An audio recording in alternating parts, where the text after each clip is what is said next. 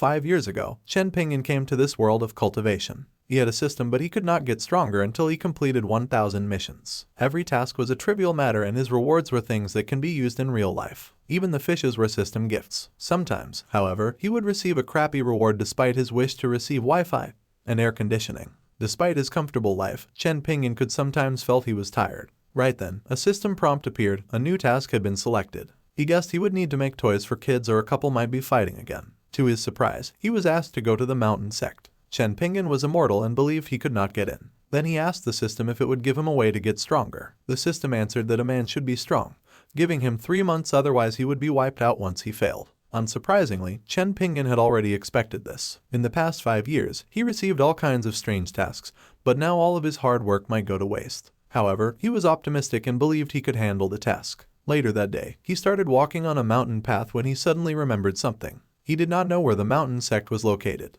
The system told him to be self-reliant, to which he retorted he did not count on it at all. To his frustration, he was lost and could not find any clues since an immortal sect was usually hidden in the mountains. In the end, he decided to sit tight and wait for something to fall from the sky. It was then that a girl fell out of nowhere while screaming for her life. The sound brought Chen Pingan's attention and made him look to his side. Since his weight bore fruit, he proceeded to catch the falling girl. Looking at the smoke rising from the ground, he asked for an apology for failing to catch her. After the clouds of dust settled down, he saw the girl lying on the ground unconscious, and he wondered why a beautiful girl, who he assumed to be a cultivator, would fall from the sky. After a while, the girl's face twitched. Soon, she woke up from her sleep, revealing her beautiful eyes. She immediately saw Chen Pingan, who kept poking her with a stick. The girl immediately retreated a distance away with tears in her eyes, but Chen Pingan claimed he did not do anything to her. It was then that the girl noticed something and her eyes widened in surprise. She suddenly fell to her knees while she called Chen Pingan Sr. and begged for help, which made him confused. Soon, another group of men appeared behind him. He fell into a panic and realized the girl was being chased. Seeing there were so many men around, Chen Pingan whispered to the girl to run away. However, the girl kept on kneeling, calling for him with a pitiful expression.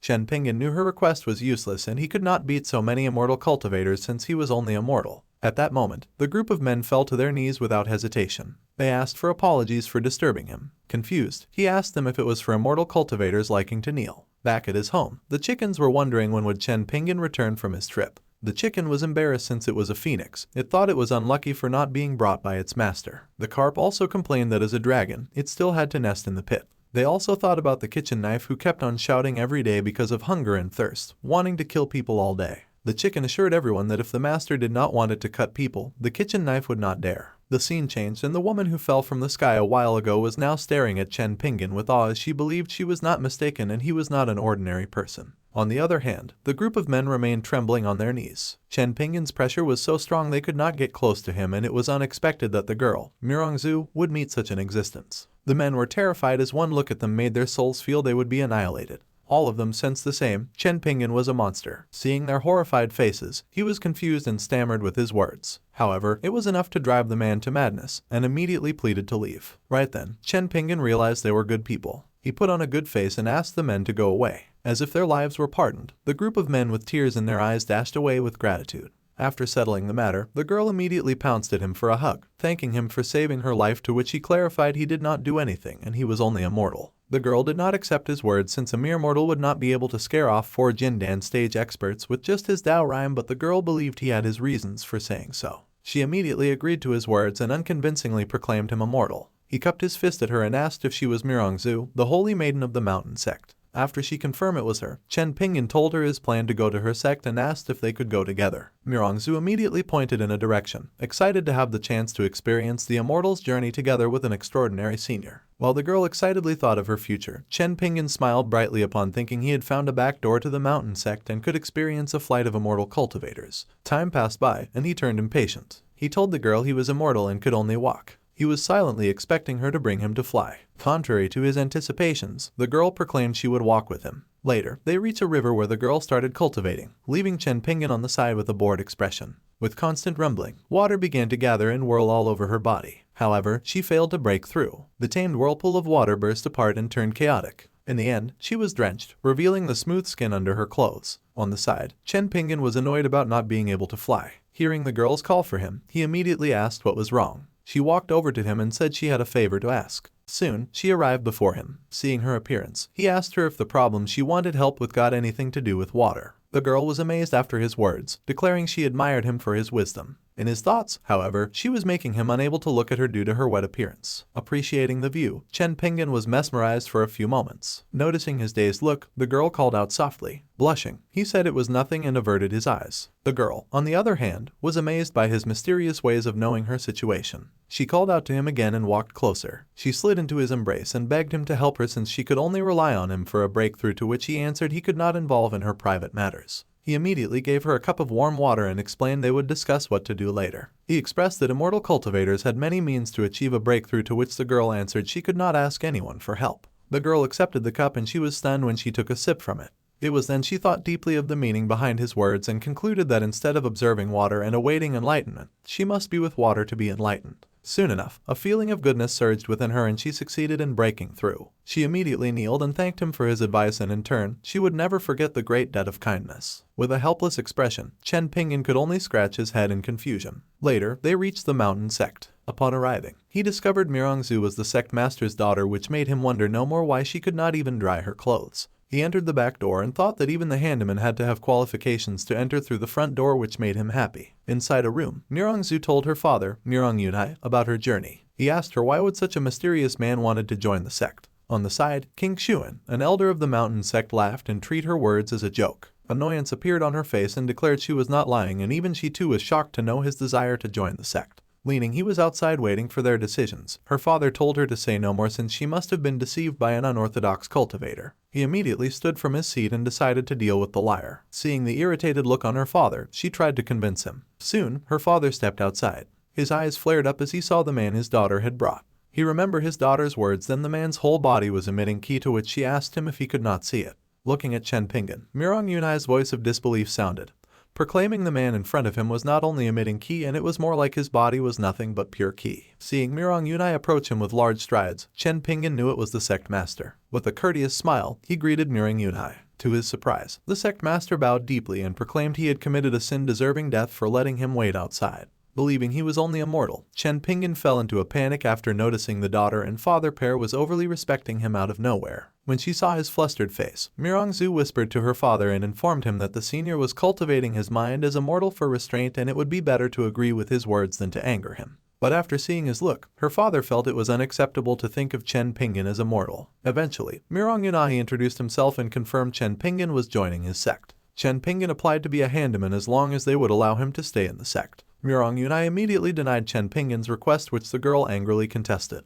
With a baffled expression, Chen Pingan wondered why the girl was more anxious than him. Right then, a brilliant expression appeared on Mirong Yunai's face as he declared his choice of resigning from his position as the sect master, proclaiming Chen Pingan as his replacement. His words stunned Chen Pingan and made up his mind to brand Mirong Yunai as crazy. Hurriedly waving his hands, he declined the position bestowed to him. This time, a solemn look appeared on their faces, realizing the position of sect master was not good enough for the senior to accept. Mirong Yunai coughed and said he would not be polite. Chen Pingan accepted readily and hoped he would not be kicked out, otherwise his mission would be ruined. However, his worries were unfounded after the sect master declared he would be the only sect ancestor of the mountain sect. To his frustration, Chen Pingan could not help but scratch his face, realizing immortal cultivators were difficult to communicate with. Although he could not cultivate, he had heard about the hierarchy of a sect. He was just a mortal, and not only to be an ancestor, but he would not be even qualified to be a disciple. After thinking for a bit, he decided to persuade them. Right then, Mirong Yunai turned around and requested Chen Pingan to proceed to the hall, declaring the matter is settled and the senior would now be the sect ancestor. Suddenly, Mirongzu grabbed her father's sleeve. She expressed that her uncle was in the hall and had the same attitude as him before, and it would be bad if he disrespected the senior. After hearing his daughter's words, he immediately dashed away, leaving Mirongzu to entertain the senior. Pointing at the sect master, he asked the girl if there was an internal emergency, to which she hesitantly affirmed.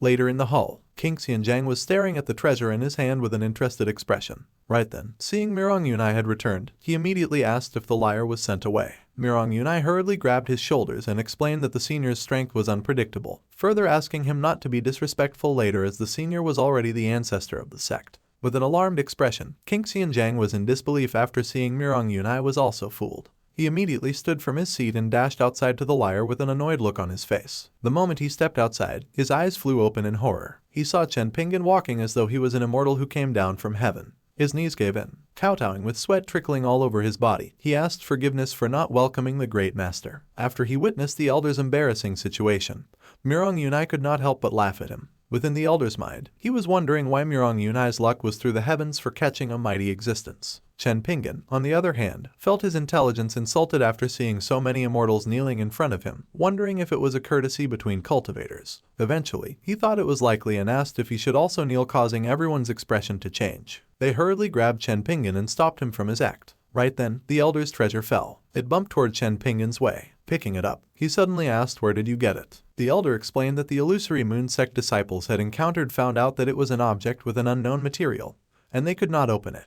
Chen Pingan scratched his cheek and said the material was just ordinary wood and inside was only food. Hearing his words, everyone asked him if he could see what was inside. Chen Pingan answered he did not have that skill and explained that he knew about it because he was the one who made the thing.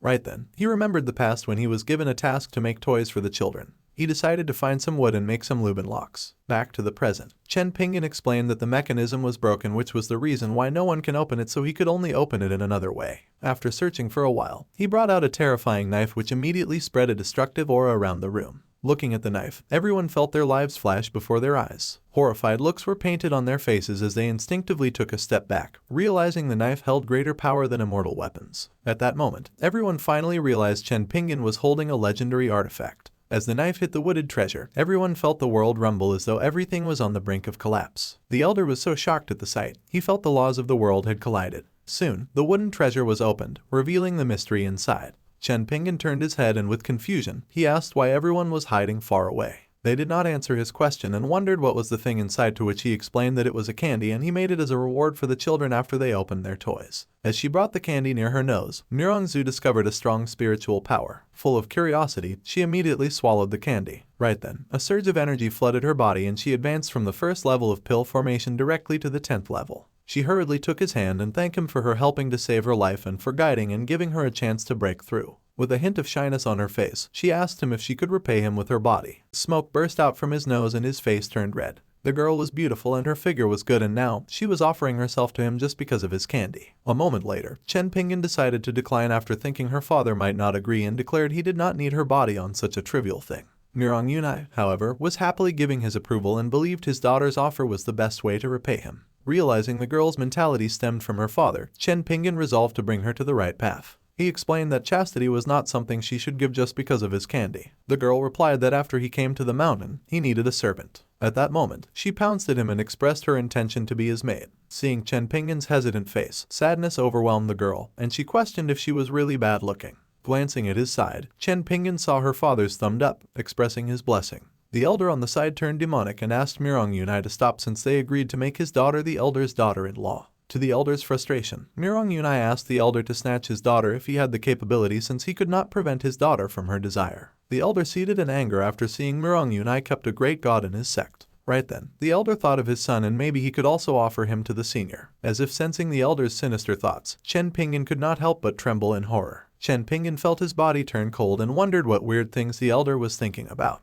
After hugging each other for a while, he asked the girl to let go of him. Contrary to his request, the girl tightened her hug and declared she would never let him go. Looking at the system display, Chen Pingan could only sigh after discovering there was no normal person in the sect the system threw at him. Fortunately, his task to join the mountain sect had been completed. Chen Pingan then discussed his job and found out he was only needed once the sect made some important decisions or encounter unsolvable difficulties. In the end, Chen Pingan directly asked if they could fly him back home. Later, they brought Chen Pingan back to his home with a teleportation formation. However, seeing his depressed expression, Murong Yunai was shocked. Although they traveled so fast, in the senior's eyes, it was as slow as turtle speed. Unknown to them, Chen Pingan was complaining inside how the speed was too fast and he did not feel that he had flown. Walking inside, he asked everyone to come and have tea before they leave. Sighing in relief, Murong Yunai asked if he could arrange a better place, to which Chen Pingan politely declined since he could not leave his fish and chickens. Right then, the surrounding aura intensified. The chicken revealed a glimpse of its might. Everyone's eyes widened as they felt their bodies freeze in terror. Noticing their unsightly expressions, Chen Pingan asked if something was wrong. While wiping away their cold sweat, they answered Chen Pingan they were all right and only felt out of breath for a moment.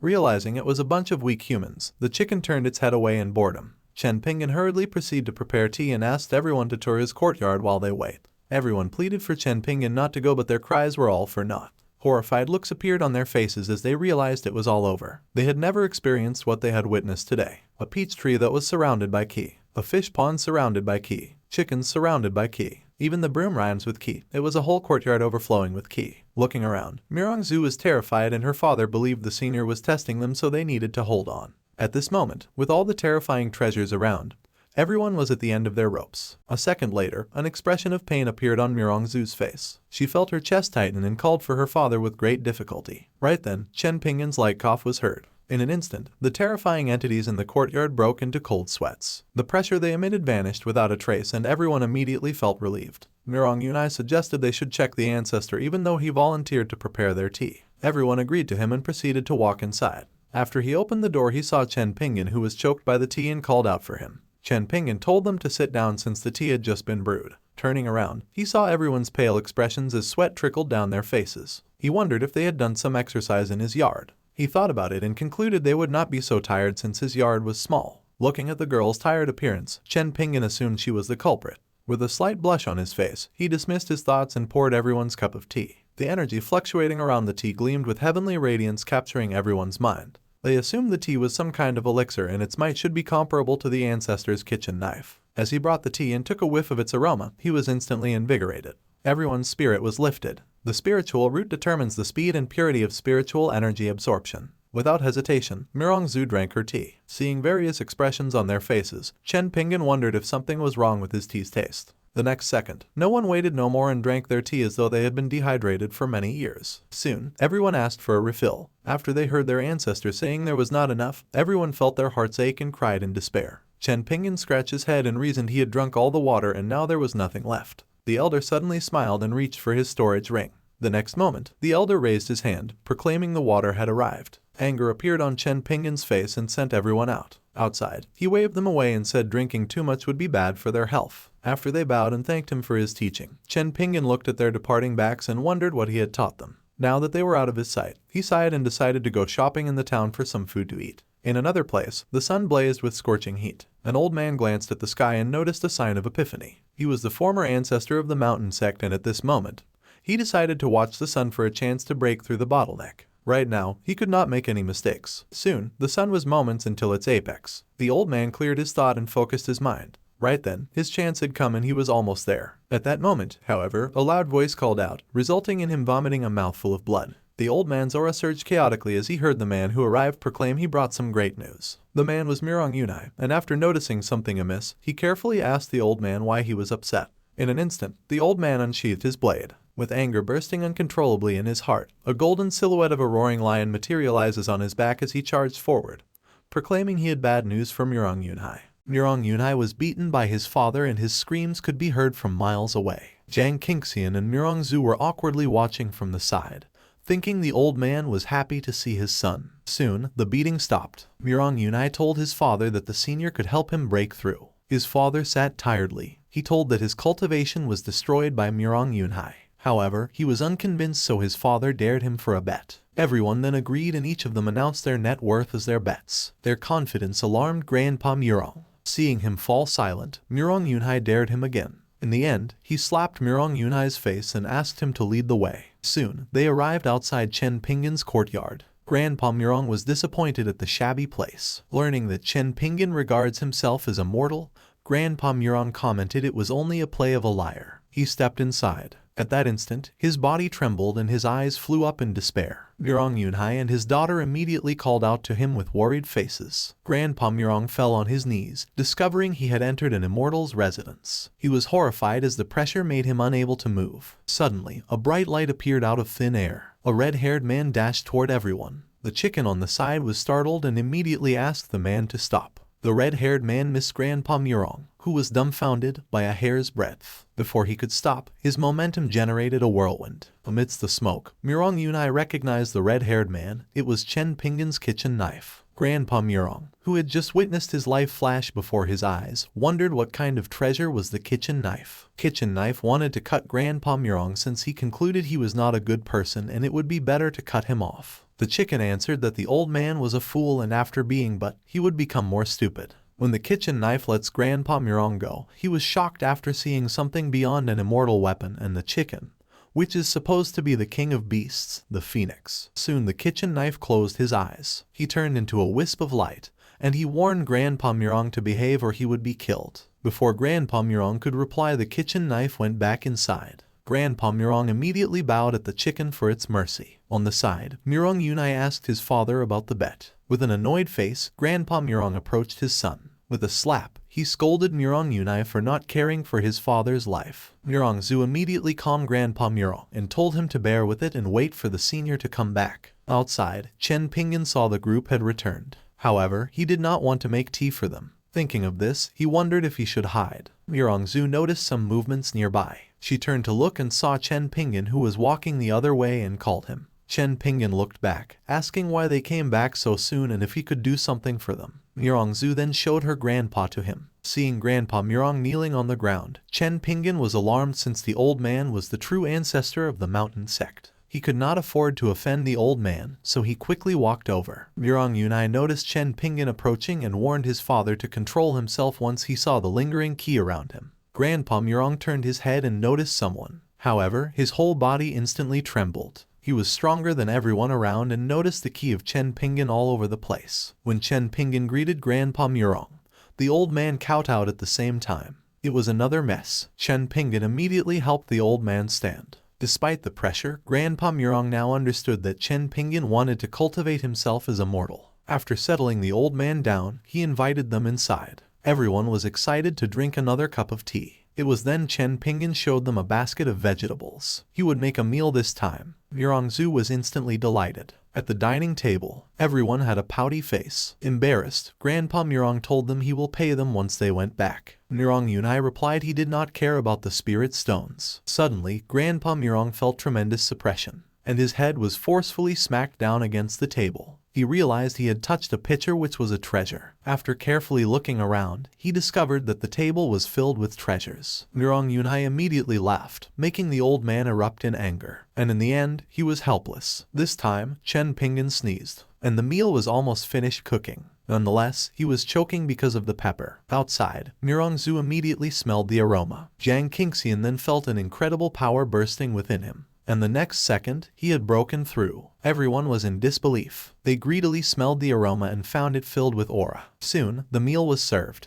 Everyone was immediately mesmerized. Chen Pingan hoped they would be polite, but right now, he had a bad feeling. Fortunately, he cooked a lot of rice. He went to get the rice with a happy smile. But when he came back, he was immediately petrified. Everyone's mouth was filled to the brim, and after seeing him, they instantly requested another bowl. Their words had now pissed him off. He was confused and shocked. The girl did not even pay attention to her image, and soon all the dishes were swept clean. The rice was also devoured. Everyone's stomach was now filled to the brim. He was thoroughly petrified as he looked at the plates which were licked clean. Everyone also had a breakthrough in their respective cultivation. Grandpa Murong could not help but be emotional. He immediately kowtowed to express his gratitude. But Chen Pingan was confused and told Grandpa Murong that what he had done was not worth gratitude. The old man was immediately excited and asked to eat his food again.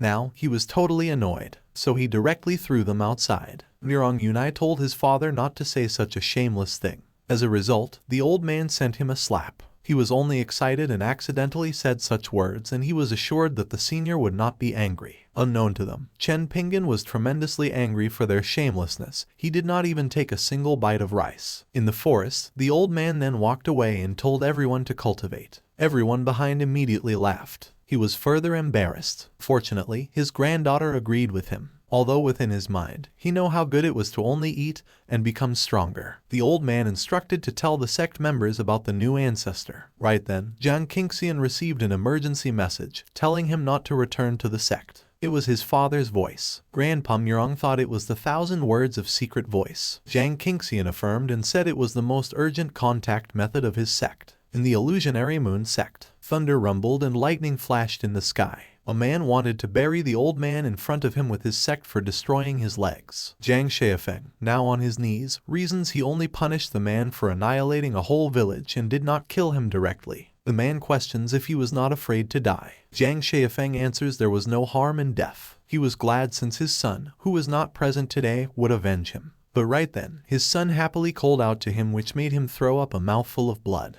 He immediately scolded his son, asking if he returned for dinner. His son answers it would be unjustifiable for him not to come after such an event. Then he mysteriously smiles. The one who came was only in the first stage of the divinity realm. His father was confused. Even the man on the flying platform believes it was not easy to call another divinity realm person like him. But the next second, his heart pounded out of his chest the moment Grandpa Murong appeared on his back. He questions who it was. Grandpa Murong extended his hand. It blazed and he placed it on the man's petrified face. The flame then erupted, leaving the man helpless. Zhang Xiafeng then asks his son who the man was. It's Uncle Murong, who is in the same realm as the man he had killed. Grandpa Murong stepped out of the mess. He tells everyone it is fortunate he came in time. Zhang Xiafeng then realized it was his fellow and asks how he became strong. With a nostalgic look, he prepared to start a long story. But when he remembers, he loses the bet because he did not believe at first. He is embarrassed. He could only tell directly about an immortal living within his sect's jurisdiction. And after eating the immortal meal, he achieved a breakthrough. Zhang Xiafeng wanted to see the senior. Grandpa Murong asks why his friend did not suspect. He then answers that his son's power had increased despite being trash, and with their years of friendship, he would believe his words. Grandpa Murong tells him that he just left the senior's house and it would not be very good to bother him. Zhang Xiafeng reveals a face full of doubt. He asks if he was being lied to, but they suddenly felt a sudden change. The spiritual pressure startled everyone. Grandpa Murong realized it was coming from the senior's place. He was excited to have another dinner and grabbed his friend to go. They immediately disappeared on the spot. Left alone, Zhang Qingxian could only wish to be taken. In Chen Pingan's yard, the chicken detected some trouble. It then heard the sounds of the old men whispering to each other. Zhang Xiafeng asks why he always talked about the dinner in the senior's house. He then looked at the sky. It was a huge hole called Kaiquake, and a secret cave might appear. It would produce a secret realm and raise the entire town to the ground. He wonders if the senior did it. Grandpa Murong denies it since the senior cultivates as a mortal. He then turns around to leave, deciding to save as many people as possible. Right then, a rumble sounded on the pond within Chen Pingan's courtyard. The old men immediately looked back. This time, a dragon's head emerged from the pond. The next second, it flew outside, charging toward the black hole in the sky. The dragon coiled in but the black hole. Zhang Xiafeng was amazed. Grandpa Murong tells him there was also a phoenix together with it. He was stunned in place. Only an immortal emperor can command both terrifying entities. In a nearby forest, the space rippled. A sword then emerged out of it. It escaped from the immortal world. Right then, Chen Pingan found it. The sword thought he would be crushed by its aura since he was just a mortal. But the next moment, the sword was shocked. Chen Pingan held it with ease, and after taking a good look, the sword was frightened. Chen Pingan was a terrifying entity in its eyes. The sword wonders how could there be a strong man in the mortal world. Noticing the sword's trembling, he thought it was a magic weapon. He put it in his basket and sell it later for a good price. The sword was insulted since many strong people wanted to serve it in the past. Seeing the medicines were only first grade, the sword was further disappointed. It now believes Chen Pingan is just a mortal. It further thinks that since it was injured, it was easily picked up. But right then, the sword was stunned. The hoe looked at it as though it was an ant. Chen Pingan notices his basket's movement. He wonders why it moves around. Inside the basket, the hoe told the sword not to move. The sword immediately followed the command, addressing the hoe as the big boss. It then realized that the hoe was an artifact. Chen Pingan glances at the sky and also notices the black hole. Nearby, the old men and other cultivators approached the black hole while riding on their flying swords. Right then, the black hole buzzed. Grandpa Murong immediately stopped everyone. The next second, the hole widened, and a pillar of light beamed toward the ground. Chen Pingan saw this scene, and wonders if it was the so-called secret realm. A new task appeared. He hoped it would not ask him to solve the situation. Contrary to his expectation, it was only a lottery reminder. He was relieved. Knowing it was not related to the beam of light, he decided to draw. The button lights up. A small portal materializes before him. After the extraction, a flute then appeared. He was happy to receive the item. Deciding to try it at home, he put the flute in his basket. The sword immediately noticed the flute. It was another artifact. It could only pray that everything was an illusion. In Chen Pingan's home, his things were in a corner. The sword was now petrified. The whole hose was full of artifacts. The peach tree was greater than the ones the Immortal Emperor owns. Goldfish in the pond was stronger than his dragon. The chickens were stronger than his phoenix. Chen Pingan's tools looked at the sword with disdain, declaring they would destroy it if not for their master. After hearing that the sword insulted their master as a mortal, another pot scolded the sword angrily. On the corner, the sword could only beg mercy for being silly. In the nearby forest, Zhu chanted a spell. She then delivered a punch. However, her attack shatters after hitting the pillar of light. She immediately grunted in pain. Grandpa Murong tells her that even a second level of the divinity realm will be powerless against it. He then wonders if a secret word is needed for its entrance to appear. Zhao Xiafeng thinks it will be troublesome and asks if they should inform the senior. However, Grandpa Murong believes that the senior wants them to solve it by themselves. He then says that later, the senior will probably come. At that moment, the air around them changes. Everyone is startled by this sudden gust of wind. In Chen Pingan's house, he is complaining about the noise. Annoyed, he could not sleep and threw a tantrum. Hearing his master's sleep is troubled, Kitchen Knife decided to stop the disturbance. He then transforms into his humanoid form. Now, he has a mission to accomplish. The gust of wind continues to whirl around the pillar of light. Everyone immediately saw the incoming figure and thought it was the senior. Unknown to them, Grandpa Murong already knew it was Kitchen Knife. After he arrives, he is surprised to see the pillar of light. He finds it interesting, but he decides to destroy it nonetheless. He then gathers terrifying energy in his finger. The next second, a spirit sword shot through the sky. The crimson beam slashed at the pillar of light. After this, he discovers the pillar of light was trash. It easily cracked and fissures spread. Everyone hurriedly shields themselves from the shockwave. The terrifying force blasted the ground open. On the crater, a ball of light is seen amidst the smoke. Inside the ball of light, someone was held by chains. Suddenly, all her chains start to break. After a moment, she opens her eyes. Once she sat upright, she immediately smiled. Outside, Kitchen Knife immediately notices something unusual. While everyone is excited to check out what is inside, Zhao Xiafeng discovers a frightening aura, and soon everyone felt a devil's arrival. A delicate hand emerges from the ball of light. This scene immediately surprises Kitchen Knife. Eventually, she came out. She has arrived in the Tianyuan realm. Grandpa Murong was shocked after seeing the immortal girl. The next moment, however, he becomes excited after seeing another immortal. This time, Murong Zhu grabs her grandfather's sleeve. After asking what to do, Grandpa Murong tells her that only the Kitchen Knife is their hope. He says hello to the little girl. He slowly approached her and asked about her identity. She is immediately angered after being called out. She jumped into the air, and she charged toward him with the intent to kill. He immediately chanted a spell and cast it at her fist. Her attack stops midway and a hate-filled expression appears on her face. While smiling, he tells her that her cultivation is rubbish. Everyone is stunned by this sudden statement. He decided to probe her memories. The light flashed before her eyes. Her past was then revealed. She was facing a cruel man when she was a child.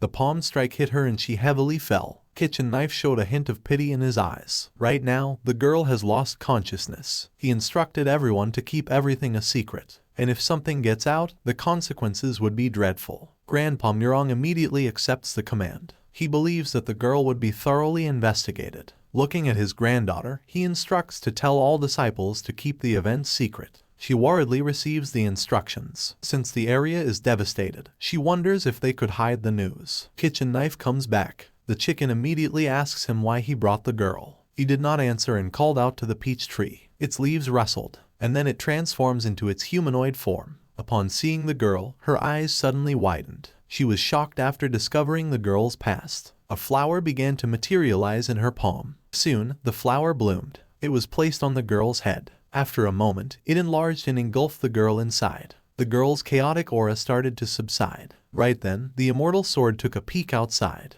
Its eyes instantly widened in surprise. The girl it saw was Su Ling, the Immortal Emperor's daughter. Time passed and the girl woke up. At that instant, the peach tree and the chicken find the girl cute. She wonders where she is. The peach tree taps the girl's forehead and says she is now in her home and the master will be her big brother. When the sword witnessed the scene, it inwardly laughed, thinking about the Immortal Emperor's situation right now. In the immortal realm, a token placed on the table emitted some mysterious smoke. The Immortal Emperor discovered her daughter had regained consciousness. He decided someone to find her. A group of men arrives before him. He commanded everyone to find his daughter and the reward will be that world's throne. Morning came into Chen Pingan's house, but he is still slumped on his bed. It has been a while since he slept like a log. Right then, a small hand reaches for him, asking him to wake up. He opened his eyes and was surprised to be called brother. A cute girl appeared before him, telling him the sun was at its peak. He scrambled backward and asked the little girl's name and why she was in his room. The little girl introduced herself as Su Ling and her home was here.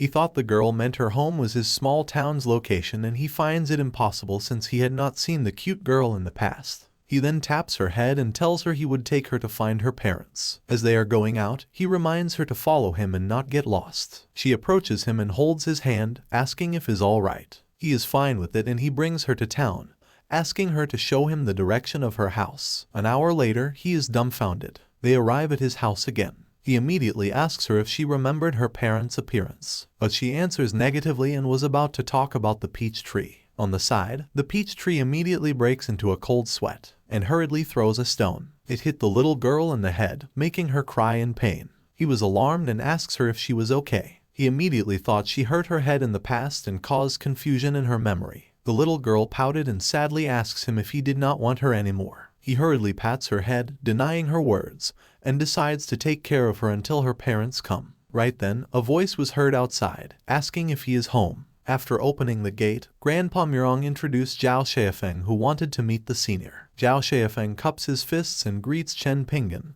thanking him for his grace. He now verified the truth of how powerful the senior is. Chen Pingan scratches his face, wondering what is the meaning of the old man's words who he did not meet before. He thought that another person had come to his place. Su Ling breaks his thought and asks him who they were. Grandpa Murong is surprised and asks who is the little girl. He happily introduces her as his sister and an ordinary person like him. After his urging, the little girl then greets everyone. The old men were stunned after seeing another powerful person. Seeing the girl's aura, they could not believe she was just an ordinary person. She looks a lot younger than Murongzu, who is the youngest genius in town.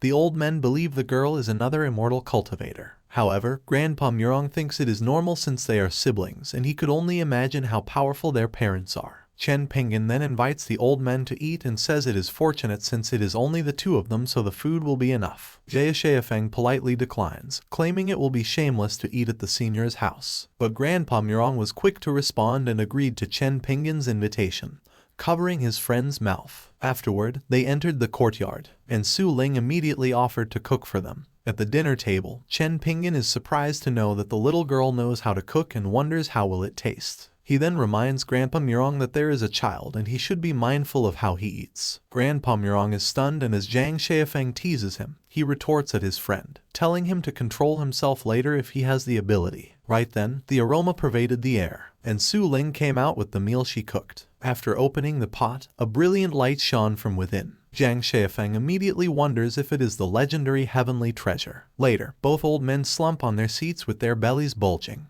The two devils finished another sack of his rice. Although he is unwilling to admit it, the girl's cooking skills are much better than his, so he asks her where did she learn to cook. She answers that she did not know but finds herself able to cook a lot of dishes. Hearing this, Chen Pingan is happy after thinking he did not need to cook again. The plate is even crying in joy after tasting a real meal. On the side, the kitchen knife could only complain about the noise. In the dining hall, Zhang Xiafeng finally breaks through and reaches the first stage of divinity. Grandpa Murong is not only comfortable with the meal's good taste but it also solidified his cultivation. His tears trickled down his face as he remembered her granddaughter and thought she is so inferior to Su Ling, making him extremely envious. He grabs Chen Pingan and demanded an exchange, making another mess. In another place, Murongzu suddenly sneezes. She wonders who is scolding her and thought of her father and grandfather who are gone when an important matter has cropped up. She then looks at the sky. The huge floating ship has arrived. After landing on the ground, the Imperial Princess Luo Lanking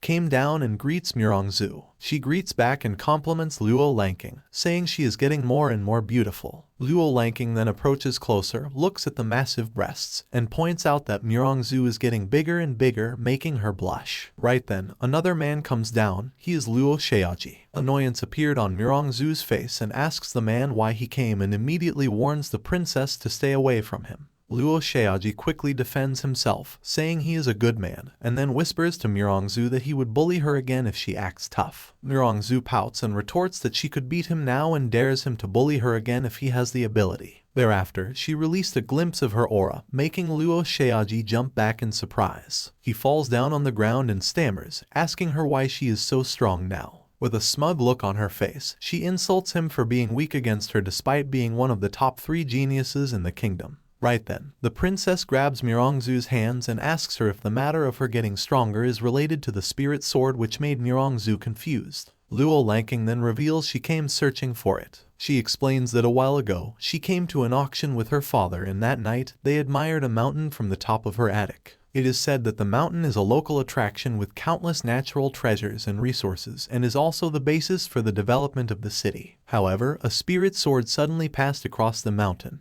Luo Lanking is dumbfounded and guesses the sword is deployed by a high-level cultivator when practicing martial arts. It cut off countless peaks, but its power remained unchanged. She adds that not only she but many strong cultivators have arrived in order to search for the spirit sword. Mirongzu awkwardly reveals that it was not a spirit sword but sword intent sent by the spirit sword. Her words immediately made Luo Lanking's eyes sparkle. Mirongzu then looks at Luo Xiaoji and hummed with annoyance. She grasps Luo Lanking away to talk, leaving the man begging to come with them. And as they flew away, Luo Xiaoji could only call for them with immense sadness. While flying, Mirongzu tells the story about what had happened and completely forgot to keep the event secret. Luo Lanking is in disbelief after hearing the news. After the princess asks if she is lying, Mirongzu denies it and decides to take the princess to meet the senior. Right now, Chen Pingan sits in his courtyard with a flute in hand and wonders if he still remembers the tune since it has been a long time since he played it. Suddenly, Mirongzu's head peeks at the gate and asks for permission to come in. He agrees and asks her the reason for coming.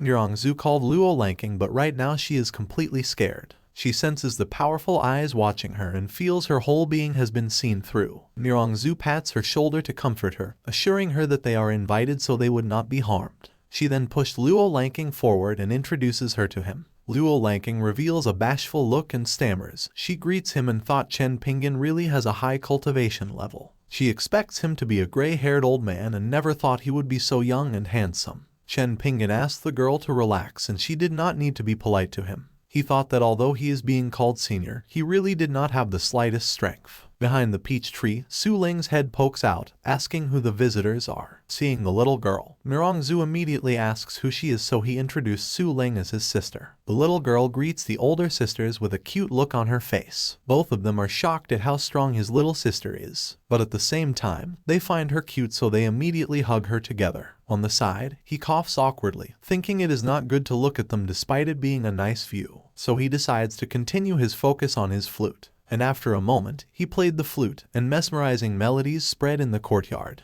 and it immediately caught Mirongzu's attention. She felt the melodies in her hands. Luo Lanking realized that the melodies produce peak premonitions. The immortal sword heard this tune and is immediately startled. After listening for a while, its injury is almost healed. It did not expect Chen Pingan to also know premonitions and thought the artifacts are all there for his tunes. It believes that as long as it stays, it would become a divine artifact, so it decides not to leave and become the strongest artifact. The broom is enraged by the sword's mutterings and scolded it to shut up and stand aside. The sword could only quiver in terror, obeying Big Brother's command. Su Ling cheerfully claps and compliments Chen Pingan, making him happy. Luo Lanking feels her strength and discovers she advances by so much with just a song. Mirongzu also got stronger and learns she did not understand yet how powerful the senior is. The girls sincerely bowed at him for his grace, but their gesture puzzles him, because he did not remember giving them any food. Right then, a hint of bashfulness appeared on Luo Lanking's face.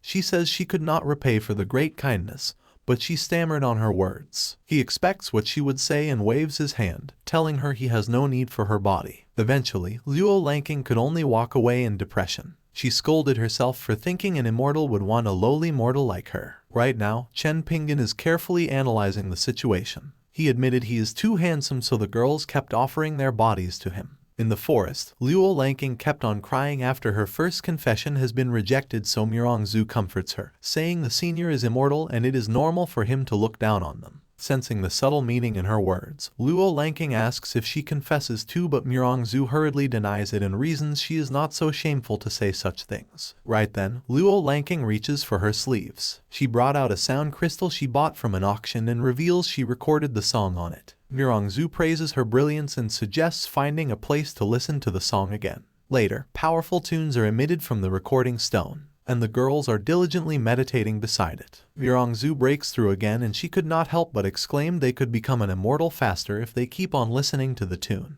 Luo Lanking is also amazed and decides they would break through in one fell swoop. But this time, the sound crystal emitted a dazzling light. Luo Lanking hurriedly threw it away, and at the next moment, it exploded with a loud boom. The black smoke lingered and flooded the area, and their clothes are immediately torn apart. Luo Lanking discovers the residue is corroding their clothes. This time, both of their gorgeous appearances turn to ruin. In another place, Luo Xiaoji snorts and mutters he is one of the 3 great geniuses in the kingdom, so the girls could not get away. He opens his hand and the princess's location is revealed. After staring for a while, he wonders why the girls are staying in the same area for a long time. Suddenly, he was shocked because their location and his tracking technique disappeared. Right then, the girls in tattered clothes sneakily ran behind him. Mirongzu steps on a tree branch and it snaps. Luo Xiaoji hears the sound, and as he turned around, he immediately noticed both of them. With a surprised expression, he asks them when did they arrive. Mirongzu quickly points at him, demanding he turns around as she threatened to kill him.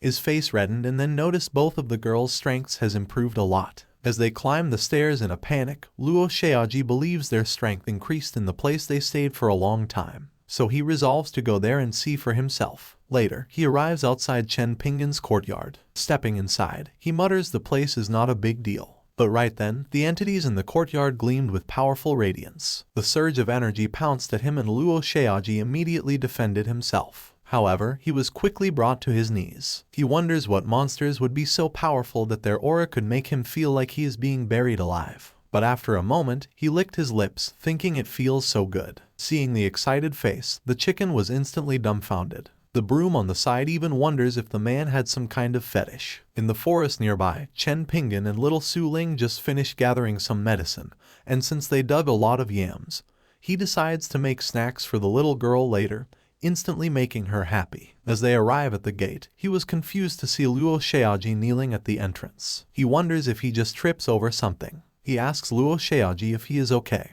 After Chen Pingan helps him to stand up, he notices that the suppression stopped at once and realized the man in front of him is the courtyard's owner. But when he raises his head to look, his eyes immediately flared up. He quickly fell to his knees again, pays his respect, and asks forgiveness for trespassing in the senior's yard by accident. With narrowed eyes, Chen Pingan asks if he is a relative of the Murong family, and since they visit him often, the mistake should not be taken to heart. Luo Xiaoji's eyes sparkled. He is sure Mirongzu did not mention him, but the senior knows his information just after a glance, making his deduction ability terrifying. This time, Chen Pingan wonders if a kidney deficiency is a family inherited disease, since everyone in the Murong family who came to his courtyard sweat a lot. Su Ling then appears on the side and tells Chen Pingan she would go in first. Seeing the little girl, Luo Xiaoji is horrified once more. Walking away, the girl hummed in disdain at Luo Xiaoji. He is instantly terrified and greets the little girl as his senior, prompting Chen Pingan to get irritated. He grabs Luo Xiaoji's hand. After helping him to his feet, he tells Luo Xiaoji not to overwork since his body is weak, and he should also maintain a balance between cultivation and rest. Observing he is unstable, Chen Pingan further suggests not to kneel for too long, saying there is not always a golden coin under a man's feet. Luo Xiaoji cups his fist and thought of Chen Pingan's words, and believes it is the senior giving some advice and clues to his problem. Although he is one of the 3 geniuses of the royal city, and his strength is similar to the other 2, he always has been suppressed by them. The most important difference is he did not have a martial art to support his body, and thinking about it, he discovers the senior is guiding him. Golden energy starts to whirl around his chest. It expands outwards as he concentrated, filling his body with mysterious ki. On the side, Chen Pingan is startled by the man's unusual moves, and the next second, he flew into the air with gusts of wind surging all over his feet. Chen Pingan is in awe of the powerful display of martial arts. On the air, Luo Xiaoji is amazed after creating 3 martial arts in one go, and although it is instructed by the senior, it is still a great feat that could only be achieved by a genius such as him. Suddenly, Chen Pingan shouts are heard from below, telling Luo Xiaoji to go back and pay attention to balance in life, make his body healthy, and not to kneel for too long and cause his blood to not circulate. The words puzzle Luo Xiaoji and he mutters if something is wrong. Right then, a sudden burst of energy interrupted the wind on his feet and nearly made him fall. He discovers there is a problem with his new martial art. Without hesitation, he flies away, thanking Chen Pingan for the advice. Looking at the disappearing figure, he wonders if reminding someone to invigorate the kidneys is also considered advice. Later, Chen Pingan and little Su Ling go out, and while they were walking, he asks what she would like to eat. The girl happily answers watermelon, which leaves him in confusion since she is asking for it again. Suddenly, he hears a couple of cultivators talking about a girl's location. After being asked if the girl is near, the other cultivator also answers it is true, and many others have come to the place to investigate. Seeing this scene, he is baffled why many cultivators have appeared. In the courtyard, the peach tree blames the kitchen knife for his actions, which caused the cultivators to appear all over the place. The chicken also adds that if the people explore their place, their master's peace would be destroyed. Seeing kitchen knife remains silent, the fish points the blame again, asking the kitchen knife to solve the problem. In annoyance, kitchen knife could only condemn the Immortal Emperor for being rubbish, the trashiest Immortal Emperor he has ever seen.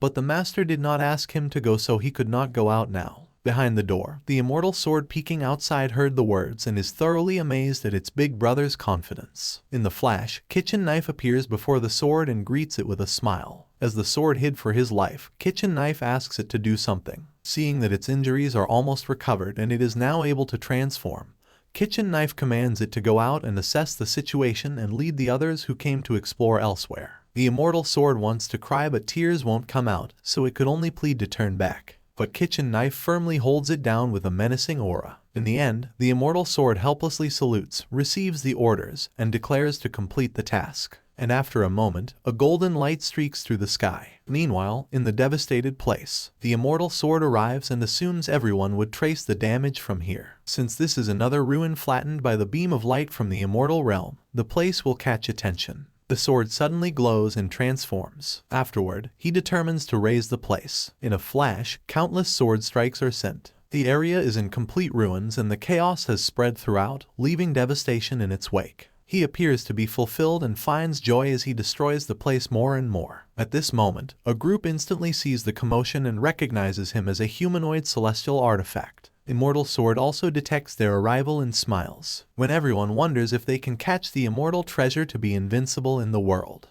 The leader of Tianzin Tower, called Long Aoshin, replies he has a solution. He shows the treasure, Sleepy Immortal Formation, and together they can activate it and trap the immortal treasure. Everyone immediately agrees to cooperate, and whoever the immortal treasure chooses as its master depends on their respective chances. At the same time, Immortal Sword appears to be interested in their plan. Long Aoshin gestures a hand seal and a magic circle appears. Consequently, a vast magic circle appears on the ground beneath Immortal Sword. It has been a long time since he sees such a formation and is looking forward to it. 2 hours later, he grows bored. One of the old men falls to his knees as he can't hold on anymore. Another's ki is also exhausted and he is on the brink of collapse. But they persevere until the end. They raise their hands together and channel their last bit of ki. On the other hand, Immortal Sword feels annoyed watching them struggle with insufficient ki and rubbish cultivation bases. He could not help but ask them if he should let himself be trapped. It is worthy of being an immortal treasure, so Long Aoshin clenches his teeth as his ki is about to be drained. Fortunately, the immortal treasure did not leave, and as long as his formation is working,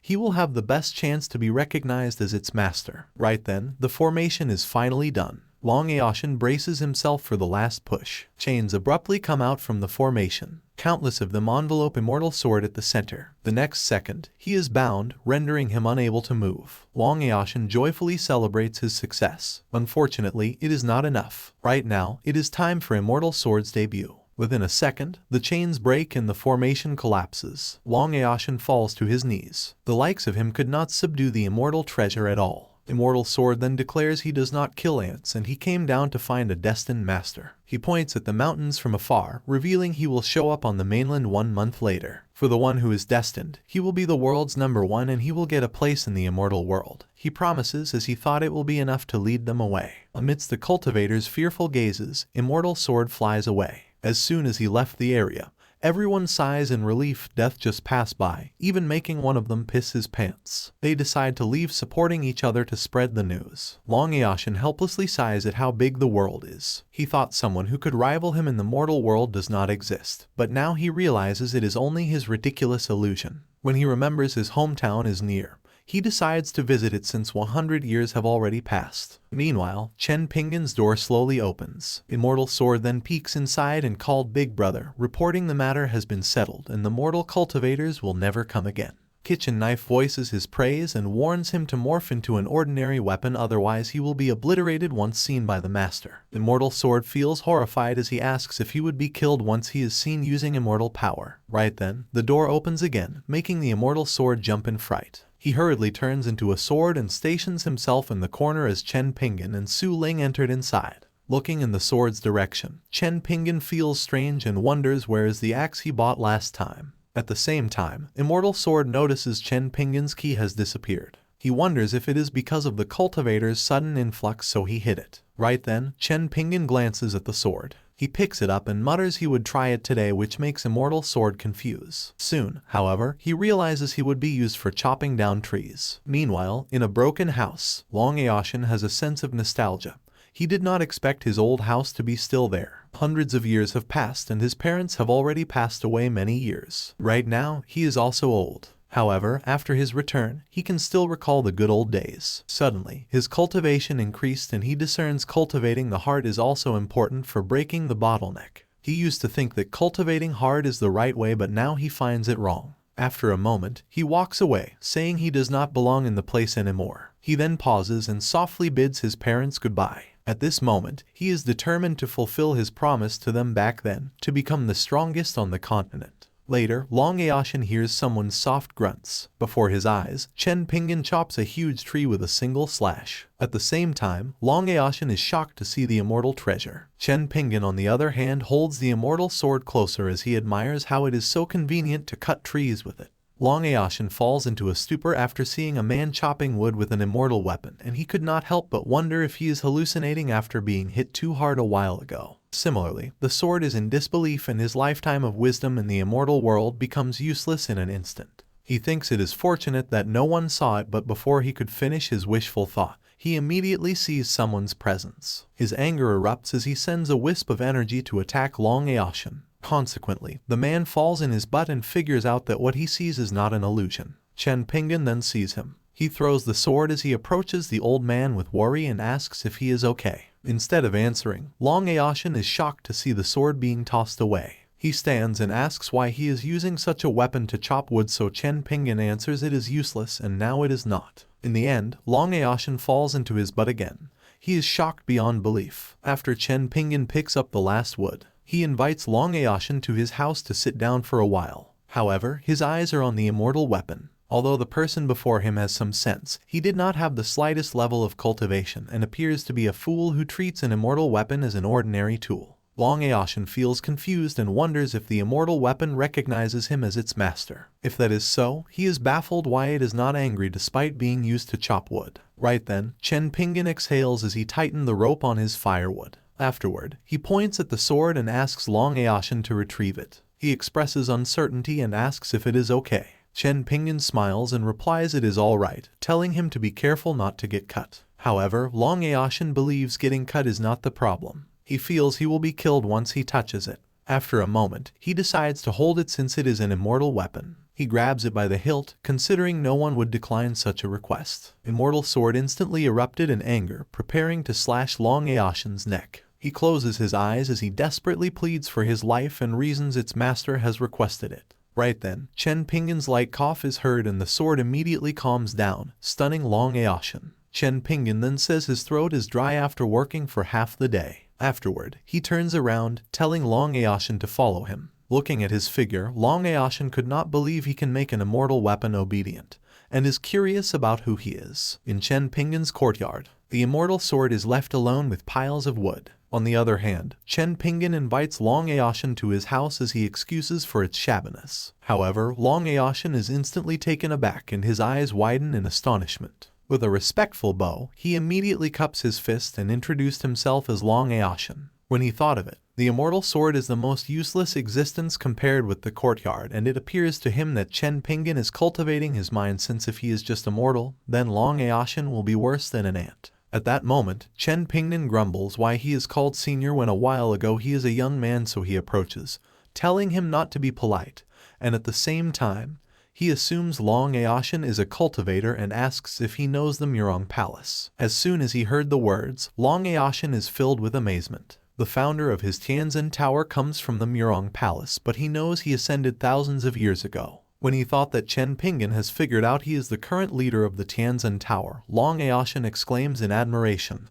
However, Chen Pingan shows no concern and believes acting as such is the case for those related to the Murong family. Chen Pingan then calls for little Su Ling, so she pokes her head out and shows an excited expression at her brother's return. She also greets Long Aoshin and addresses him as Grandpa, making the old man stupefied. The girl is so cute but also so strong. Meanwhile, Chen Pingan asks for the watermelon, but the girl did not want to share it, so he pats her head and he tells her not to be selfish. She glares at Long Aoshin as she invites him to come in. Upon seeing little Su Ling's undisguised hatred, he starts to think twice if he should enter. He could only think of a compromise. It is getting late, so Long Aoshin reasons he would leave first since he has something important to do, which makes Chen Pingan perplexed. Long Aoshin cups his fist and emphasizes the urgency once more, so Chen Pingan did not force him to stay and instead asks for a treasure that can lower the temperature. Long Aoshin replies he has one and claims it might not be a treasure in front of the senior's eyes. However, as long as it can cool down the temperature, Chen Pingan is fine with it, so he asks if it is for sale, but Long Aoshin replies it is of little use and he will bring it tomorrow for the senior. Chen Pingan is pleased and invites Long Aoshin to a meal again.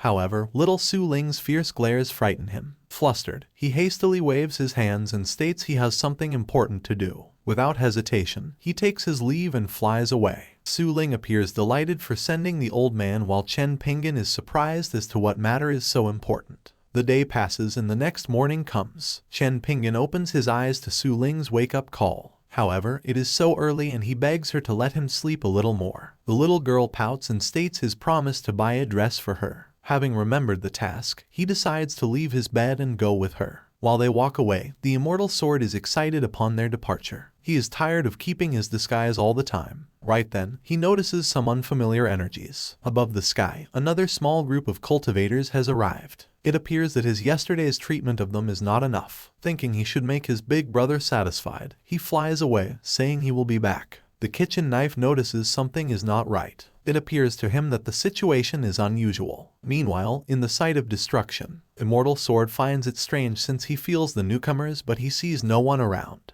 Right then, someone reveals he can smell a familiar scent in the mortal world. Immortal Sword is shocked to see the other party. Unpleasant memories resurface in his mind. The face of his attacker is the same as the one before him. It is a man with the golden plume immortal artifact. While Immortal Sword is somewhat at a loss, the man expresses his greetings. He then realizes he is from the Blood Moon sect. With so many mortal worlds, he believes it is impossible to find his exact position so quickly. Upon being asked how he did it, the man reveals Immortal Sword has his key and Danshin marked early on. As long as he uses key, he can be traced through spells, so concedes it is because of his yesterday's blow that leaked the energy. He underestimated their degree of desiring him, so he determines to run away. But his plan is seen through as the man draws out a talisman. He gestures a hand seal and activates the Imperial Imprisoning Array. A golden beam flashes from the sky, entrapping Immortal Sword within. He falls to the ground and his knees turn numb. It is the same familiar array customized to overpower him. If it is not for the sealing array to hinder his key, trash like the man before him and the trashy sect behind him could not have done anything to him. The man laughs and retorts that despite being trash, he can make an Immortal Sword powerless, unable to resist, making surrender the only option. Immortal Sword shows his pity for the ignorant garbage as he reveals that there is a mortal in the world far superior to anyone. The man feels surprised and questions the meaning behind his words, so Immortal Sword confirms it with a smile. He has never seen the strength of anyone close to Chen Pingan. Even if he can't reach their level, he feels it is already a luxury to follow them. Immortal Sword forces himself to stand. He arrogantly postures and insults the man as just a scum on the ground, not good to be called rubbish at all. The man's expression twists in annoyance and gestures a hand seal. The sky twinkles with brilliance. Afterward, a beam of light descended upon Immortal Sword. It is the skill called Hour of Judgment. It pierces through his chest, causing him to spit a mouthful of blood. As expected, he discovers he is still not qualified since the senior would have intervened by now if they want to save him. He knows the big brothers are unable to leave the yard because of the restriction. It appears to him that his end is about to come. Meanwhile, the peach tree emphasizes they can't go out with the master's orders, but that is something he knows already. Leaving the yard without permission won't just turn them into immortal but will also completely destroy them. So the chicken convinces Kitchen Knife not to be reckless. However, despite knowing the consequences, it is he who sent Immortal Sword. So even if he dies, Kitchen Knife resolves to save him. A moment later, a twinkle of red light can be seen in the sky above the ruined place. The red light zooms into the ground, causing debris to fly away. The man is shocked to see someone with such a strong aura. Within the center of the cloud of smoke, Kitchen Knife appears. When he gets angry, even the gods and Buddhas have to kneel down, but now a little worm from the immortal realm dares to incur his wrath. Slumped on the ground, Immortal Sword worriedly called out to his big brother. Kitchen Knife questions how can a rubbish formation trap him. Without waiting for a reply, he flicks the formation. Afterward, a shockwave spreads all over the place as the formation shatters smoothly. The man frightfully proclaims he is the elder of the Blood Moon sect in the immortal realm and questions Kitchen Knife for intervening in his business. Kitchen Knife's finger erupts with a powerful wisp of energy. A word beam flashes as he questions the man if he is even worthy. Within a blink of an eye, the man's head bursts into nothing. Immortal Sword is worried because his big brother came out, but Kitchen Knife shuts him up, telling him to come back. The words stun Immortal Sword in place. After a moment, a warm current flows into his heart and he smiles gratefully. Back in Chen Pingan's courtyard, everyone waits in front of the door. Anxiety is painted all over their faces. Meanwhile, Kitchen Knife can be seen kneeling inside the house. There is an apparition of a lady before his eyes. "You broke the taboo," she utters with her back against him. At the same time, in the immortal Blood Moon sect, an attendant addresses a man as the sovereign as he reports Yu Hu's life card explosion. The man is astonished upon hearing the news. He wonders who can kill a person from the immortal realm, and after thinking it is about the one who could break a light beam from the Immortal Emperor, he believes it should be someone comparable. He suddenly smiles. It seems that he will soon be able to share the world with the Immortal Emperor. Meanwhile, Chen Pingan returns to his courtyard with little Su Ling as he asks her if she has fun buying a bag full of new clothes. Su Ling is delighted and answers it is a great day. Waiting at the gate, Long Aoshin greets them. Chen Pingan is surprised to see him and asks why he was waiting outside, so Long Aoshin replies it is difficult to go in. He then brings out the topic of the thing that could lower the temperature as he presents the mysterious sky ice crystal Chen Pingan desires. He is instantly delighted and suggests Long Aoshin should come and sit inside when he comes again.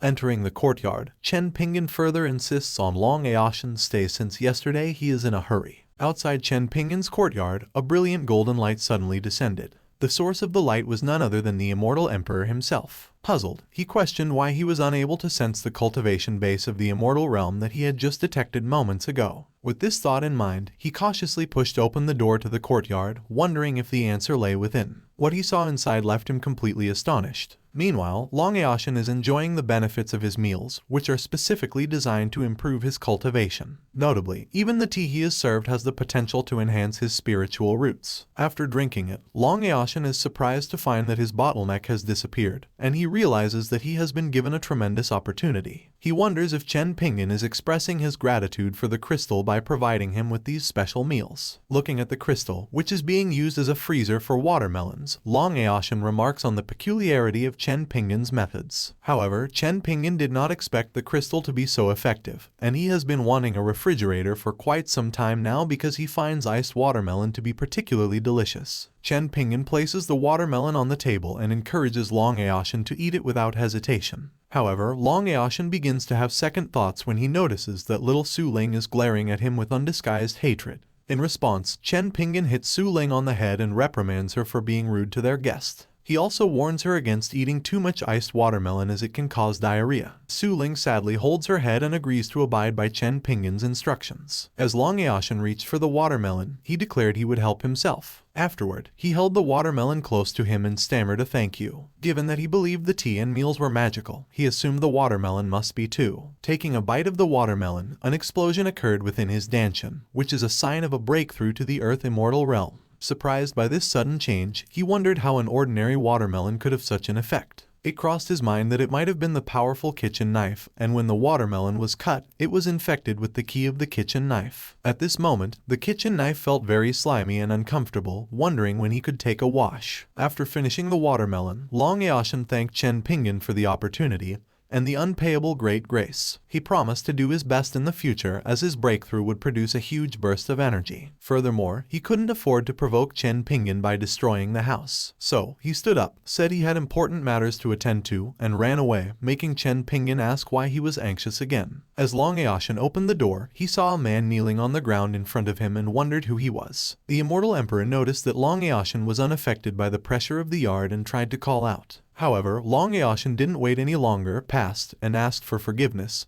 stating he was not free. While Long Aoshin's back was departing, the Immortal Emperor looked at him and realized he was about to break through into the Earth Immortal realm. However, he didn't seem to be the master of the place. Chen Pingan called out to Long Aoshin and asked him not to run far, as there was a toilet in his home. When the Immortal Emperor heard Chen Pingan's voice, he was instantly shocked. He looked at Chen Pingan, who resembled the body of the Tao. At this moment, the Immortal Emperor realized why the yard was full of terrifying existence. As it turned out, he had accidentally broken into the treasured land of an expert. However, he wondered why such an expert would be in the mortal world. Surprised, Chen Pingan asked the Immortal Emperor why he had stumbled into the yard, wondering if it was because the threshold of the home was too high. In disbelief, the Immortal Emperor saw the Taoist rhythms of the Immortal Emperor on Chen Pingan. He wondered if he was in a game of chess involving hundreds of millions of lives, where people were the chess pieces and the world was the chessboard. It seemed that two seniors were simply playing, and he was just a pawn to them. Chen Pingan wore a worried look as he asked about the Immortal Emperor's condition and inquired about any possible injuries. He also expressed his intention to change the threshold later. Since the Immortal Emperor was wearing luxurious clothing, Chen Pingan believed he was a powerful person and did not want to provoke him.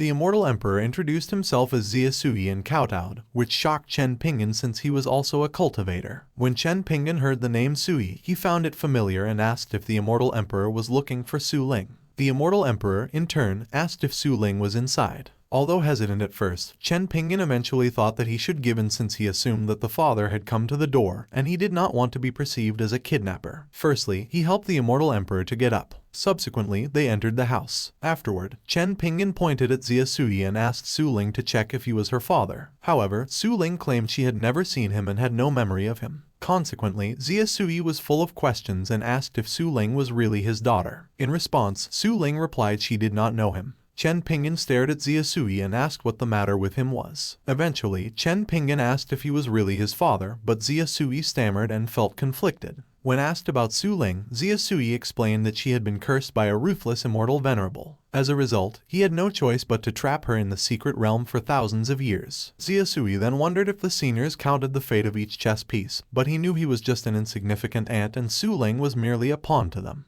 Feeling frustrated, Xia Sui clenched his fist and declared that he would not hide the fact that he had been separated from Su Ling for a while. Believing that Su Ling should be more mature, Xia Sui couldn't help but have doubts about her appearance. Chen Pingan noticed this and questioned why Xia Sui didn't even remember his own daughter. This made Chen Pingan start to doubt Xia Sui's identity as Su Ling's father, and he asked where her birthmark was. When Xia Sui answered that Su Ling had a snowflake-like birthmark on the back of her neck, it turned out to be correct. This revelation shocked Chen Pingan, who then realized that Xia Sui was actually Su Ling's father. After tapping her head, Chen Pingan asked Su Ling whether she wanted to stay or go with Xia Sui since she didn't have any memory of her father. Su Ling chose to stay, and Chen Pingan suggested that perhaps her memory of Xia Sui was missing after they separated.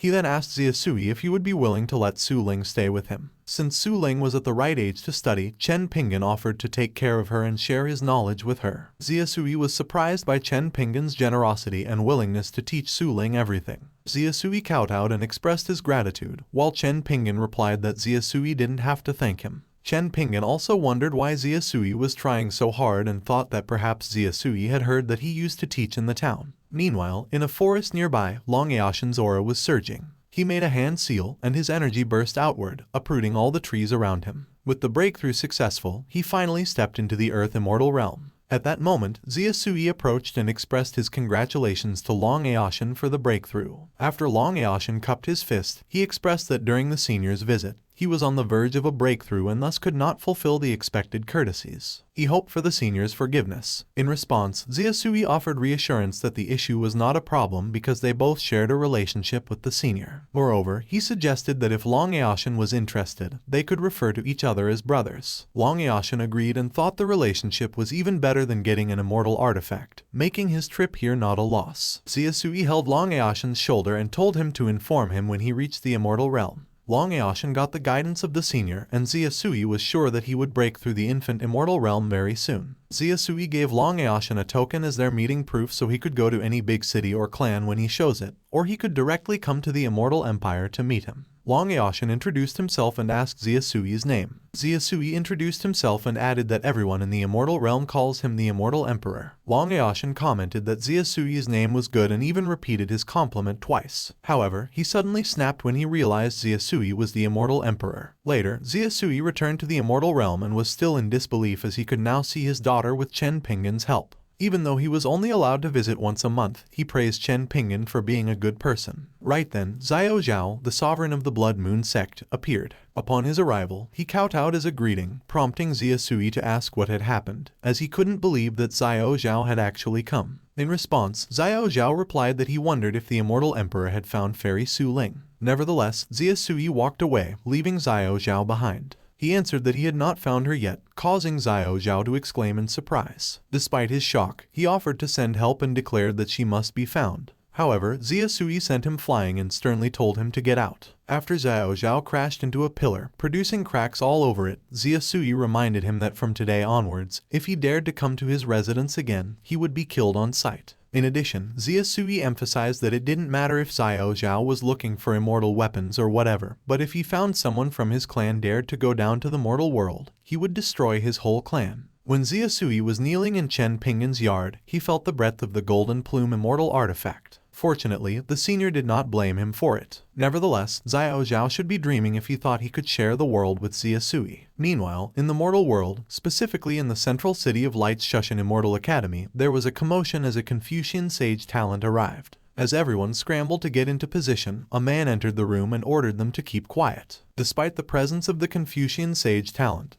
the man, who was the Shushan Immortal Academy dean, proceeded to lecture the disciples about maintaining their composure. However, the disciples thought otherwise, considering that the dean himself had shown up in the middle of his bath and was in no position to lecture them. After being called out, Sheng Guo Zimo presented himself. Upon seeing his talent, the dean questioned if he learned from childhood or if a teacher had advised him. Zimo answered that he started learning at the age of 13. Moreover, he has consulted with Mr. Chen in the town for the past 4 years. He believes that Mr. Chen's knowledge is beyond the sky. In fact, he thinks that if Mr. Chen had cultivation skills, he would at least be immortal. The dean was curious and asked Zimo to read any poems Mr. Chen wrote as he had never heard of him. The dean did not know which wild man was lucky enough to pick up the talented treasure. He hopes Mr. Chen did not mess up the boy's chances. Right then, Zimo replied that Mr. Chen had written numerous poems. Therefore, he will read a poem that Mr. Chen gave him when he sent him off. Zimo started reciting the poem, and as a result, everyone who heard it felt their mind blown away to a mysterious place. However, Zimo stopped and was surprised to see the dean kneeling on the ground. Upon hearing the poem, the dean realized that the verse was profound and poetic, providing a vivid image of life with its vicissitudes. Consequently, he praised Mr. Chen for being worthy of teaching a Confucian sage talent and believed he was an incredible existence. The dean then asked Zimo where Mr. Chen lived and expressed his desire to pay him a visit soon. If possible, he wanted Mr. Chen to teach at the academy and even thought of making him the dean, rendering Zimo speechless. Finally, the dean grabbed Zimo's hand and departed to seek Mr. Chen. Meanwhile, Chen Pingan received a new task to create a new sect, and it must be named Pingan. Chen Pingan clenched the system notification and asked if it was messing with him. Despite the fact that he was previously asked to join the Mountain sect, he was fortunate enough to be given a position of an ancestor by the Murong family. However, the system's new demand for him to create a sect made him angry. Although the system did not care and gave him a 2-month deadline,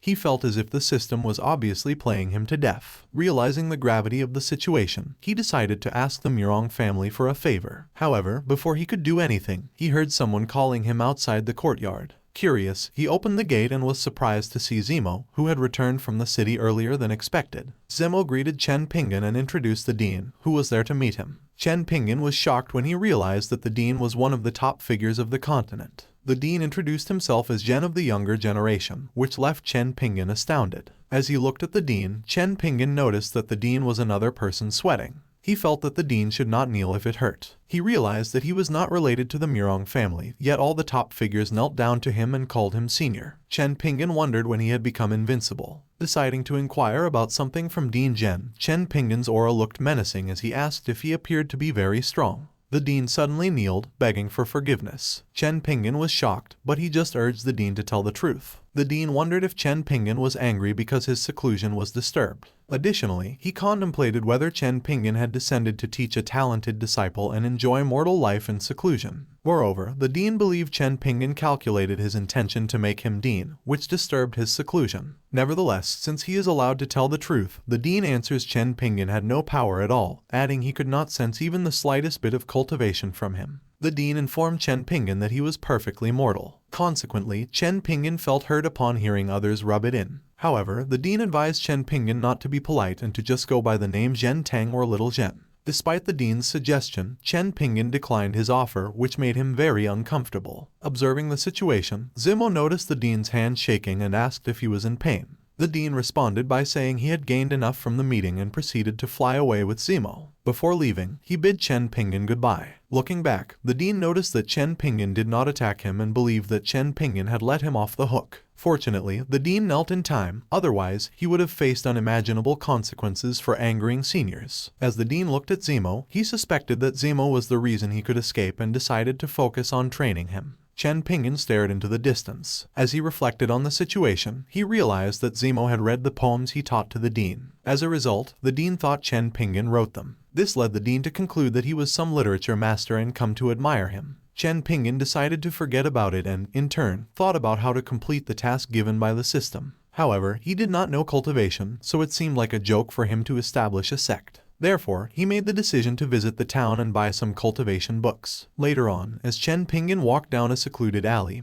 he finally arrived at the 1,000-book store. Upon opening the door, he immediately voiced his intention to buy a book and called out for Boss Duan. Surprisingly, a woman closed her book and recognized him as Mr. Chen. Boss Duan warmly greeted him, remarking that it had been a while since he last visited her shop. In response, Chen Pingan greeted her back and asked about her business situation. As she stood up from her seat, she replied that things were the same as usual, and that she was just barely making it. She asserted that she was a weak woman trying hard to make an honest living by working tenaciously, so she really wanted to find a good family to marry. Chen Pingan replied that no one was worthy of Boss Duan, to which she asked who had decided on such a notion. Approaching him, she said that he was worthy, causing Chen Pingan to cough and blush in embarrassment as he suggested she should stop. He then asked if she had any books on cultivation with common methods, but she rebuked him for bringing up the books to change the topic and walked away. Chen Pingan wondered why he felt like Boss Duan had every book he needed. Suddenly, Boss Duan retrieved a book from the bookshelf and suggested that Chen Pingan read the name of her store carefully. The book was titled Cultivation for Dummies, and she generously gave it to him as a token of love, refusing to charge him. Delighted, Chen Pingan claimed that he would help her promote the place, but she declined the offer and simply asked him to come often.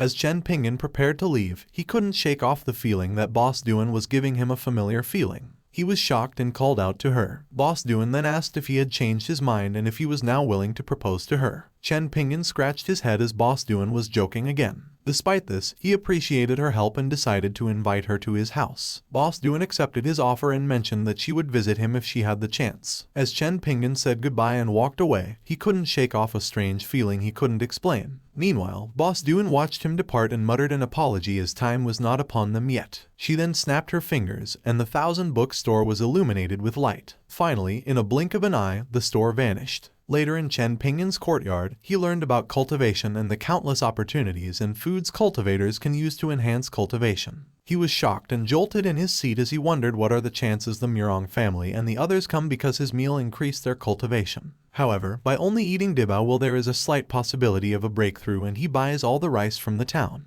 It appeared to him they only enjoyed his cooking as it may not increase cultivation, but it gave them a sense of satisfaction. Scratching his head, he resolves to confirm his theory with the Murong family, including the establishment of the sect. Suddenly, Murong Zhu called out from the outside, which Chen Pingan finds a coincidence. She just came in time, so he asked her if she could pass a message from him. In response, she was surprised Chen Pingan predicted her arrival and revealed she come to deliver news of Mountain Sect and Magic Moon Sect merging into a new sect under his name. Moreover, they would like to name it, but if he did not like the plan, they will cancel it. Chen Pingan was in disbelief, so Murong Zhu confirmed it was true and mentioned the entire sect would belong to him. He thought of a name and suggested the sect should be called Pingan, silently hoping it would not sound dirty. Surprisingly, Murong Zhu found it good, not expecting the senior would be willing to name it after himself. While it sounded like she wanted to flatter him, he felt they always feel good about everything he said, so he found it strange. He asked Murong Zhu why they always call him senior while being very polite at the same time. Murong Zhu answered that it was because of his strong cultivation. However, she suddenly noticed she had misspoken. On the other hand, Chen Pingan replied that he was just a mortal. So, he questioned where the strong cultivation she was talking about was. Murong Zhu silently panicked as she realized she had forgotten about Chen Pingan's mind cultivation. At this moment, Chen Pingan saw her expression and felt like she would kneel down again. Therefore, he decided to stop despite not clarifying his doubts. Smiling, he asked her about the construction of the sect. Before she left, he invited her to eat. Murong Zhu prostrated without warning. She declined his request and admitted they used to be greedy. Furthermore, she declared she had learned her lesson from the hidden sound stone and would never try to take advantage of opportunities again. As a response, Chen Pingan inquired if the chances she referred to were related to those meals, which made her feel petrified. She hurriedly ran away as she asked for forgiveness and reasoned she had something important to do, leaving Chen Pingan in confusion. He asked a bunch of questions that he felt like more significant problems, but she only told him he was strong. Entering his house, Chen Pingan lamented if only he was really strong. Meanwhile, a twinkle appeared in the sky. A huge meteor from space can be seen streaking toward the mortal world. On a beautiful night, a meteorite passed by. A woman asked if Luo Xiaoji would take responsibility for her, so he stated that the falling meteorite is about their love. He then turned on his back and noticed that the falling meteorite was about to pass by near where they were flirting. Suddenly, Long Aoshin appeared, noticing that the couple are running away from the falling meteorite. He then thought that the meteorite was a Hong's stone, and judging by its size, it must not belong to an ordinary person. So Long Aoshin believed the falling meteorite was meant for Chen Pingan's house, as if it had searched the universe for its rightful owner, but he lamented that he might not be lucky enough to see Chen Pingan make a move. Meanwhile, Phoenix saw the approaching meteorite plummeting, thinking that Chen Pingan's luck had brought about another disaster. After that, he handed the work to Little Fish because it was bigger than the last time. So Little Fish turned into a true dragon, telling Phoenix to watch over him. After that, the dragon collided with the meteorite and tossed it in another direction. At the same time, Long Aoshin was surprised by the appearance of a true dragon in Chen Pingan's yard. Discouraged that Chen Pingan had other plans for the meteorite, Long Aoshin quietly returned to his home. Consequently, Long Aoshin believed that in the future, people would praise the house that had been struck by the meteorite as immortal. Simultaneously, the meteorite got struck the Thousand Feather Empire. Within one night, the kingdom was burnt and reborn. Prince Qianyu gained a superb physique and became a great talent of the continent, while the emperor broke through the Mahayana realm.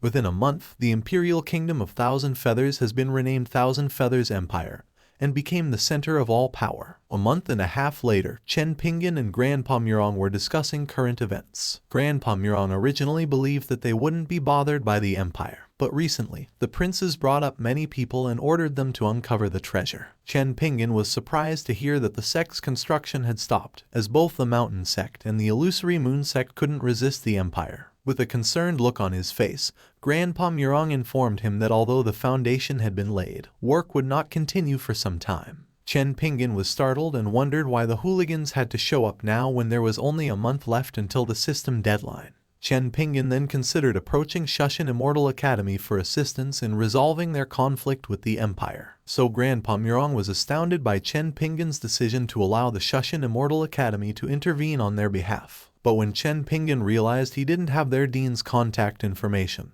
he subsequently felt depressed. He then recalled Xiao Linger's influential father and contemplated seeking his assistance. So Grandpa Murong was once again surprised that the senior knew someone influential other than the academy. But he then informed Grandpa Murong that Xiao Linger's father had just paid him a visit a month prior, and that they would have to wait another month for him to pay him a visit again. As a result, Grandpa Murong was disappointed since he thought the senior should gather contact information from anyone since it wasn't difficult. In another place, the day began with a young girl ordering a group of people to work harder on digging out. The girl's name was Liu Yuxi, and she was a princess of the Thousand Feather Empire with a bad attitude, telling the workers that the elderly women on the streets are far stronger than them. Noticing the workers' dissatisfaction, she asked if they were satisfied, and if not, she threatened them to fight with the guard next to her. The bald man guarding Liu Yuxi was an immortal cultivator from the Transcendence realm. Right then, watermelon was served to Liu Yuxi moments later. But Liu Yuxi berated her shaking servant, calling her useless and asking how she dared to shake. She then criticized her for taking too long to retrieve a melon and disparaged the people around her as being trash. So Murong Su, the girl who served Liu Yuxi, became irritated. Unconcerned, Liu Yuxi took a bite of the watermelon and threw it at Murong Su, telling her that it was not tasty and requesting that she get another. Eventually, Murong Su clenched her fist in rage. But Liu Yuxi noticed this and asked her if she did not want to follow her orders. So Murong Su tried to relax as she saw Grandpa Murong approaching. She then inquired to her grandpa about what Chen Pingan had said.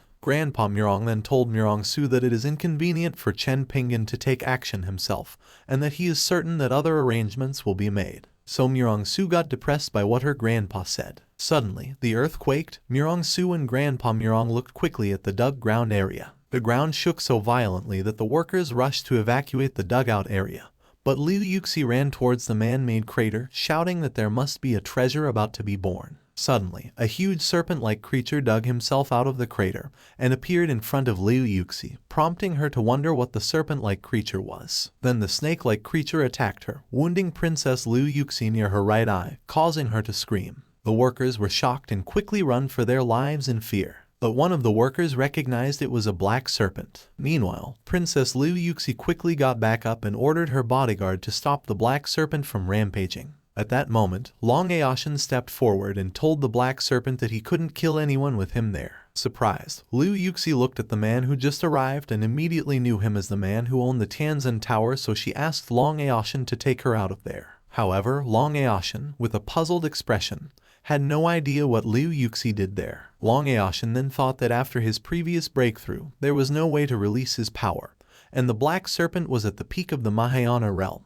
So he smirked as he believed that the black serpent was perfectly good for practice. On the other hand, the black serpent growled at Long Aoshin, then quickly switched to a silly tone, denying that he ever said he was going to kill someone as he believed in Buddhism. Shocked, Long Aoshin told the black serpent that, despite this, the people are innocent, and he had to stop the black serpent from harming them. So the black serpent gave Long Aoshin the finger and claimed that he didn't hurt anyone. He was just out to get some sunshine.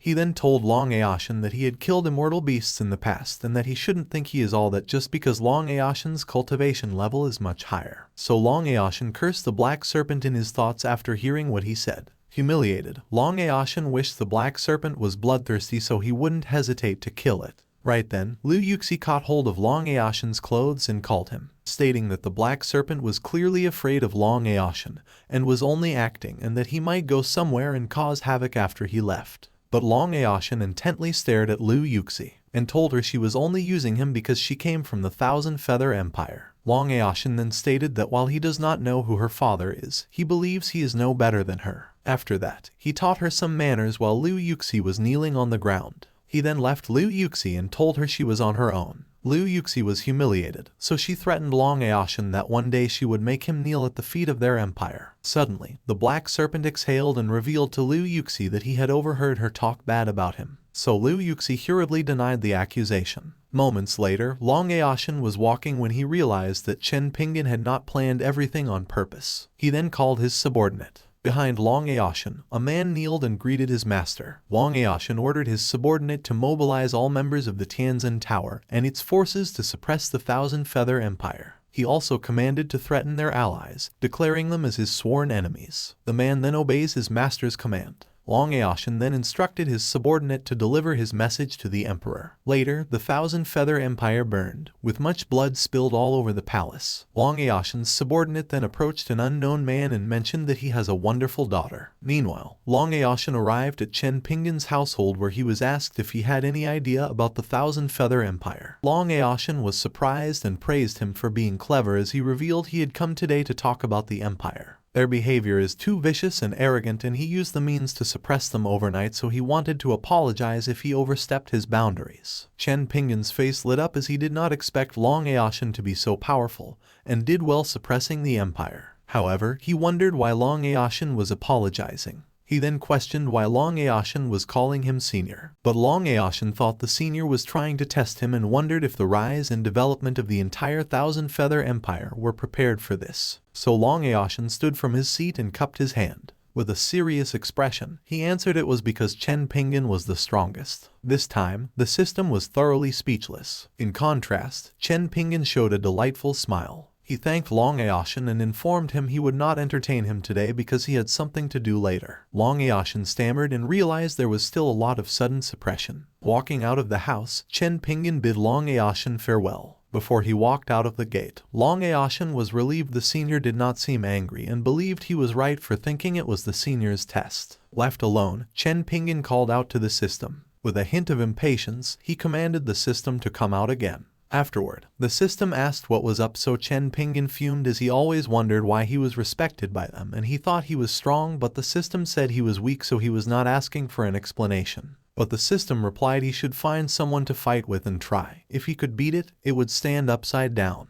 Hearing the answer, Chen Pingan could still not believe it. He questioned himself about who he should spar with. The Murong family was too nice to him, let alone fight with him. He could not go pick a fight with thugs as he would be beaten to death if he was really not strong. So he wondered who he should fight. Suddenly, he saw Su Ling, who was asleep under the peach tree. He then approached her and asked for a favor, so she woke up in confusion. With a smile, he told Su Ling to spar with him. While Su Ling remained confused, everyone in the courtyard thought their master was too shameless. Moments later, Xiao Linger and Chen Pingan were about to start their sparring session when he suggested using the bamboo pole as a weapon. So Xiao Linger agreed to use it. She was still concerned but eventually agreed to Chen Pingan's plan. Chen Pingan then removed his extra clothing. So Xiao Linger became more worried that she might hurt him even more after he took off his extra clothing.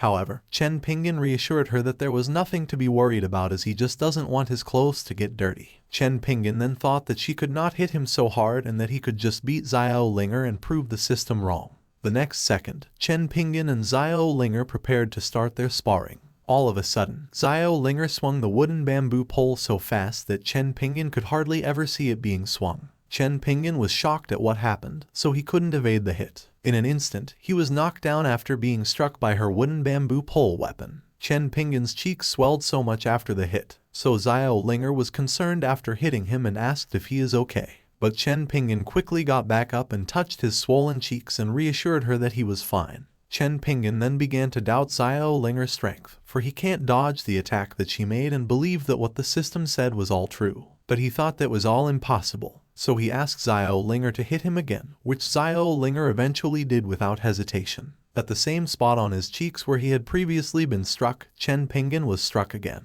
Afterward, Xiao Linger struck him a third time after being asked to do so. Later, after their sparring session, Chen Pingan was sitting on a chair feeling unwell with bruises all over. Suddenly, a system message popped up and told him that it had already warned him. So Chen Pingan became enraged and ordered the system to stop talking and leave him alone. Consequently, Xiao Linger called for her brother in worry, but Chen Pingan thought that judging from Xia Sui's appearance, Xiao Linger might be a child from a cultivating family, which made him believe that her strength is stronger than any of the ordinary children. Meanwhile, Xiao Linger, who was hiding behind a tree, asked if Chen Pingan was all right. Chen Pingan, still in his thoughts, guessed that he might be weaker than Xiao Linger, but he believed Long Aoshan had no reason to lie to him, so he quickly assumed that there might be a bug. Despite being weaker than Su Ling, Chen Pingan was said to possess an unusual aura, possibly due to the bug that allowed cultivators to sense their opponent's strength. He thought that's the reason why they called him senior and wouldn't believe that Chen Pingan is actually immortal. Later that night, Chopper was talking to Little Fish while sitting at the edge of the pond about how he had felt his dragon family's breath today. He then explained to the little fish that the sensation he had was peculiar, and that despite having a lot of dragon essence inside of him, he hadn't fully utilized it. Little Fish responded that the dragon he sensed might have consumed a dead dragon and that the people in the immortal world were responsible for his injuries, so it accidentally fell into the mortal world and hid. The dragon can absorb dragon essence on his own, but if the dragon is present with Little Fish, he can fully absorb the dragon essence and turn into a true dragon. Suddenly, Phoenix suggested that they claim the Black Serpent and turn him into their errand boy in the future. So Chopper and Little Fish agreed on the idea Phoenix posed. Then Bronze Sword appeared through the door and agreed as well. So the little fish gave him an orb, ordering him to go and make the Black Serpent absorb it and let it change shape before bringing it back. The Bronze Sword immediately complied the order and leave. On that night, in a lush forest, a golden light is rapidly approaching the dug earth where the Black Serpent is located. Bronze Sword appeared in front of the crater and informed the Black Serpent that hiding was futile, and that he did not come to kill him. So the Black Serpent resurfaced, calling the Bronze Sword boss. Looking concerned, the Black Serpent asked if the Bronze Sword had any business with him at this time of night. The Bronze Sword smiled as the Black Serpent addressed him in an honorific manner, which he had never heard before. But Black Serpent was confused if he had said something awful about the Bronze Sword. So the Bronze Sword proceeded to converse with the Black Serpent, asking him what he had just called him. Confused, the Black Serpent called Bronze Sword boss again. Annoyed that the Bronze Sword was all smile, the Black Serpent urged him to be serious. As the Bronze Sword completely recovered his composure, he returned to the reason why he was there in the middle of the night, revealing a couple of big shots wanted the Black Serpent to become their errand boy. The bronze sword then told Black Serpent that he was thoughtful and gave him two options. The first option was for him to simply agree, and the second option was for the bronze sword to beat him senselessly and force him to agree with him. While smiling, the bronze sword instructed the Black Serpent to select only one option. The Black Serpent is looking down and murmured to himself in dismay that the bronze sword gave such a choice. The bronze sword asked the Black Serpent if he was not satisfied with the choices, simultaneously flicking his finger, and something exploded above the Black Serpent's head. So he hurriedly agreed to serve as their errand boy. As the monster Black Serpent agreed to be their errand boy, the bronze sword let out the orb the little fish had given him and told the Black Serpent absorb and eat it. The Black Serpent followed the order and opened his jaws to catch the orb with its mouth. As the Black Serpent ate the orb, his eyes widened, feeling an incredible surge of pure dragon energy. In a split second, the Black Serpent felt it inside his body, and after absorbing a tiny amount of dragon essence, his body felt strange. In a short time, the Black Serpent discovers that the orb contains a secret art of transformation. Finding about the secret art of transformation, he then tried shapeshifting. After that, the Black Serpent burst into smoke and transformed into a large black dog. The once monster Black Serpent is now behaving like an obedient dog, wagging his tail and moving his ear. While salivating, it barked softly. Worried, the once monster Black Serpent wondered why he turned into a dog. Meanwhile, the bronze sword laughed so hard that the Black Serpent became a dog. He then told it that he was not laughing at him and reasoned he just thought of something funny. But Black Serpent was humiliated by the idea of becoming a dog. Consequently, the bronze sword continues making fun of the Black Serpent's new appearance. So the Black Serpent realized the bronze sword was obviously laughing at him and that he was not stopping anytime soon. Right then, the bronze sword told the Black Serpent to follow him and will show him who's the real boss. Later that night, the bronze sword and the Black Serpent arrived at Chen Pingan's home. The bronze sword smiled as he told everyone that they had returned home, proud that he had done a good job taming the Black Serpent. Upon encountering Chopper, Phoenix, and Little Fish, the Black Serpent's eyes widened in surprise. He had expected to find only one tough guy, so he was taken aback by the realization that the entire yard was filled with strong individuals. At that moment, he felt a sense of dread wash over him, as though he had stumbled into a place he was not prepared to handle. Scared, Black Serpent greeted them timidly. After seeing this, Chopper told the bronze sword that the trash has been trained well. The bronze sword replied that it was all thanks to his big brothers that taught him so well. Chopper ordered the dog to stand up and behave like a dog in the yard, especially in front of their master,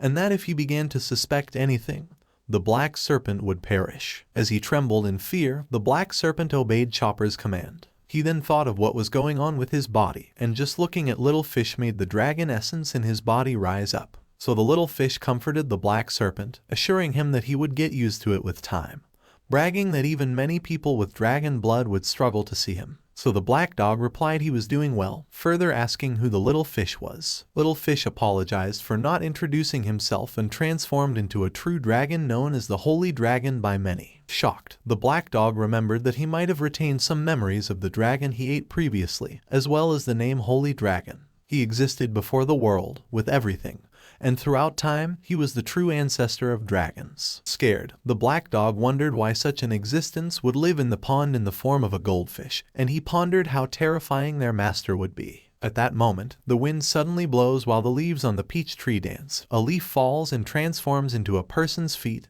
Then a woman appears. Peachtree called Xiao Linger and instructed her to persuade Chen Pingan to take the Black Serpent the next day. Inside the house, Xiao Linger sleepily woke up and obliged the Peachtree's order, afterward falling asleep once again. At the castle of the Thousand-Feather Empire, someone yelled that he wanted an explanation. Inside the castle, two men were having a conversation. One of them was sitting comfortably, while the other stood up, enraged, and posed a vexing question to the man he was talking to. The man sitting was calling the other man his father. Liu Zhengtao, the emperor of the Thousand-Feather Empire, asked his father to calm down and reassured him that Princess Liu Yuxi, his daughter, had gone to find a treasure in a far and remote location. He explained that he did not know all the details about the princess's whereabouts. The enraged man's name was the imperial grandfather Liu, the emperor's father, and Princess Liu Yuxi's grandfather. Grandfather Liu said that the Tianzin Tower completely suppressed them overnight, and that the forces that cooperated with them before were baring their fangs at them. Clueless, Emperor Liu Zhengtao answered his father that he didn't know why they had turned their back on them. At this moment, Liu Yuxi came back and greeted her dad. After sitting on a chair, she stated that she had been on a very dangerous day and was fortunate to be smart. She inquired as to why the palace was so deserted that day. She then ordered one of the palace staff to bring her some delicious tea, which annoyed Emperor Liu Zhengtao since Liu Yuxi seemed to be in the mood for good tea. He questioned Liu Yuxi about her activities over the previous few days of her trip. Liu Yuxi snarled at Liu Zhengtao, telling him not to bother her, and that the sect masters were so lazy. She picked up food on the plate and stated that their empire won't even raise them like dogs. Upset, Liu Zhengtao told Liu Yuxi that it was sure enough it was her fault. Confused, Liu Yuxi asked her father what happened. But Liu Zhengtao clenched his fist and asked grandfather Liu if he could hit his adorable grandchild. However, grandfather Liu asked to wait. As a result, Liu Yuxi was terrified. Following that, grandfather Liu revealed his desire to join his son in disciplining his granddaughter. At Chen Pingan's house, Xiao Linger woke her brother up with a happy expression. Chen Pingan was roused by her persistent calling and asked her what was the matter. Xiao Linger told Chen Pingan to rise and shine while a black dog was beside her. After being startled by the sight of the enormous dog, Chen Pingan asked how Xiao Linger obtained him. At the same time, the dog became frightened upon seeing Chen Pingan. Xiao Linger told Chen Pingan that the lost dog lying outside was cute and asked if they could keep it. With doubt on his face, Chen Pingan asked how Xiao Linger knew that the dog was lost. So Xiao Linger revealed to her brother what the dog had told her, so the dog was shocked. Fortunately, Chen Pingan patted Xiao Linger on the head, not believing what she had spoken, and told her to stop making jokes. Chen Pingan then assumed that the large dog was let out for a run and got lost, so he suggested Xiao Linger return it to the yard in the hope that it might return to its owner when it gets tired of playing. After that, Xiao Linger obeyed Chen Pingan. Chen Pingan reasoned that because Xiao Linger seemed to like the dog, a strange dog on this mountain might not be feral. However, he murmured to himself that it was better not to mess with the dog. Meanwhile, Xiao Linger expressed disgust and informed the dog that her mission was complete, and it was not her concern if Chen Pingan did not want it. After that, she suggested the dog play by itself. The black dog was frightened by Xiao Linger's abrupt attitude changes, uncertain of why Xiao Linger gave up so easily when she could have pretended to be her brother's adorable little sister to persuade him to let the dog stay. The enormous black dog wondered how Chen Pingan would get rid of him as he walked and lay down on the pavement. Moments later, Chen Pingan goes outside the yard and notices the dog that Xiao Linger had bought inside the house lying down in his front yard. Chen Pingan walks closer to the dog and sits down. He tells the dog to return home and not attempt to steal any bones from his property. The black dog is visibly worried when he overheard Chen Pingan speaking to him in such a manner. Right then, a system message that indicated a fresh task catches Chen Pingan's attention.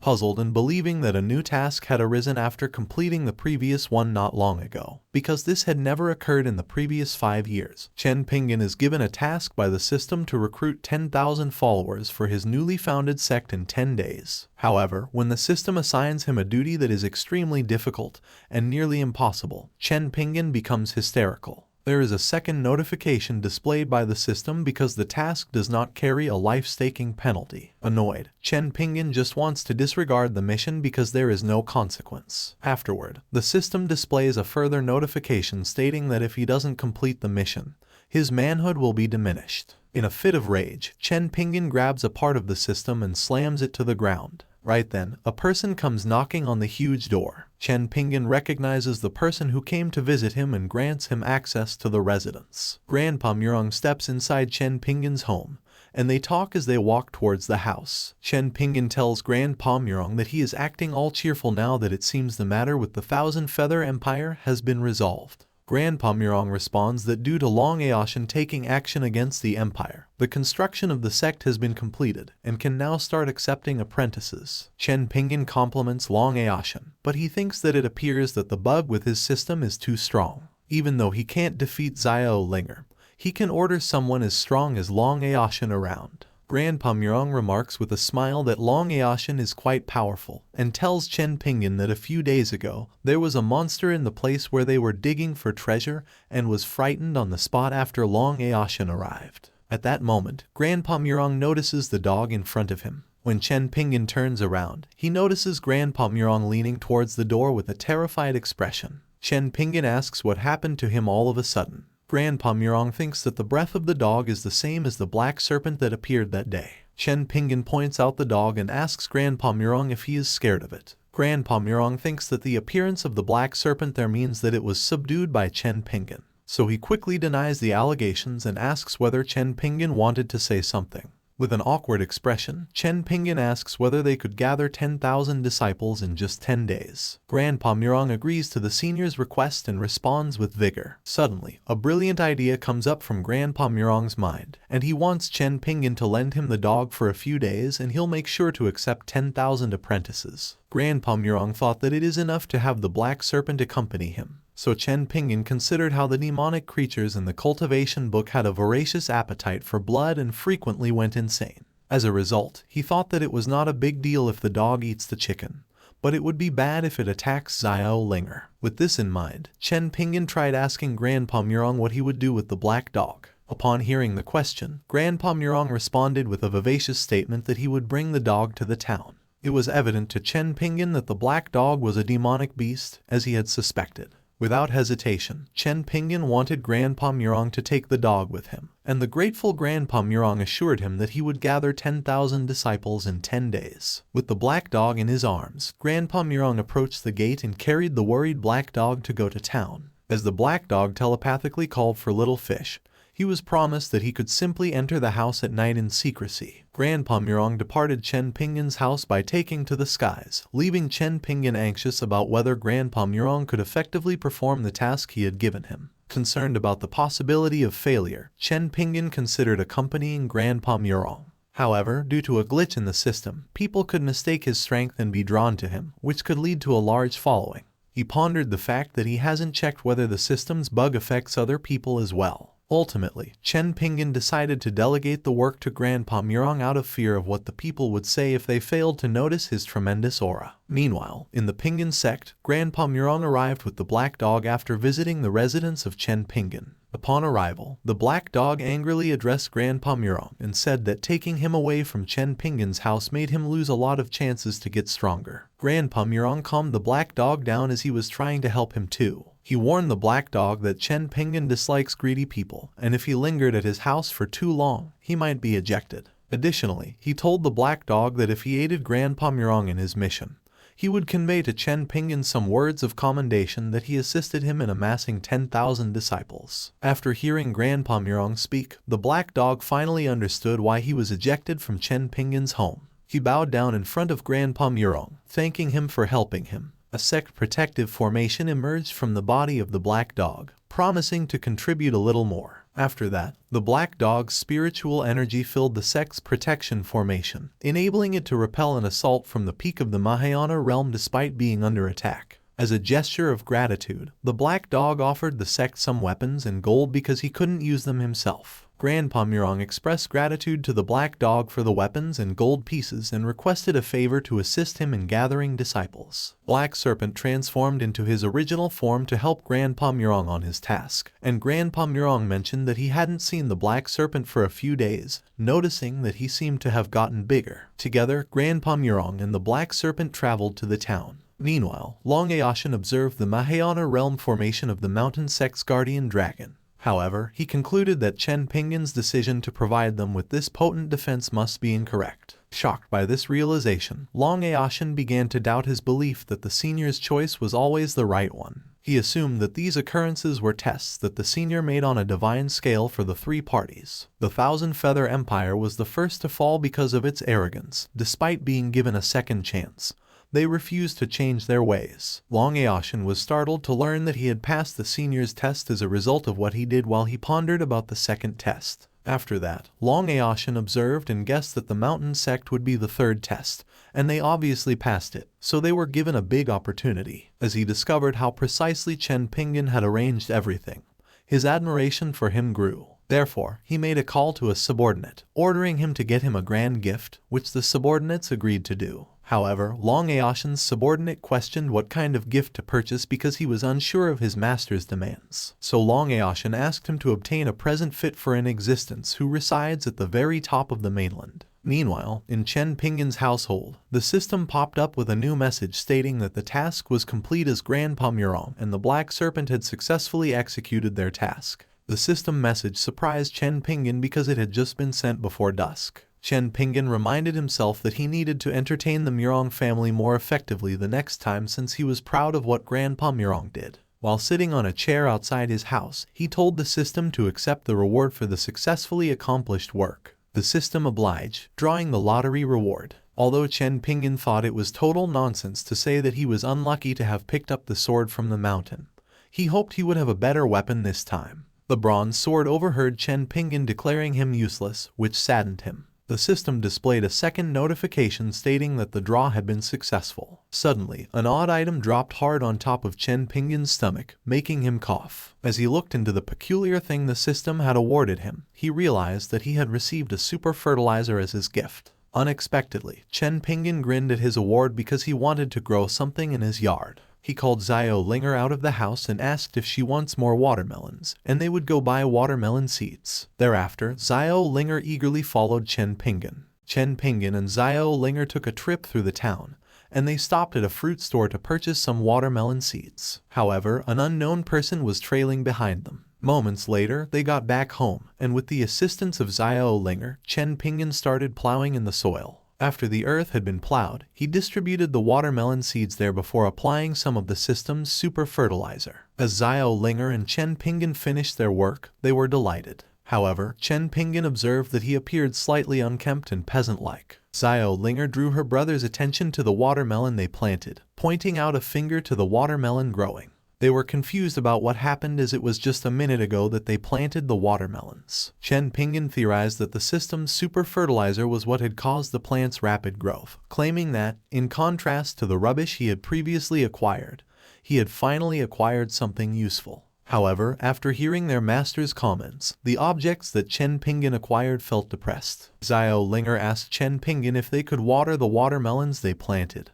But Chen Pingan rejected his sister's proposal to water the plants. He said that although the fertilizer the system gave was amazing, it couldn't be used much. He then headed inside the house to change out of his filthy clothes and get ready to cook. Xiao Linger, who was now dejected, switched her attention to the fertilizer and had the thought to simply put additional fertilizer into the watermelons without her brother's approval. So she continued to apply the super fertilizer to the watermelons since she was eager for them to ripen. When the watermelon started to develop and grow, Chen Pingan asked Xiao Linger what was that sound. Xiao Linger had a worried expression on her face as if she was afraid of her brother scolding her. So she hid the bag of fertilizer and pointed at the watermelons to escape her brother's scolding. Chen Pingan was subsequently intrigued by the potential of the fertilizer and said that the fertilizer is even more magical than he thought. However, he saw that the bulk of the fertilizer had been taken out of the sack. Xiao Linger told Chen Pingan that she doesn't know and that maybe the wind blew some of the fertilizer away. Chen Pingan believed her sister was beyond help. Meanwhile, an unknown person was watching Xiao Linger and Chen Pingan as they exchanged words in the yard through the partially open door. Chen Pingan told Xiao Linger to wash her hands, which Xiao Linger quickly obeyed. Chen Pingan thought that the watermelon ripened so hard, and he doubted that the watermelon could be eaten. He told Xiao Linger before she rushes to eat, he will try it first. Suddenly aware that Xiao Linger was devouring watermelons left and right, he asked her if there's any problem or does she feel uncomfortable. Xiao Linger denied and instead invited Chen Pingan eat the watermelon as they were very sweet. But he warned her not to consume the watermelons too quickly lest she choke and that no one would attempt to steal them from her. Xiao Linger ate the watermelons rapidly while not paying attention to what her brother said, reasoning she was worried he would offer them to the stranger outside their home. Chen Pingan glanced through the door with a puzzled expression and observed that it was only partially open. As Chen Pingan opened the door to investigate what his sister had said, he was surprised to see a little kid.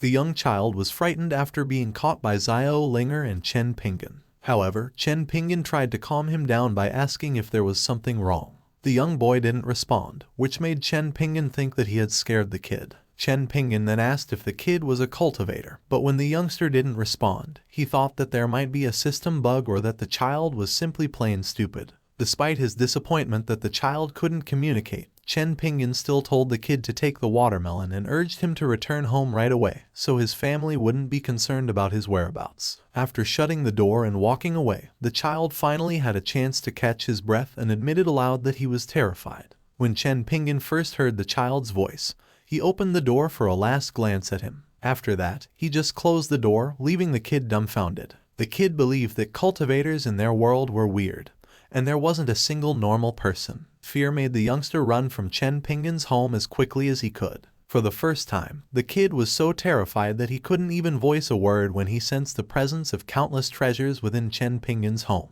He thought that Chen Pingan was aware of him following them and didn't expect that such a high-level expert was living in seclusion in just a small town. However, he felt he was lucky that Chen Pingan didn't blame him. Later, while eating his watermelon, the young boy speculated that perhaps Chen Pingan didn't want to be bothered, which is why he resided in a remote area. Suddenly, he advanced by one major realm, and he surmised the watermelon given to him may have helped him to improve. He even thought that he was underestimating Chen Pingan, so he realized he must be the reason for the sudden rise of a nearby sect. Addressing his grandfather, the kid murmured that the sect might not be as simple as they imagined. During this time, Chen Pingan's household was on alert, and he thought that tightly locking the door would help them after noticing that a stranger was watching their home. After all, the super fertilizer was a real artifact. Chen Pingan then ran across Xiao Linger and without hesitation, he seriously questioned whether Xiao Linger had a cultivation base. Xiao Linger was sweating as she struggled to comprehend her brother's serious question. She thought that her acting was so good, just like a mortal, to suit Chen Pingan's taste, so she silently asked herself how did he find out. When Chen Pingan awaited Xiao Linger's reply, she finally responded affirmatively and did not dispute the existence of her cultivation base. Surprised by Xiao Linger's answer, Chen Pingan inferred that he lacked a cultivation base compared to his younger sister. Nonetheless, Xiao Linger told her brother that she had much lower cultivation than most around her.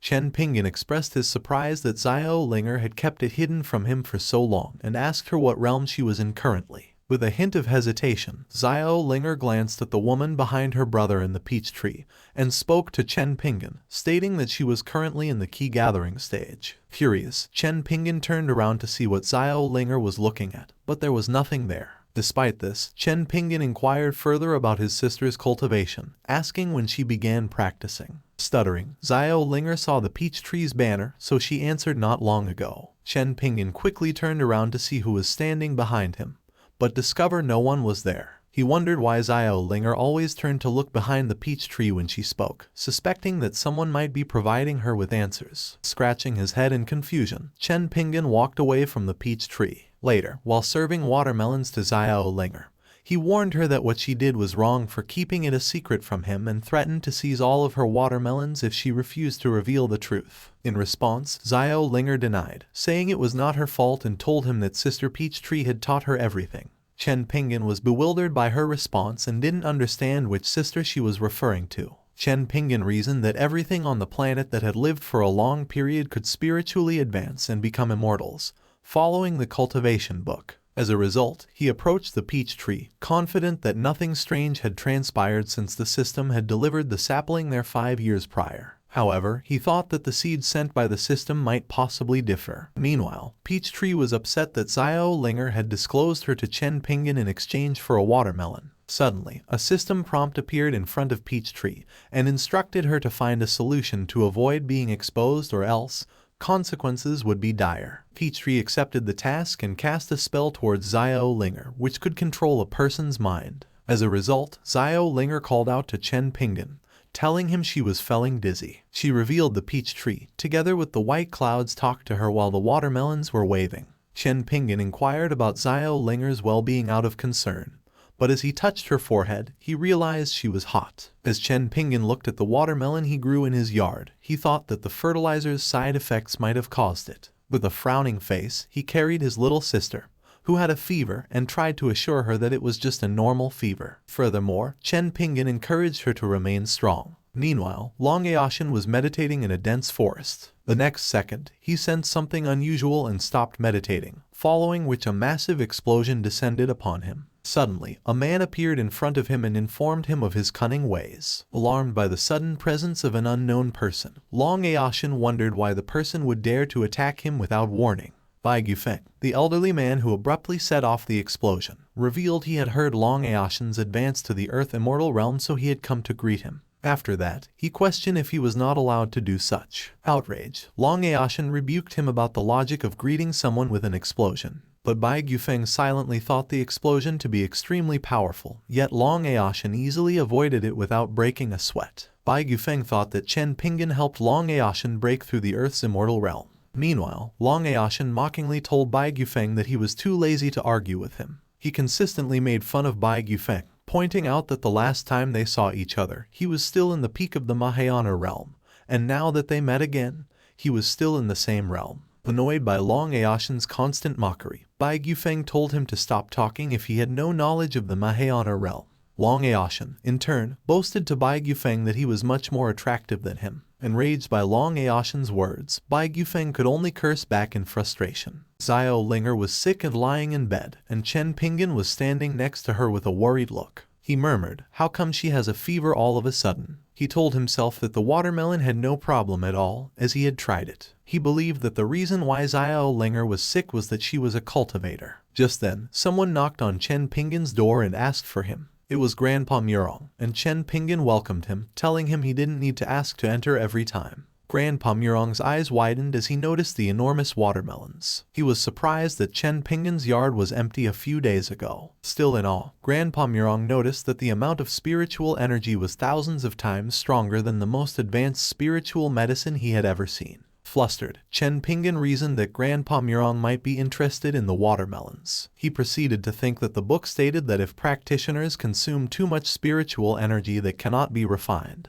they will experience a fever phenomenon. Chen Pingan asked Grandpa Murong if the watermelons might be elixirs. He thought that the fertilizer was magical and that maybe it could grow an elixir or something, for he didn't have any idea about cultivation, and that kind of thing must be possible. Grandpa Murong responded that Chen Pingan must be joking and didn't believe that they were elixirs. Chen Pingan was relieved that they weren't elixirs, as it would have been difficult if they were. He reasoned that Xiao Linger must have had a cold stomach, which caused her fever. Grandpa Murong informed Chen Pingan that the sect was now open and welcoming disciples. He asked if Chen Pingan would like to visit. Chen Pingan said he couldn't attend because he had to take care of Xiao Linger, who was sick and resting at home. Grandpa Murong agreed but added that Chen Pingan had a unique excuse. He didn't believe Xiao Linger was sick because she was immortal. Chen Pingan told Grandpa Murong that he couldn't let Xiao Linger eat all the watermelons. He gave one to him and asked him to share it with everyone at the ceremony. Grandpa Murong accepted the watermelons, thinking that it was a great opportunity for them.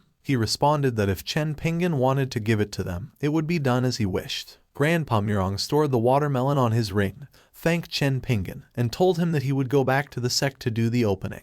Chen Pingan told him to forget about gathering 10,000 apprentices, and that it was all done now. Meanwhile, in the Pingan sect, the newly recruited disciples gathered. Murong Su asked Grandpa Murong if Chen Pingan would visit today. Grandpa Murong responded that Chen Pingan had other arrangements and wouldn't be coming. Just then, the princess greeted Grandpa Murong, and he asked Murong Su to accompany her. The celebration began, and the emperor of the ancient empire approached Grandpa Murong and asked if he was free to have a conversation. Grandpa Murong was confused and disturbed by another Taoist, a supreme emperor of the Xiaojin mountain, and asked if he was allowed to speak with him. Someone had been planning to capture Murong Su and use her as a corpse weapon. However, as she turned around, she noticed the stranger's smug expression, which left her feeling uneasy. The stranger seemed puzzled when the sect introduced Long Aoshan, the owner of Tianzhen Tower, Zhen Dantang, the president of Shushan Immortal Academy, and Bai Gufeng and his grandson. The three powerhouses announced that they had come to congratulate the new sect. This left the stranger shocked and confused. Annoyed, Long Aoshan commented on why Bai Gufeng had come to the ceremony, revealing that he had heard about Chen Pingan. Grandpa Murong then informed the crowd that the three seniors had come to visit, and apologized for not welcoming them in advance. Long Aoshan responded politely to Grandpa Murong, saying that they had already met before. Frowning, Grandpa Murong thanked Long Aoshan for saving his life last time.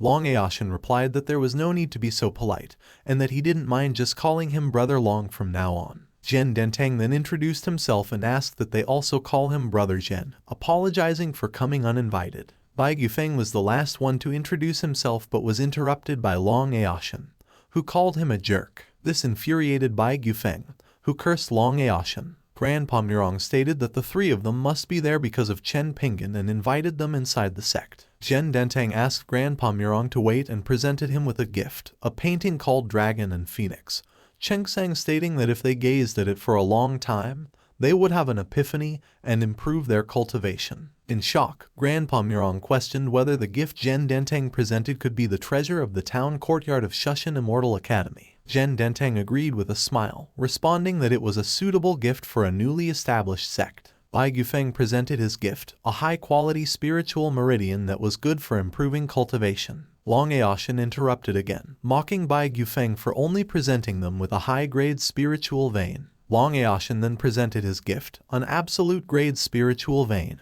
which he suggested Grandpa Murong throw Bai Gufeng's spiritual vein in the toilet for being unsuitable. Annoyed, Bai Gufeng hysterically asked if Long Aoshin was competing against him, but Long Aoshin mockingly responded that he was just better than him. Bai Gufeng then gave his second gift, a purple gold card with a 10% discount on everything they bought in his treasure haul. Zhen Dentang's eyes grew wide, thinking that 10% off was like giving away half of his treasure haul. However, Long Aoshin was humiliated and replied that it was still garbage. He stated that he and Tianzin Tower were always at Chen Pingan's disposal, and that Bai Gufeng dared to make Chen Pingan pay after buying something at his haul. Now angry at Long Aoshin, Bai Gufeng informed them that he would send his grandson to Chen Pingan's sect starting today. Long Aoshin angrily replied that he was shameless and had clearly planned to let his grandson join the sect. Bai Gufeng rebutted that if Long Aoshin had the ability, he could also send his grandson, and proceeded to call him a 100-year-old virgin. Zhen Dentang thought that it's hard if the two of them kept fighting.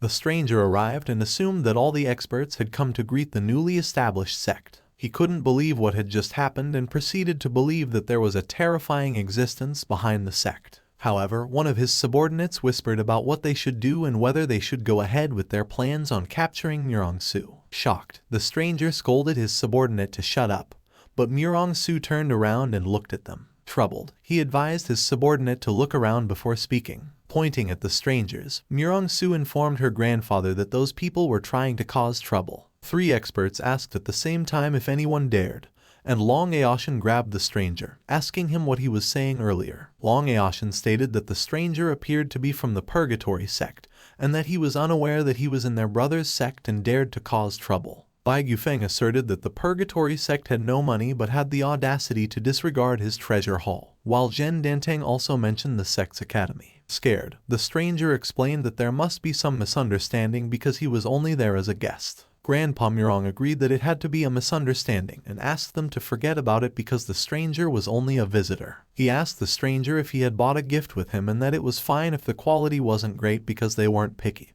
and that he could just use the quantity to make up for it. The stranger had no choice but to give them a large sum of valuable treasure. Grandpa Murong stated that he had no idea there would be so many treasures, which the 3 experts agreed on. Clenching his fist, the stranger threatened to kill them all in his thoughts if those 3 experts left. Long Aoshin informed Grandpa Murong that he lived on the top of a nearby hill, and would pay him a visit when he had the time. Suddenly, the black serpent appeared and transformed into a dog, worrying Grandpa Murong. With heavy breathing, the dog responded that he couldn't beat the man in the sky. Grandpa Murong and the others looked up at the sky, noticing the man, Chen Yanming, who said he had a big harvest during his trip to the mortal world. Chen Yanming found partially digested dragon essence in a dragon, but he won't be able to turn into a real dragon in the future. With a threatening tone, he told the ants below to listen carefully, that if they didn't want the formation to be destroyed, they should close the formation and hand him over the black dragon, or otherwise,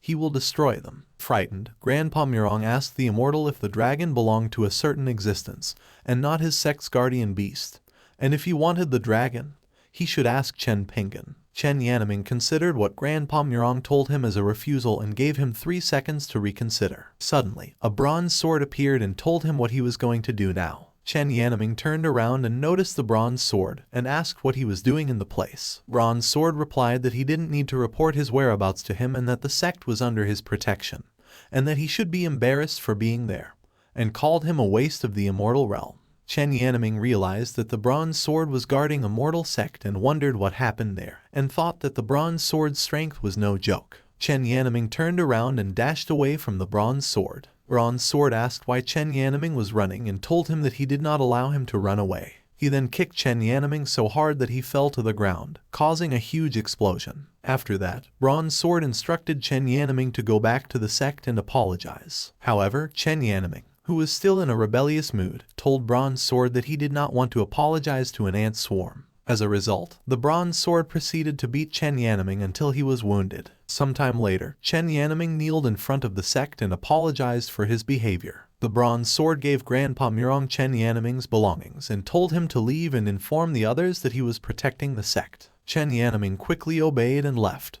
but not before stating that he would definitely be back. Grandpa Murong then called everyone's attention and announced that now that the situation had been resolved, they would officially accept 10,000 disciples over the next 3 days. 3 days later, Chen Pingan received a system message that the mission to recruit 10,000 disciples was now complete. He was surprised and murmured to himself that Grandpa Murong had not lied to him. Another system message appeared, congratulating Chen Pingan on completing his 900 tasks, and stating that the system would now be upgraded to the highest version. A reward would be given based on Chen Pingan's wishes, and he could now obtain simple items or repair his cultivation. Chen Pingan was surprised and began to think about how he could become stronger through cultivation. However, the system update suddenly stopped at 99%, which made Chen Pingan scream angrily and ask the system what strange resources it was downloading and why it was taking so long to upgrade. He then turned around and scolded Xiao Linger for not learning her lesson from her previous fever,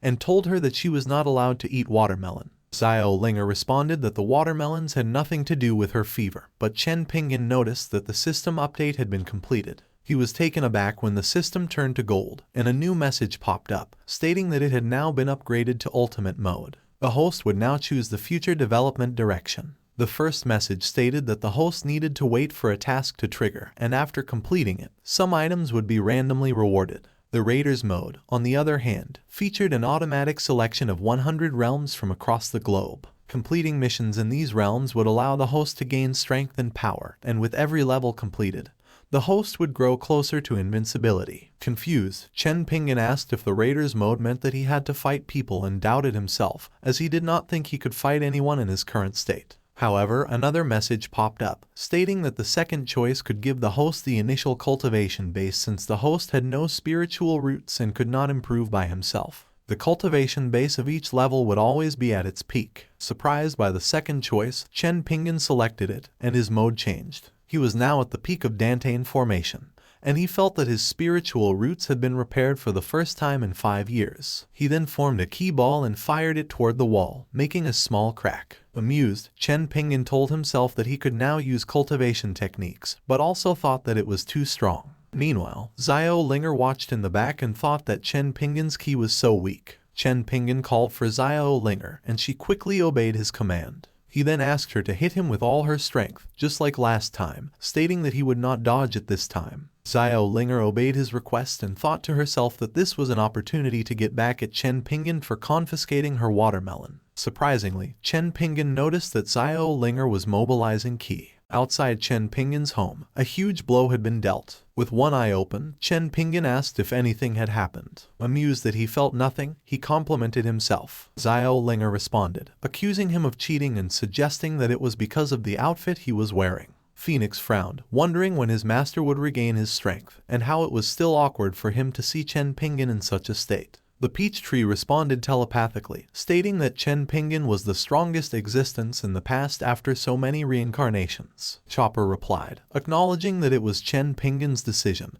and that they didn't have any right to interfere. Reflecting, Chopper stated that he recalls Chen Pingan's invincible appearance from before. Chen Pingan, in the past, was having tea and asked who was interrupting his enjoyment. At the time, he was alone in the face of a group of people capable of destroying the world with a single move and within a blink of an eye. Chen Pingan from the past told the group of people to come on together because he didn't want to waste his time. Blood was spilled, and the group of people attacking Chen Pingan was dead. The Bronze Sword had no idea that Chen Pingan was once powerful, and this infuriated Chopper, who screamed at the Bronze Sword. A system message popped up, stating that the first level was ready, asking if Chen Pingan was going to enter. Surprised, Chen Pingan told himself that the system arranged a task so quickly, and that it was so much better than waiting for a new task. However, a stranger arrived, looking for Chen Pingan. Chen Pingan recognized Grandpa Murong's voice and asked the system to wait a minute. Grandpa Murong smiled and told Chen Pingan that he had bought the dog back. Chen Pingan replied that Grandpa Murong didn't need to bring back the dog with him.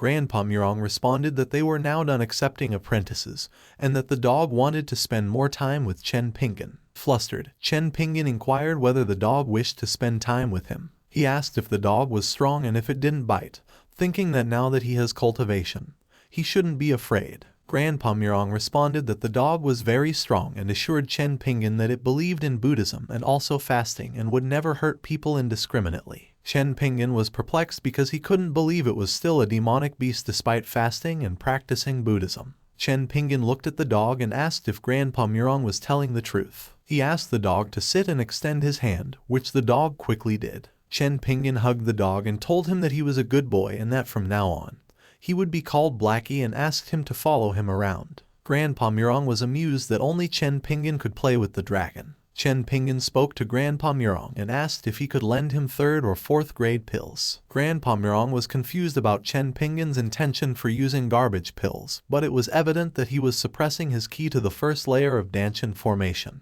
indicating that he may be up to something new. He took off his ring and gave it to Chen Pingan, which contained 3rd and 4th grade healing pills, and told him that he could just go back to the sect and get higher grade pills if he needed them. Grandpa Murong assured Chen Pingan that he did not need to borrow anything, as the entire Pingan sect belonged to him in the first place. Chen Pingan expressed his gratitude and told him that it was enough. However, he asked about the watermelon from the last time and insisted on taking 2 more. Grandpa Murong asked if it was alright, to which Chen Pingan responded that it was only a few melons and Xiao Linger did not eat much. However, Xiao Linger became infuriated and screamed that she ate a lot of watermelons. Afterward, Grandpa Murong thanked Chen Pingan for the watermelons and suggested that the pills could be traded for immortal watermelons, indicating that Chen Pingan might have a vested interest in their growth. Grandpa Murong believed that Chen Pingan could not find any reason to borrow the pills, so he used the watermelons as an excuse. He considered Chen Pingan to be really kind. Chen Pingan reasoned that 2 watermelons could be exchanged for a large number of 3rd and 4th grade pills. He also thought that Grandpa Murong was afraid, which is why he hesitated to accept them. Despite this, he still believed that Grandpa Murong was really kind. Chen Pingan told himself that with the pills and the dog helping him break through the level, it should be a lot easier. However, he still needed a weapon. He considered using a kitchen knife but thought it was ugly. He then remembered the bronze sword and decided to take it. Chen Pingan noticed that the sword had sharpened and he realized that holding it would be difficult without a scabbard. Suddenly, the bronze sword began to glow and he was surprised when a scabbard appeared on its own. He thought that it was worthy of being a magical weapon and tucked the sword around his waist. After calling the dog, he instructed the system to begin. Curious about their destination, the dog asked the bronze sword where they were going. In response, the bronze sword told him to just follow and not ask too much. Sweating, the dog noticed a system message that appeared and stated that it covered up the bronze sword's strength so that he wouldn't appear too strong in front of Chen Pingan.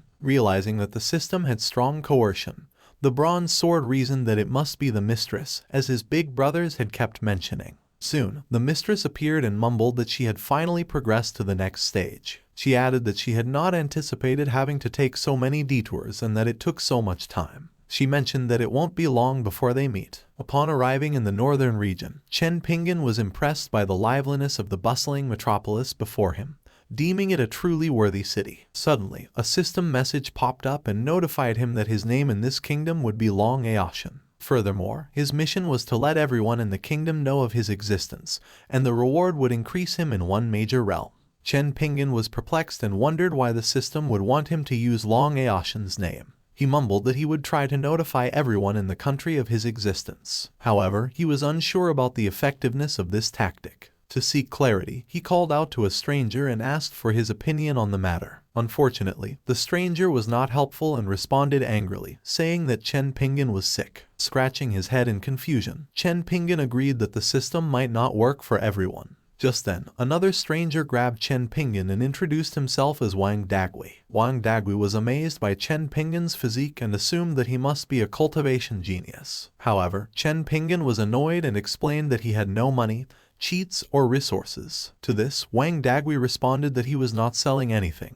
He simply wanted to know if Chen Pingan was interested in forming a team to participate in an upcoming competition. Curious, Chen Pingan turned back and asked Wang Dagui about the tournament. Wang Dagui explained that Janwu Kingdom places great emphasis on martial arts and will hold a martial arts tournament to celebrate the prince's birthday. The competition will consist of teams of 5, and Wang Dagui's team already had 3 members. Wang Dagui approached Chen Pingan and inquired if he was interested in the contest. He also mentioned that his cultivation level was at the first level, and that he was still under 30 years old. After careful consideration, Chen Pingan thought that participating in the contest could help him complete his task and allow him to practice with people of the same level. However, he was also aware of the need to be cautious and guard against other competitors. Chen Pingan responded to Wang Dagui, expressing his interest in the contest, but regretfully mentioned his current commitments. Wang Dagui felt disappointed but agreed to Chen Pingan's response. To encourage Chen Pingan to give it further thought, Wang Dagui suggested they could meet again later at the tea house. Chen Pingan waved goodbye, assuring Wang Dagui that they will see each other later. Feeling rejected, Wang Dagui returned to the tea house and muttered to himself. However, a young woman approached him and suggested that he should look for another person to join the competition.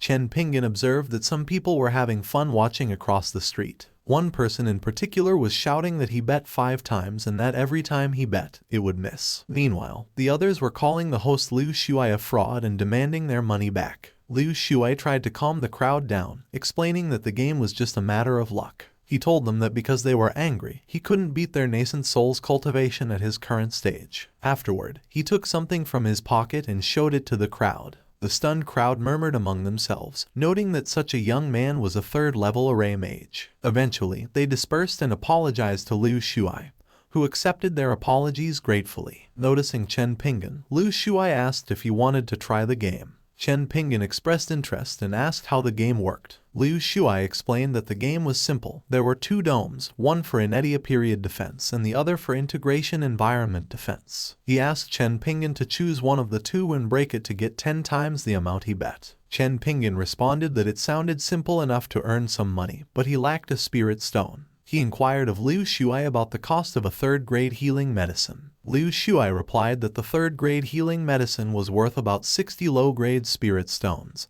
but he made an exception for Chen Pingan. Liu Shuai thought to himself that there was another foolish person who was rich, and that this time he must take him for all he's worth. Chen Pingan drew his sword, causing Liu Shuai to be taken aback. He wondered if Chen Pingan was wielding a low-grade magical weapon. However, the air emanating from the sword was thin, and Liu Shuai felt it was somewhat familiar. As he recalled, Chen Pingan had a reputation for wielding an immortal artifact that descended to the southern region. With a smile, Liu Shuai increased the defense of the dome to such a high level that even Chen Pingan's full strength couldn't break it. Despite Liu Shuai's efforts, Chen Pingan slashed the dome in half, leaving Liu Shuai shocked and convinced that it truly was an immortal weapon. After severing the dome, Chen Pingan was baffled and wondered if he had struck it so hard that he had also broken the bottom of the crown. Nervously, he asked Liu Shuai how they would calculate his winnings, thinking that if Liu Shuai knew he had no money to pay, he wouldn't hit him. Liu Shuai believed that if Chen Pingan discovered he was cheating,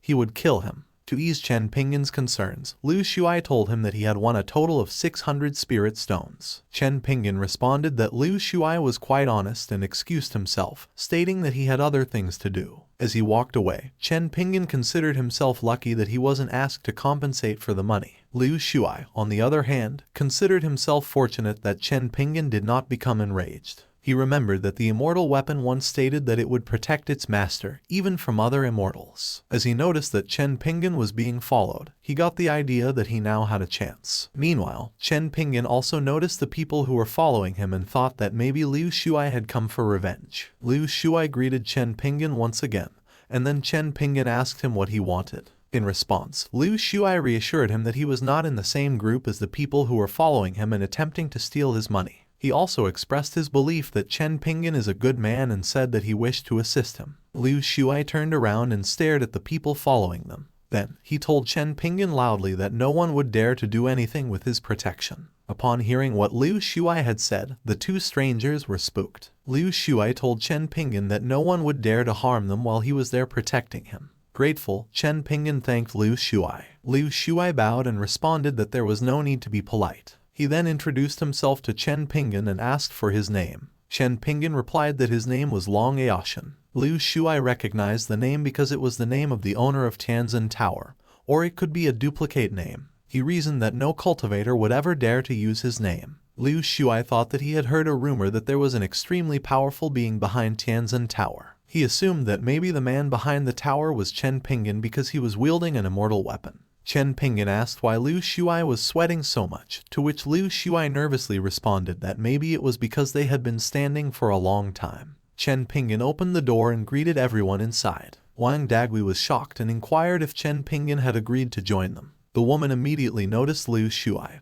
prompting Pan Hang, one of Wang Dagui's teammates, to ask why Chen Pingan brought an extra person. He turned to Liu Shuai and inquired about his presence there. Liu Shuai explained that he was interested in the competition and intended to join their team with Chen Pingan. The woman was delighted by this news and stated that their team would now have a better chance of winning the championship with Liu Shuai on board. Pan Hang, on the other hand, was angry that he was no longer the highest cultivated person on the team. He had initially joined the team with the sole intention of seducing Fei Shan's interest, but he did not expect that Chen Pingan would be able to recruit Liu Shuai as well. He then noticed the dog and asked why Chen Pingan had brought it along. Chen Pingan explained that the dog was not just any ordinary dog, but a demonic beast. Amused, Pan Hang expressed his disbelief, stating that Chen Pingan had never seen the world and that the dog was not a demonic beast. However, as the dog approached him, Pan Hang started to feel a little intimidated and began to stutter. Pan Hang unexpectedly kneeled, leaving everyone perplexed. Liu Shuai, grinning, believed the dog was a demonic beast, despite its appearance being indistinguishable from a normal dog, and thought that Chen Pingan was not an ordinary guy. The dog, however, seemed to think that they dared to be complacent. Pan Hang asserted that he had merely fallen and was baffled as to why he experienced such intense pressure at that moment, insisting that the dog was just like any other dog. Chen Pingan inquired if Pan Hang had encountered a ghost or if he was simply suffering from kidney disease. Feeling humiliated, Pan Hang retorted, claiming he hadn't seen a ghost and had only slipped and fallen. Tian Shan intervened, halting their quarrel, and reminded them that the competition was fast approaching, so they needed to hasten to the Beast Mountains to gain experience. Some time later, at the Beast Mountains, Chen Pingan expressed his confusion as to why they hadn't encountered a single beast since arriving. Tian Shan explained that they hadn't come at the opportune time, and when no low-level beasts were around, a powerful beast might emerge. She cautioned Chen Pingan that when a powerful beast appeared, they would protect him, as he was the least skilled among them, and that he should seize any opportunity to strike at the vital points. Pan Hang reassured Tian Shan not to worry about their strength, as no beast would pose a threat, and they were there to gain experience. There was no need to protect Chen Pingan. Tian Shan turned to Pan Hang and advised him to cease talking. Pan Hang became infuriated and glared at Chen Pingan. Sensing Pan Hang's anger, Chen Pingan pondered the possibility that Pan Hang was targeting him, and lamented that he didn't have spiritual roots to gauge other people's levels if he was indeed strong. Meanwhile, Bronze Sword asked the dog if his dragon presence had leaked. The dog admitted he didn't know and inquired if Bronze Sword had sensed it. Bronze Sword explained that his cultivation level was substantially higher than his companions, making it challenging to detect any leakage of his breath. He reassured the dog that even if they left some traces, it was improbable they would encounter any beasts during their journey. The dog grinned, informing Bronze Sword that he would capture a few beasts to train them, and mentioned that Pan Hang had irritated him. Trembling, a bear called out for his brother, revealing that he had seen a frightening figure on the other side of the mountain. Amused, Xingda, the older brother bear, dismissed his concerns, stating that he was now in the nascent soul realm and that no being could defeat them. The dog materialized behind them, challenging them to confront the terrifying figure if they were unafraid. Xingda eagerly accepted the challenge. However, when he turned around, he was stunned by the sight before him, as he felt the powerful presence of the dragon looming behind him. In shock, Xingda choked his brother, Xing'er, exclaiming that he was about to suffocate. He then asked the dog what he was doing there. The dog assured them that he wouldn't harm them if they followed his instructions and did him a favor. As Chen Pingan and the others continued their trek around the mountain, Chen Pingan spotted a massive bear up ahead and alerted the group. Pan Hang inquired about the beast's location, determined to demonstrate his skills to Tian Shan, Chen Pingan, and Liu Shuai. He concentrated his ki into his fist and instructed the group to observe. Pan Hang struck Xingda, but the attack proved ineffective. Pan Hang's eyes widened in astonishment as he realized the beast was in the nascent soul realm, just as he was about to be hit by its powerful paws. Xingda's counterattack sent Pan Hang flying a considerable distance. Terrified, Tian Shan deduced that an even more formidable beast had appeared, one in the nascent soul realm, despite the fact that the strongest member of their group was only at the 7th layer of Danshin formation. She contemplated searching for a way to escape. Undeterred, Chen Pingan charged toward the giant bear. Chen Pingan swiftly halted Xingda's attack, leaving the member both stunned and perplexed. Xingda quickly snapped out of it, thinking that he was fortunate to have held back, and remembering that the dog had warned him that if he injured Chen Pingan, he would meet a horrible end. Chen Pingan considered himself lucky to have deflected the bear's attack, as he would have perished otherwise. Puzzled, he turned around, wondering why his group was maintaining such a distance even though he had successfully blocked the attack. Liu Shuai explained to him that they were leaving the situation to Chen Pingan. Evaluating the situation, Chen Pingan thought that the beast might be weak, and that the group didn't need the others to intervene, believing that the bear was only in the first danchin formation. He concluded that they wanted him to demonstrate his abilities, which is why they let him handle it. Focusing his ki on his fist, Chen Pingan reminded himself that he couldn't let his group down. He launched a punch at the bear, causing it to stumble. Xingda rationalized that he should pretend to be injured. Seizing the opportunity, Chen Pingan leaped towards the bear and attacked him. Xingda telepathically questioned the dog as to why Chen Pingan was genuinely coming after him. The dog responded mockingly, stating that it wasn't his concern anymore. Feeling upset, the bear bellowed at the dog. Xingda realized that if he continued to fool around, he might actually lose his life. He turned around and charged at the others, contemplating attacking them instead of Chen Pingan. Chen Pingan shouted that as long as he was present, they shouldn't even consider attacking his group. Embarrassed, Xingda turned around and retreated. Pan Hang awoke and inquired about the situation, mentioning that he could only recall being thrown. Xingda appeared before Pan Hang, who screamed in terror. After a while, they resumed their trek around the mountain, and Pan Hang wondered why he was the only one being targeted. Wang Dagui suggested that perhaps he had offended the bear in the past. Fei Shang complimented Chen Pingan, admitting that she had been worried about him earlier but had changed her mind, and asked if they could rely on him for the martial arts competition. Chen Pingan replied, believing that Fei Shang must be joking. Pan Hang angrily turned around, wondering why Chen Pingan had become the center of attention, and how he would humiliate him if a new monster were to appear. Suddenly, a beast's hand grasped Pan Hang. Pan Hang turned around, assuming it was Wang Dagui, and asked what he wanted. Startled, Pan Hang questioned why he was the only one being pursued by all the beasts. Tian Shan clarified that her sole intention was to practice teamwork, never anticipating the numerous accidents that would transpire. Injured, Pan Hang weakly inquired why this had happened. Wang Dagui, supporting Pan Hang, reassured him that his injuries were not severe, and that he would recover after several days of rest. Wang Dagui found it perplexing that Pan Hang's battered body was not severely injured, unsure whether to consider him fortunate or not. Chen Pingan expressed surprise at Pan Hang's pitiful state, as he had initially believed Pan Hang to be strong and capable of defeating a monster. He encouraged Pan Hang to continue practicing despite being the weakest, emphasizing the importance of perseverance. Upon hearing Chen Pingan's words, Pan Hang lost consciousness. Wang Dagui mused that Pan Hang was fortunate to not have offended Chen Pingan,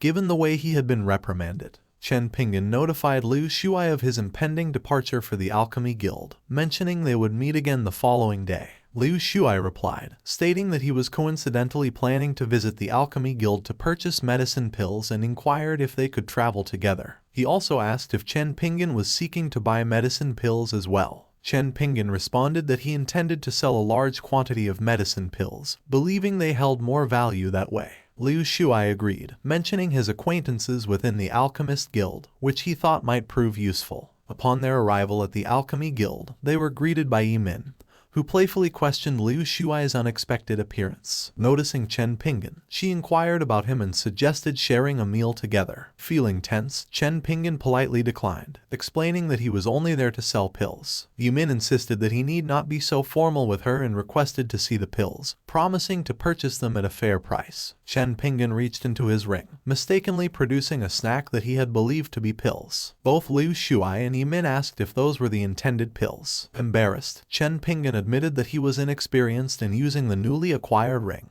With a cringe, Yimin asked Liu Shuai if Chen Pingan was genuinely his friend, to which Liu Shuai replied that he most likely was. He then thoughtfully expressed how Chen Pingan defeated a Yuan Ying monster and what he was doing now somewhat excessive. Chen Pingan retrieved something from his ring, accidentally dropping a 10% discount card Bai Gufeng had given to the Pingan sect. Yimin recognized the card and realized it was the rare purple gold card from the treasure hall. which was rumored to belong exclusively to the hall's owner. As Chen Pingan finally produced the pills, Yimin apologized and asked him to wait a moment. Yimin hurriedly left, leaving Chen Pingan puzzled. She suspected that Chen Pingan was no ordinary person, given his possession of the card, and felt compelled to inform her master. Xiamen Chen, the chief of the Alchemist Guild, questioned Long Aoshan about a man who held the treasure hall's hallmaster's purple gold token and was seeking to sell medicine. Long Aoshan accused Bai Yufeng of being shameless for making such a move. Visibly upset, Bai Yufeng retorted that he had already won, while Xiamen Chen urged them to calm down. Xiamen Chen informed Yimen that Chen Pingan was an impostor and that Long Aoshan and Bai Yufeng were already in league with him.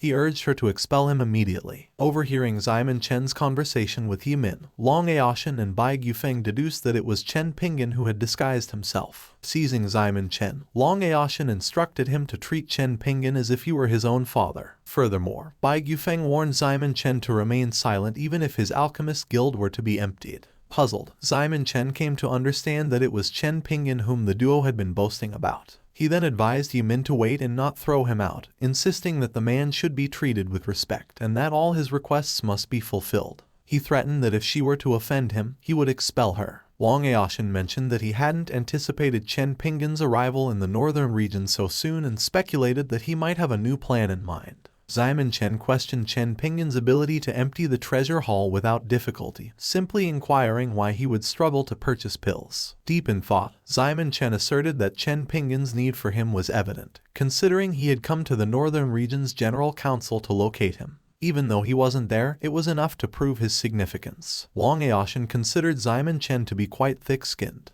In the meantime, Yimen blushed as she contemplated how she would accommodate Chen Pingan's demands. Realizing that she had been teasing him for a while, she wondered what might happen if he indeed made such requests. As she returned, she murmured that Chen Pingan was rather attractive. She boldly asked if he wanted her to give herself to him, causing Chen Pingan to cringe. Fuming, Boss Duan grumbled about yet another woman flirting with him. After some time, Chen Pingan expressed surprise at selling so many spiritual jade for 10 third-grade medicines and thanked Liu Shuai's connections. He bought cultivation manuals along the way, intending to study them at home. Chen Pingan asked the system to return him, which it promptly did. He mumbled that the connections Liu Shuai had helped him find were quite beneficial, and he questioned why women in his world were so eager to give themselves away, adding that he was handsome. A system message appeared, stating that the transmission had been completed. A portal materialized, causing Chen Pingan to fall face first onto the ground. Infuriated, he demanded an explanation from the system for throwing him out into the air. The system responded with a new message, claiming that there had been an error in the transmission. Chen Pingan yelled at the system not to make excuses and to reflect on its actions. The dog concluded that it was Chen Pingan's responsibility to think about what had happened. Muttering under his breath, Chen Pingan walked away, stating that he was too lazy to care about the system and wondering if Xiao Linger had missed him during his absence. As Xiao Linger lay on a chair, she whispered that the days without Chen Pingan were quite comfortable. Upon hearing of Chen Pingan's return,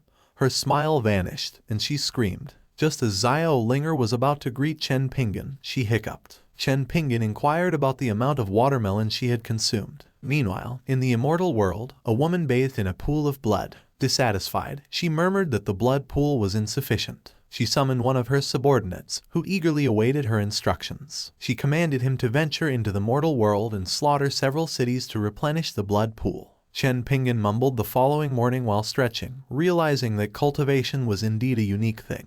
Even without sleep, he still felt energized. Curious, Xiao Linger inquired if Chen Pingan intended to leave her behind once again. He couldn't help but suspect that Xiao Linger was still pretending. In a surprising move, Chen Pingan told Xiao Linger that he would miss an appointment that day just to spend time with her. Taken aback, Xiao Linger informed Chen Pingan that missing appointments was irresponsible, but she reassured him that she would be fine since she had someone to play with. Grinning, Chen Pingan thought to himself that he knew Xiao Linger was pretending and felt fortunate he hadn't stayed in the kingdom.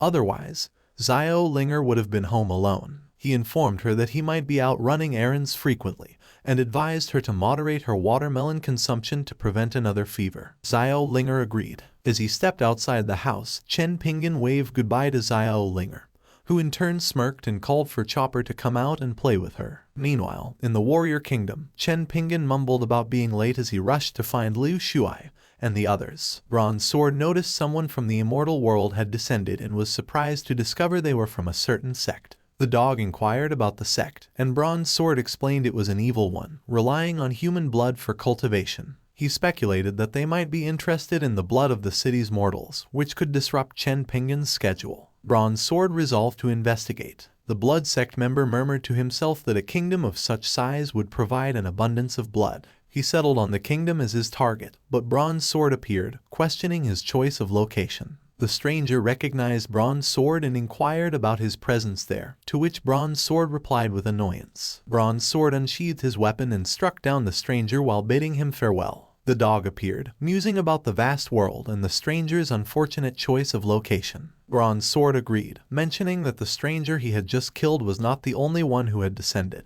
They would not bother with cities without the order of Chen Pingan or others from his yard. Feeling anxious, Grandpa Murong knocked on Chen Pingan's door, suspecting that he might not be home due to the lack of response. When the 4 experts arrived, Jen Denteng stated that the others were also gathered at Chen Pingan's house. Wang Aoshan explained that immortals were slaughtering cities, and Bai Gufeng responded that there was no need to ask, as they were all there for the same reason. Wang Aoshan inquired if Grandpa Murong knew whether Chen Pingan was home. Grandpa Murong frowned and told Long Aoshan that he believed Chen Pingan was not home, having come to see him because of the immortals. Long Aoshan was taken aback by Chen Pingan's absence. Xiao Linger greeted the experts, and Ximen Chen, sensing a powerful presence, mistakenly identified her as Chen Pingan. Long Aoshan punched Ximen Chen, calling him foolish before clarifying that Xiao Linger was Chen Pingan's sister. Grandpa Murong informed Xiao Linger that they required Chen Pingan's assistance and asked if she knew his whereabouts. Xiao Linger replied that Chen Pingan had gone out and might not return until evening. Concerned, Grandpa Murong informed her that if Chen Pingan did not return soon, millions of people would suffer. Xiao Linger told them not to bother her brother and reassured them that she could also help. Grandpa Murong asked Xiao Linger if she could see the immortals, to which she confidently replied that it was a simple task. Xiao Linger reached out her hand and seemingly grasped the air, explaining that if Chen Pingan returned too soon, her plans would be ruined. Therefore, she decided to assist them with this straightforward task herself. With a smile, Xiao Linger informed them that the problem had been resolved. One of the immortals, clearly irritated, inquired of his companion about the whereabouts of the others. Visibly fearful, the companion responded to his superior that while one of them was en route, the other could not be reached for some inexplicable reason. The superior immortal, frustrated, grumbled that his companion seemed incapable of accomplishing even the simplest tasks. Quite unexpectedly, an astral form of Xiao Linger materialized behind them. The immortal superior, caught off guard, prepared to defend against Xiao Linger's imminent attack. Wang Aoshan, skeptical, questioned Xiao Linger as to whether the problem had been resolved already. Xiao Linger assured him that it was indeed finished, albeit admitting that she had overlooked one detail. The other immortal, puzzled, noted that he had not encountered his superior, or any of the others at their designated meeting point. Suddenly, he was approached by the astral Xiao Linger, who launched an attack on him. Xiao Linger gleefully announced that she had managed to resolve the situation with a mere snap of her fingers. Grandpa Murong found her demeanor endearing, but he remained unconvinced of Xiao Linger's claims. Bai Gufeng informed the group that they could no longer afford to wait, and needed to locate Chen Pingan in the northern region. Grandpa Murong countered that venturing there could potentially jeopardize Chen Pingan's plans in the north, asserting that Chen Pingan was likely well aware of the situation. Just then, one of Grandpa Murong's subordinates appeared, prompting him to inquire about the matter at hand. The subordinate reported that the immortal who had slaughtered the city had encountered a colossal figure, and had vanished in an instant. Surprised by this news, Grandpa Murong dismissed his subordinate, murmuring that they were perhaps overanalyzing the situation. Xiao Linger, grinning, reminded the group that they owed her their assistance, as she had already helped them. After a moment, Jen Danteng, drenched in sweat, remarked that if Xiao Linger was truly so powerful, Chen Pingan must be as well. Ximen Chen acknowledged his disbelief that the 5 of them, all prominent figures from various forces, had come together, struggling to comprehend the reality of the situation. Grandpa Murong expressed his flattery at being included among such esteemed company. Long Aoshan shared his observation that they were like pivotal pawns in an incredible game of chess that Chen Pingan had orchestrated not long ago, with each of them serving as fingers to manipulate the world. Bai Gufeng came to the realization that he, along with the others, was simply a pawn in Chen Pingan's grand scheme, and the others swiftly concurred. Meanwhile, in the Immortal Realm's evil sect hall, the Blood General informed the Blood Lord that those who had been sent to the mortal world to gather blood had all perished simultaneously. The Blood Lord surmised that immortals might be roaming the mortal world and instructed the Blood General to personally investigate the matter, as she was in the midst of a critical breakthrough period. Xiao Linger courteously served them watermelons, while praising their diligent efforts. Long Aoshin, taken aback, couldn't help but wonder if she was genuinely offering them the juicy fruit. With a reassuring smile, Xiao Linger advised them not to worry about minor details. Secretly, she grinned wickedly, confident that if Chen Pingan asked later, she could justify the situation by saying the experts had consumed the watermelons. Grateful, Long Aoshin accepted the watermelons from Xiao Linger. Upon Ziasui's arrival,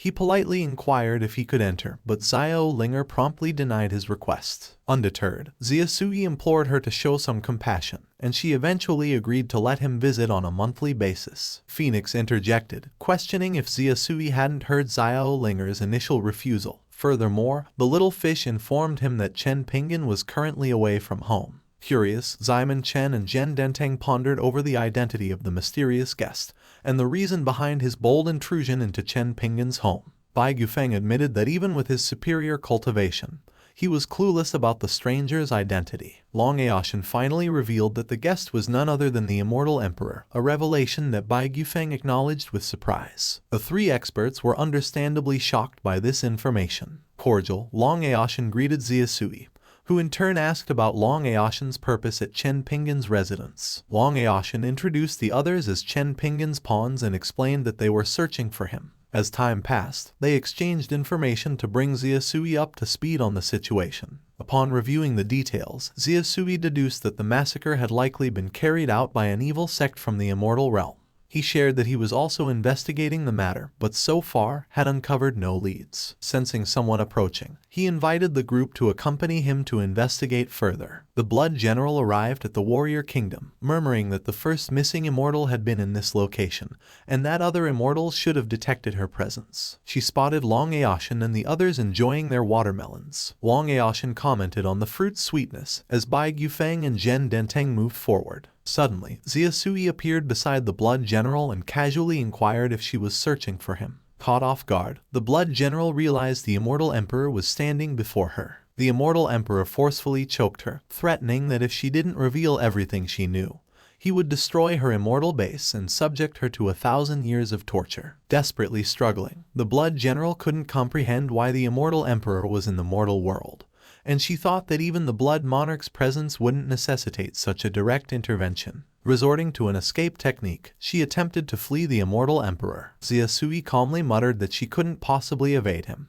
As a portal opened, the Blood General emerged, resigning herself to the fact that there was no escaping the Immortal Emperor. In a desperate act, she cast a spell designed to annihilate everything within a 100-mile radius, including herself. Feeling upset, Ziasui humbly informed the Blood General that her skills were insignificant compared to his. He came to the realization that he could not use his power. The Blood General, grinning, understood that even if the Immortal Emperor had appeared in the human world, he would still have a concern, one that she hadn't anticipated would involve mortals. Ziasui found himself perplexed, uncertain of whether to take action or remain still. Subsequently, Long Aoshin whispered to Ziasui, urging him not to hesitate before eliminating the Blood General, for if he failed to do so, more mortals would suffer in the future. He reassured Long Aoshin that saving mortals wouldn't pose a problem and mentioned that among the hostages she had taken was Chen Pingan. Chen Pingan, equally perplexed, questioned his companions as to why they were all standing motionless. When Liu Shuai sensed the terrifying pressure and murderous intent, he deduced that it must be another immortal, as the energy was the same as that emitted by the immortal sword. Pan Hang, realizing he was unable to speak or move, wondered if it was due to fear or some form of suppression. Nevertheless, he felt compelled to rescue Tian Shan Shan, even if the odds were slim. Pan Hang was taken aback when Chen Pingan advanced, curious about his intentions. Although he didn't particularly like Chen Pingan, he couldn't help but worry about him confronting the Blood General and potentially getting killed. Anxiously, the dog inquired of the Bronze Sword what they should do. Bronze Sword contemplated that even if the individual's strength was inferior to his own, if he couldn't reveal himself, engaging in a serious battle would prove highly dangerous. Upon noticing Chen Pingan approaching her, the Blood General questioned why he wasn't affected by her ki, despite being in the initial stage of Danshin formation. Chen Pingan initiated a conversation with the Blood General, asking if there was anything he could assist her with. Taken aback, the Blood General informed him that he was her hostage and expressed her bewilderment about his actions. Sighing, Chen Pingan mentioned that if she ever encountered bandits or something similar, he wouldn't be surprised,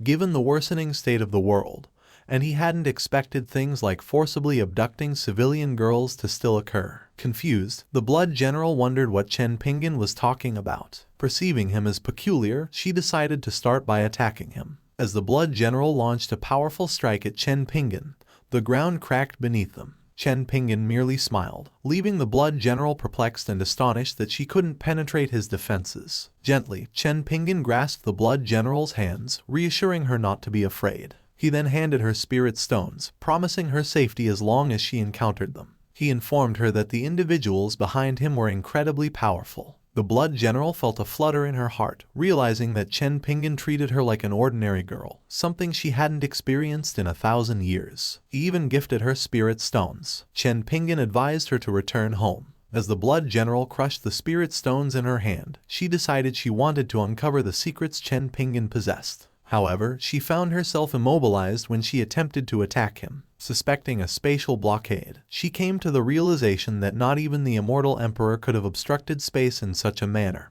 and she wondered who was responsible. Finally, Boss Duan informed the Blood General that she was not yet worthy of laying a finger on Chen Pingan. As the blue circle attacked the Blood General, she let out a piercing scream. Once the space blockage disappeared, Chen Pingan quickly noticed that the Blood General was nowhere to be found. Concerned, Tian Shan inquired if Chen Pingan was all right. Chen Pingan reassured her that he was fine, but expressed curiosity about the recent events. Fei Shang proceeded to explain the entire situation to Chen Pingan. Shocked, Chen Pingan learned that they had been overpowered by the Blood General's pressure and immobilized, and that the Blood General had actually tried to kill him. Bewildered, Pan Hang asked if Chen Pingan had managed to handle the situation. Chen Pingan speculated that his lack of a spiritual root to sense the enemy's power might be the reason he didn't suffer from the pressure, but he wondered how he could possibly fight such a formidable foe. He insisted that he was too weak to have attacked the Blood General, and suggested that they ask Liu Shuai if they didn't believe him. Liu Shuai agreed with Chen Pingan, who felt that even Liu Shuai didn't fully believe him. Tian Shan sighed, expressing her hope that they would never face such a dangerous situation again. She acknowledged that everyone's mood had been dampened, so they wouldn't be continuing their training that day. Tian Shan surmised that a hidden expert might have come to their rescue. Disappointed, Chen Pingan mumbled that he hadn't practiced enough. In response, Liu Shuai offered to make it up to him with some leisurely strolling. However, Liu Shuai soon received emergency news from his home. Meanwhile, Long Aoshan suggested that a powerful force was at play and expressed disappointment that he hadn't seen Chen Pingan fight, as he believed that the Black Flood Dragon and the Immortal Weapon had secretly demonstrated their power. Ziasui argued that just moments ago, the force of heaven and earth could have easily penetrated the entire continent, and it was most likely not the work of the Black Dragon and the Immortal Weapon. He assumed that it must be someone he knew. Grandpa Murong pondered if Chen Pingan was actually in the northern region. Zhen Danteng replied that he believed Chen Pingan might have taken a liking to someone in those few knots and wanted to support them. Simon Chen informed the group that when Chen Pingan visited his general association a few days earlier, he was accompanied by a second-rank array mage named Liu Shuai. Upon hearing this, the experts all simultaneously said Liu Shuai's name. At Liu's mansion, the Grand Elder advised Liu Kai not to force the issue, as they were family. He told Liu Kai that his strength was greater than his and that as long as he relinquished his position as patriarch, he would not make things difficult for him, and the family would be stronger than it was now. Liu Kai responded that the position had been bestowed upon him by his father on his deathbed, and he couldn't simply hand it over. When the Grand Elder realized that Liu Kai wouldn't accept his offer, he attacked him, knocking Liu Kai to the ground. He demanded to know if Liu Kai would relinquish his position or not. Defiantly, Liu Kai stated that there was no way he would give up his position to the Grand Elder. Just as the Grand Elder was about to strike him, Liu Shuai intervened, preventing the punch from landing on his father. Surprised, Liu Kai questioned why Liu Shuai had returned. Liu Shuai explained that he couldn't ignore such a critical situation. He confronted the Grand Elder, accusing him of trying to rebel, and warning that if he wanted to kill Liu Kai, he would have to get through him first. The Grand Elder dismissed the notion, saying he had assumed someone more significant had arrived, but it turned out to be just Liu Shuai. He told Liu Shuai that his strength alone wouldn't be enough to stop him and prepared to punch him. At that moment, the experts arrived, introduced themselves, and mentioned that they had come for a visit. The Grand Elder was puzzled as to why these prominent figures had suddenly shown up, thinking there was no way the Liu family could be connected to them. Liu Kai scolded Liu Shuai for not listening to him and for continuing to work at the stall, wondering if Liu Shuai had offended anyone. Liu Shuai denied having offended anyone. The Grand Elder smirked, thinking that he could now justify his forced takeover of the patriarch position since he had been concerned that some family members might not be convinced. Bai Gufeng inquired about the location of the Liu family head. Long Aoshin questioned why Bai Gufeng was in such a hurry. Bai Gufeng reasoned that he should take this opportunity to please Chen Pingan before Long Aoshin could seize it. The Grand Elder welcomed the visitors and introduced himself as the Liu family's Grand Elder. Bai Gufeng punched the Grand Elder, telling him that if he wasn't the patriarch, he should step aside because they were in a hurry. Long Aoshin inquired as to why Bai Gufeng was in such a hurry, informing him that they had merely come to visit and had no intention of attacking anyone upon arrival. Bai Gufeng agreed, conceding that he had been merely impulsive. He grasped the Grand Elder's hand, admitting that he had been in haste and hadn't paid attention to his surroundings, offering an apology. The Grand Elder assured Bai Gufeng that everything was fine as long as he was content. Simon Chen initiated a conversation with Liu Shuai, inquiring if the man beside him was his father, the leader of the Liu family. Zhen Dentang questioned Liu Kai about who had assaulted him. The Grand Elder admitted that he was the one who had beaten Liu Kai, explaining that Liu Kai had offended his seniors and deserved punishment. Bai Gufeng grabbed the Grand Elder, asking if he had injured him. The Grand Elder confirmed this with a trembling voice. Without hesitation, Bai Gufeng hurled the Grand Elder into the air and instructed him to leave. He sighed, lamenting that it was all due to misfortune. Liu Shuai greeted the gathered experts. Long Aoshin responded that there was no need for formalities, mentioning that Chen Pingan was interested in cultivating Liu Shuai, and that they were merely carrying out Chen Pingan's wishes by visiting him. Long Aoshin retrieved a ring from his attire and informed Liu Shuai that it was a gift, consisting of half the assets of his Tianzan Tower branch. Bai Gufeng followed suit, presenting Liu Shuai with a ring as a congratulatory gift, containing half of the treasure hall's assets. Simon Chen offered Liu Shuai a ring encompassing half of the assets of the Alchemist Guild headquarters. Frustrated, Zhen Dentang felt they were belittling him for not opening more branches, so he took a ring from Shushan Immortal Academy and gifted it to Liu Shuai. Feeling overwhelmed, Liu Shuai told the experts that he could not accept their generous gifts. Long Aoshin held Liu Shuai's hand, insisting that he accept the gifts as it was all for the sake of Chen Pingan, and wishing him a prosperous future. Liu Kai thought that the combined assets the experts had given to Liu Shuai were worth more than an entire kingdom. He questioned Liu Shuai about whether the senior the experts were referring to had visited his store. Liu Shuai informed Liu Kai that he hadn't anticipated meeting such an influential person and revealed that he would not open the store. Liu Kai's smile widened, encouraging Liu Shuai not to close it, but to strive for success and expand by opening more branches. Meanwhile, Chen Pingan grumbled about becoming wealthy, never expecting to find so many treasures while roaming the mountains. He chuckled, reflecting on how the treasures he discovered were lost by cultivators from various paths, and mused that such treasure hunting was more profitable than chopping wood and collecting herbs in the mountains. As Chen Pingan heard something and turned around, Yang Ming, the prince of the warrior kingdom, wondered why an astral demonic beast was present. He assumed they would all be massacred by the beast and hoped for a miracle that could save them. Observing Chen Pingan running towards the beasts, Yang Ming realized he was only at the first stage of Danshan formation and presumed he had come to provide an extra meal for the beast. Astonishingly, everyone was baffled when the beast let out a scream of shock. The dog emitted a fearful aura, causing the demonic beast to emit a piercing scream. Chen Pingan urgently instructed the fleeing beast to halt, and surprisingly, it obeyed. This left Chen Pingan utterly bewildered. Meanwhile, Yang Ming hypothesized that Chen Pingan had inadvertently frightened the monster. He couldn't fathom how he could have stopped the beast, considering he was only in the first stage of the Danshan realm. Intrigued, Chen Pingan commanded the beast to sit, and it promptly complied. Yang Ming was utterly perplexed, wondering how Chen Pingan had managed this feat and speculating whether the creature's species had somehow transformed into that of a dog. Chen Pingan quietly questioned if the beast had indeed been subdued. Reflecting on the creature's apparent weakness, he yearned for an encounter with a monster similar to the bear from a previous experience, one that would allow him to execute more complex maneuvers. Curious, Chen Pingan inquired if the beast was afraid of him, prompting the creature's eyes to widen in terror. Upon inspecting the dog, the beast realized it was indeed terrified. Chen Pingan expressed his confusion, suspecting that his key bug was responsible for the creature's fear. He reasoned that although the bug was ineffective on humans, it must have worked on monsters. Grateful, Yang Ming thanked Chen Pingan for rescuing them, to which he humbly responded that their safety was all that mattered. Seeking clarification, Yang Ming questioned Chen Pingan's cultivation level, suspecting that his strength must exceed the origin realm to have so effortlessly suppressed an astral realm monster. He doubted Chen Pingan's claim that his body emitted Danshan realm qi.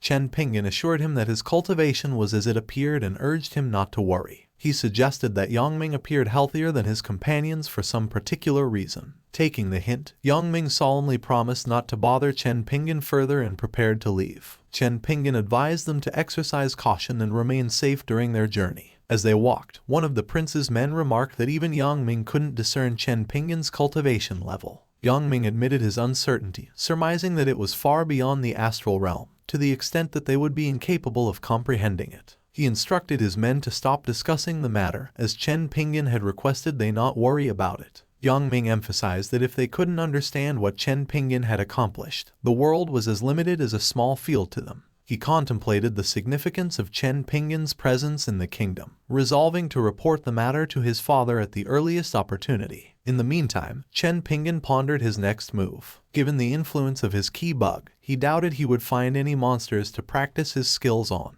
He instructed the tame demonic beast to guide him to another monster, and together they ventured into the mountains. Upon encountering a gorilla, Chen Pingan prepared to employ a specific technique. However, before he could do so, the gorilla knelt in submission, effectively expanding the size of the team. An immense cloud of smoke billowed through the forest just an hour later. Consequently, a group of people received instructions to remain on high alert. One man, curious about the cause of the uproar, posed a question regarding its origin. Wang Aoshan and the other seniors accompanying him were met by the head of the beast management, who expressed gratitude for their help in intercepting the beast tide. Wang Aoshan clarified to the beast management head that their presence was due to other reasons, and they sought to discuss the situation with him. Simon Chen recalled the last beast tide he had witnessed decades earlier, which was triggered by someone who hunted and killed the young cub of a Mahayana Peak monster. In response, the monster led thousands of other beasts across the land, devastating half of the entire kingdom. The head informed the group that the tide was heading towards the kingdom, and that a staggering 10,000 monsters were being controlled by someone.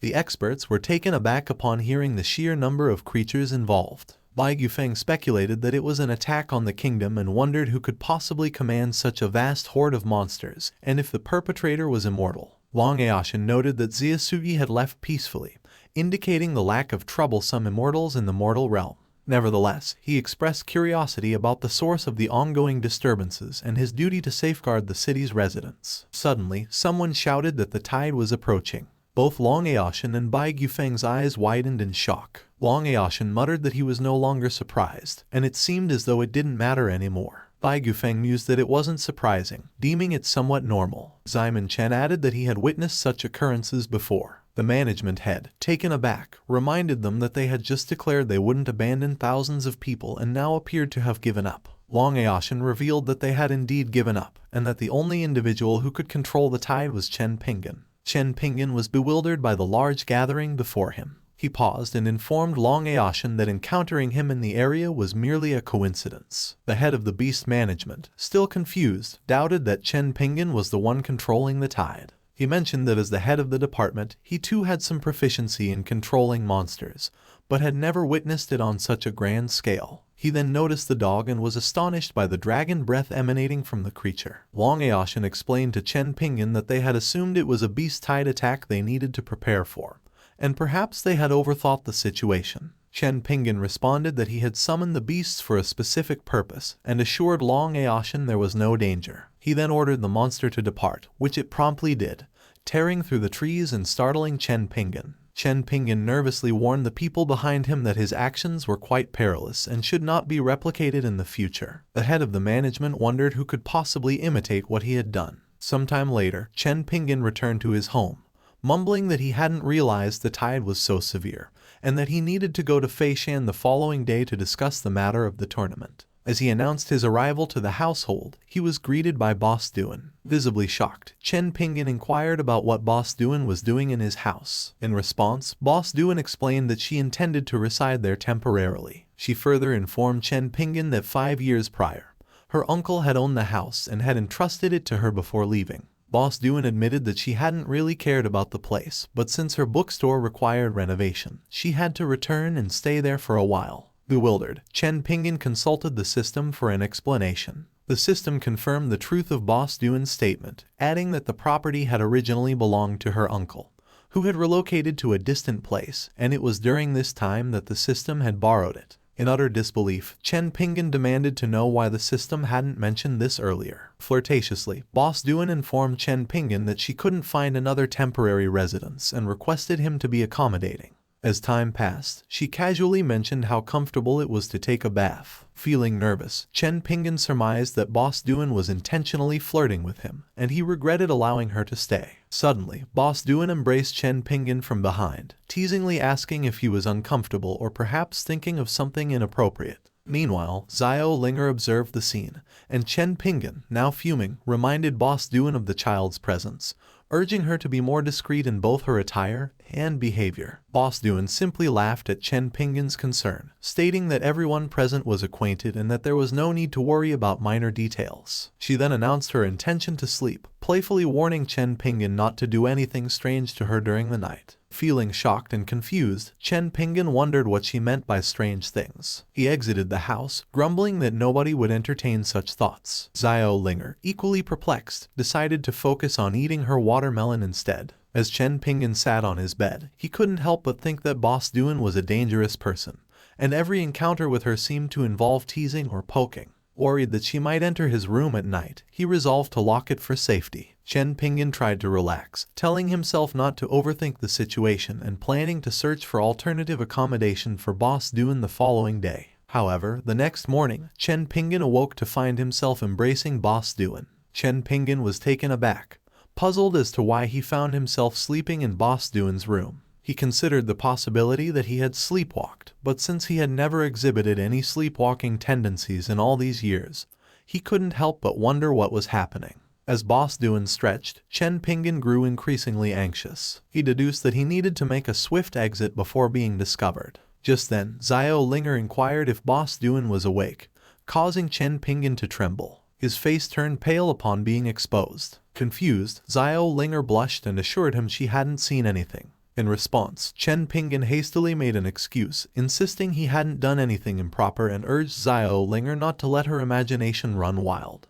When Boss Duan finally awoke, she greeted Chen Pingan and questioned his presence in her room. Stammering, he returned her greeting and explained he was there to call her for breakfast. When she inquired about the whereabouts of the meal, he admitted that it wasn't quite ready yet. Later that morning, as Chen Pingan nervously ate his food, Boss Duan remarked on how well she had slept the previous night, claiming it was the best rest she'd had in months. Chen Pingan secretly hoped she hadn't discovered anything. Subsequently, Xiao Linger playfully asked Chen Pingan if she should start referring to Boss Duan as her sister-in-law, which caused him to accidentally spill food on her. Annoyed, Xiao Linger scolded him for the mess. Chen Pingan retorted, questioning why she had to make such absurd remarks. Boss Duan gently wiped the food from Xiao Linger's face and told Chen Pingan that she was only speaking in his best interest, reminding him that, at 20 years old, it was time for him to find a wife. Chen Pingan reflected on the fact that, due to his preoccupation with the system erasure factor, he hadn't given much thought to everything that had transpired earlier. He acknowledged that the system hadn't presented such issues during its upgrade. Nonetheless, he pondered whether spending an extended period in the current world might eventually cause him to forget what his wife looked like. Boss Duan called out to Chen Pingan, inquiring if something was on his mind and asking about the proposal she had made. Chen Pingan questioned her about the proposal, to which Boss Duan responded that she would become his wife. Flustered, Chen Pingan coughed, informing them that he had finished eating and had something to do that day.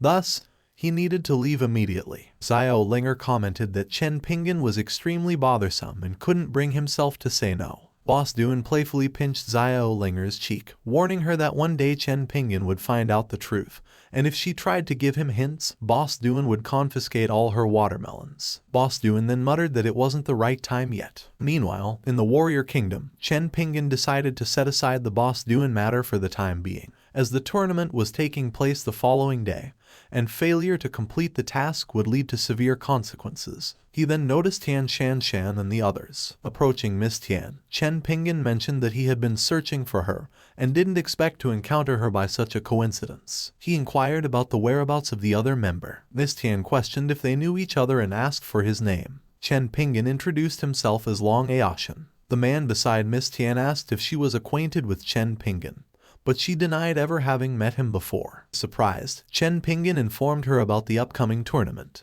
A large, muscular man stepped in front of Chen Pingan, ordering him to leave as he wasn't taking the situation seriously by hitting on his martial arts tournament teammates. Chen Pingan wondered if she was indeed his tournament teammate and speculated that Miss Tian must have teamed up with someone else, finding it difficult to pretend that they weren't acquainted. Chen Pingan told Miss Tian that he would assume he had mistaken her for someone else and would see her at the tournament. The muscular man insulted Chen Pingan, mocking his first layer of Danshan and his audacity to challenge them. As Chen Pingan walked away, he paused momentarily. The dog urged the bronze sword to eliminate the man, but the bronze sword replied that he wanted to, but could not act due to the large crowd. Challenging the muscular man to a match, Chen Pingan was told to get lost, as the man didn't want to bully someone as weak as him. Chen Pingan retorted, questioning whether the man was afraid or simply didn't dare to fight, adding that those who constantly insult others were no better themselves. The bronze sword and the dog cheered for Chen Pingan. The muscular man, identified as the Prime Minister's son, Moe, agreed to fight Chen Pingan, asking the crowd to disperse. A bystander wondered why Moe was in conflict with someone in the first layer of Danshan formation.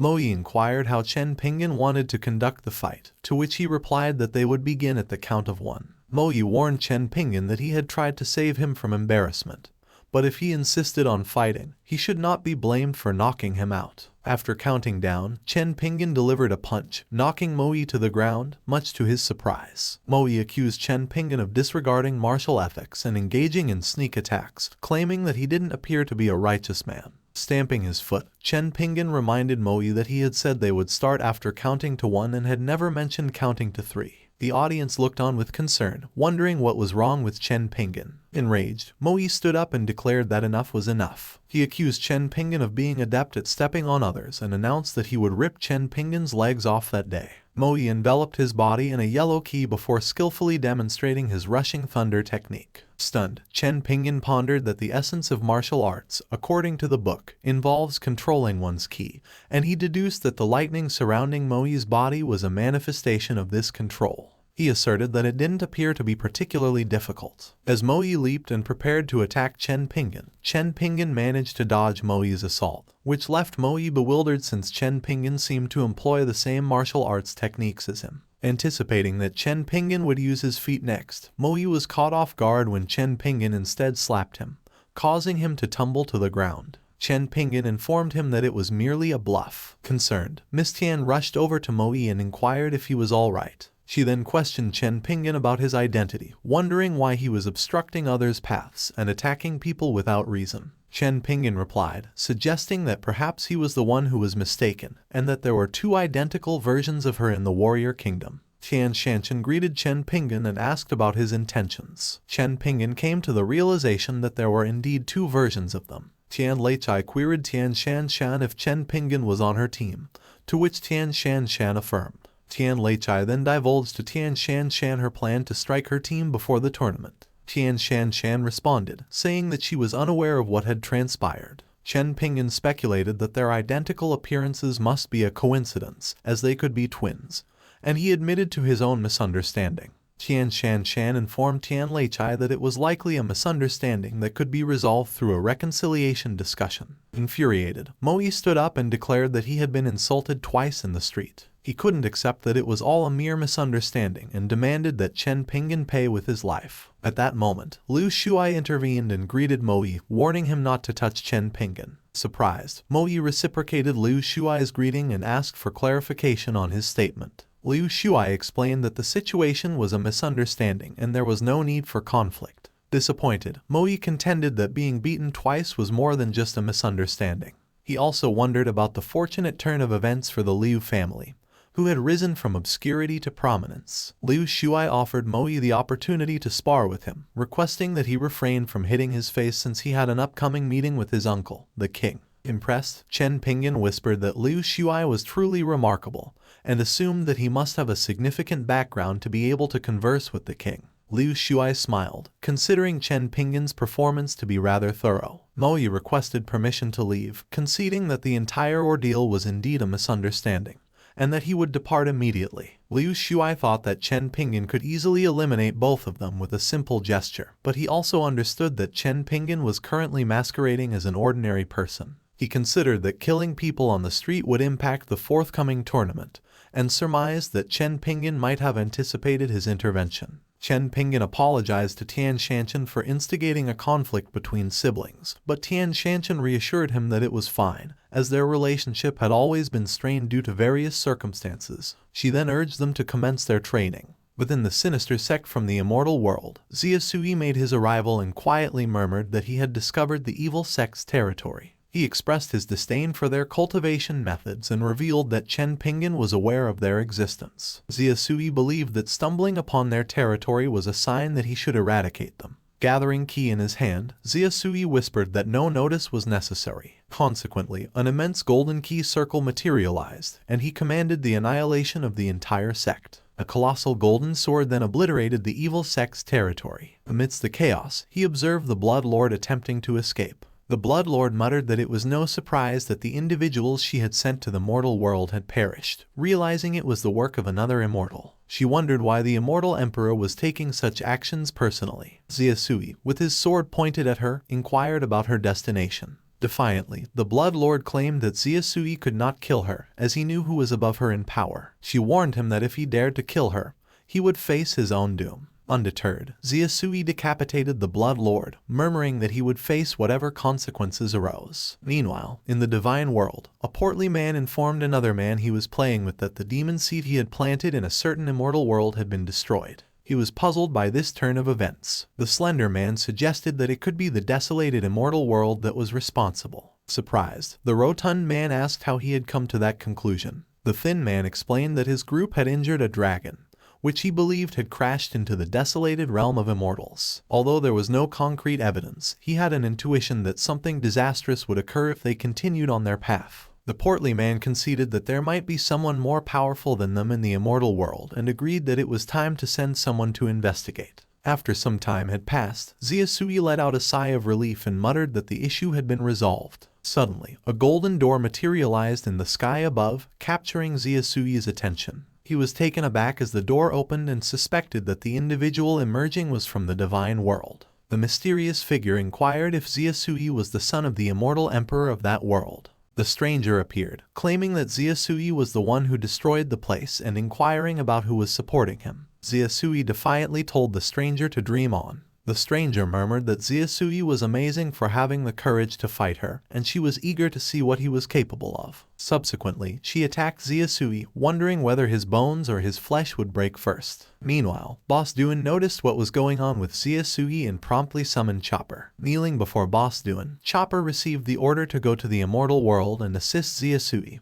which he quickly obeyed. After some time, the stranger conceded that Ziyasui wasn't bad at resisting her power. Ziyasui, struggling, told the stranger to go to hell. The stranger's attention shifted when another person appeared. As Chopper approached Ziyasui, he grumbled, thinking that the newcomer was impressive. However, his expectations were dashed when he realized it was only a little minion. He told the stranger that he didn't have any time to play with her slowly. Astonishingly, Chopper released numerous seals, which shocked the stranger. He informed the stranger that there were over 3,000 seals, and he had just unblocked one that day, which would be sufficient to get the job done. Ziyasui, coughing blood, thought that Chopper was the kitchen knife from Chen Pingan's house. Terrified, the stranger asked who Chopper was, to which Chopper replied that she didn't deserve to know who he was. A ray of red light shone down on Chopper's hands, and, as a result, the stranger requested Chopper to wait. However, Chopper began attacking her without listening, causing the stranger to vanish in an instant.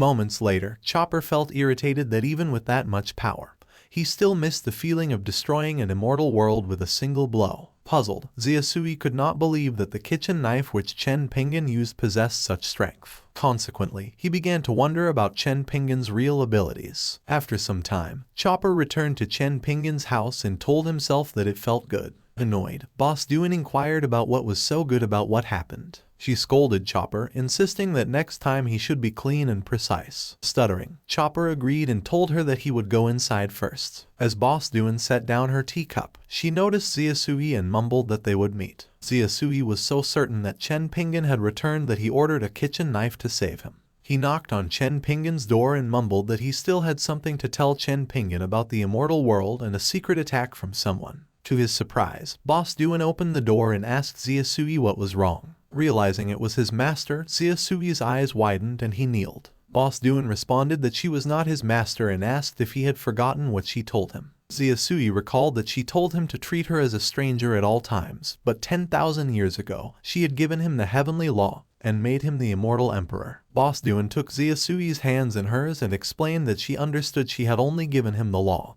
and that she couldn't afford to be called master. She asked Ziasui to pretend he didn't know her. She then informed Ziasui that Chen Pingan wouldn't return until later, and invited him inside to see Xiao Linger, who gave him a menacing look. Upset, Ziasui declined and told Boss Duan that he would visit another time. Frowning, Boss Duan reassured Ziasui that his disagreements with Xiao Linger should be resolved eventually. Discouraged, Ziasui muttered that the reason Xiao Linger didn't want to see him might be related to her mother. Boss Duan interrupted Ziasui's explanation, telling him that she already knew the ins and outs and wasn't interested in hearing it again. Flustered, Ziasui conceded that it was only natural for her to know. Relieved, Ziasui learned that Chen Pingan and Boss Duan were living together, as he had assumed that Chen Pingan's adversary was Boss Duan. He then realized that the two of them were living together. Meanwhile, in the divine world, the fat man couldn't believe that the person they had just sent to the immortal world had been killed instantly and her soul destroyed, which surprised the thin man.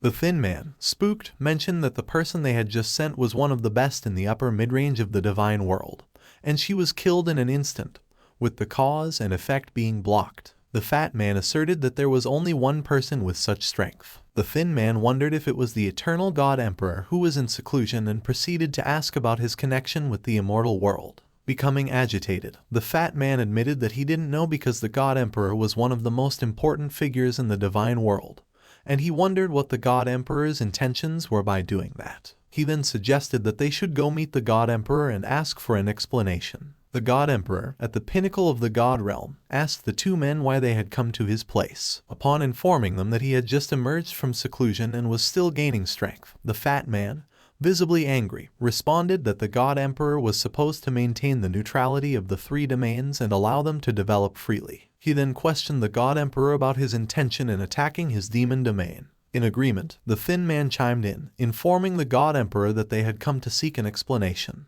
However, the God Emperor firmly rejected the accusation of him attacking their demon domain. The fat man, raising his voice, yelled at the God Emperor, telling him that the soul of the person he sent to the immortal world had been destroyed and blocked. Consequently, he demanded an explanation. The God Emperor, standing up, inquired the fat man as to why the cause and effect were blocked. Caught by surprise, the fat man admitted that he was right. The God Emperor, realizing that there was no one else who could block the cause and effect except for two people, smiled and laughed. Amused that he had learned something about the two unknown individuals, he asked them to tell him everything they knew. Meanwhile, at Beast Mountain, Lu Shuai asked Chen Pingan if he was sure about making the bears their training partners. Chen Pingan assured them that he had used a secret treasure to make the bears listen to his dispatch for a brief period of time, and they could practice with confidence. Pan Hang, intrigued, pondered the type of secret treasure Chen Pingan had used to control the demonic beasts. As he did so, he realized that Chen Pingan was the one who had beaten him up the other day.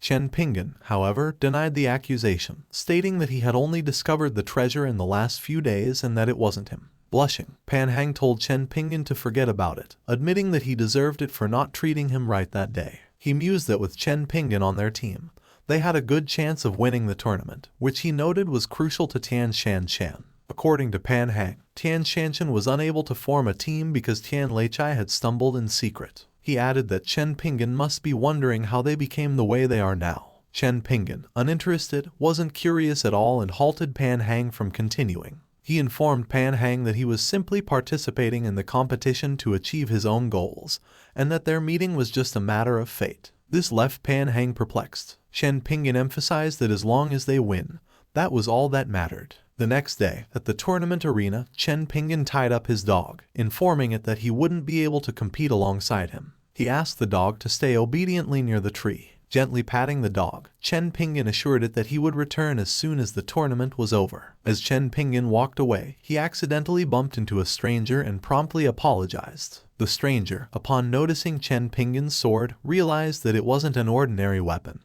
and that she had seen it somewhere before but couldn't quite recall where. Reminding herself not to be distracted any longer, she knew she needed to bring the firebird back or face severe scolding upon her return. Suddenly, the strange girl had an idea. If Chen Pingan's sword was truly a treasure, bringing it back could compensate for the loss of the firebird. Determined, she planned to enter the tournament. Meanwhile, in the resting area by the arena, Guo Xian called out to Moyi. Tian Leichai inquired if Moyi was the one being summoned. Moyi replied that she had never seen Guo Xian before and asked one of their teammates if he knew who the stranger was, to which he answered that he did not. Slyly, Guo Xian cast a deceiving spell on them, chiding them for not recognizing her as the most important member of the team. With a smile, she knew her spell had worked. Noticing Guo Xian, the saintess of the Yunji sect's immortal realm, Bronze Sword, thought to himself that there had been a lot of familiar faces in the mortal world recently. Tian Shanshan informed her teammates that the tournament was divided into 2 rounds, the first round being the arena,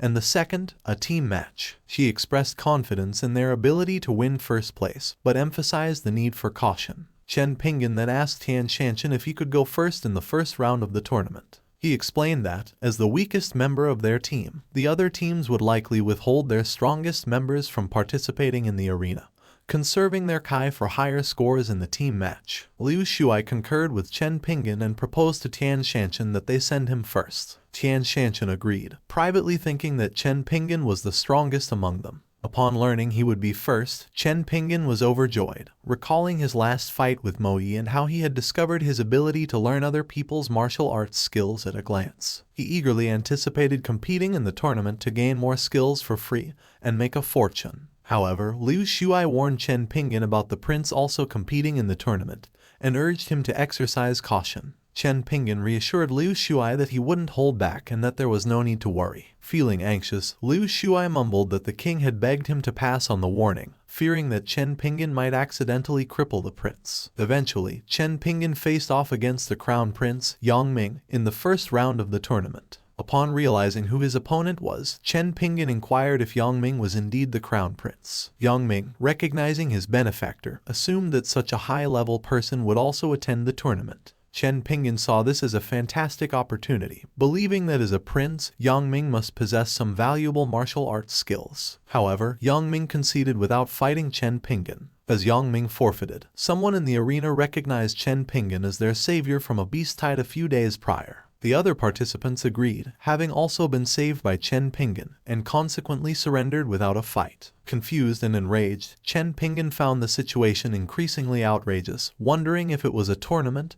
or a Thanksgiving gathering. Had he known, he wouldn't have gone first, as he hadn't learned a single move. At this point, Moyi stepped forward, telling Chen Pingan that he didn't know what kind of trick he'd used, but he wouldn't let him off the hook. Chen Pingan responded, relieved that someone was finally willing to fight. Moyi enveloped his sword with ki, vowing to make Chen Pingan suffer. However, Chen Pingan was disappointed to see Moyi again, wishing for a different opponent. Seeing Chen Pingan's disappointed expression, Moyi became furious. Chen Pingan then insulted Moyi's sword, claiming it was inferior to his own. Moyi retorted that no one had asked about his sword, and declared that he wouldn't use it to avoid accusations of bullying. As Chen Pingan prepared to attack, Moyi recalled that his sword had been discovered in a secret realm and was highly coveted by top powerhouses on the mainland, as it was a spiritual weapon. Chen Pingan then shattered Moyi's sword with a swift slash, leaving him shocked. He told Moyi that his weapon was terrible, and it infuriated him. Moyi, stunned, couldn't believe that Chen Pingan's seemingly inferior magic weapon could break his spiritual weapon.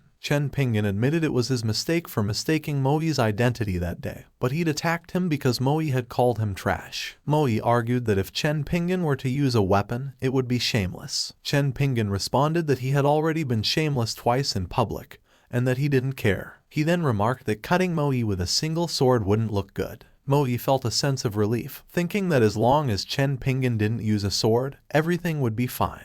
However, Chen Pingan surprised Moi by taking out another sword, declaring that slashing him with 2 swords would be more stylish. Stunned, Moi admitted defeat. Subsequently, Chen Pingan told Moi that he liked the sound of surrender and that he would let him go for good. One of Yongming's men was taken aback when Moi admitted defeat and that his best sword had been slashed by someone in a single strike. Dejected, Moi stepped down, reflecting on what had happened. Yongming was so taken with Chen Pingan's sense of humor that he assumed Moi and Chen Pingan were fighting and felt compelled to inform his father, the king. Meanwhile, round 10 began with Chen Pingan taking on Guo Xian in the arena. Guo Xian muttered something about Chen Pingan's sword. Chen Pingan's eyes grew wide as he saw Guo Xian as a lost child, to which Guo Xian responded that Chen Pingan's family is a whole child. Consequently, Guo Xian proceeded to humiliate Chen Pingan. Chen Pingan doubted if Guo Xian was really a contestant and that she was noisy. Guo Xian informed Chen Pingan that she was interested in his sword and asked him if he wanted to wager it on their match. Chen Pingan questioned Guo Xian how she wanted to bet. Guo Xian grinned as she replied that if Chen Pingan loses, she will take his sword, and if she loses, she will give herself. Unimpressed, Chen Pingan declined as he was not interested in her bet. Guo Xian was stunned after hearing what Chen Pingan said and thought how it was possible that the control skill didn't work on Chen Pingan. She clenched her fist and told Chen Pingan that because he was ignorant, she would take his sword for herself. Determined, Guo Xian summoned a blue hawk and was about to attack Chen Pingan. Chen Pingan's eyes grew bright as he saw a new technique. She slashed at Chen Pingan, whom Chen Pingan had avoided, leaving Guo Xian speechless. Chen Pingan appeared on Guo Xian's back, surprised that he had learned her skill with just one look. Guo Xian turned around and attacked Chen Pingan, and she wondered why he was using the same body technique she was. She inquired as to where Chen Pingan learned his body technique. Annoyed, she informed Chen Pingan that it was a secret technique that had been passed down in their sect. Chen Pingan responded that he had just learned it. Guo Xian doubted Chen Pingan and told him that he was a liar. Chen Pingan retorted that he did not lie about his technique and suggested that they compare their martial arts skills rather than their body technique. Guo Xian agreed, thinking that now that the secret law had been revealed, the truth didn't matter because she couldn't let Chen Pingan lie while unleashing her sword. A huge amount of ki covered the arena. One of the audience members murmured that Guo Xian was wielding a supreme spiritual weapon, and that there weren't many weapons of that caliber on the entire continent. Guo Xian cast Supreme Master Gu Shifeng, hiding the shape and will of the sword.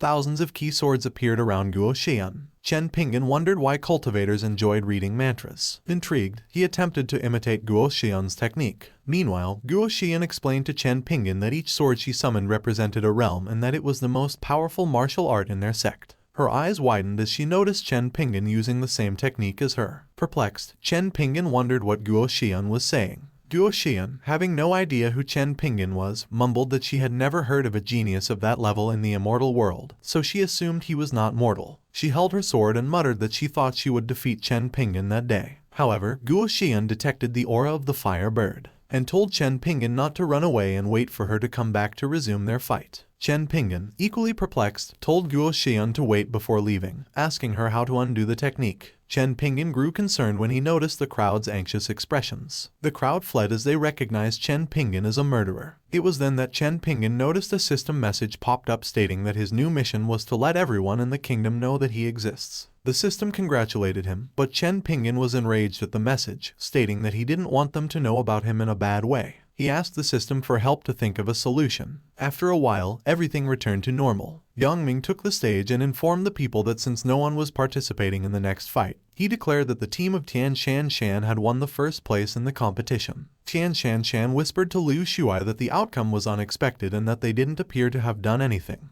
Liu Shuai responded, saying that as long as Chen Pingan was having fun, that was all that mattered. Tian Shan Shan mumbled that Chen Pingan didn't look happy. Chen Pingan was indeed embarrassed because he expected to look good and not like a devil since it was the first time he was able to make a name for himself in the world of cultivation. Yongming smiled and comforted Chen Pingan, telling him not to worry and that he'd arrange a door-to-door explanation for the people later to clear up the misunderstanding. Chen Pingan thanked Yongming. Yang Ming informed Chen Pingan that a banquet would be held in the palace later that night to commemorate his birthday, and he invited Chen Pingan to attend. A system message appeared, leading Chen Pingan to believe that he would be unable to attend the banquet. He declined Yang Ming's invitation, saying that he would have someone bring him a gift instead. Chen Pingan informed his teammates that he couldn't stay for long due to other reasons, and he hoped for their forgiveness. Tian Shanshan remarked that they couldn't force Chen Pingan to stay since he had said so, and she told him to look after himself. Chen Pingan promised to see them again. Meanwhile, at Chen Pingan's home, Chopper noticed the fire bird. He asked the phoenix if it had called the bird, and the phoenix nodded. The phoenix then told Chopper that they had taken disciples, and it was time for him to do the same. Frightened, the fire bird asked if the phoenix had called him. The phoenix nodded and explained that the reason for calling him was to offer an opportunity. He assured the fire bird that he would become a phoenix in exchange for listening to every word he said.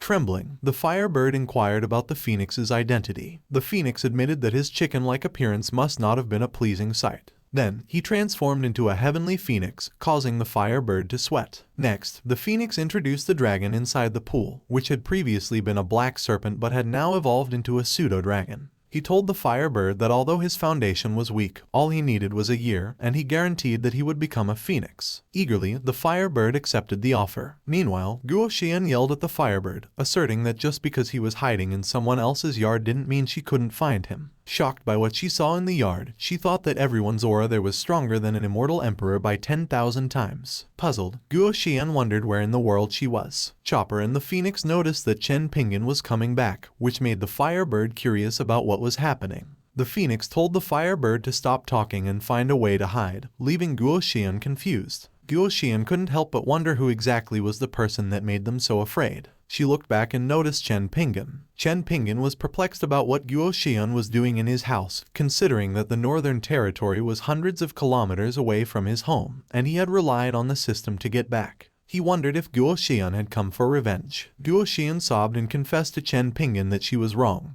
and it was her fault for trespassing in his courtyard and insulting him. Confused, Chen Pingan assured Guo Xian that he was not blaming her. Suddenly, Boss Duan called Chen Pingan and asked him what he was playing at. Chen Pingan, intrigued, asked if Boss Duan and Xiao Linger had gone to the market. He then urged Guo Xian to get up quickly. Disappointed, Boss Duan told Chen Pingan that if Guo Xian was the person he liked, it was no wonder he was so indifferent towards her love and affection. Concerned, Chen Pingan asked Boss Duan to let him explain. Xiao Linger interjected, accusing Chen Pingan of being a pervert. Frightened, Guo Xian concluded that there were unexpectedly many terrifying people known as masters, and Chen Pingan's cultivation must have been fake. She believed that Boss Duan's strength was equally unfathomable, as if she could make her vanish into thin air with a single thought. Guo Xian noticed Xiao Linger and assumed she was the daughter of Chen Pingan and Boss Duan, as she didn't appear to be older than 12 years old and was already in the immortal realm. Finally, Boss Duan extended a hand to Guo Xian and asked if she was okay. She told her that she hadn't seen her in that town before and kindly invited her inside for a cup of tea. Meanwhile, from Guo Xian's perspective, Boss Duan appeared to be threatening her, which scared her to death. Consequently, she turned down Boss Duan's offer and began to walk away, ultimately fleeing the scene. Afterward, Boss Duan mumbled to herself, noting that Guo Xian didn't even let her bother sending her out. At this point, Chen Pingan intervened, telling Boss Duan that the situation wasn't what she thought it was. Amused, Boss Duan grinned and teased Chen Pingan, calling him adorable and asserting that he didn't need to explain such things to her. Feeling embarrassed, Chen Pingan blushed and wondered if Boss Duan was correct, questioning why he was bothering to explain the situation at all. Subsequently, Boss Duan informed Chen Pingan that they had known each other for almost 5 years and suggested that they change the way they addressed each other. She could call him Pingan, and he could call her Xin Xin.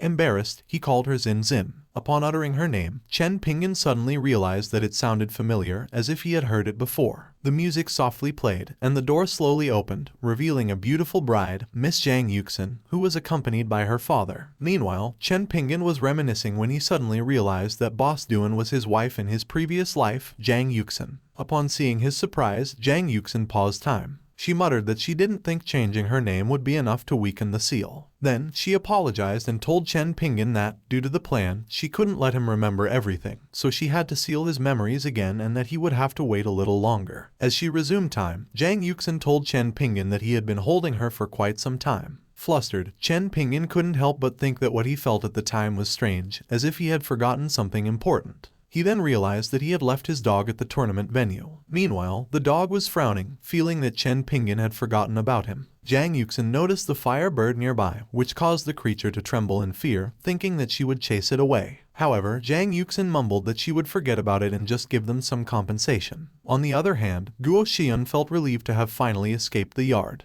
A system message appeared, which surprised her greatly. In the immortal realm, Yu Donglai, the Yunji sect elder, was enraged after learning that the fire bird had gone missing and that it was important. Zhang Linyi tried to calm him down, telling him not to be angry because he had just emerged from a closed-door cultivation, and she had already dispatched Guo Xian to retrieve the fire bird. She couldn't help but wonder why not only did Guo Xian lose the fire bird, but she also had to face the elder alone. Enraged, Yu Donglai asked Zhang Linyi why she was still there if Guo Xian hadn't caught the fire bird yet. Zhang Linyi explained that she had been the only one managing the sect while he was in closed-door cultivation, and that she was unable to leave the sect, which is why she sent Guo Xian to retrieve the fire bird. Yu Donglai, holding a bat, told Zhang Linyi not to give him excuses. He proceeded to scold her, saying that as Guo Xian's master, her disciple's mistake was also hers. Anxious, Zhang Linyi acknowledged that she knew how Yu Donglai treated Guo Xian as if she were his granddaughter, but she had also been taught by Yu Donglai that he could not be biased. At that moment, Guo Xian informed them of her return. Annoyed, Zhang Linyi thought that Guo Xian had returned just in time and that due to her playfulness, she had lost the firebird. Upon noticing Yu Donglai, Guo Xian happily hugged him, saying she had missed him and that he had been in closed-door cultivation for 10 years. Yu Donglai responded that Guo Xian had grown so much but remained as lovely as ever. Furious, Zhang Linyi couldn't help but wonder why the elder was still so good to Guo Xian, even though she was the one who had lost the fire bird. Yu Donglai then asked Guo Xian if she had caught the fire bird. Guo Xian frowned, responding that she hadn't retrieved it and it appeared she wouldn't be able to get it back. Meanwhile, Zhang Linyi became excited as she imagined the elder teaching Guo Xian a lesson. At that moment, Yu Donglai raised his bat and asked Guo Xian to wait for a while as he intended to teach her master a lesson. Surprised, Zhang Linyi was taken aback and wondered why he was targeting her. Quickly, Guo Xian grabbed Yu Donglai's clothes and asked him to calm down. She informed Yu Donglai that, while she did not succeed in retrieving the fire bird, she had gained a fantastic opportunity that would bring them one step closer to becoming dragons. Enraged, Zhang Linyi told Yu Donglai that Guo Xian had become a liar and expressed concern about her future if he continued to spoil her. Yu Donglai told Zhang Linyi to shut up and let Guo Xian speak. Guo Xian went on to tell them that she chased the fire bird into a mortal's courtyard, where she encountered many terrifying supreme beings, each with an aura stronger than an immortal emperor of the heavens. She added that the owner of the yard could destroy the immortal realm on a whim. Both Yu Donglai and Zhang Linyi were perplexed, and Zhang Linyi murmured that Guo Xian was clearly lying. Yu Donglai warned Guo Xian that lying was bad and that no one would believe her in the future. However, he directed his rage at Zhang Linyi, which left her wondering why. Zhang Linyi became enraged and told Guo Xian to go confess her wrongdoing and ask for forgiveness, insisting that whatever she said wasn't true. However, Guo Xian pouted as she denied lying, claiming that Chen Pingan had given her the law of heavenly technique as compensation. Perplexed, Yu Donglai inquired if the heavenly technique was the one used by the Immortal Emperor, to which Guo Xian proudly agreed. Consequently, Yu Donglai grabbed Guo Xian and warned her not to lie or else he would have no reason to beat up her master, prompting Zhang Linyi to comment on her ingratitude. Fuming, Zhang Linyi assumed that Guo Xian was using the heavenly overlord tactics as an excuse, believing the Immortal Emperor kneeling in Chen Pingan's courtyard was more likely than what Guo Xian claimed. In response, Guo Xian took out a book and asked Yu Donglai to look. Surprised, Zhang Linyi mumbled that Guo Xian really had it. Skeptical, she thought it must be a fake, vowing to ram herself into the wall if proven wrong. Astonished, Yu Donglai confirmed it was the heavenly overlord technique. Upon learning the truth, Zhang Linyi rammed herself against the wall. Guo Xian inquired as to what Zhang Linyi was up to which Zhang Linyi replied that she was fine, but her worldview had collapsed. Yu Donglai's eyes sparkled as he wondered if Guo Xian was telling the truth. Proudly, Guo Xian confirmed that her words were indeed true. Yu Donglai believed that it was all fate and that the person Guo Xian met in the tournament may not be simple. Guo Xian told Yu Donglai that she had the same thought but was politely driven away in the end, adding that Chen Pingan didn't seem to want to be bothered. Yu Donglai muttered that the situation was truly troublesome. Guo Xian cheerfully informed them that Chen Pingan had a good relationship with several young members of the team, and that the tournament was being held in honor of the prince's birthday. She believed they could indirectly please Chen Pingan through the prince and his team. Yu Donglai praised Guo Xian, telling her she had grown up. He then turned to Zhang Linyi, advising her to learn from her apprentice. Yu Donglai reassured Guo Xian that, even though the fire bird was lost, she had done a good job. Jiang Linny clenched her fist, resenting that Guo Xian received all the credit while she was the one who got beaten. She calmed herself down, reminding herself that Guo Xian was her disciple. Confused, Guo Xian asked if Jiang Linny was okay. Enraged, Jiang Linny said nothing, reflecting on how she had been taught for years, coaxed by crying, and beaten when she did something wrong. Meanwhile, in the courtyard of the warrior kingdom, Tian Shanshan asked Liu Shuai if that was what Chen Pingan had asked him to buy for the prince. Liu Shuai enthusiastically agreed, stating that it was indeed unique. However, they thought that Liu Shuai had been scammed. Subsequently, Liu Shuai informed them that when Chen Pingan left, he gave him 110,000 spirit stones, asking him to buy a gift for the prince. As for the remaining 10,000, he decided to pick a gift for himself. With pride, Liu Shuai declared that no one could fool him. Curious, Pan Hang wondered if it would be possible to simply buy some ordinary gifts, and asked Liu Shuai if he might have misunderstood Chen Pingan's words. In response, Liu Shuai mentioned that Pan Hang had noticed Chen Pingan's profundity, and must have had his reasons for doing so. Tian Shanshan then inquired where Liu Shuai had obtained the 2 rocks. He stated that he didn't know him and that the person appeared to be normal. Chopper called Liu Shuai, telling him that his bones were incredible and his temperament extraordinary, adding that meeting him was fate. Lastly, Chopper informed Liu Shuai that he had acquired a significant treasure, and would take a closer look at it. Tian Shanshan wondered if Liu Shuai would really give the rocks later on during the banquet. Liu Shuai responded, admitting that it did seem a little difficult. After all, he didn't know what the stones were for. Pan Hang retorted, reassuring Liu Shuai that he shouldn't be worried. Curious, Liu Shuai asked Pan Hang if he could tell what was special about the stones he had bought. Pan Hang answered that he didn't know. However, since Liu Shuai's family had prospered, nobody would mind what he gave to the prince. Worried, Liu Shuai mumbled that the only way to find out what it was would be during the banquet. After some time, people congratulated the prince on his birthday. Yang Ming told everyone to forget the formalities and do as they pleased. One of the palace servants took out a treasure sword and informed the prince that it was a gift from the prime minister's son. Additionally, the treasured spirit grass came from the alchemist union. Another gift from the state advisor's son was high-quality body armor. Liu Shuai began to sweat, panicking, and thought he was done. He wondered if he should just give his gift to the prince in private later. He noticed Yang Ming's gaze and decided to look away. Despite his worries, Liu Shuai decided to trust Chen Pingan. As they turned around, they noticed that a group of people emerged from the portal. Yang Ming was taken aback, thinking the key levels of those 3 people were frightening. Liu Shuai, still sweating, recognized one of the immortals as the one who fought Chen Pingan. He wondered if they had come for vengeance. Yang Ming greeted the 3 seniors, introduced himself, and asked why they had come. Yu Donglai assured Yang Ming that there was no need for concern, as they were only visiting to attend the banquet and present him with a gift. Yang Ming was surprised and believed that Chen Pingan had sent them to attend his birthday. Guo Xian inquired of Liu Shuai whether Chen Pingan would be present. Liu Shuai informed them that Chen Pingan would not be arriving,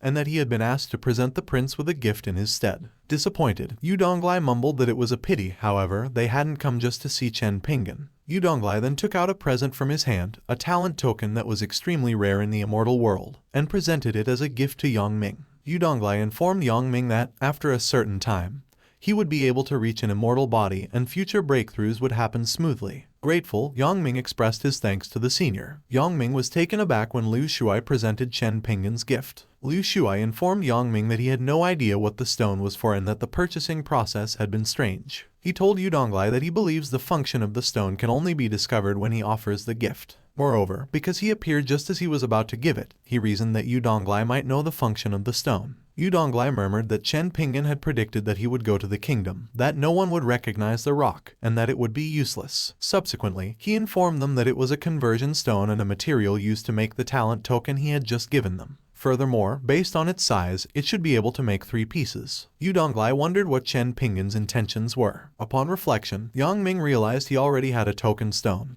which he assumed Chen Pingan wanted him to give to his team. Consequently, he gave Tian Shanshan, Pan Hang, and Wang Dagui the 3 pieces of talent token. Tian Shanshan was hesitant to accept the gifts and informed Yang Ming that they were Chen Pingan's gift to him. Reassuringly, Yang Ming responded not to be worried as it was also what Chen Pingan wanted. Liu Shuai presented a small stone to Yu Donglai and inquired as to its purpose. Surprised, he asked Liu Shuai to be his disciple. Yu Donglai realized that not only had Liu Shuai correctly predicted Chen Pingan's intention, but he had also been bestowed with an extremely rare and superior conversion stone. He believed that perhaps the hegemony technique wasn't given to them solely because of the fire bird. Subsequently, Liu Shuai kneeled and greeted Yu Donglai as his master. Meanwhile, Chen Pingan awoke with the impression that he was not in Boss Duan's room. He was fuming, mumbling that he felt a sense of loss. Upon seeing Chen Pingan, Zhang Yuxin grinned. Chen Pingan received a system message stating that breakout mission rewards had been settled, and the awarding of rewards would begin while the next breakout point had opened. The system rewarded Chen Pingan with 1.5 major realms, allowing him to reach the 5th level of the nascent soul. Amazed, Chen Pingan mumbled that he had only completed one stage and immediately jumped to the 5th level of the nascent soul. He mused that if he completed 100, he would become more invincible and that he had unlocked new functions. The system then showed Du Yuzi, which made Chen Pingan surprised. Annoyed, Chen Pingan threw the system and mumbled that it was broken. Following the system's instructions, Chen Pingan scrolled down, and a variety of rifle weapons appeared, along with a small bike. He imagined himself riding on his small motor, claiming that it would never get stuck in traffic. Cringing, he thought it was so weird. A system message popped up, stating that Chen Pingan had completed the first task, and was given the choice to choose the method of acquiring the exchange points himself. Chen Pingan mumbled that he needed to think about it carefully. He considered that there were 3 intensities based on the level, and that the first 2 operations were the same, both of which were passive acquisition. And the third option required him to ask in person,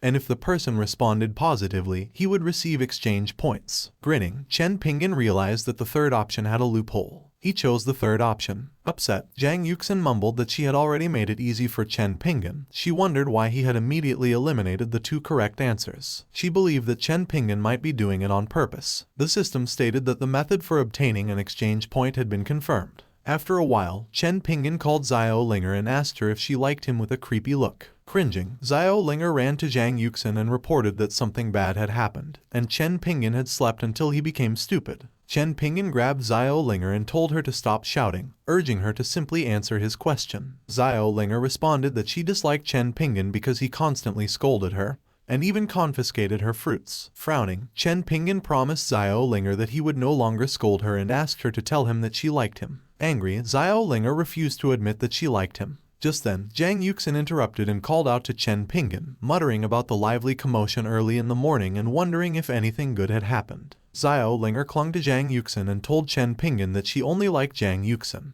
Irritated, Chen Pingan realized that it had only been a few days since Xiao Linger quickly switched sides. Zhang Yuxin reassured Xiao Linger, saying that this was considered quite good because someone had asked her whether she liked him or not, and she wasn't that lucky. Blushing, Chen Pingan stuttered, informing them that he was going to leave. Meanwhile, in Qingyuan town at Canbao Pharmacy, a stranger told a boy that he was working hard that day and asked what he was reading. The boy answered that he recently found a medical book to read, but the content was strange. He informed his master that the man in the book was a wandering doctor who could cure any disease. However, the only thing he couldn't cure was a man who liked another man, and the male protagonist was competitive, refusing to give up until he was cured. He informed his master that, at the end of the story, the protagonist was also infected. Distressed, the master wondered if the boy was sure it was a medical book. The boy informed his master that the title of the book was Dragon Yong's Goodness, and he asked if such a disease existed in reality. The master responded that there were records about the disease and it could be around them,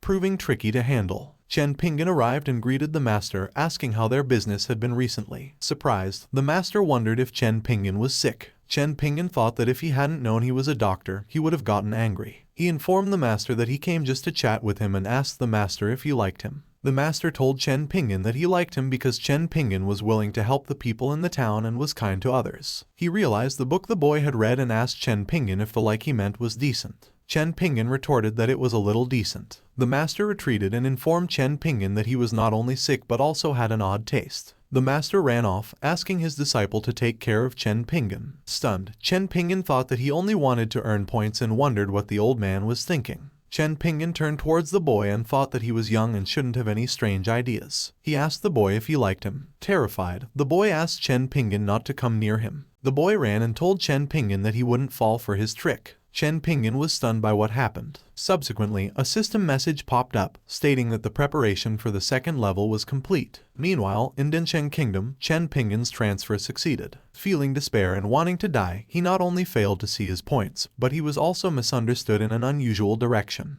He wondered how he could return to town. He started to believe that the system might have cheated. However, the system informed Chen Pingan that the acquisition method was his choice and had nothing to do with the system. Another message appeared, stating that it served him right. Chen Pingan retorted that he didn't know people would think that way. Mumbling to himself, he realized that if he asked around again, the genre of the manhwa would have to change. Chen Pingan opened the system to look at his task. According to the system, Chen Pingan's name in that kingdom was Zhen Denteng. With that name, he would join the Danyuan sect, and most people in the sect would admire him for his alchemical skills. If the task was completed, Chen Pingan would be rewarded with a major realm and a special gift. Sighing, Chen Pingan acknowledged that the task was alchemy-focused. He mumbled that he should first find someone who understood the local situation. Suddenly, he heard someone yell, "Stop!" A group of girls was chasing a young man, telling him he wouldn't be able to escape and asking him to stop. The stranger halted, realizing he had run the wrong way and that there was a dead end in front of him. Chen Pingan asked the stranger if he needed help.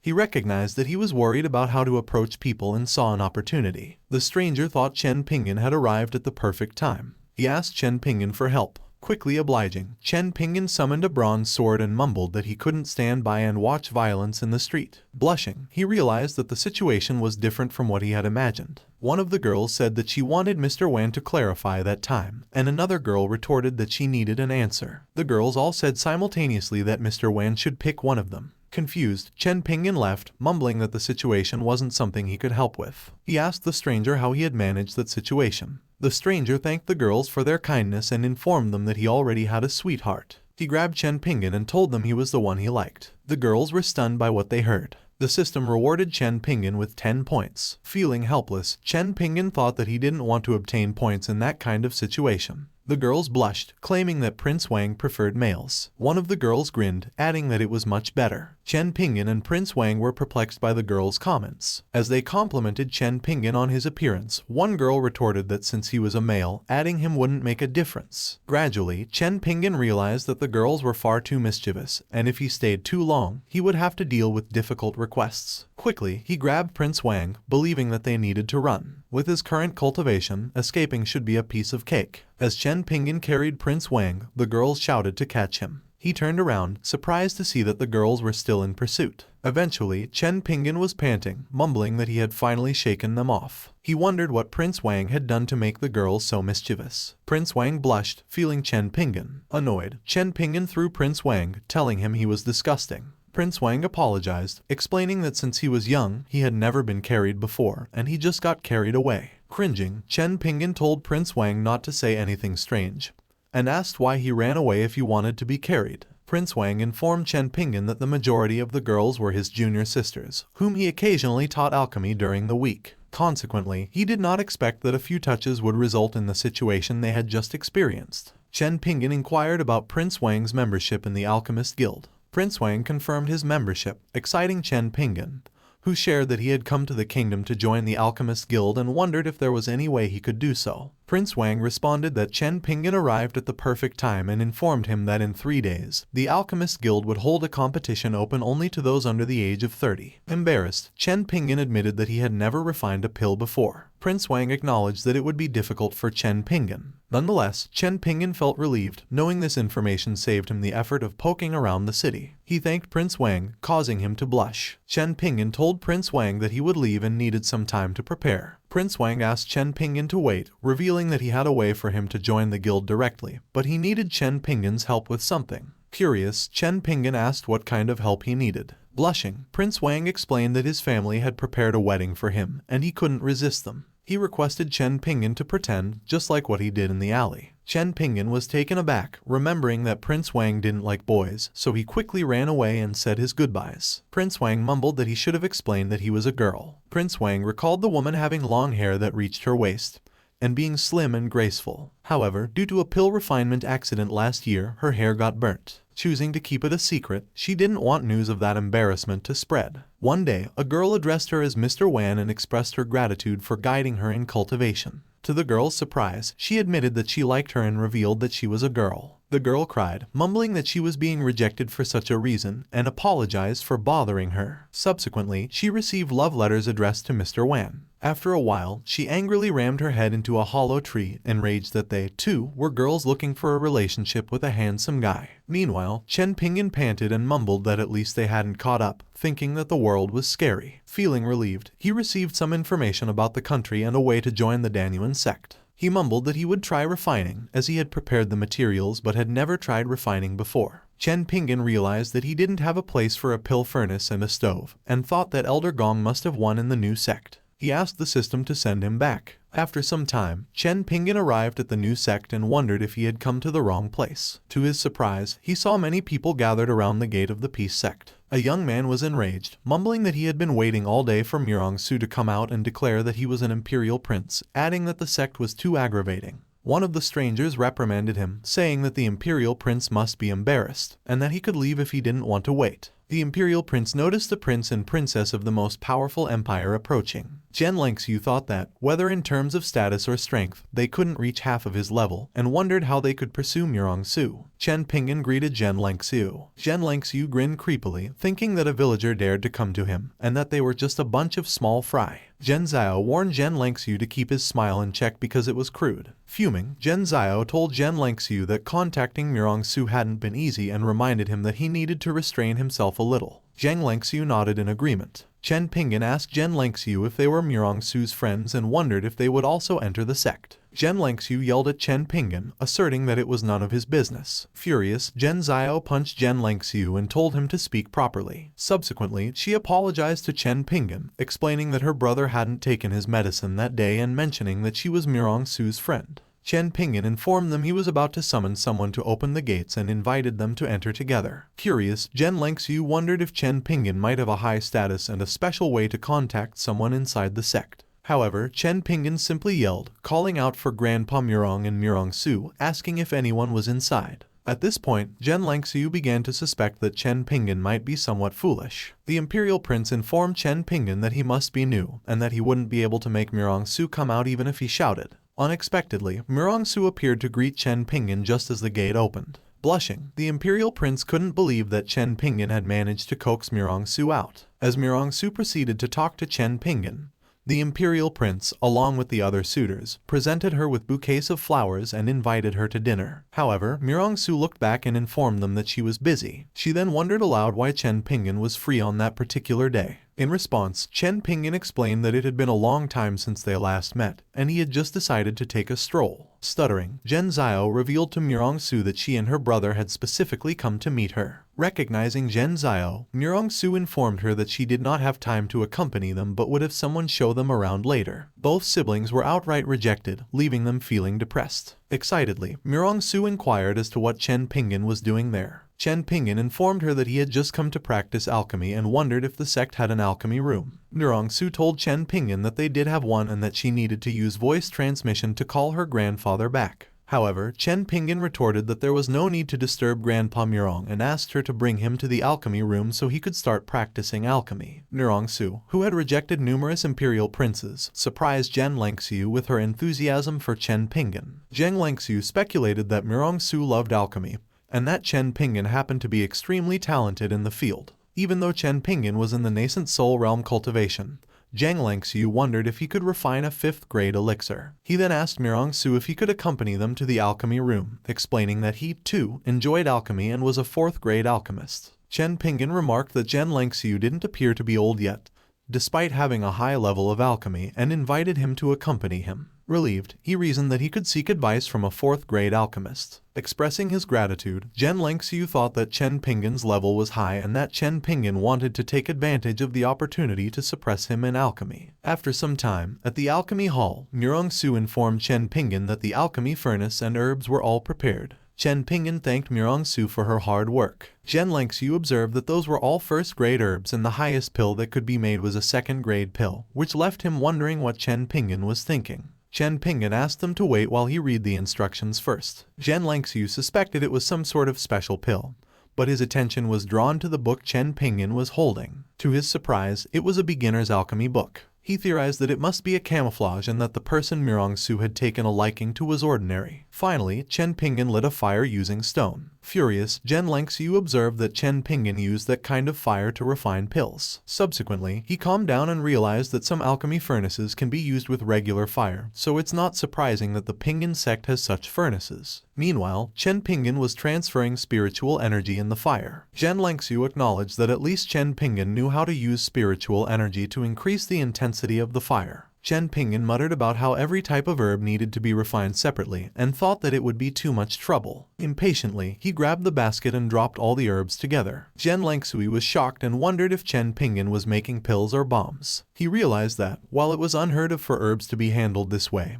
he thought that Chen Pingan might be some kind of master. Next, Chen Pingan grabbed the mushroom and mumbled that it needed to be more cooked. Zhen Lengsui became enraged and was about to say something when Zhen Zhao covered his mouth, causing him to mumble words. Concerned, Chen Pingan wondered if he may have done something wrong. Later, Chen Pingan smelled a scent and mumbled that it was almost done. Incredulously, Zhen Lengsui thought how it could be possible that the scent was a pill fragrance. Finally, he wondered how there could be 2 pills and that they must be the pinnacle of elixir. Mirong Su was surprised to find 2 pills and couldn't help but praise Chen Pingan. Likewise, Chen Pingan was also astonished that there were 2 pills, causing him to wonder if he had made a mistake or if he was a once-in-a-million-year alchemy genius. In a hushed tone, Zhen Zhao mentioned that she had observed her brother practicing alchemy for a long time, yet she had never seen him achieve such a feat. Stunned, Zhen Lengsui found it hard to believe. Worried, Zhen Zhao speculated that her brother's brain might have been overloaded. Feeling dejected, Zhen Lengsui considered the possibility that Chen Pingan had used some trick to produce 2 pills, as his alchemy approach was unprecedented.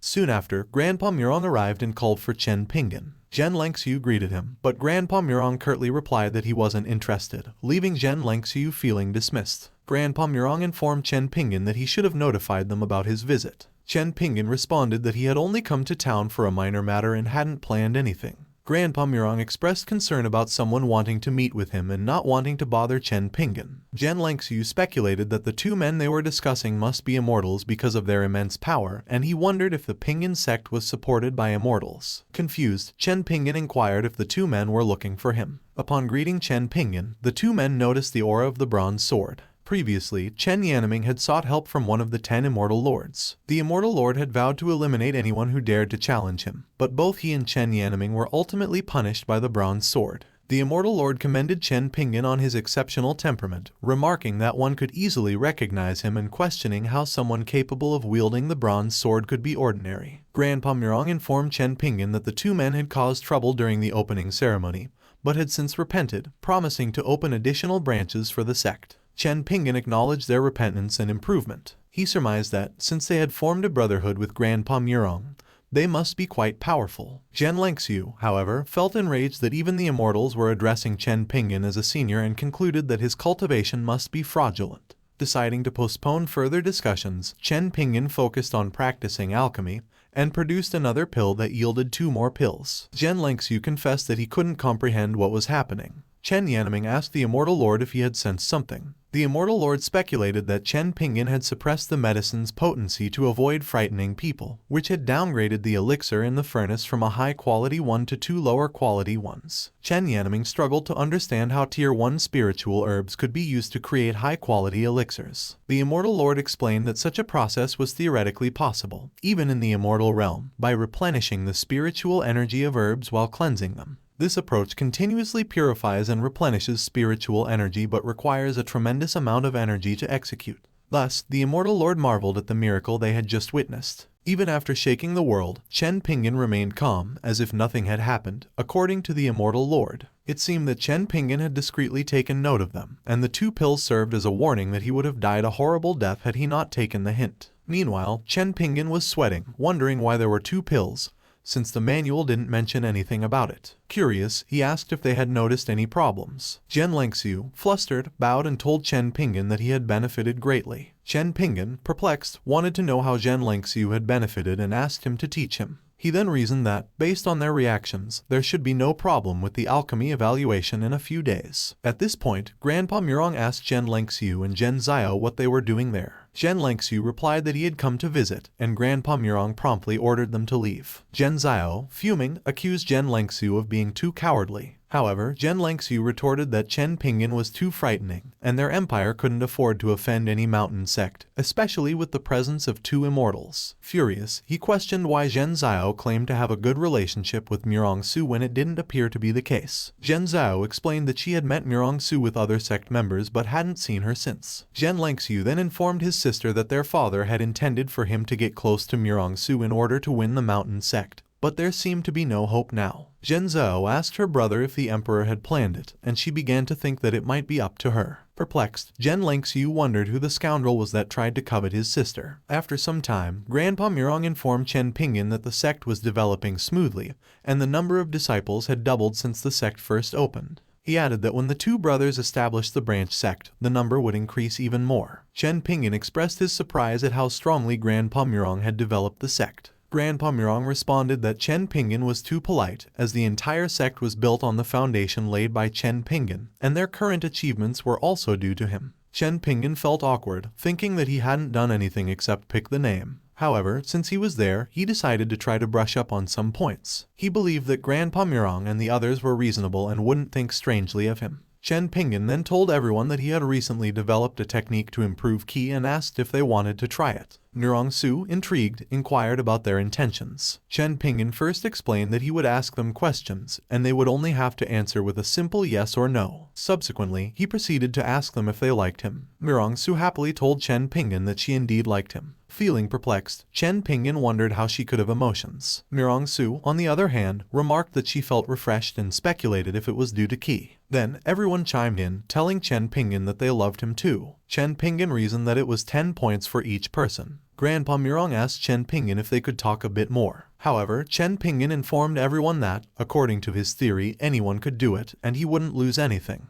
Hearing this, everyone told Chen Pingan that they liked him, which left him shocked by the points popping up. The system informed Chen Pingan that he had 1,000 remaining points. Exhausted, Chen Pingan felt relieved that it was all over and that he almost couldn't pronounce the word yes anymore without making it sound strange. He then mumbled that the points were enough and asked the system if he could redeem the pistol. Chen Pingan firmly believed that the pistol would be much more useful than any old cultivation method. Chen Pingan remarked that, despite having shot at the range before, the pistol was much lighter than expected. He then claimed the gun was a fake because the magazine was sealed. However, Chen Pingan decided to test it first, pointing the gun and pulling the trigger. To his surprise, a beam emerged from the pistol. Taken aback, he mumbled that it was stronger than his attack and didn't seem like a bullet, especially since the gun didn't have a magazine. After pointing the gun at a flock of birds, which promptly fled, Chen Pingan smiled and mused that it was a gun with infinite bullets. Suddenly, a stranger approached and inquired who was there. Despite Chen Pingan's attempts to hide his presence, the stranger found him. Confused, Chen Pingan asked who the stranger was, but the enigmatic figure retorted that it didn't matter and that he would be troubling him. The stranger proceeded to inform Chen Pingan that Mirong Su was the goddess of the peace sect, and her beauty drew countless imperial princes to her. Frustrated, the stranger mocked Chen Pingan for believing that a mere 5th-level nascent soul could follow Mirong Su obediently, thinking that Chen Pingan had discovered her weakness. Chen Pingan then assumed the stranger was a sycophant, referring to the same Mirong Su based on his description. Next, the stranger emitted a key and mumbled that he would deliver justice that day. He revealed to Chen Pingan his cultivation, which was nourished with the resources of the whole country. As the stranger prepared to attack, Chen Pingan shot him with the gun,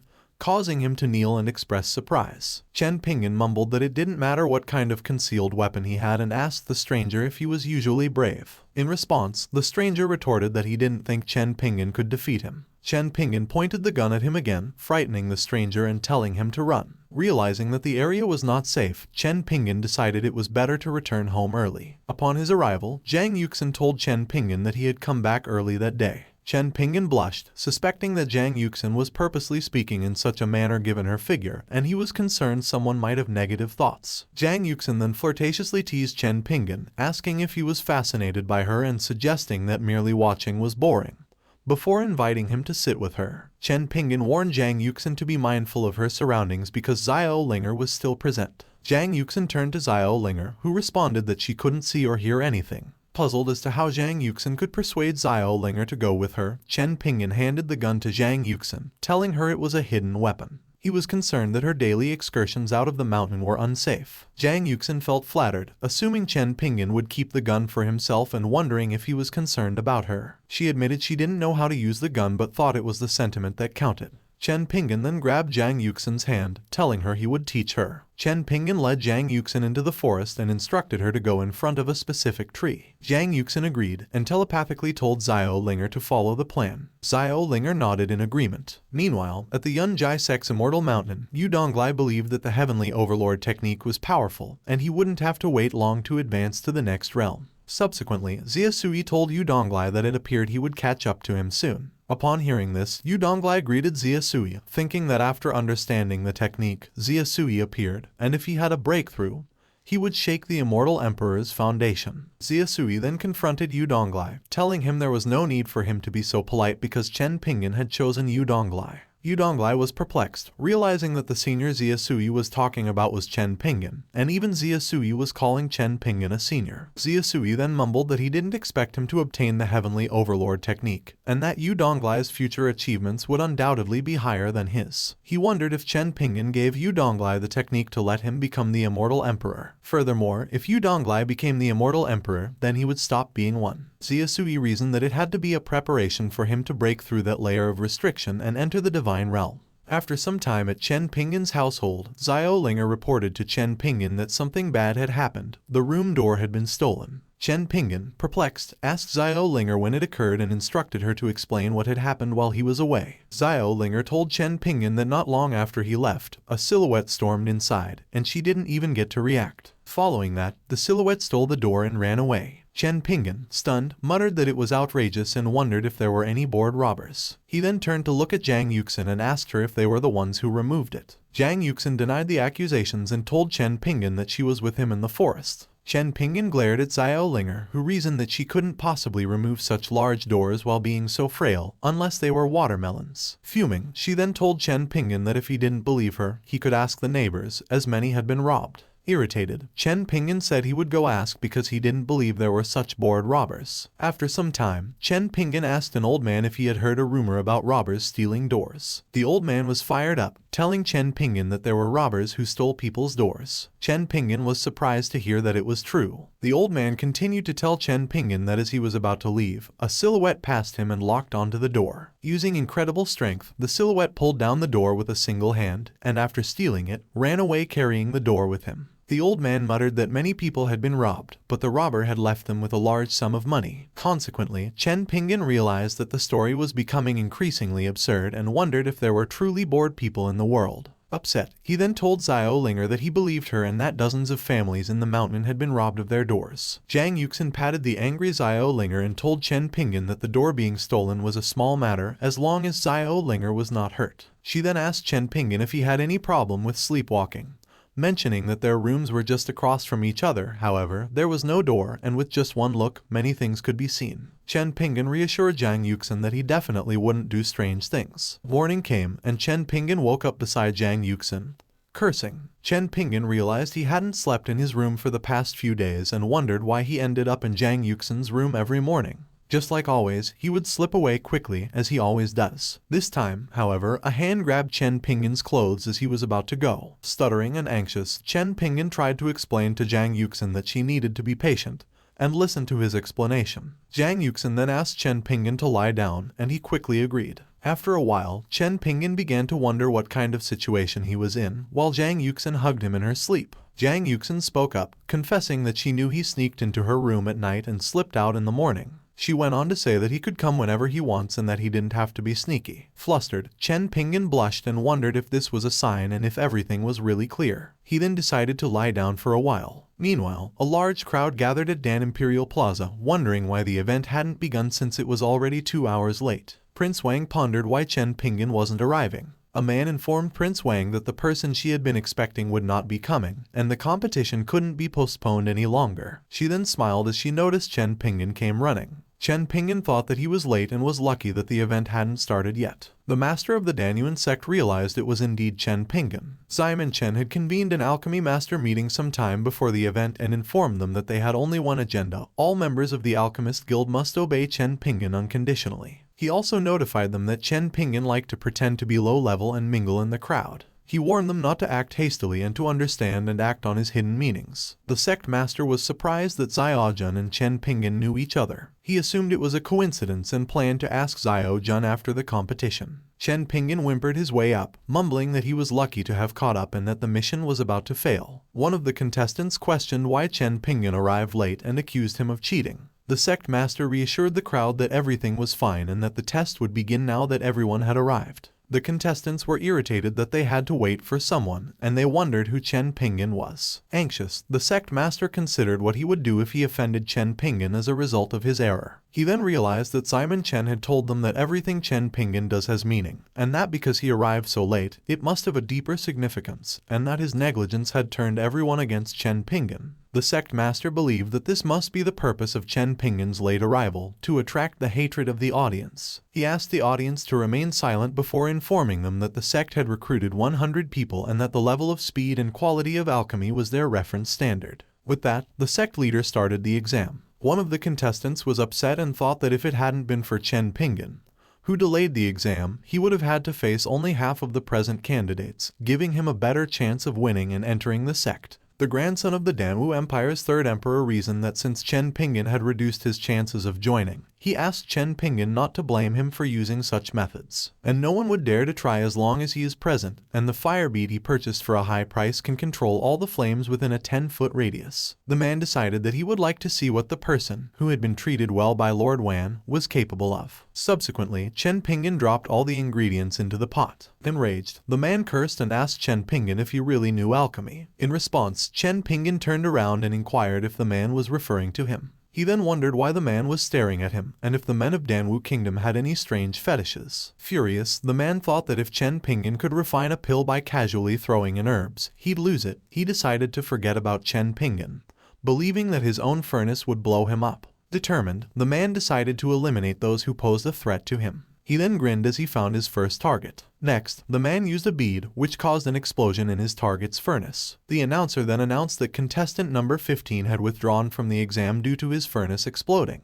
The man grumbled that no matter how talented they were, as long as someone was in his way, they would pay for it. Following that, another set of explosions caused a few of the contestants to fail. Xiaojun was surprised that she hadn't noticed any mistakes in the other contestants' performances. She then inquired of the sect master as to why the other contestants' furnace had suddenly blown up. The sect master responded that someone was using unorthodox tactics. Soon after, he realized that it was Sun Zhigang, the playboy prince, who was ruining his father's image. Master Wan then mumbled that Chen Pingan was something else. His refinement technique was strange, but the furnace remained stable even when the herbs had conflicting properties. He then deduced that Chen Pingan had allowed Sun Zhigang to stand around without fear of being affected, implying that what Chen Pingan was doing had a deeper meaning. Sun Zhigang then reasoned that all of the contestants who were significantly better than him had been eliminated, and because of his pill form, first place was guaranteed to be his. His eyes widened as the crowd yelled that Chen Pingan had refined a pill, and the fragrance was rich. They then speculated that it could be a 4th or 5th grade pill. Enraged, Sun Zhigang cursed as he couldn't believe Chen Pingan had outdone him. He then held the fire bead and grumbled that he wouldn't allow Chen Pingan to form his pill. The spread of the fire surprised Chen Pingan, who thought he had it under control. He then manipulated the fire and muttered that he couldn't let the furnace explode,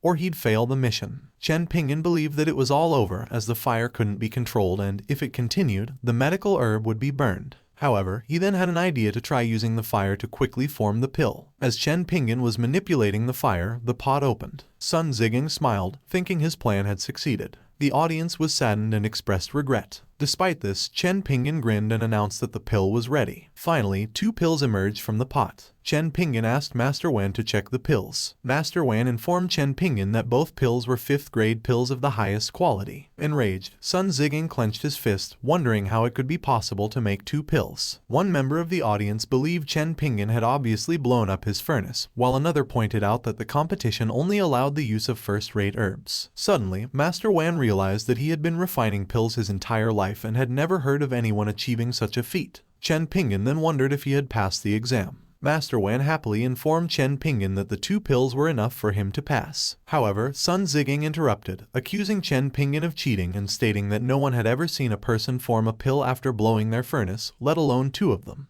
He claimed that Chen Pingan hid the pills in the furnace in advance. Master Wan retorted that Sun Zhigang should watch his mouth, adding that the furnace had been prepared by his Danuan sect. He then asked Sun Zhigang if he was accusing his sect. Sun Zhigang rebutted the Danuan sect's lack of fairness and even used the entry contest to make a point. Addressing the audience, he said that Chen Pingan had delayed today's competition, and that the Danuan sect had never been fair from the beginning. To which the audience agreed. One person yelled angrily that if it hadn't been for the sudden explosion, no one would have guessed the furnace was haunted by a ghost. At this point, Master Wan realized that the situation was precisely what Chen Pingan wanted. He deduced that Chen Pingan was warning him not to meddle too much, and that if he exposed Sun Ziging prematurely, it would jeopardize Chen Pingan's plan. Confused, Chen Pingan wondered why Master Wan was nodding his head at him. He then surmised that Master Wan knew the Danyuan sect was not biased and that Master knew the pills were made by him, which is why the Master let him handle the situation to evaluate his abilities. Chen Pingan's eyes gleamed as he believed Master Wan wanted to train him. They both nodded and acknowledged that they completely understood each other. Chen Pingan confronted Sun Ziging and told him that he could refine a pill in front of him if he wanted, as he was accusing him of cheating. Sun Ziging agreed and told Chen Pingan that he would choose the furnace he would use and would supply the recipe, to which Chen Pingan agreed. Sun Ziging grinned, thinking that Chen Pingan was hooked and that this time he would be merciless. Subsequently, he gave Chen Pingan the royal family's secret recipe for realm breakthrough, telling him that if he could make the pill, he would believe him. Sun Ziging smiled deviously, contemplating his plan,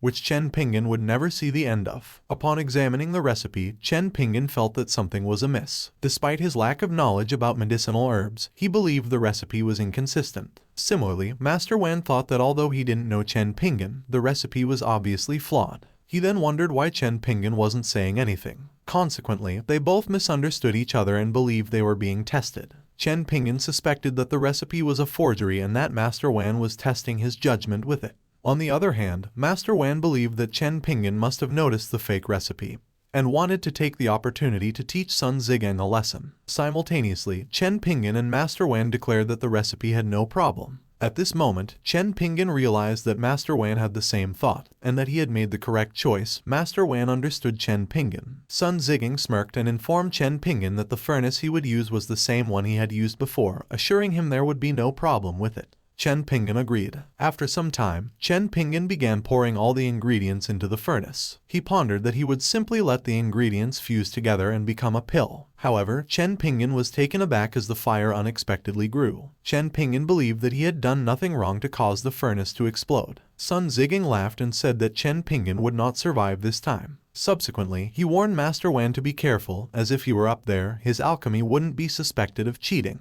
In response, Master Wan retorted that he knew what Sun Ziging did and threatened him, saying that if he said anything wrong again, he would die. Chen Pingan opened the furnace which lit up, and he then thought that there were 2 pills, claiming to be an alchemical genius. Excitedly, he informed them that the elixir pills were done. The crowd chanted, acknowledging that Chen Pingan really did it, and that he had real talent to learn from. Master Wan was taken aback at the pills. However, Sun Ziging told Chen Pingan that the pills in his hands were not real breakthrough pills. He proceeded to show the audience the real breakthrough pill, which was a gift from his father's passing. The crowd murmured, noticing that there appeared to be a difference and that the breakthrough pill Sun Ziging received was bad. Sun Ziging informed the crowd that Master Wang could presumably see the differences in the 2 elixirs. He then told Master Wan that what he had in his hand were fake pills that only looked nice. Master Wan retorted, telling Sun Ziging that what he was holding wasn't worthy of being called breakthrough pills, which surprised Chen Pingan. He then explained that breakthrough pills could only assist the user in progressing to the next stage, and thus utilizing its full potential when you are at a certain peak. Blushing, Master Wan informed the crowd that the pills in his hands were different,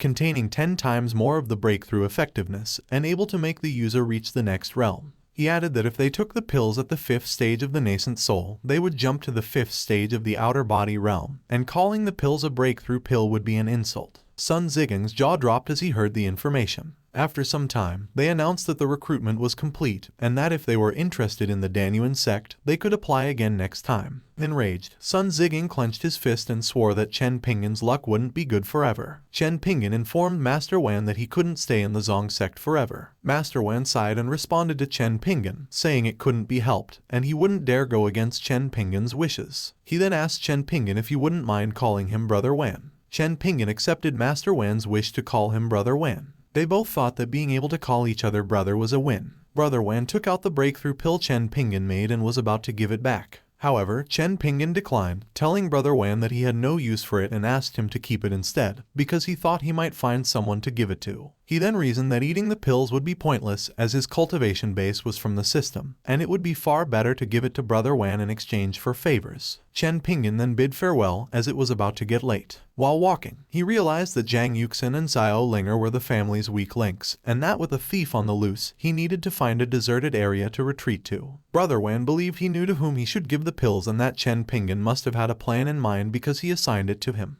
Consequently, he planned to give it to Xiao Jun and ask her about her relationship with Chen Pingan. Chen Pingan realized after a while that he had been gone for so long, and that if he didn't bring anything back for Xiao Linger, she would definitely complain. Suddenly, he was hit by an unknown object. Chen Pingan turned around and noticed a boy. Zhu Xiaoming apologized and told Chen Pingan that he didn't mean to throw it, and that it would hit someone. He then offered spirit stones in exchange. Shocked, Zhu Xiaoming told Chen Pingan that he could go back home and give it, and he promised he wouldn't run away. Chen Pingan asked Zhu Xiaoming if it was a martial arts book and why he threw it away. He then realized that the name was full of mistakes. Zhu Xiaoming was upset and told Chen Pingan that a scammer had told him he had a talent for martial arts, and he believed him, spending all of his money on a martial arts book. He then informed Chen Pingan that the book had turned out to be a low yellow grade martial arts book, and that the money he spent could have bought dozens of yellow martial arts books, so he threw the book in anger, not expecting it to hit anyone. Chen Pingan then warned Zhu Xiaoming and told him to be careful next time. He thought that the experience of being scammed could be haunting. Chen Pingan asked Zhu Xiaoming if he could have the book if he didn't want it. Zhu Xiaoming responded that Chen Pingan could do whatever he wanted with it. Chen Pingan thanked Zhu Xiaoming and considered making some changes to the book. Zhu Xiaoming wondered if everything was fine now, so he could leave. Chen Pingan then emitted a key in his hand. Zhu Xiaoming fled, thinking that Chen Pingan's surroundings did not appear safe. He came to a halt, looking at Chen Pingan, and wondered if the lower yellow grade martial arts were that powerful. Chen Pingan muttered that if he changed some parts, the martial arts would be useful. As he had no idea how strong it was in combat, he wanted to try and test its power. Suddenly, a man shouted and surrounded Chen Pingan. The man then informed his young master that Chen Pingan was the person that His Highness had mentioned.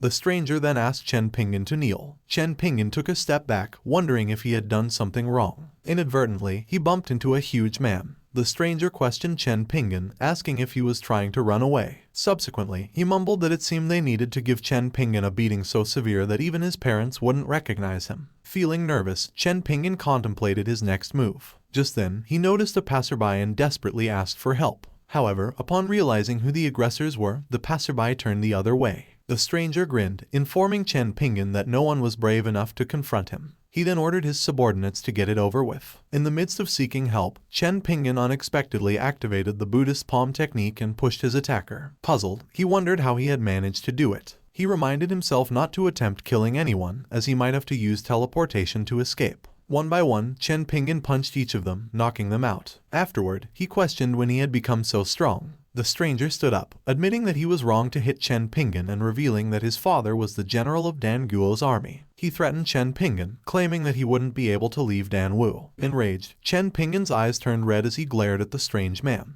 The stranger warned Chen Pingan not to do anything weird and asked him to stay away. Exhausted, Chen Pingan mused that the 3,000 points had made his hands feel useless. Later on, he thought about finding a place to teleport back. When he was told to wait, he turned around, expecting the army to have arrived quickly. Instead, he discovered it was only Zhu Xiaoming and asked what was wrong. Zhu Xiaoming inquired if the technique Chen Pingan used was the Buddhist palm and whether he could have the book or even just a copy of it. Chen Pingan offered to teach Zhu Xiaoming if he was interested in learning it. Considering using the gun to defend himself, Chen Pingan was relieved that Zhu Xiaoming had provided him with the book. Chen Pingan informed Zhu Xiaoming that the martial art was originally a lower yellow grade, but since he had improved it, it became an immortal grade. He resolved that if he was going to lie, he would go all the way. Zhu Xiaoming grew more interested after learning it was an immortal grade and inquired about Chen Pingan's strength. Chen Pingan revealed that he was an immortal being, asking Zhu Xiaoming to keep his secret. Suddenly, they were interrupted by the announcement of an approaching asteroid. People began fleeing, shouting that the empire was doomed and that the asteroid brought bad fortune. Zhu Xiaoming grabbed Chen Pingan and asked him to stop the asteroid. Chen Pingan assumed Zhu Xiaoming was joking, as stopping an asteroid seemed completely absurd. Embarrassed, Chen Pingan confessed to Zhu Xiaoming that everything he had told him was a lie, and he was not an immortal being. Reflecting on his deception, he realized he couldn't stop an asteroid. Suddenly, the asteroid shattered above Chen Pingan. Completely surprised, Chen Pingan thought he was lucky that someone else had stopped it. Inspired, Zhu Xiaoming encouraged Chen Pingan, telling him he was strong. Seizing the opportunity, Chen Pingan decided to deceive Zhu Xiaoming further by claiming he had simply pointed his finger, and the asteroid exploded. He then elaborated, saying he used his mind to make the asteroid explode and didn't even need to lift a finger. Impressed, Zhu Xiaoming praised Chen Pingan. However, Chen Pingan sighed and dismissed the praise, telling Zhu Xiaoming that it was all common sense to him. Panic ensued as another asteroid threatened to strike. Hearing terrified screams, Chen Pingan and Zhu Xiaoming braced for impact. Desperate, Zhu Xiaoming asked Chen Pingan to stop the asteroid and wished him luck. Chen Pingan's jaw dropped, realizing he had pushed his luck by lying and was now facing certain death. He told Zhu Xiaoming that the asteroid was moving and nothing was happening. Nervous, Chen Pingan wondered why the power to blow off the asteroid wasn't activating. Curious, Zhu Xiaoming asked what Chen Pingan meant. He then observed that the fire surrounding the asteroid was massive and its destruction would be incomparable to the last one. Chen Pingan inquired about what would happen next, to which Zhu Xiaoming admitted he had no idea. Perplexed, Zhu Xiaoming remarked how strange it was that the asteroid had caught fire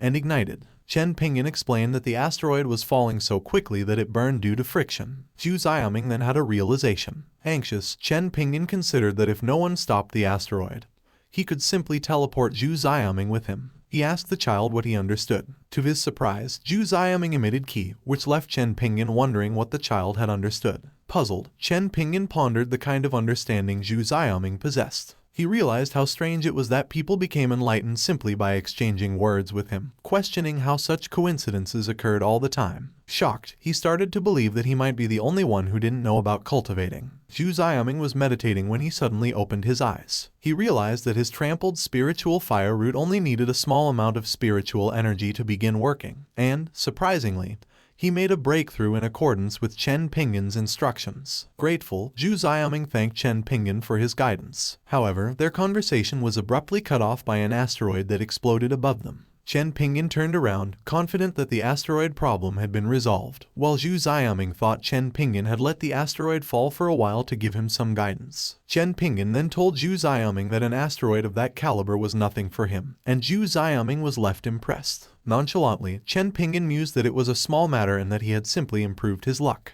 Just then, a strange voice called out to Zhu Xiaoming, and he realized it was his father, the Danwu Prime Minister, Zhu Yingping. Worried, Zhu Yingping asked Zhu Xiaoming where he had gone and urged him to follow him, as the area was dangerous. Zhu Xiaoming introduced Zhu Yingping and Chen Pingan to each other, telling his father that Chen Pingan had destroyed the two asteroids and informing Chen Pingan that Zhu Yingping was Danwu's prime minister. Expressing his gratitude, Zhu Yingping thanked Chen Pingan for protecting his son, saying that he couldn't imagine someone as young as him possessing such terrifying strength. Chen Pingan assured Zhu Yingping that he had a friendly relationship with his son and that the asteroid had disappointed him, so he had caused it to explode. He then realized that he was still not in his right mind, as he was still lying to Danwu's prime minister. Confused, Zhu Xiaoming noticed hostility brewing between Chen Pingan and Zhu Yingping. Suspicious, Zhu Yingping assumed Zhu Xiaoming had been lied to because Chen Pingan appeared to be in the nascent soul stage. Insistent, Zhu Xiaoming grabbed his dad and told him that he was not being lied to and that he had witnessed Chen Pingan stopping two asteroids with his own eyes. He added that Chen Pingan had even assisted him in breaking through. Surprised, Zhu Yingping thought that Chen Pingan seemed like a true master, unlike the scammers they had encountered before, who weren't able to help Zhu Xiaoming break through. He then realized that his earlier attitude had offended Chen Pingan and worried about what he should do if Chen Pingan became angry. Chen Pingan, sensing the situation, realized that if he let them keep talking, the kid might not believe him. He then told Zhu Xiaoming that he wanted to learn martial arts and that he would return the book to him if he could do him a favor. Anxious, Chen Pingan reasoned that he needed to hurry while the effect was active and collect as many points as possible. Enthusiastic, Zhu Xiaoming told Chen Pingan that anything was possible, and he would do whatever he wanted. Chen Pingan explained that all he needed to do was tell him that he liked him, and his luck would improve. Without hesitation, Zhu Xiaoming agreed. As Chen Pingan began speaking, Zhu Xiaoming eagerly told him that he liked him. Baffled, Zhu Yingping wondered if it actually increased luck and thought the scene appeared to be a scam. Chen Pingan and Zhu Xiaoming continued for quite a while. Eventually, the system appeared, stating that 4,000 points had been gathered. Satisfied, Chen Pingan told Zhu Xiaoming he would take his leave, as he was not able to boost his luck anymore, and promised to send him the martial arts skill book the following day. He then claimed that being seen by others was embarrassing and that it was time for him to leave. Hoping for a quick return, Zhu Xiaoming mused that he wished Chen Pingan would arrive early the next day so he could learn that incredible skill. Eagerly, he ran towards Chen Pingan, only to realize that he hadn't given him their address, and worried about whether Chen Pingan would be able to find their house. Zhu Yingping called out to Zhu Xiaoming, telling him to slow down. As they caught up to Chen Pingan, he suddenly vanished, leaving them to wonder where he had gone. Meanwhile, Chen Pingan arrived home, mumbling to himself that it was a good thing he left quickly, as luck can be difficult to explain. He then called Xiao Linger to inform her that he had bought food and snacks for her. Upon hearing this, Xiao Linger, with food on her face, realized that Chen Pingan had returned. Subsequently, Zhang Yuxin offered Chen Pingan some papaya. However, he scolded Xiao Linger instead, telling her to wash her hands and that she was not allowed to eat anymore. Blushing, he also advised Zhang Yuxin to eat less. Furious, Zhang Yuxin asked if Chen Pingan didn't like it. Flustered, Chen Pingan began to stutter and hastily left the room. In the meantime, Xiao Linger sneaked up behind Zhang Yuxin, accusing Chen Pingan of being mean and wondering how Zhang Yuxin could keep eating. Later that morning, Chen Pingan tried to calm himself down, thinking he should be used to Zhang Yuxin's seduction by now. As for the events of the previous day, he found it hard to decide where to look. Soon after, Zhang Yuxin inquired if Chen Pingan had something on his mind. Embarrassed, Chen Pingan stood up and announced that he was going out and might return later that night. As he was leaving, Zhang Yuxin stopped him, pointing out that he had something on his face. Puzzled, Chen Pingan looked at her. She leaned in closer, removed the food from his face, and then kissed him on the cheek, assuring Chen Pingan that it was all gone. He blushed and shouted that he was leaving before running away. As he ran, he thought that Zhang Yuxin was too direct and would take the initiative sooner or later. However, he realized that it wasn't the first time. Chen Pingan stopped, recalling a similar situation and thinking that Zhang Yuxin might be the same as his wife on Earth. Meanwhile, Zhang Yuxin murmured to herself that she had already imposed a restriction, and the kiss had only broken a portion of the seal, sensing that time was running out. She then issued orders to the Firebird and the dog, who already knew what to say. Without hesitation, the Firebird and the dog quickly obeyed. After a while, Chen Pingan noticed the dog and curiously wondered what he was doing there, as well as why he had a bird on his head. To his surprise, both the dog and the bird replied that they were waiting for him. Bewildered, Chen Pingan asked them if they could talk. In response, the bronze sword began to transform and reassured Chen Pingan not to worry, as they could actually speak the entire time. At this point, Chen Pingan realized there was another. The bronze sword informed him that he was afraid of him, so he said nothing and remained silent, to which the dog agreed. Gradually, the dog told Chen Pingan that after getting to know him, he feels that he is kind and easy to talk to. Still confused, Chen Pingan thought that the dog was a monster and wondered if a strong monster like him had just said that he was scary. He believed that only immortal weapons could change form, and subsequently realized that the broken sword he had picked up earlier was, in fact, an immortal weapon. He then mumbled that he had always known about it, but because he considered himself mortal, he chose to remain ignorant. Chen Pingan further thought that his character still had a bug that made others believe he was God. He then told them that they needed to revert to their true forms and return home so that he could come up with new nicknames for them. Following his instructions, the dog and the bird reverted to their original forms as phoenixes and black dragons, respectively, and greeted Chen Pingan. Astonished, Chen Pingan wondered how broken that bug was. Seizing an opportunity, the dragon asked Chen Pingan if he was going to the peace sect and offered him a ride. The phoenix retorted, accusing the dragon of cheating. Fuming, the bronze sword advised Chen Pingan to ride a golden sword instead, asserting that people who fly on swords are much cooler. Finally, the dragon flew and laughed, asking them to give way because they were too slow. Meanwhile, in the peace sect, King Xuan asked Grandpa Murong why he hadn't informed Chen Pingan about the marriage. Grandpa Murong responded that the marriage wasn't worth Chen Pingan's time, and besides, he probably already knew it was his choice whether or not to come. Furious, King Xuan yelled at his son to show his face if he was looking for a wife. The man responded that there was nothing good about it, and he didn't want to be there anyway. He then informed King Xuan that he was not interested in Murong Su. Subsequently, King Xuan told his son that they had both grown up together and asked if he thought Murong Su was interested in him. Murong Su then comforted King Xuan's son, wishing him luck in finding a wife and saying that she would go find a seat for the show. Zhen Zhao called Murong Su to sit next to her. Feeling dejected, the man wondered why. King Xuan comforted his son, telling him that Murong Su meant he had been beating around the bush, and ever since she was young, she had always thought of him as a brother. His son retorted that he didn't care and didn't want to get married. King Xuan then informed his son that the banquet had already begun, and all these people had arrived. He asked how he intended to end it. Zhang Daling stood up and told his father that it wouldn't be hard to stop the banquet. He made an announcement that if Chen Pingan said he had to marry someone, he would do it without a second thought. Moreover, he knew how Chen Pingan acted, understanding that since Chen Pingan had not arrived today, it implied that he didn't want him to marry. Unexpectedly, he was interrupted when the crowd of people noticed that Chen Pingan was riding a dragon. Grandpa Murong and King Xuan greeted Chen Pingan's arrival. Chen Pingan told them there was no need for the greeting and asked why there were guests. King Xuan responded that it was because he was looking for a daughter-in-law. He believed that Chen Pingan wanted to choose his daughter-in-law. Chen Pingan mused and asked who Zhang Daling chose. King Xuan interrupted, saying he was waiting for Chen Pingan to choose the bride.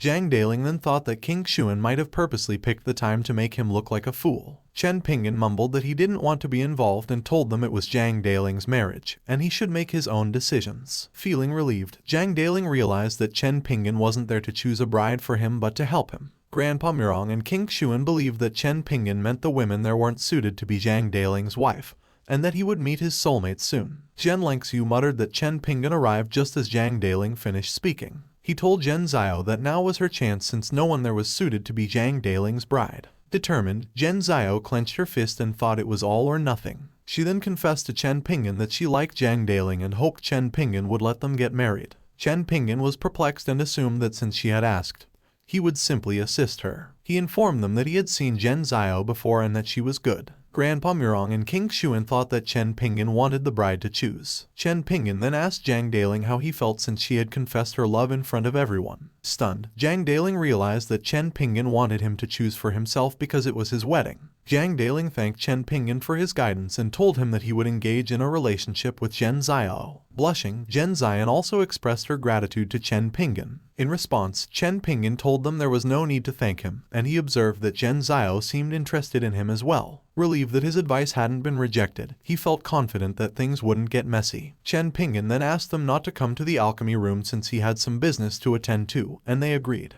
Later, while Chen Pingan was making a pill, he remembered that Brother Wan had informed him of an alchemy contest in the imperial capital in half a month. During that time, all the master alchemists scattered around the country would return. Consequently, Chen Pingan reasoned that the competition would be the best way for him to gain the approval of the entire sect. But first, he needed to refine a 6th grade elixir pill in order to compete. Confident that he could rely on the system to provide him with an infinite number of spiritual powers to refine the elixir, Chen Pingan was taken aback when he noticed something strange outside. He recalled that the skies had been clear earlier and wondered how they had changed so quickly after he began his alchemy. A massive thunderbolt spooked the people inside the sect, and King Xian believed the thunderstorm was heading toward the alchemy room. Jiang Shiafeng presumed that Chen Pingan's alchemy might not have worked. Indeed, a huge thunderclap struck the alchemy room, destroying the structure. Unexpectedly, 2 pills landed in the direction of Zhang Daling and Zhen Xiao. Jiang Shiafeng assumed Chen Pingan had not brought a gift, so he specially refined some elixir pills for them. Grandpa Mirong advised them to eat the pills quickly to avoid delaying Chen Pingan's kindness. After ingesting the pills, Zhang Daling and Zhen Xiao activated a body or a shield, and it was announced that the Peace Sect had 2 immortal seedlings. Jiang Shiafeng and Zhen Lengxiu assumed Chen Pingan was satisfied with the engagement. Meanwhile, Chen Pingan stood up, lamenting his bad luck that the elixir pills had been destroyed by the thunder. He was perplexed when he saw Zhang Daling and Zhen Lengxiu kneeling and thanking him. Chen Pingan informed Zhang Daling that he had only assisted them a little and that there was no need for him to kneel, so he asked him to stand up.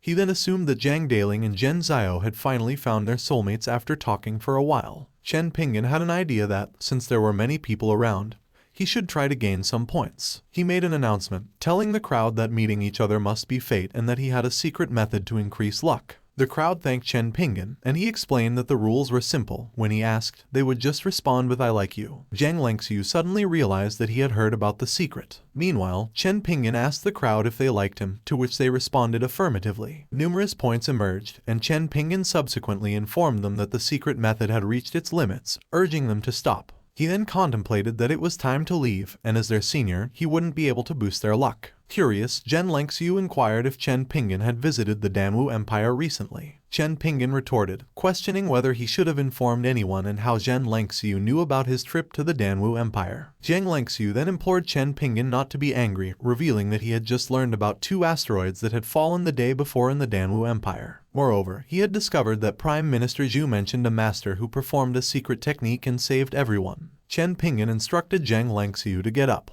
Grateful for his forgiveness, Zhen Lengxiu assured Chen Pingan that if his presence would hinder Chen Pingan, he would willingly never set foot in the Danwu Empire again. Chen Pingan reassured Zhen Lengxiu that his actions in Danwu were not a significant issue. Consequently, he realized that since he would eventually become Zhang Daling's brother-in-law, he should behave better. Chen Pingan suggested to Zhang Lengxiu that it would be more convenient if he could deliver the book for him, as he happened to have something to give to Prime Minister Zhang and it would save him a trip. Zhang Lengxiu agreed, pledging to dedicate himself to the task. Chen Pingan then informed everyone that he would leave first and asked them to continue enjoying the banquet. He suddenly remembered that although the pills had gone missing, the procedures had been followed correctly. Chen Pingan then rode the dragon, deciding to return and purchase a furnace for alchemy. Zhang Lengxiu bid farewell to Zhang Xiafeng, who instructed Zhang Lengxiu not to delay Chen Pingan's request and proceed to the empire. With that, he took flight, contemplating that if his predictions were accurate, the Danwu Empire would soon experience significant changes. Chen Pingan mused that he needed to go to Danwu right away,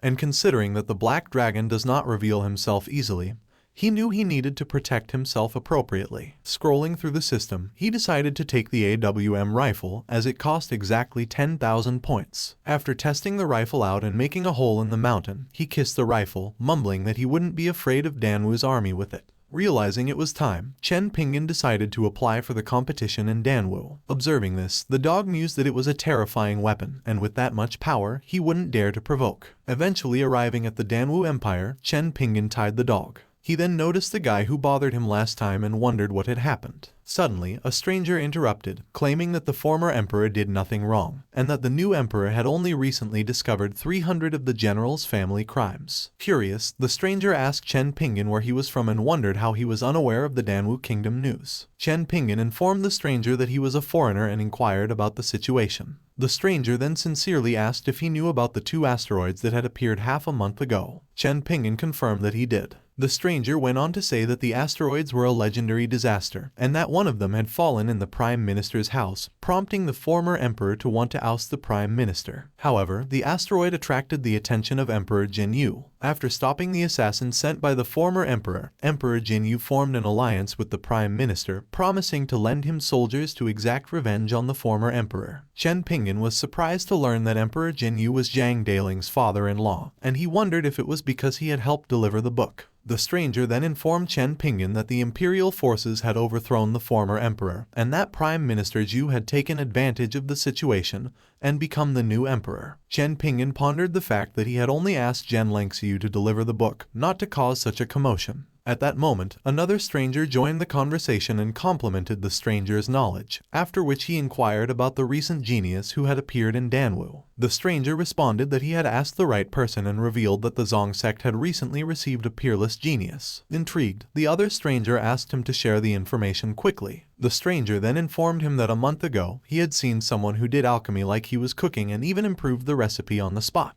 Anxious, Chen Pingan wondered if they were talking about him. The other stranger asked if he knew the genius's name. Upon hearing the response, he learned his name was Zhen Danteng. Chen Pingan thanked Zhen Danteng for letting him borrow his name. Subsequently, the man grabbed Chen Pingan and told him that if he didn't know about his idol, he could inform him. However, Chen Pingan declined, stating that there was no need since he already knew. Shortly after, Brother Wan called Chen Pingan, urging him to hurry and informing him that he had already registered his name. Chen Pingan greeted Brother Wan and bid goodbye to the 2 strangers, leaving them stunned. Visibly upset, the other stranger inquired if the man had previously seen Zhen Danteng. The man, heartbroken, muttered that he was close to him but couldn't recognize Zhen Danteng, realizing his chances of getting his signature were nil. The stranger recognized Zhen Danteng as the person he had predicted in the immortal world and warned him not to disappoint him. Later on, Brother Wan informed Chen Pingan that he had something to do and asked him to go on first. Chen Pingan assured him that everything was fine and told him not to worry if he was busy. He then realized that there were too many people, and this time the competition must have attracted a lot of talented individuals. Wan Xiaojun called Chen Pingan to thank him for the elixir pills, which enabled her to break through and enter the competition. Confused, Chen Pingan asked who she was. Wan Xiaojun yelled at him and reminded Chen Pingan that she was the one who guided her through the kingdom and informed her about the competition.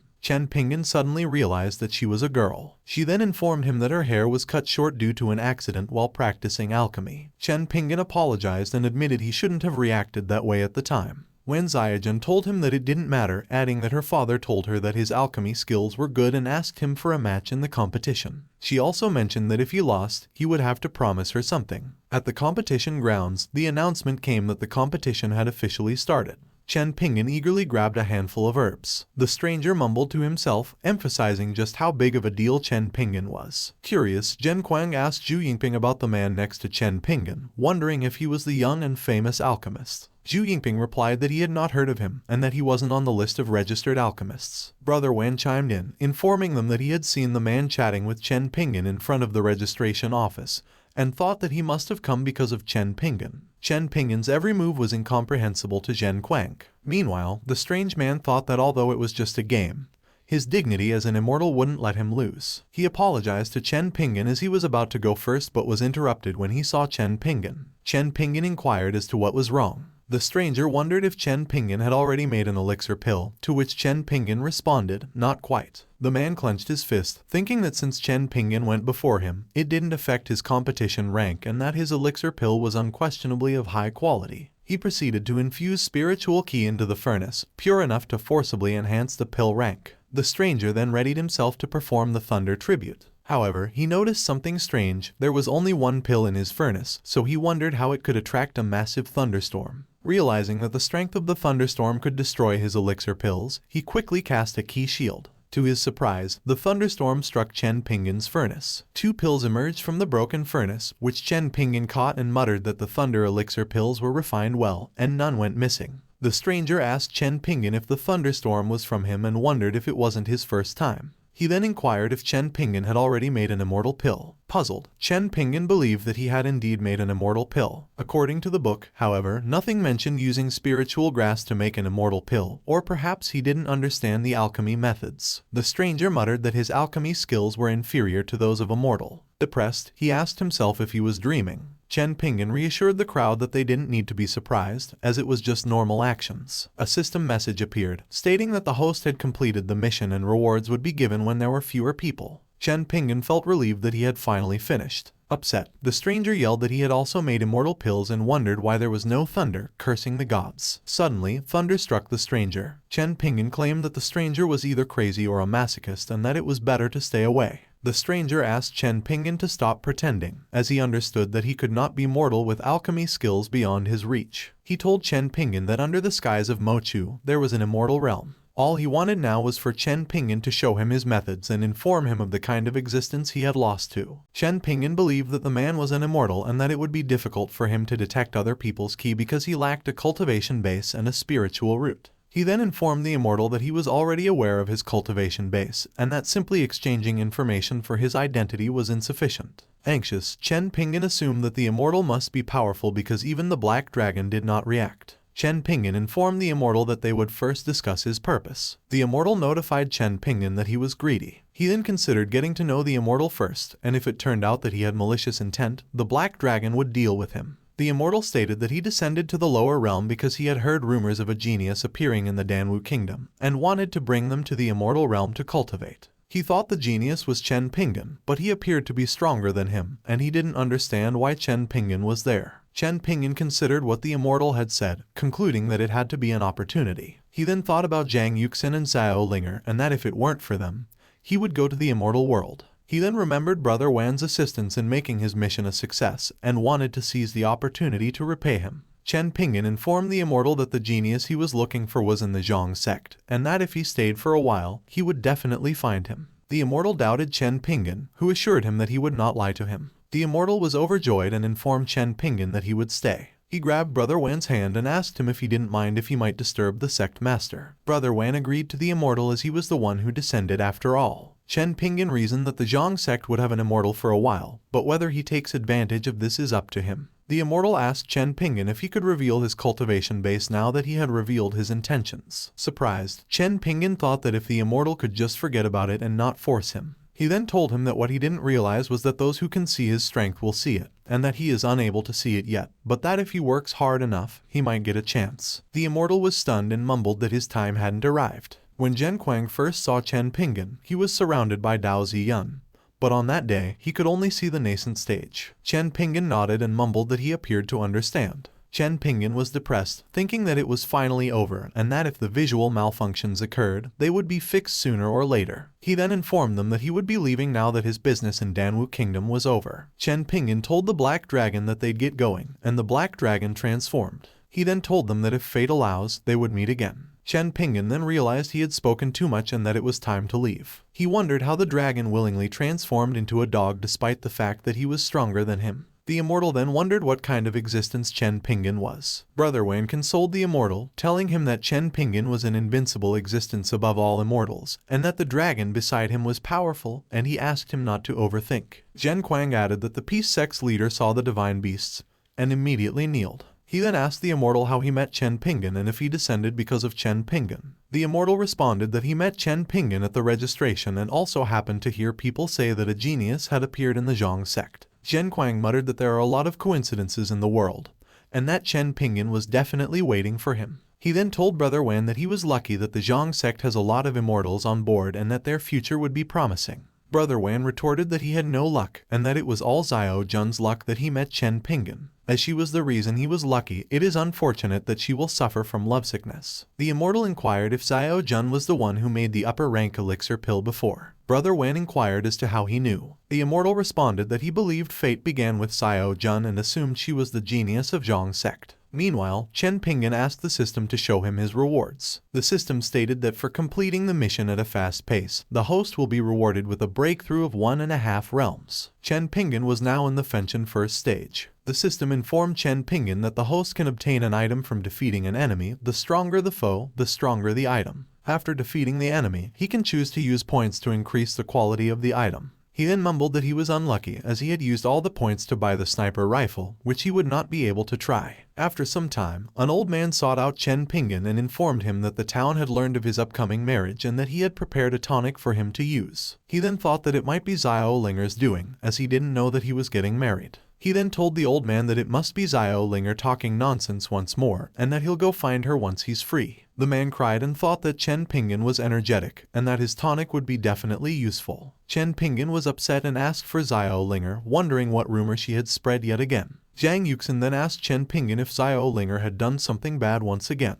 Chen Pingan, blushing, asked Zhang Yuxin why she hadn't discussed it with him and wondered if it was too soon to marry. Zhang Yuxin asked Chen Pingan about the times they had slept together. She then flirtatiously teased Chen Pingan, telling him that he didn't want his reputation to be tainted by acknowledging her. Chen Pingan responded that he was a bit slow and that he would listen to what she wanted. Zhang Yuxin smirked and asked Chen Pingan to try on the wedding attire to see if it would fit him. Chen Pingan nervously agreed. After some time, Zhang Yuxin called Chen Pingan darling and told him that before they got married, they would have to do something first. Chen Pingan, who was flattered, retorted that they hadn't married yet and expressed concern that if a new life was to be born, it would be inappropriate. Zhang Yuxin blushed and asked Chen Pingan what he was thinking, and clarified that she was referring to a kiss between lovers. Chen Pingan, disappointed, mumbled that that was what she had meant. She then unexpectedly kissed Chen Pingan, claiming that it was time to release some seals. Zhang Yuxin inquired as to what had happened, to which Chen Pingan replied that he had suddenly felt some pain. He then felt confused. After some time, Chen Pingan emitted ki from his hand and mumbled that he couldn't touch it even with spiritual energy. He was perplexed, believing that he had done something incorrectly and that the system had failed to notify him of having bodily problems. He then thought that he had heard some immortals could use their spiritual thoughts to guide heaven and earth's powers to strengthen their attacks. He then tested it, and as expected, he wondered if it was the power of heaven and earth and how it could strengthen attacks. Chen Pingan attempted to release the Buddhist palm, muttering that it was strong. Zhang Yuxin smiled while watching Chen Pingan, claiming that he was silly. Chen Pingan mumbled excitedly that he had received such power after suffering from a headache, and that he should suffer even more. Zhang Yuxin stated that it was a Taoist pattern and not the power from the heavens. She believed that it was the perfect time to give him a new mission. Chen Pingan was notified that a new mission had arrived, and he wondered what the reward would be this time. He was surprised when the system stated that the process of entering guarded gates had begun, and that the location was in the immortal realm, and that more information would be provided once the host arrived at the location. Meanwhile, at the forest outskirts of King Yuan Town, Chen Pingan realized that, despite the strength of the people in the immortal realm, he had the black dragon on his side. He believed he was safe because he had the ring and the golden sword. The system then transported Chen Pingan to the Zhao family mansion in the immortal realm. Upon arrival, the system informed him that the corpse belonged to the owner of the room, Zhao Ziyan, a descendant of the Zhao family. When Zhao Ziyan was 10 years old, both of his parents died. As he was gifted from birth, he was destined to be the family's head. However, his cultivation dropped from the immortal Ying stage to the Fen Shen layer the day before he was set to become the head.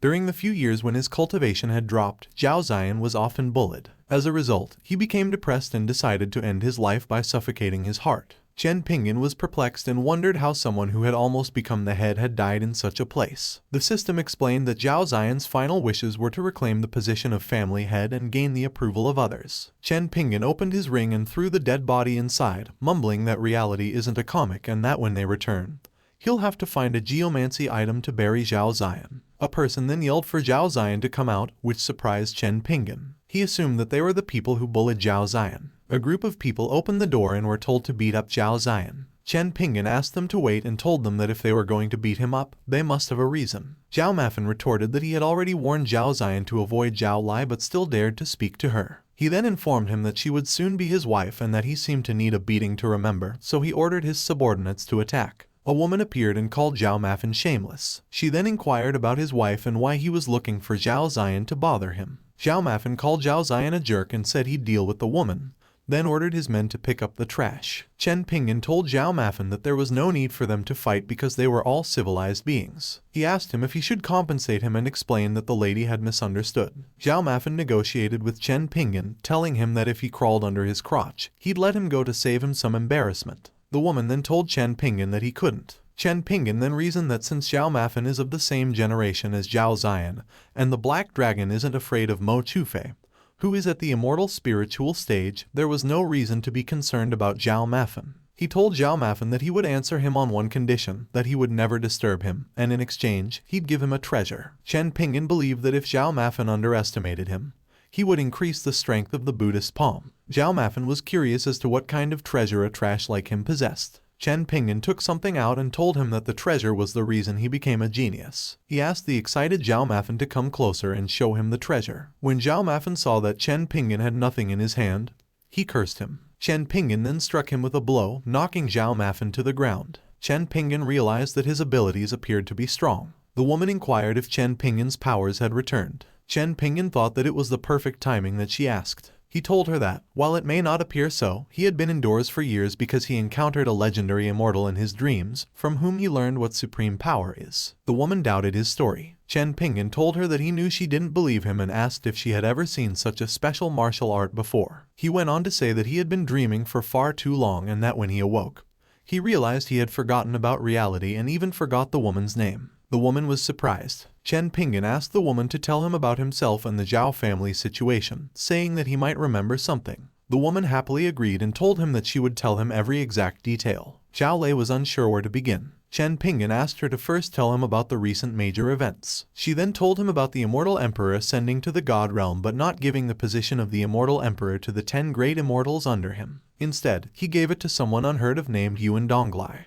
Chen Pingan asked her to tell him more. When a sudden sound began to ring, Zhao Lei informed Chen Pingan that it was the clan's urgent gathering call. She then grabbed Chen Pingan and told him that it must be something important and that they could talk about the Immortal Emperor later. After some time in the discussion hall, the crowd noticed Chen Pingan and murmured that he actually dared to come out and that his cultivation had not progressed at all. A man greeted Chen Pingan and informed him that he did not expect him to arrive that day. Chen Pingan was perplexed as to what these people had to do with Zhao Ziyan. The crowd muttered that every time Zhao Lei looked for him, he never answered, and that they were wondering where Zhao Mayan was. Chen Pingan then claimed that Zhao Ziyan had a difficult life, which is why he eventually killed himself. He anticipated that his mission would be difficult. Fuming, Zhao Lei told Chen Pingan not to listen to their nonsense and to assume they were children. Chen Pingan responded that he did not mind. He then inquired as to who those people were and whether she liked them. Zhao Lei answered that the man's name was Zhao Buzhu, the brother of Zhao Mafan and the strongest of the younger generation in the clan. She added that Zhao Buzhu was also a pretentious hypocrite and that, compared to Chen Pingan, Zhao Buzhu was the worst. And that when Zhao Ziyan was 10, he stopped Zhao Mafan from bullying Zhao Lei, however, would condone his brother to do evil. Chen Pingan then thought that Zhao Ziyan's powers suddenly falling were strange, despite the enormous benefits he obtained, and that they were unlikely to have any relations. The crowd then greeted the clan leader. The clan leader announced that all of them were the young talents of the Zhao clan, and he called them there for one thing. Half a month from that day, there would be a secret realm appearing, and all the clan's younger generation would go and explore. The most important thing, he added, is that the new Immortal Emperor would be present, and he told the crowd that he liked to take in geniuses and that this would be an opportunity for the Zhao clan to rise. The crowd mumbled that they had heard that the Immortal Emperor brought along a genius from the immortal world and trained him wholeheartedly. One side character also mentioned if he could only be seen by the Immortal Emperor. Zhao Baqian stopped that chatter and informed everyone to make a breakthrough within half half a month. Zhao Mafan then called for the clan leader. He then told Zhao Buzhu and Zhao Baqian that they must uphold justice. Concerned, Zhao Buzhu asked Zhao Mafan who had attacked him. Zhao Mafan pointed at Chen Pingan and told them that he was the one who beat them up. The crowd murmured if they had heard Zhao Mafan correctly that the three of them at the stage of Immortal Ying were beaten by someone at the Fen Shen lair. They then assumed that Zhao Xian's cultivation powers had returned.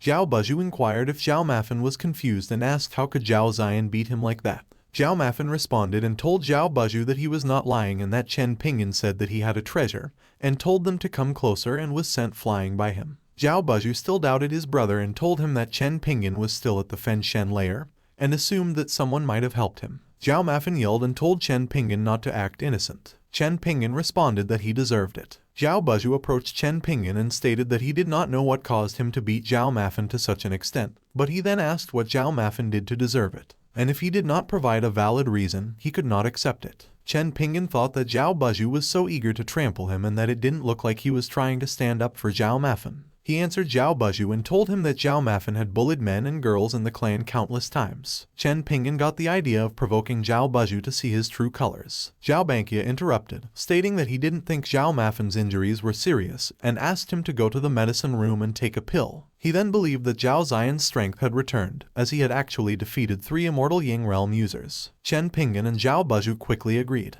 Chen Pingan then realized that the mission's duration was still far away, that he couldn't confront the clan leader, and that he would look for an opportunity the next time. Zhao Bankia told Zhao Buzhu to stay and that the others could leave. Zhao Buzhu believed that Zhao Xian's curse had expired because he wasn't afraid of facing him, and thought it was impossible, and there had to be another reason. After a while, Chen Pingan was astounded and wondered if it was the treasure chamber Zhao Lei had mentioned and why it was so different from others. He then eagerly anticipated the discovery of a treasure item that would enhance his spiritual senses and allow him to exert even greater control over heaven and earth. However, Chen Pingan was stopped and told that his dog was not allowed. The dog cried as Chen Pingan tied him and mumbled that he hoped Chen Pingan wouldn't forget about him once again. A man then muttered that it was odd how there was a dog in the immortal realm and wondered who had bought their dog from the lower realm. The dog was irritated because he thought the man didn't realize he was a dragon. The man approached the dog, amused, and mumbled that the dog had rolled its eyes, assuming that the owner had brought him to the immortal world because he was intelligent. He was bewildered when the dog spoke to him and told him that if he didn't want to die,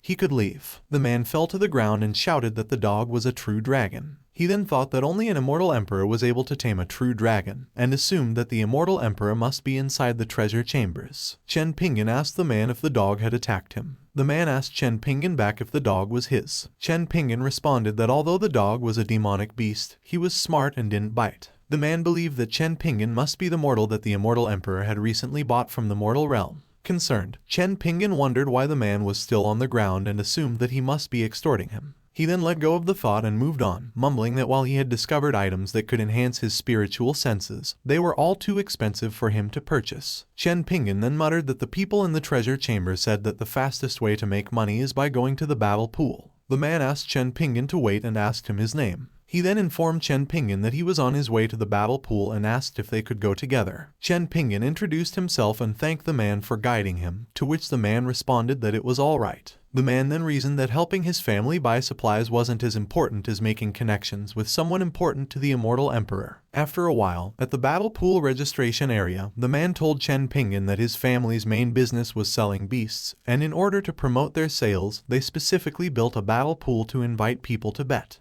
He went on to say that the monsters in the battle pool are generally powerful, so the challenger must sign a waiver before entering. He then wondered which monster Chen Pingan would challenge. Since it was Chen Pingan's first battle, he advised him to be cautious. Chen Pingan thanked the man for the reminder and asked him to give him an easy 3 leapers. The announcer then notified the crowd that the next person who would enter the arena was in the first stage of the Fen Shen realm, and would cross 3 realms to challenge the Sword Ridge Tiger at the Desheng stage. He then asked the crowd to cheer for his courage to die. The man wondered if Chen Pingan could win because of the realm difference. The dog responded to cut his crap and told him that his master wouldn't lose. Puzzled, the man asked the dog if Chen Pingan was his master. The announcer then informed the crowd that the demon beast, Sword Ridge Tiger, was very excited. The crowd chanted to tear Chen Pingan apart. The man whispered to the dog that he might have been sent by the Immortal Emperor to protect Chen Pingan and wondered how he could call Chen Pingan master. The dog responded that the Immortal Emperor was not even worthy of feeding him. The man was taken aback by the dog's response and wondered if Chen Pingan was not the genius who was brought up to the immortal realm and was addressed as master by a true dragon. He asked the dog if Chen Pingan was stronger than the Immortal Emperor. The dog responded that the man had some brains. He then realized that the man appeared wealthy and that Chen Pingan was now in need of funds and that he should find a way to share his concerns. Frowning, the man wondered who Chen Pingan was as the dog told him that he was stronger than the Immortal Emperor. The dog informed the man that Chen Pingan's true body was in the god realm and that he was now just bilocating temporarily, borrowing Zhao Ziyan's identity. He added that because the man was honest, he'd give him a chance, as Chen Pingan was new to the immortal realm and was short of immortal crystals. Spirited, the man thanked the dog for reminding him and said he would definitely find a way to send more immortal crystals to Chen Pingan. The dog praised the man and reminded him to be careful how he did things. The man couldn't believe that he had actually won. The audience complained that the demon beasts in the arena were garbage, and that he had lost the 2,000 immortal crystals he had won by betting on the Sword Ridge Tiger. The man then got an idea that one could bet on the arena pool before the battle started. He then excitedly told the dog that he had thought of an excellent way to make money and had a reason to take the initiative to send money to Chen Pingan, to which the dog questioned. A broken cup fell down while a man angrily yelled that there was no ability in the world that could cross 3 realms and easily cut an enemy, and believed that Chen Pingan might have hidden his strength. The stranger trembled and informed the man that their subordinates had seized and checked Chen Pingan's storage ring and found no abnormalities before allowing him to enter the arena. He added that Chen Pingan would continue to challenge the immortal realm's demon beast and asked the man if they should stop Chen Pingan. Sun Chen asked him back if they should stop Chen Pingan. He went on to say that if he was so greedy, they'd just choke him to death, and asked them to go arrange the fight. Sun Chen instructed his subordinates to allow the immortal infant golden scale lion with true dragon bloodline to take the stage. The man replied that the beast could kill an early stage immortal spirit realm cultivator, and that sending it to the arena would cause the audience to spread rumors that they operated in the dark. Sun Chen retorted that the rumors were irrelevant and that the beast would not die. He then asked the man how they could sell their demon beast in the future. He then added that Chen Pingan's partner bet 100,000 immortal crystals, and as long as Chen Pingan died, those things would be left at the battle arena. The announcer informed the crowd that the challenger at the Fen Shen lair had challenged the golden winged lion at the immortal Ying stage. One member of the audience muttered that the golden winged lion could kill cultivators at the immortal spiritual stage. Another random man added that Chen Pingan was regarded as a problem by the battle pool. The announcer then informed the audience to expect a bloody performance. The man called out for the dog. The dog looked and then noticed the man. The man then informed him that he had wagered all his magical items and clothing and also wagered the 80,000 immortal crystals that were meant to buy materials for his family. The dog was distressed and wondered why he had to wager his clothes as well. The man went on to say that his clothes were worth 2,000 immortal crystals and that if there was a business involving money, he would rather be uncomfortable than lose money. Moments passed by, and the golden-winged dragon appeared, which surprised the crowd. One person mumbled that it was going to be gruesome to think there was a beast with true dragon blood fighting a Fen Shen cultivator. Chen Pingan's sword broke, and with a worried look, he then thought that the sword had no problem last time. He reasoned that it must have been the time when he returned that caused it to be that way, and that the beast appeared to be so powerful that he needed to summon the black dragon for assistance. The golden-winged lion informed Chen Pingan that it appeared that someone wanted him dead. He was then about to attack Chen Pingan and told him not to resent him. The golden-winged lion halted as he felt the pressure of a true dragon. The crowd was perplexed as to why the golden-winged lion had come to a halt and inquired as to what was going on. The black dragon told the golden-winged lion that if he didn't want to die, he could kneel. The golden-winged lion bowed and told Chen Pingan that he had admitted defeat and pleaded with him not to kill him. Dumbfounded, Chen Pingan and the crowd were confused. The crowd then shouted that the golden-winged lion was an actor while some wanted a refund. Enraged, one stranger wondered who was the one who bought the beasts for the battle pool. After a while, the announcer informed them that the battle pool's rules stated that there could only be one standing, and that if the golden-winged lion did not kill Chen Pingan, he would die. Chen Pingan was concerned as the golden-winged lion bit his tongue and rammed his head to the ground until he was knocked out. He then asked the dog if he did that. The dog smiled and mumbled that it was his duty to protect Chen Pingan. Chen Pingan reminded the dog to follow him in the next match, to which the dog agreed. One member of the audience said it did not appear to be a play, while another wondered who Chen Pingan was and how he could force the golden-winged lion to knock himself out rather than fight. One person went on to say that Chen Pingan was definitely a big shot and was just hiding his strength. Chen Pingan wondered if this meant he had won. The announcer then announced that the golden-winged lion had lost. The man cheerfully mumbled that he won profits. When he realized that people were staring at him, he then told them he could explain. Later, at the exit of the arena, Sun Chen approached Chen Pingan and asked him if he was proud of himself. He then thought that Sun Chen was the one who rigged his sword for the match. Sun Chen became upset and told Chen Pingan that since he didn't want to behave and die by the beast, he should prepare to die in his hands. He then attacked Chen Pingan. Chen Pingan summoned the black dragon and the phoenix and charged at Sun Chen, knocking him against the wall. Sun Chen inquired as to who Chen Pingan was and how he came to possess a true dragon. Phoenix was the one who responded, telling him who he thought he was and that he was not worthy of questioning Chen Pingan's identity. To everyone's surprise, he mumbled that his bodyguard was a dragon and a phoenix. Sun Chen then said that he was only the tip of the mountain, but behind him was the great immortal, and if he left now, he'd pretend it never happened. Sun Chen thought that he would report Chen Pingan to the great immortal. Bronze Sword replied that he didn't mind if Sun Chen's lord was a great immortal because he was one as well. He then asked Sun Chen to speak more like they had known each other for so long. Sun Chen apologized and told them that he was just a small fry who didn't know any better and asked them to be generous. He then informed them that Chen Pingan's friend had earned 300,000 immortal crystals from the wager, and after redeeming them, there was a tax of 50,000 immortal crystals he could take. He went on to say that they should spare his worthless life, to which Chen Pingan's group mumbled that he was too straightforward. The Black Dragon was worried and asked Bronze Sword if Sun Chen would do something. Bronze Sword responded that it didn't matter what Sun Chen did since he was not afraid of anyone in the immortal world. After a while, the depressed man mumbled that the whole town saw the young master of the Meng family running around naked and wondered how he could meet people in the future. Chen Pingan consoled young Master Meng, telling him that everything was fine and that his life would soon be over. Young Master Meng informed Chen Pingan that he was an immortal and that he still had 1,000 years to live. Later, Chen Pingan asked him to move because the people in the area were loud, and he told young Master Meng that they had a net of 250,000 immortal crystals. Sun Chen was enraged, thinking that if Chen Pingan thought it was good to win at the battle pool, the great immortal was powerful, and told him to just wait to die. After a while, Chen Pingan informed Brother Meng that he did not want the bonus and that they were the immortal crystals he had earned. Brother Meng responded that it was the bonus Chen Pingan had worked hard for, and that he had told the Black Dragon that he would use him as a betting item, so he was simply repaying his principal. He telepathically asked the Black Dragon if it was okay if he said it like that. The Black Dragon proudly replied that Chen Pingan would surely remember him. Chen Pingan was amazed while staring at the 250,000 immortal crystals. Brother Meng thought that spending a bit of money to be remembered by Chen Pingan was worth the spend. Chen Pingan told the dog that they were going to go back and get some food. Zhao Bankia called Chen Pingan and asked him if he had come to the immortal treasury for something. He added that if he needed anything, he should notify him because the secret realm was about to open and the clan would fully support him. Chen Pingan thanked Zhao Bankia and wondered if there was ever a good thing that came from him. He then told Zhao Bankia that he had seen an immortal spiritual being in the treasury, but lacked 20,000 immortal crystals. Zhao Bankia responded that 20,000 crystals were not a problem, but that the immortal spiritual being would be suitable for Zhao Buzhu. Zhao Buzhu sarcastically apologized to Chen Pingan and told him that the immortal spiritual being would be better for his cultivation. Chen Pingan thought that he had lost his chance. Zhao Buzhu mocked him and said that he should just wait for the treasury to restock. Chen Pingan thought that the keeper of the treasury informed him that the immortal spiritual being was rare and if he were to miss the chance, he might not be able to buy it again. He then asked Zhao Buzhu if he could give up the treasure voluntarily and raise his price to buy it. Zhao Buzhu responded with a smile that Chen Pingan didn't have a good personality,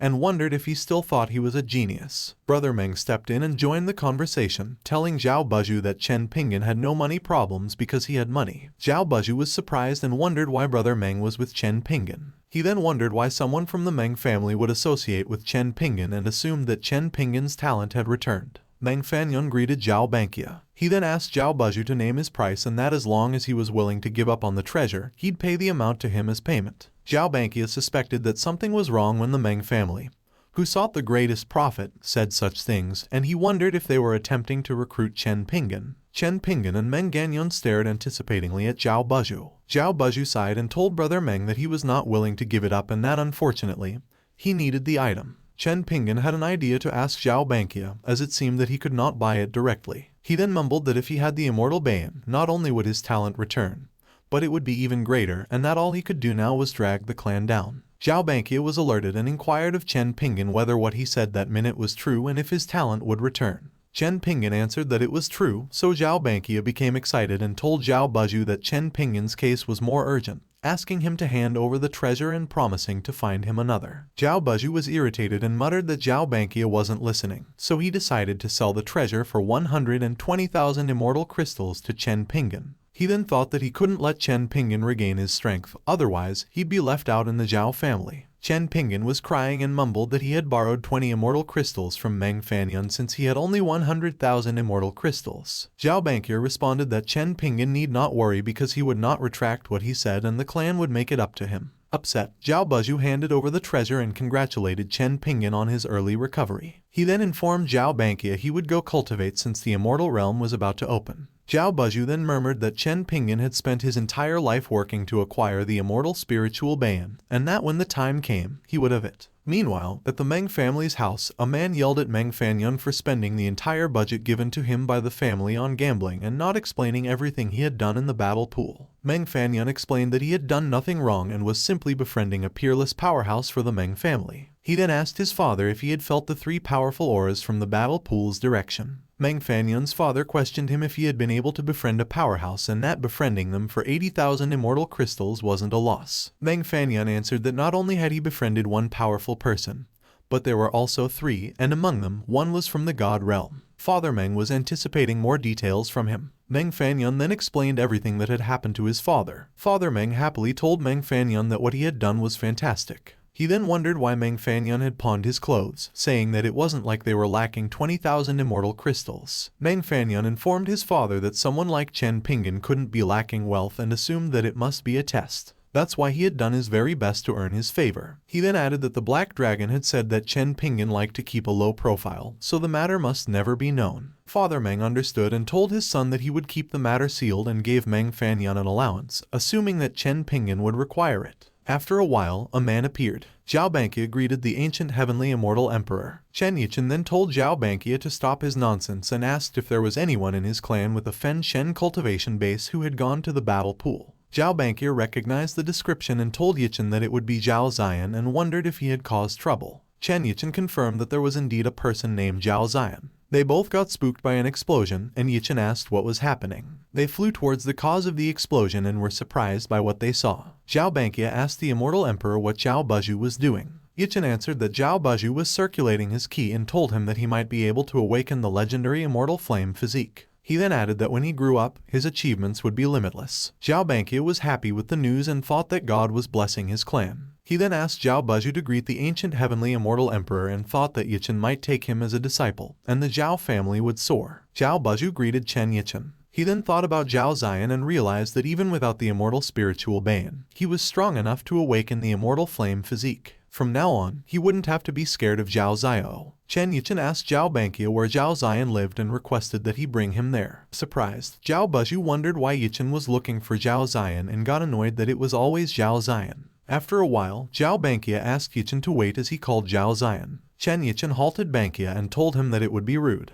He then informed Zhao Ziyan that he had come to visit and wondered if he would be able to meet him. Zhao Bankia believed that Yichen had come because Zhao Ziyan had caused trouble. They were then met with silence. Distressed, Zhao Bankia assured Chen Yichen that Zhao Ziyan probably hadn't heard them and wondered if he should go look for him. Chen Yichen assumed that maybe Zhao Ziyan didn't want to see him. He then thought of a peerless powerhouse who purposely left an impression on the Immortal Emperor, warning him to be wary of him. Yichen added that Chen Pingan has the manner of a master. He proceeded to inform Zhao Ziyan that he had dealt with the person in charge of the battle pool and apologized. He then went on to say that if Zhao Ziyan didn't wish to see him, he would return soon and apologize. Zhao Bankia was surprised by the kind of attitude Yichen presented, which was the same for the Immortal Emperor, and wondered what Zhao Ziyan had done. Chen Yichen asked Zhao Bankia why Zhao Ziyan was living in such deplorable conditions and inquired about what happened to the previous generation. He was irritated, mumbling that Zhao Ziyan was the Immortal Emperor's special guest, and they dared to bully him. He said that if it came to this, they should remember to treat Zhao Ziyan properly because he is the true noble of the Zhao family. He then told Zhao Bankia that the fact that he came should not be announced, and if anyone asked, he should inform them that he came for the kid with the Immortal Flame physique. Zhao Bankia understood and wondered what Zhao Ziyan and Yu Donglai had in common. He then realized that Zhao Ziyan's mother's surname was Yu. Meanwhile, at Chen Pingan's house, Chen Pingan asked Zhang Yuxin and Xiao Linger if they had missed him. Zhang Yuxin welcomed him back while talking to a stranger. The stranger introduced himself as Deng Gui Kai, Xia Sui's friend, and explained that he had come to greet Chen Pingan. Chen Pingan then told him not to take offense from his rudeness earlier. Deng Gui Kai stuttered and responded that Zhang Yuxin had already entertained him, and that he didn't want any trouble. Chen Pingan looked annoyed at what Deng Gui Kai said. The door opened, and Xia Sui appeared and asked Chen Pingan to take care of Xiao Linger for him as he won't be back for a while. Chen Pingan agreed and told him that Xiao Linger is like a sister to him. Xia Sui then flew and thanked Chen Pingan. Enraged, Chen Pingan asked Zhang Yuxin if it seemed that she enjoyed talking to him. Zhang Yuxin inquired if Chen Pingan was jealous. Blushing, Chen Pingan denied the accusation. Zhang Yuxin asked Chen Pingan if he was really not jealous. He then took Zhang Yuxin's hand in his and said that he would not let her hold him by a leash, and that he would be jealous because he was her fiancé. He went on to say that Zhang Yuxin can't talk to other men like what happened earlier in the future. Chen Pingan was cut off when Zhang Yuxin kissed him. She asked if he was going to punish her. Chen Pingan blushed. Flattered, Chen Pingan told Zhang Yuxin that it seemed like she needed a good spanking. Xiao Linger was confused as she heard Chen Pingan's name being called.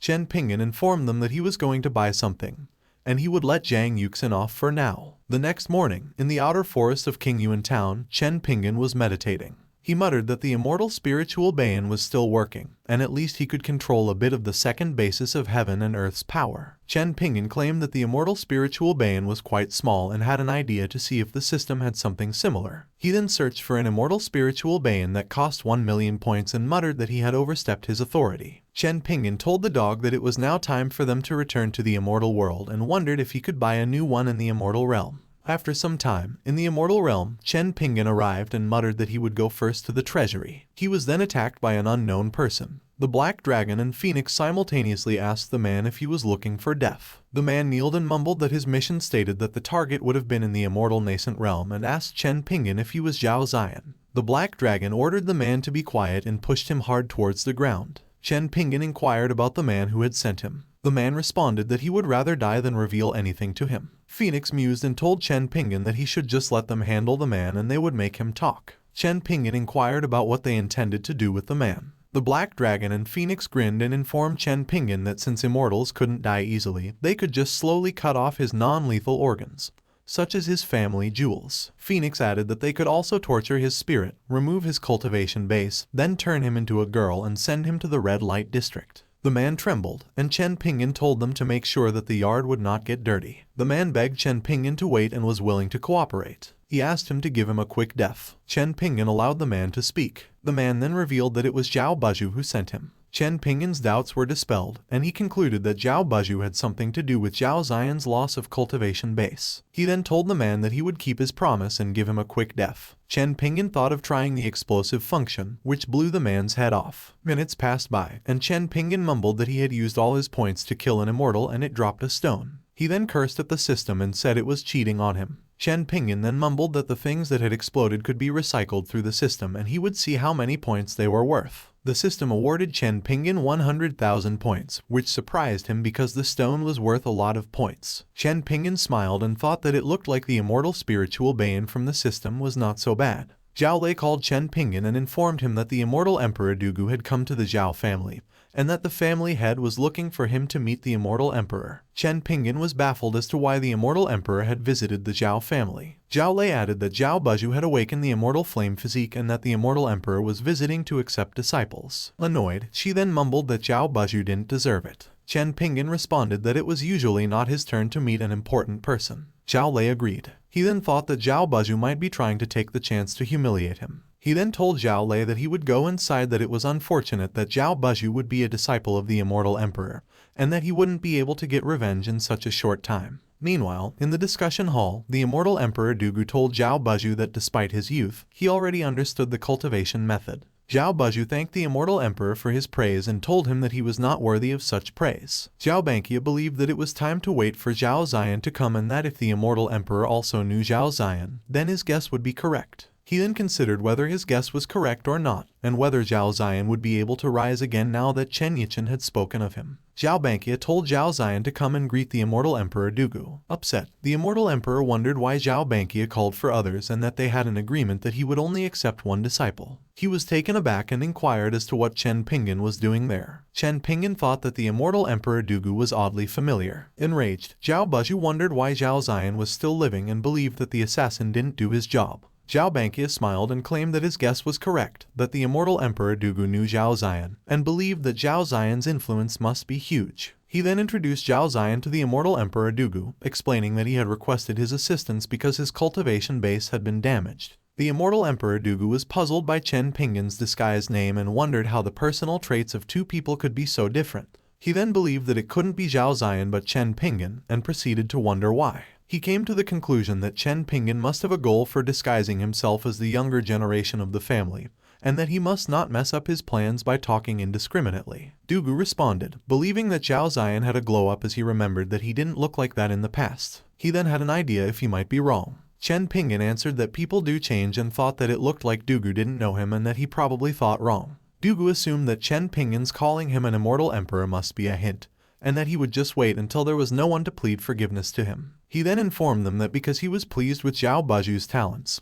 he would accept him as his disciple and that they would hold a banquet that day. Zhao Buzhu thanked the Immortal Emperor and asked him to accept his gratitude. Dugu then thought that Grandpa Miron once said that Chen Pingan often picked juniors to cultivate and assumed that Zhao Buzhu's awakening must have been caused by Chen Pingan, and that this time he would get Zhao Buzhu instead of Chen Yichen. Meanwhile, inside the Zhao house's courtyard, as the banquet was about to begin, Zhao Bankia inquired about the whereabouts of the Immortal Emperor Dugu. A man responded that it seemed that Dugu had gone in the direction of Zhao Ziyan. Zhao Bankia told the man to get busy and be careful serving the guests, to which the man agreed. He then thought that Dugu and Zhao Ziyan knew each other and claimed that it was a great opportunity. Zhao Bankia took a concealing talisman and thought that it could make the Immortal Emperor not discover him, and that he just had to listen to their conversation, and he would be able to determine Zhao Ziyan's identity. Meanwhile, Chen Pingan was reading a book and was interrupted by a knock. He then told them to come in, and Dugu appeared and greeted Chen Pingan. Surprised, Chen Pingan realized that Dugu actually recognized him.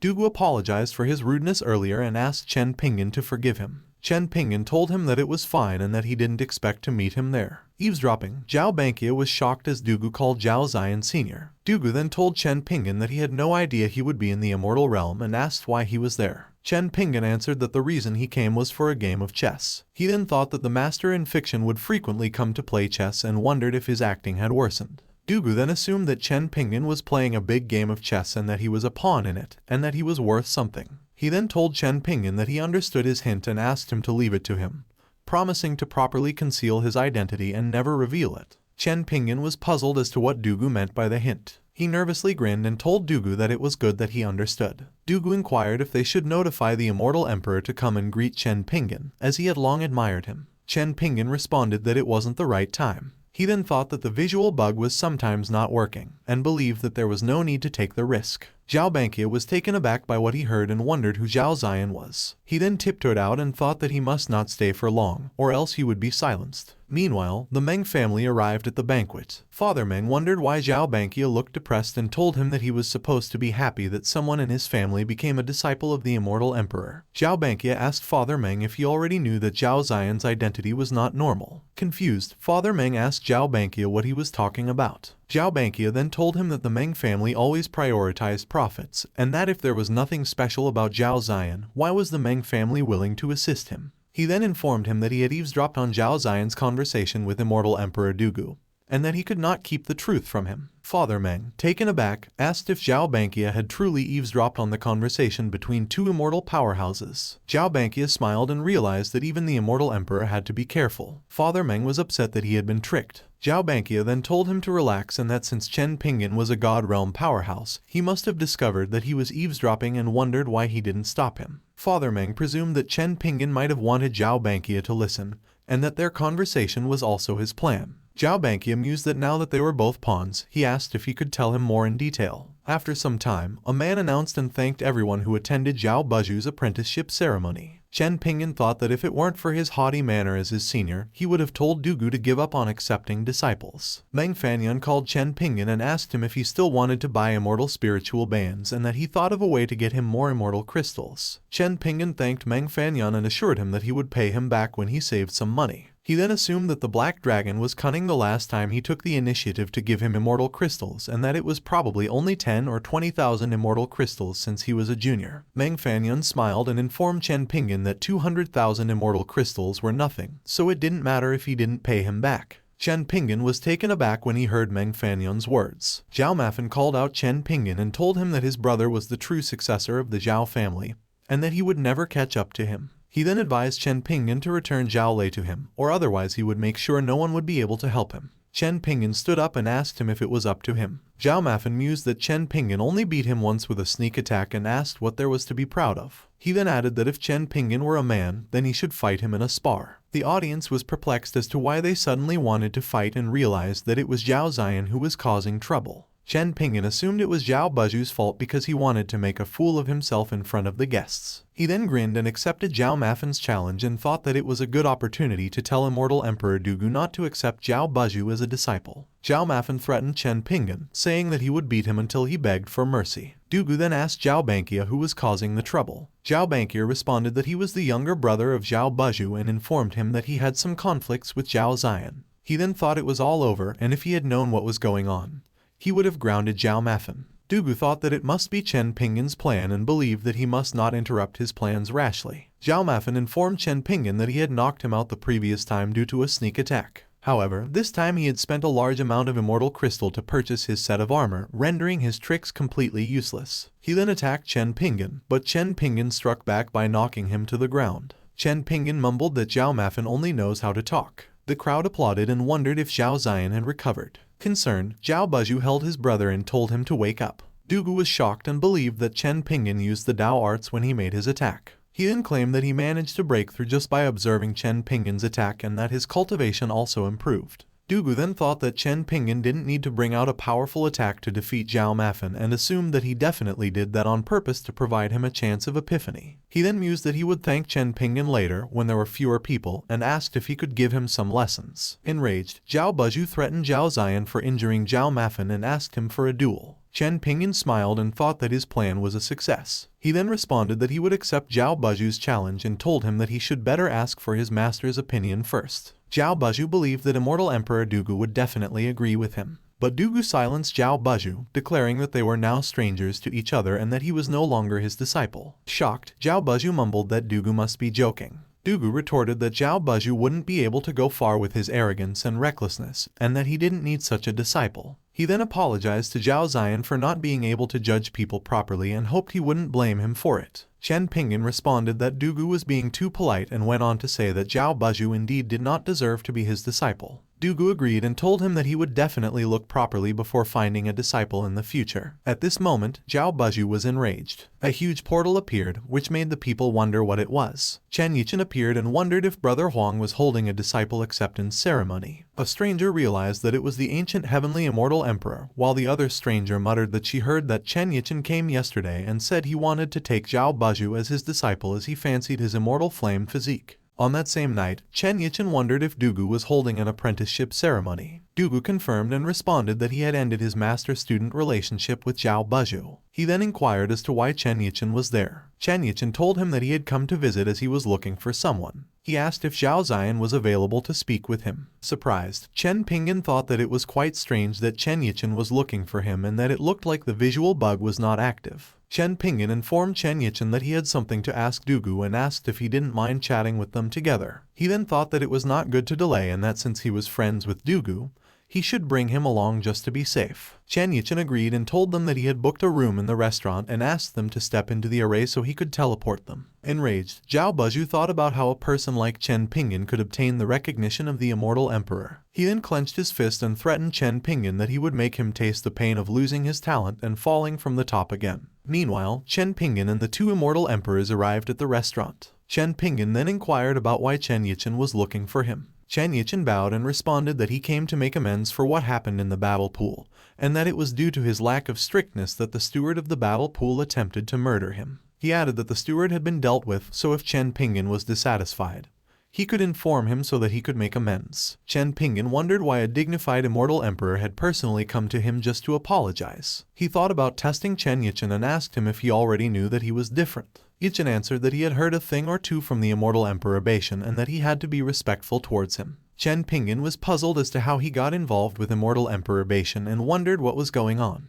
He asked Dugu to tell Yichen more in detail since it seemed that he didn't know much. Dugu happily agreed. Chen Pingan then considered who they truly believed he was and what was going on with Immortal Emperor Bashan. Dugu explained everything to Yichen. Flattered, Chen Pingan thought that Dugu was exaggerating too much, and besides, after talking for so long, there still weren't any main points about Immortal Emperor Bashan. Chen Pingan coughed and told them that he had an interesting story about Immortal Emperor Bashan and asked if they would like to hear it. The two Immortal Emperors cheerfully agreed. He then asked them if they knew the name of the former Immortal Emperor. Chen Pingan then thought that if Grandpa Murong was friends with Huang Zhenqian, then maybe Immortal Emperor Bashan was someone that he knew. Huang Zhenqian responded that Bashan's surname was Su and that his name was Yi, and asked Chen Pingan if there was something wrong. Chen Pingan then realized that Immortal Emperor Bashan they were talking about was Xiao Linger's father. He told them that when Bashan was little, his name was Suo Gudan. Both Immortal Emperors were shocked and mumbled that Chen Pingan was knowledgeable. Chen Yichen was anxious and blamed Sun Chen for how much trouble he gave him. Chen Pingan then told them that they can still change, and that he didn't mind giving them 1 or 2 more chances. The two Immortal Emperors bowed and asked Chen Pingan to clarify.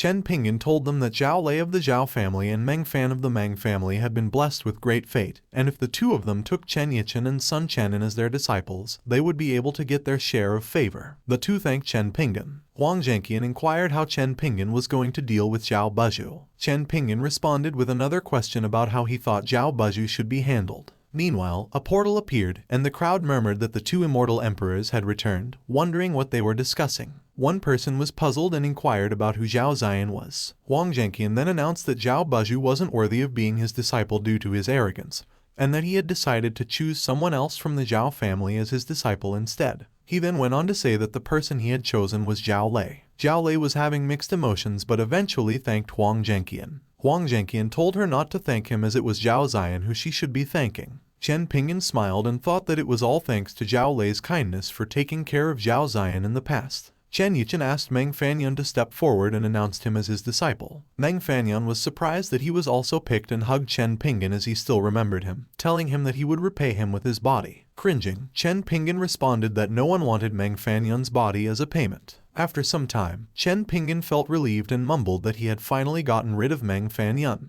He then announced that he was back home and asked Xiao Linger about Zhang Yuxin's whereabouts. Xiao Linger responded that Zhang Yuxin had run away from home. Chen Pingan, stunned, told Xiao Ling that she might be joking and wondered why Zhang Yuxin would flee when they were due to marry in half a month. He then tried to find Zhang Yuxin, mumbling to stop colluding with Xiao Linger to scare him and asking her to come out. Xiao Linger then informed Chen Pingan that Zhang Yuxin had already moved back to the bookstore and left a message that she was not coming back until the day of the marriage. Chen Pingan asked if Xiao Linger had made Zhang Yuxin upset. Enraged, Xiao Linger told Chen Pingan not to blame her, as Zhang Yuxin had stated that she wanted to temporarily be alone and spend the remaining month by herself. Blushing, Chen Pingan notified Xiao Linger that he was going to ask for clarification. Later on, Chen Pingan knocked on Zhang Yuxin's door and told her that if she could run away from home, she could open the door. Zhang Yuxin opened the door and told Chen Pingan that he was so noisy. She went on to ask if Xiao Linger had not informed him already that she wanted to be separated from Chen Pingan for half a month. Chen Pingan blushed and responded that he was not there to convince her and that he just came to visit for an explanation. Zhang Yuxin then told Chen Pingan that the marriage thing was still too quick and that she was testing herself to see if she really loved him and to see if not seeing him for half a month would make her miss him. Chen Pingan frowned and told her that since she had given him an explanation, he would be leaving and that since she was living alone, she should lock the doors and that he would give her a weapon for safety. Zhang Yuxin grabbed Chen Pingan's hand and kissed him on the cheek. She then whispered to Chen Pingan that although she kind of missed him, once she said a word, it would be hard to continue. Zhang Yuxin then asked Chen Pingan to go back, as Xiao Linger was all by herself. Zhang Yuxin mumbled that if she didn't leave for a while, both of their plans would fail and it would be even more chaotic. She then noticed a strange man and wondered why he had suddenly appeared. She thought that the strange man might also have a plan for Chen Pingan and muttered that her ability to deduce an inscrutable twist of fate was much better than his. Meanwhile, a merchant asked the strange man what he wanted to buy, as he sold a variety of good products. The man asked the merchant if he had heard the name Zhuhe Oxuan, the supreme heavenly appreciator. Elder Ying suddenly felt weird, and the strange man stated that it had been a long time since they had seen each other. Elder Ying then told the strange man that it was about time they met him. After some time, Chen Pingan opened the door as someone knocked and asked who the guests were. An old man then informed Chen Pingan that the two men were there for him, and that he had brought them to his house since they didn't know the way. The old man then introduced Chen Pingan and told the strangers that he would head back to the medical center as his work there was done. Elder Ying whispered and asked the strange man if it was alright to just let the man go like that. The strange man responded that they could not drag him because Shen Bao's memories had not yet awakened. The man introduced himself as Ying Chen Yan and asked Chen Pingan if he didn't mind him visiting. Chen Pingan invited the guests to come inside and have a drink. He thought that since Lang Zhong had brought the strangers, it was best for him to greet them. Ying Chen Yan greeted the immortal weapons as they hadn't seen each other for a long time. Anxious, Phoenix wondered if Chen Pingan would still take care of them once his memory was back. The dragon mused that Zhang Yuxin would probably still protect them. Chen Pingan then asked Ying Chen Yan to have a drink. The broom laughed and told Chopper that he had bad luck. Phoenix mused that the fun part had just arrived. A young girl told Chopper that she missed him so much. Chopper did not respond, causing the girl to fume and mumble that he was always like that and never talked to her. Enraged, the girl believed that there must be someone trying to get between them, making Chopper unfamiliar with her, and that she would find that someone and beat him up. The girl then noticed Bronze Sword and claimed that he must be the one. The girl grabbed the Bronze Sword and told him to talk, wondering why he wasn't speaking. Chopper transformed and called out to Miss Wooden Sword. Miss Wooden Sword threw the Bronze Sword and became cheerful as Chopper finally spoke to her. She then told Chopper that it had been so long since they had seen each other and asked him for a good fight. Chopper responded that the spiritual Wooden Sword Master was only there for a cup of tea, and told her that next time he would have a fight with her. The girl was disappointed. Ying Chen Yan then bid goodbye to Chen Pingan and thanked him for the tea. The girl then told Chopper that he must remember that next time they would fight. Bronze Sword wondered who the lady was and why Chopper feared her. Chopper then told Bronze Sword if he would not also be afraid if someone who can't beat him challenges him profusely, and when they cry it makes others look at him with condemning eyes. Bronze Sword understood what Chopper meant. Chopper mused that Bronze Sword was trash and that he didn't have that kind of problem. He humbly told him that no one understands the pain of being strong. Chen Pingan arrived and told Bronze Sword that they were going to the Immortal Realm. Upset, Bronze Sword reassured Chen Pingan that he was fine and that he was just hating himself for being weak. After some time, at the Immortal Realm, at the gates of the Zhao family, Chen Pingan mumbled that he had to quickly go to the Immortal Treasury. Zhao Buzhu asked Chen Pingan to wait. Chen Pingan inquired as to what the matter was. Zhao Buzhu apologized to Chen Pingan and told him that after much thought, he realized he shouldn't have gotten angry and asked for a duel with him. Chen Pingan went on to say that he had always been magnanimous and that since Zhao Buzhu admitted his mistake, he would forgive him. He then thought that if Zhao Buzhu was not afraid of being charged with murdering his own family members, he would not be allowed to walk to that day. Upset, Zhao Buzhu told Chen Pingan that he was so generous and asked him if they should shake hands and make peace. Chen Pingan doubted if Zhao Buzhu's hand had poison. The system informed him that it was responsible for the protection of the host, which made Chen Pingan assured. Chen Pingan happily agreed and told him that they could now settle their grievances. Zhao Buzhu smiled and mumbled that Chen Pingan was doomed. Meanwhile, the system warned Chen Pingan that a mysterious curse had appeared on his body, and that his cultivation was being engulfed by a large amount. The system stated that Chen Pingan needed to wait while it replenished his cultivation base. Chen Pingan then told the system not to replenish it all at once and to keep the illusion of his cultivation base declining, letting Zhao Buzhu absorb it slowly, to which the system understood. He believed that the curse was what made Zhao Ziyan's cultivation base regress, and that the curse that destroyed a genius would inevitably exact a great price. He smiled and thought that since Zhao Buzhu loved to use such evil means, he would make him suffer the consequences of his actions. Meanwhile, Zhao Buzhu spurted blood while meditating. Enraged, he grumbled that he had already sacrificed his entire 1,000 years of life essence and wondered how Zhao Ziyan could still have his cultivation. He then went on to say that it took him 500 years of life essence just to regress Zhao Ziyan's cultivation from the immortal nascent realm to the Fen, and wondered why. The book spoke and told Zhao Buzhu that if he still didn't understand, it was because Zhao Ziyan had a treasure on him, and informed him that he had been played. Zhao Buzhu was taken aback and inquired about the book. The book responded that it was the most valuable mystical book in the God Realm's mysterious pavilion. It then asked Zhao Buzhu why he was suddenly scared now, given that he had learned so many secrets from the book. Zhao Buzhu was frightened and told the book that he didn't mean to learn from it. The book laughed and assured Zhao Buzhu not to fear him, and said that since Zhao Buzhu was able to learn from it, fate and the life essence he gave to the book had just awakened it. The book was satisfied with him and asked Zhao Buzhu if he wanted to be the master of the mysterious pavilion. Zhao Buzhu then called the book master. After some time, Chen Pingan thought that his cultivation base had stopped declining and that it looked like Zhao Buzhu couldn't endure it anymore. A system message popped up stating that it had completely recovered Chen Pingan's cultivation base. Chen Pingan then noticed a familiar face and thought about Liu Shuai,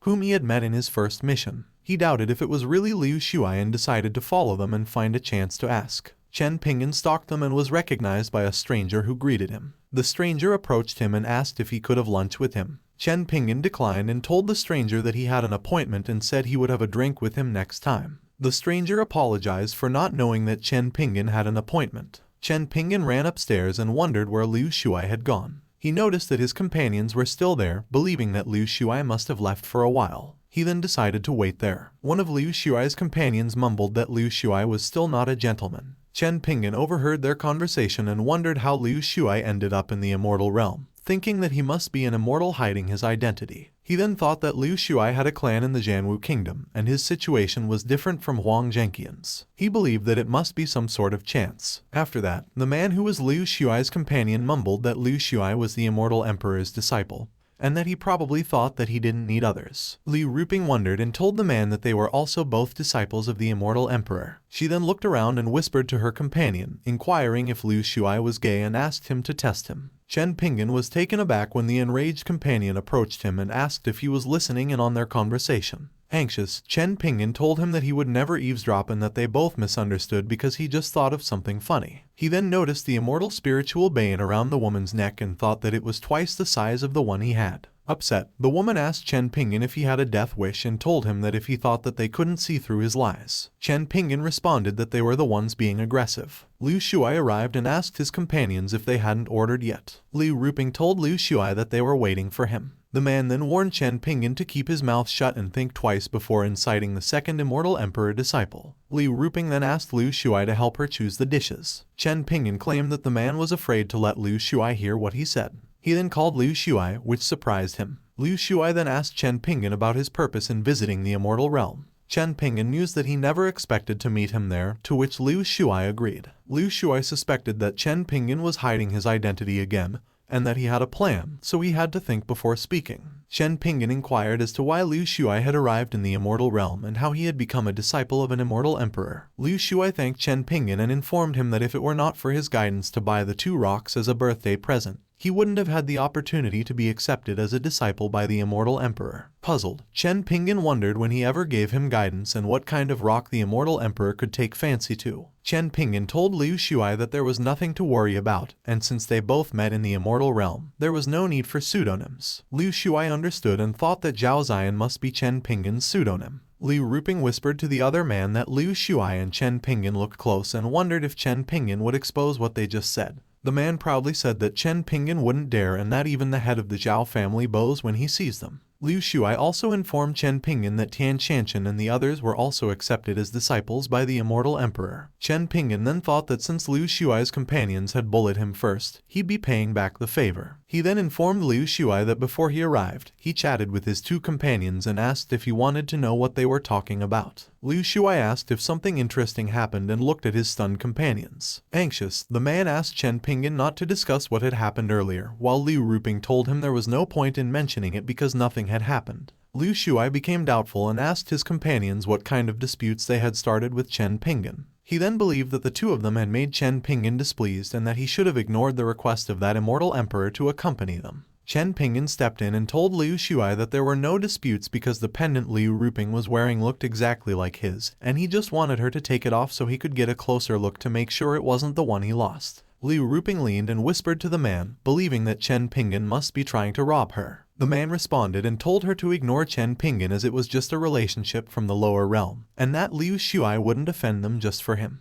He went on to say that since Chen Pingan took the initiative to rob them, he might tell their plans later, and that would make Liu Shuai think that he was just throwing accusations. Liu Ruping smiled and was amazed by the man's quick-wittedness. Liu Shuai claimed that Chen Pingan was not the type of person who would fight over a pendant, so he believed that he must be teaching them a lesson. He then asked Liu Ruping to show Chen Pingan the pendant. Liu was enraged and was stopped by the man. The man told her not to forget about the Immortal Emperor's mission and that since Liu Shuai said so, there was nothing they could do about it. Liu Ruping took off the pendant and threw it towards Chen Pingan. Chen Pingan then took a closer look and realized that it was the one that he had lost, and thanked Liu Ruping for returning his pendant. Liu Shuai congratulated Chen Pingan for recovering his belongings. Chen Pingan then told Liu Shuai that he couldn't stay any longer and informed Liu Shuai that if he didn't have any place to stay, they could stay at the Zhao estate. Liu Shuai accepted the offer, thinking that he had no idea what Chen Pingan was up to. He then told his companion that they would be temporarily staying at the Zhao residence for a while,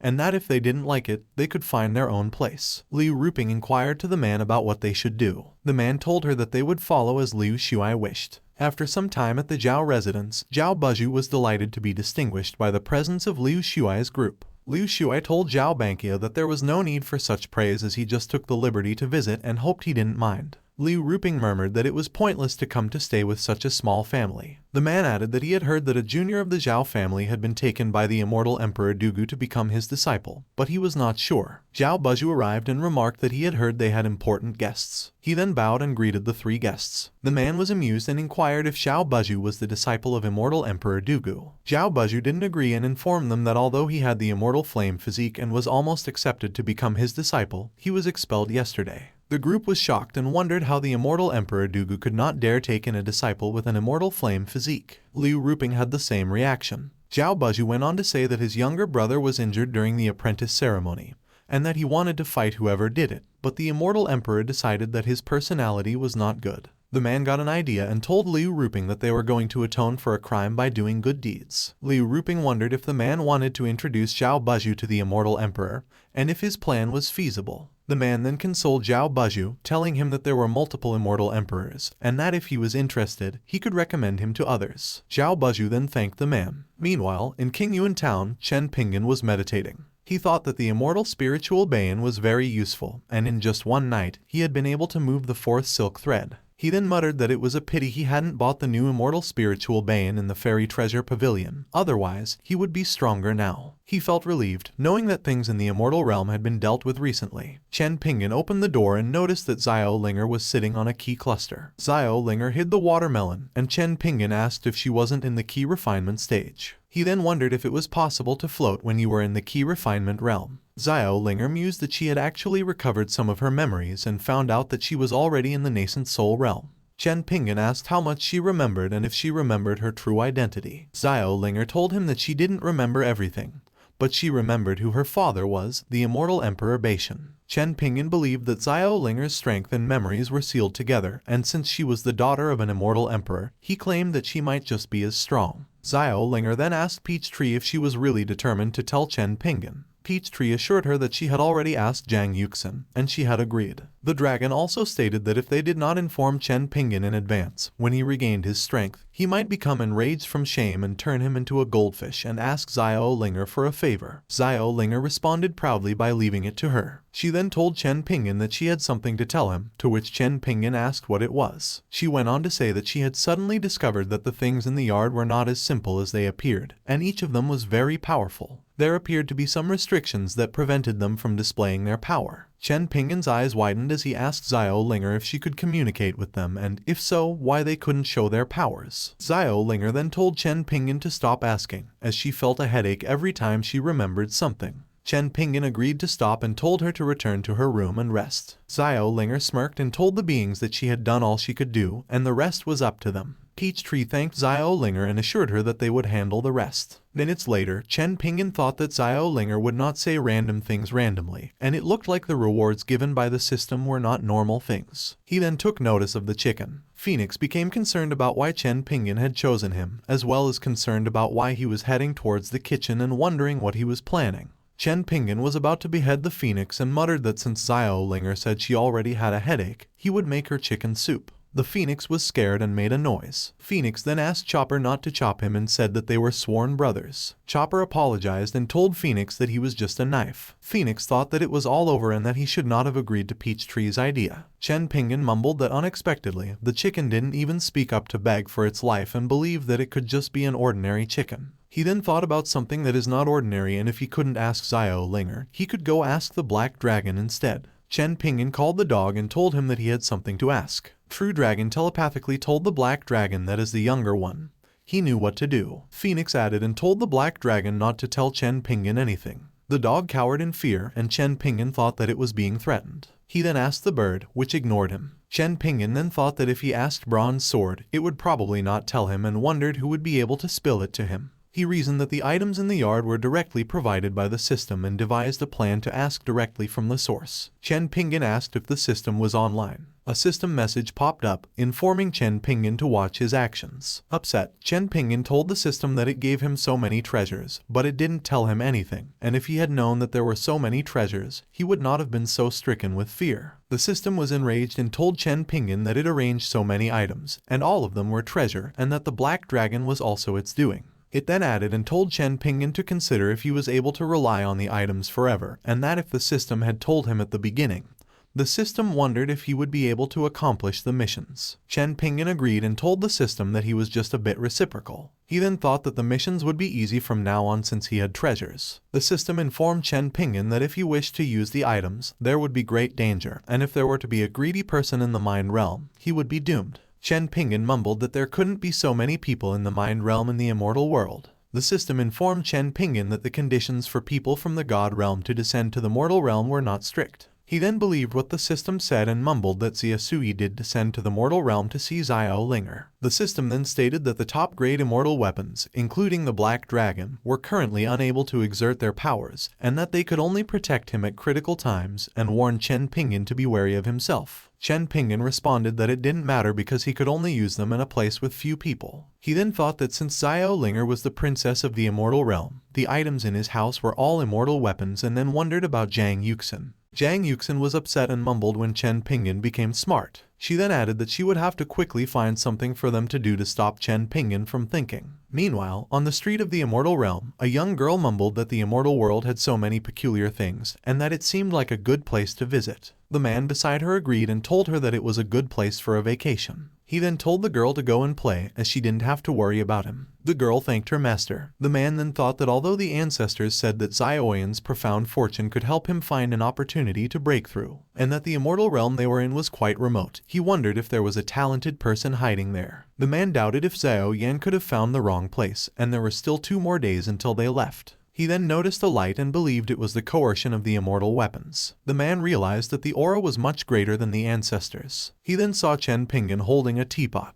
The man wondered if the terrifying aura was caused by the teapot, and how such a treasure could end up in the hands of someone at the Fenshin stage. Chen Pingan then looked at the man, and the man was shocked, thinking that how could someone from the Fenshin stage detect him so quickly. Meanwhile, Chen Pingan felt that someone was watching him. He then put it aside and believed that he was just being paranoid. Chen Pingan served Meng Fanyun tea and told him that although it wasn't great, the flavor was unique. Meng Fanyun then thought that the teapot in Chen Pingan's hands could actually trigger the odd vision of heaven and earth. He then believed that it must be a treasure from the god realm. Meng Fanyun took a sip of the tea and felt that his spiritual root had become much stronger, believing that his journey on the immortal path would definitely be a smooth sail. Chen Pingan felt relieved and muttered that it looked like the tea helped Meng Fanyun quite a lot. Meng Fanyun told Chen Pingan that he had no way to repay him for his great kindness and asked Chen Pingan to accept his respects. Chen Pingan told him that it was just a small opportunity and asked him to pay no heed. Meng Fanyun then informed Chen Pingan that his master had heard that Chen Pingan needed an immortal spiritual bane. A man then called Chen Pingan and shouted that his name was Lai Moxian and his disciple Xiao Yang came to greet him. Chen Pingan opened the door and wondered who the two were. He then thought that Meng Fanyun didn't know the 2 strangers, however, he seemed a little scared.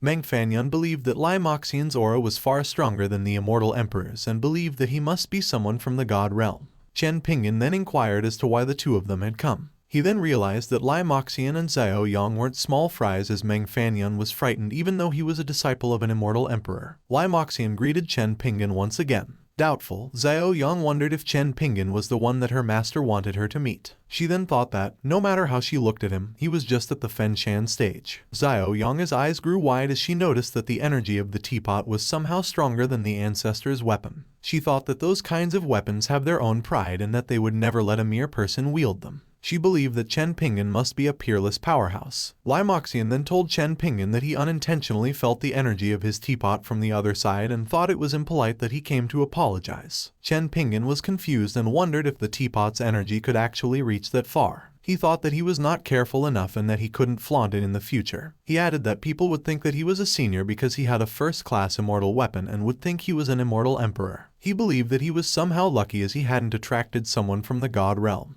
Chen Pingan thought that it was better to hide the pot so there would be no trouble. He then told Lai Moxian that there was no need to apologize and inquired as to where they had come from. Lai Moxian answered and told Chen Pingan that they had come from the heaven and earth realm. He then thought that Chen Pingan must be someone from the god realm, and it would be better to be specific. Chen Pingan, befuddled, wondered where the heaven and earth realms were because he had no idea. He then asked Lai Moxian if he meant the small place. The two were stunned after Chen Pingan claimed that the god realm was a small place. Chen Pingan coughed and thought that he had said too much and was thinking about changing the topic. He then notified them that their strength was not bad, especially Lai Moxian, and that his future journey was still good. Lai Moxian thanked Chen Pingan for his recognition and told him that he would work hard. He then asked Chen Pingan if he could give him some pointers, as he had encountered some problems regarding his cultivation. Chen Pingan was taken aback and thought that he couldn't help Lai Moxian as he had never cultivated before. He then thought about pretending like before and said 2 lines, since experts usually give riddles and if they couldn't understand, it was because they weren't good enough to comprehend.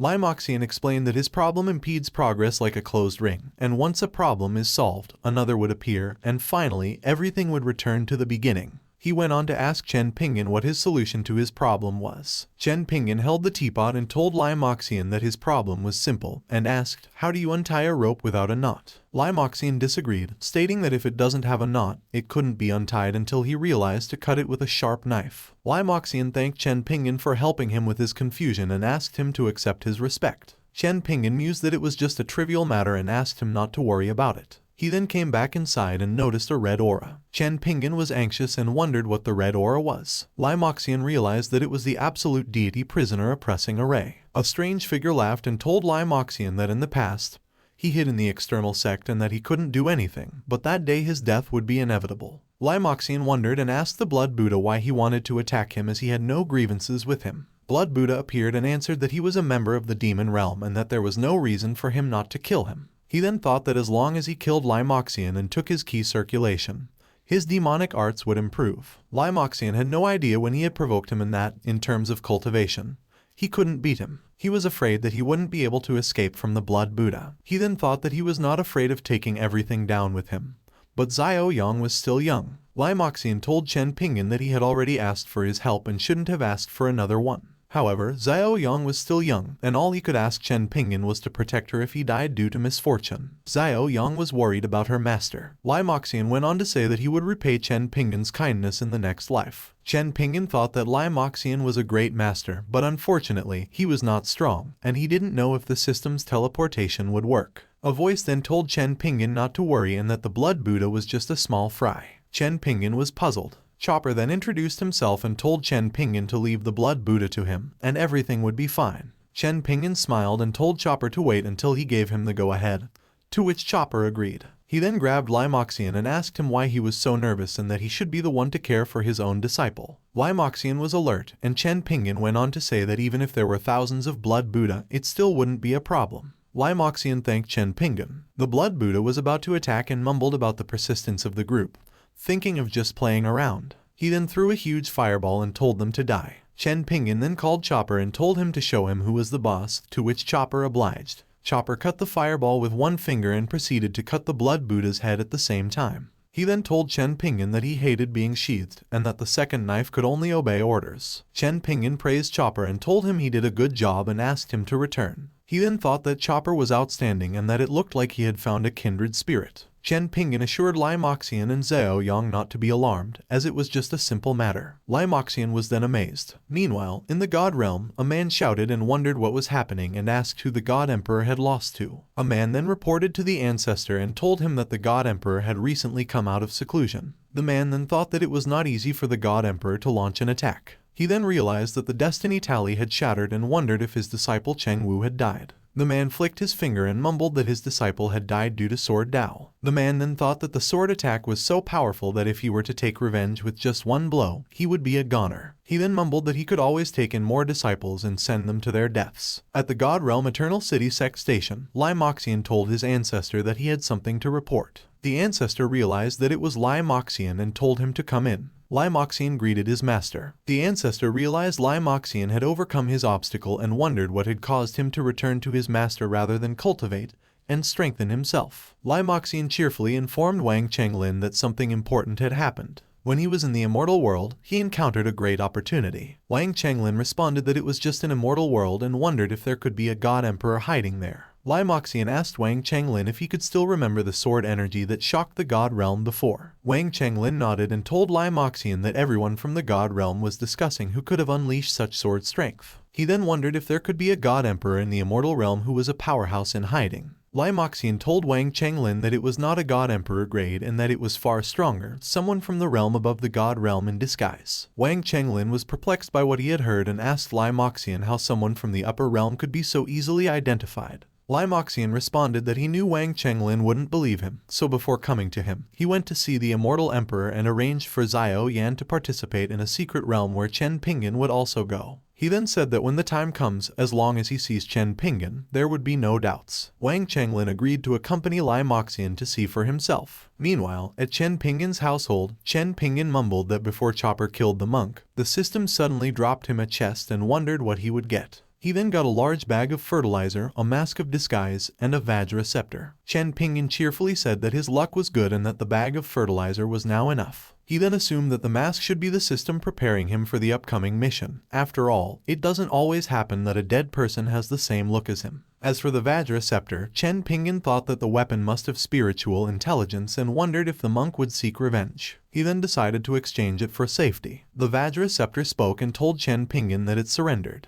Chen Pingan's eyes shone as he could now buy 2 immortal spiritual Bayan. He then mumbled that it was almost time for the secret realm to open and that he would be cultivating in these few days. He must complete the last mission before he gets married. Meanwhile, at the immortal secret realm, Chen Pingan arrived and thought that the secret realm was important, as well as being surprised by how many people had come. Zhao Buzhu noticed Chen Pingan and thought that he had finally appeared. A mysterious voice asked Zhao Buzhu why he suddenly cared about Chen Pingan and reminded him that he would become the young master of the Pavilion of the Gods, and that Chen Pingan was no longer worthy of comparison. Zhao Buzhu smiled and told the voice that he was right, as Chen Pingan was not worthy to be compared to him. The voice inquired as to why they had come and that he had already informed the gods of the pavilion that as soon as the expedition ended, someone would come, and even an immortal emperor could be easily killed with his command. Upset, Zhao Buzhu told the voice that he didn't understand why he had to be fairly beaten once so that he could get rid of his grudge. He said that after he defeated Chen Pingan, all that had embarrassed him would die. The crowd realized that the great Immortal Emperor had arrived with the other Immortal Emperors. Wang Zhenqian announced that the secret realm would be used for a competition,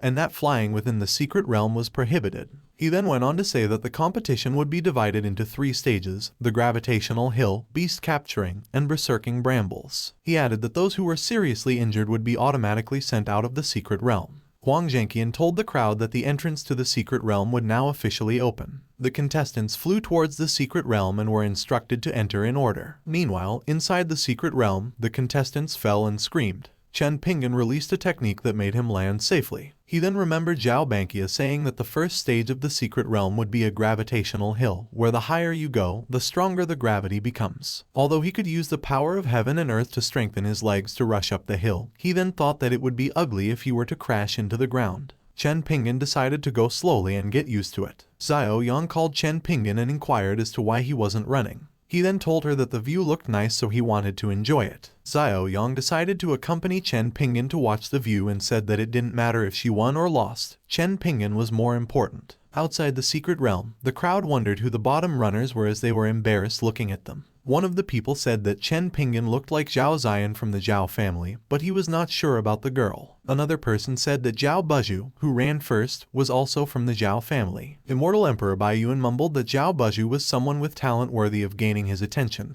and that his other 2 disciples couldn't even catch up to him. He said that Zhao Buzhu even agreed to become his disciple after the secret realm, and he still wanted to thank Chen Yichen and Huang Zhangqian for not recognizing such a gem. Huang Zhangqian and Chen Yichen looked at each other and thought that Bai Yuan thought he got a bargain. Huang Zhangqian sighed and thought that he didn't wonder why the Zhao family dared to send Zhao Buzhu to show up, as it was because of Bai Yuan. Chen Yichen also thought that Bai Yuan was annoying and that he should find a reason to hit him. Yu Donglai's eyes widened as he saw Xiao Yang and believed that there must be someone great from the god realm present. He claimed that Chen Pingan's background was unfathomable and that he even made someone from the god realm respect him. Wang Chenglin then asked Lai Moxian if Chen Pingan was the senior he was speaking of and said that he looked nothing out of the ordinary. Lai Moxian retorted not to make any rash calculations. Wang Chenglin believed that Lai Moxian had been played and that sword energy couldn't be from Chen Pingan. His eyes then widened. Chen Pingan ran and outran many contestants, including Zhao Buzhu. Zhao Buzhu was annoyed. Xiao Yang then passed Zhao Buzhu, which made him shocked. Zhao Buzhu tried using a gathering aura on his feet and stumbled and fell. In rage, he then screamed Zhao Xian's name. Chen Pingan then thought that even with heaven and earth powers, his speed isn't that bad. And now, to complete his mission, he'll have to go a little faster. Chen Pingan made an explosion as he ran quickly. Wang Chenglin was surprised and realized that what Chen Pingan did was Dao, and wondered if there was someone in the world who could manipulate Dao like him. Lai Moxian smiled and told Wang Chenglin that Chen Pingan was the best. Wang Chenglin agreed with Lai Moxian. However, he asked him how such a powerful man could hide his strength in a small immortal world and wondered what Chen Pingan was planning. Surprised, Lai Moxian wondered if Wang Chenglin meant to stay away from Chen Pingan. Wang Chenglin mumbled that it was already happening and believed that it was too late to leave. He then grabbed Lai Moxian and told him that they would think about it, and that the rich could be used as pawns by people who are strong, and believed that it could be a great opportunity. Wang Chenglin then muttered that Chen Pingan takes one step but always takes 10 steps ahead, and probably knew that they would be there. He doesn't know what role he was in Chen Pingan's game. He then realized something, to which Lai Moxian asked what it was. Wang Chenglin believed that he was sensing the aura of his old friend. Lai Moxian wondered if it was another god and what they would do to help capture the enemy. Wang Chenglin told Lai Moxian that it was their chance, and if they could handle the situation properly, they might get treated better by Chen Pingan. He then went on to say to wait and see what would happen, to which Lai Moxian agreed. Chen Pingan looked back and noticed Xiao Yang approaching. He muttered that it looked like he was very fast and then mumbled that he was in the second stage of the berserk beasts, hoping that the beasts weren't scary. A beast attacked Chen Pingan, but he activated the Buddha's palm, which sent the beast flying. The system notified Chen Pingan that he had killed the demon-devouring lion and obtained some drops. Surprised, Chen Pingan claimed that just by adding a bit of heaven and earth power, it could make the Buddha's palm stronger. He then realized he could take the chance to clear a wave of beasts. The contestants wondered what was happening and if someone was fighting the beasts. One of the contestants mumbled that it didn't sound like anyone was fighting the beasts, but rather that someone was destroying the secret realm. Xiao Yang was amazed and thought that Chen Pingan was clearly only using the spiritual energy of the Fenshin stage but could produce an immortal grade attack. Zhao Buzhu was irritated and wondered how Chen Pingan had grown so powerful. The voice scolded Zhao Buzhu and told him that Chen Pingan had a secret treasure in his body. The voice assured him that he didn't need to be angry, that the people of the God's Pavilion would arrive soon, and that he could do whatever he wanted with Chen Pingan. Zhao Buzhu then thought that the voice was right and that he wouldn't give Chen Pingan another chance to turn things around. A portal then appeared from the sky, and the people noticed it and mumbled that the first place was coming. Chen Pingan came out of the portal, which made the crowd in awe. They thought that he was awesome and to think that he dealt with the 2 stages alone. Another person wondered why Chen Pingan's cultivation was low. Chen Pingan remembered that Huang Zhangqian had told him that the Immortal Emperor admired him very much. He believed that he had to state his identity quickly to prevent any incidents from happening if Yu Donglai were to call him senior and blow his cover. He then greeted Yu Donglai, introducing himself as his disciple. Yu Donglai realized that Chen Pingan was hiding his identity. He praised Chen Pingan and told him that what he did was not bad and asked if he was from the Zhao family. Zhao Bankia then announced that Zhao Xian was the family's heir, which surprised the people. Yu Donglai then told Chen Pingan that he was satisfied with his strength and that they could have a long talk if he was free later on. He then decided to follow Chen Pingan's plan. Chen Pingan believed that he had been recognized by most of the Zhao family members and that now that he had been called the heir by Zhao Bankia, his mission was finally completed. The system then informed Chen Pingan that his mission was complete and asked him to head to a remote area to claim his rewards. Chen Pingan then thanked Yu Donglai. One person in the crowd wondered what was in the sky. A huge black portal appeared, causing the crowd to scream that someone from the god realm had descended. Another man was perplexed as to why someone from the god realm was present. Zhao Buzhu laughed hysterically and grumbled that he had been waiting for him. He introduced himself as Dao Zhatian's young master whom he had been seeking. The man then thought that the abstruse script had already chosen a master. Dao Zhatian introduced himself to Zhao Buzhu and requested to return to the God realm as soon as possible. Zhao Buzhu then informed him that returning to the God realm wasn't urgent and that he still had an enemy here. If it was not resolved, he would not go. Dao Zhatian then asked Zhao Buzhu to point out who had such audacity to be his enemy. He also stated that as long as it displeased him, even the Immortal Emperor could be killed. Zhao Buzhu then pointed at Chen Pingan and muttered that he wanted him dead. The three Immortal Emperors then believed that Zhao Buzhu had a death wish. Yu Donglai wondered what Chen Pingan thought after hearing what Zhao Buzhu had said, claiming that he probably thought it was ridiculous. Nervously, Chen Pingan wondered how he had encountered someone from the God realm and that his top-grade immortal weapons couldn't save him.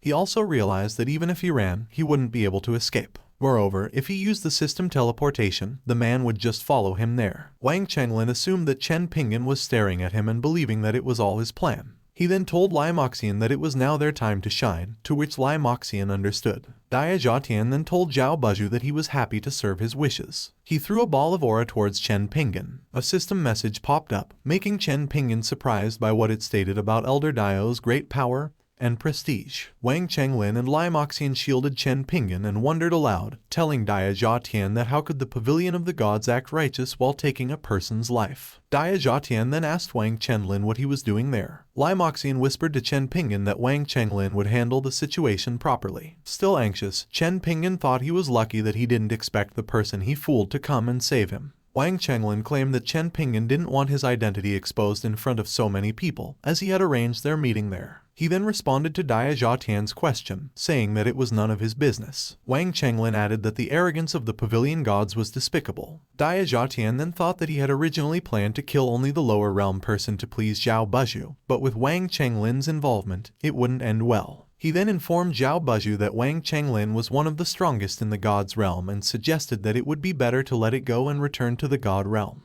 He then went on to say that Wang Chenglin couldn't stay with Chen Pingan forever and that he would just come back and kill him next time. Upset, Zhao Buzhu agreed and mumbled that he would let Chen Pingan live for a few more days. Daya Zhatian then muttered that he was the one who acted inappropriately by killing innocent people and that he would be the one to bring Zhao Buzhu back to the God realm. Wang Chenglin halted Daya Zhatian and told him that he had tried to harm Chen Pingan, but there wasn't any compensation. Daya Zhatian believed that Wang Chenglin was just trying to rob him and wondered why he suddenly meddled in others' business. He then asked Wang Chenglin what he needed. Wang Chenglin answered that he needed 15,000 spiritual essence and the pseudo-god artifacts that he obtained from the secret realm. Daya Zhatian rejected and told Wang Chenglin that his eternal sect was too deceitful, and that he was ruthless in taking advantage of the situation. Wang Chenglin then asked him if he wanted to fight. Daya Zhatian had no choice but to tell Wang Chenglin that the items he had requested were in his storage ring. He then threw the storage ring towards Wang Chenglin and told him that he hoped he would let him go. Wang Chenglin wondered why the artifact didn't have any soul. He opened the storage ring and held a knife. Daya Zhatian told Wang Chenglin that that was all he had,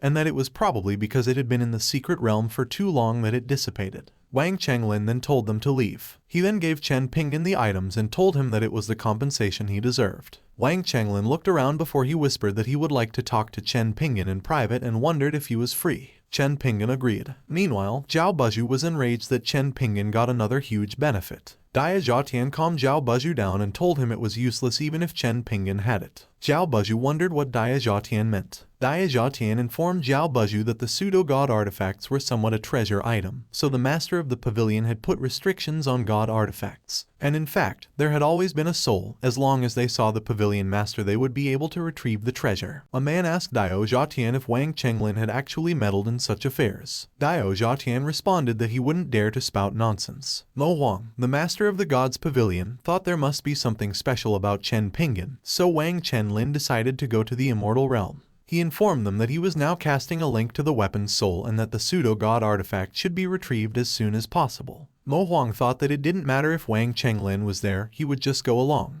A man anxiously asked Mo Huang to save him and told him that he was being surrounded by a group that was 1,000 times stronger than a god's artifact. Mo Huang and Daya Zhatian were puzzled. Mo Huang asked what the man was saying. Chopper grabbed the man and told him that a trash like him dared to fool Chen Pingan. The man replied and told Chopper that he was wrong and asked him to spare him, saying he would do anything. Chopper smirked and told the man goodbye. He thought that the hidden bug had been dealt with and that now the dagger was left for Chen Pingan to play with. Mo Huang stared at Chopper nervously. Chopper mumbled that he almost forgot that there was another bug snooping around. Mo Huang felt depressed and muttered that they had messed with the wrong person. With the cultivation Chopper showed when he crushed the soul, he was able to destroy the pavilion of the gods with just his fingers. Dio Zhatian and Zhao Buzhu looked at each other, confused. Mo Huang ordered Dio Zhatian that they must quickly prepare to find a new location for the pavilion of the gods, to which Dio Zhatian understood. Zhao Buzhu thought that it was impossible for Zhao Ziyan to have that kind of ability, and believed that he could not be Zhao Ziyan. He added that since he had already angered Chen Pingan, he was afraid that Chen Pingan would take revenge on him. It looked like the pavilion of the gods wouldn't exist for long. Meanwhile, in the immortal realm, Wang Chenglin and Chen Pingan arrived. Wang Chenglin bowed and greeted Chen Pingan, apologizing for not being able to greet him due to the situation, and asked for forgiveness. Yu Donglai told Chen Pingan that he would like to thank him for his kindness and guidance for his disciple Sun Guo. If it weren't for his help, it would have been impossible for him to ascend to the position of the Immortal Emperor. Chen Pingan was confused and thought about what he had done. He believed that Yu Donglai probably thought that he had helped him and that Wang Chenglin must have been fooled by Lai Moxian.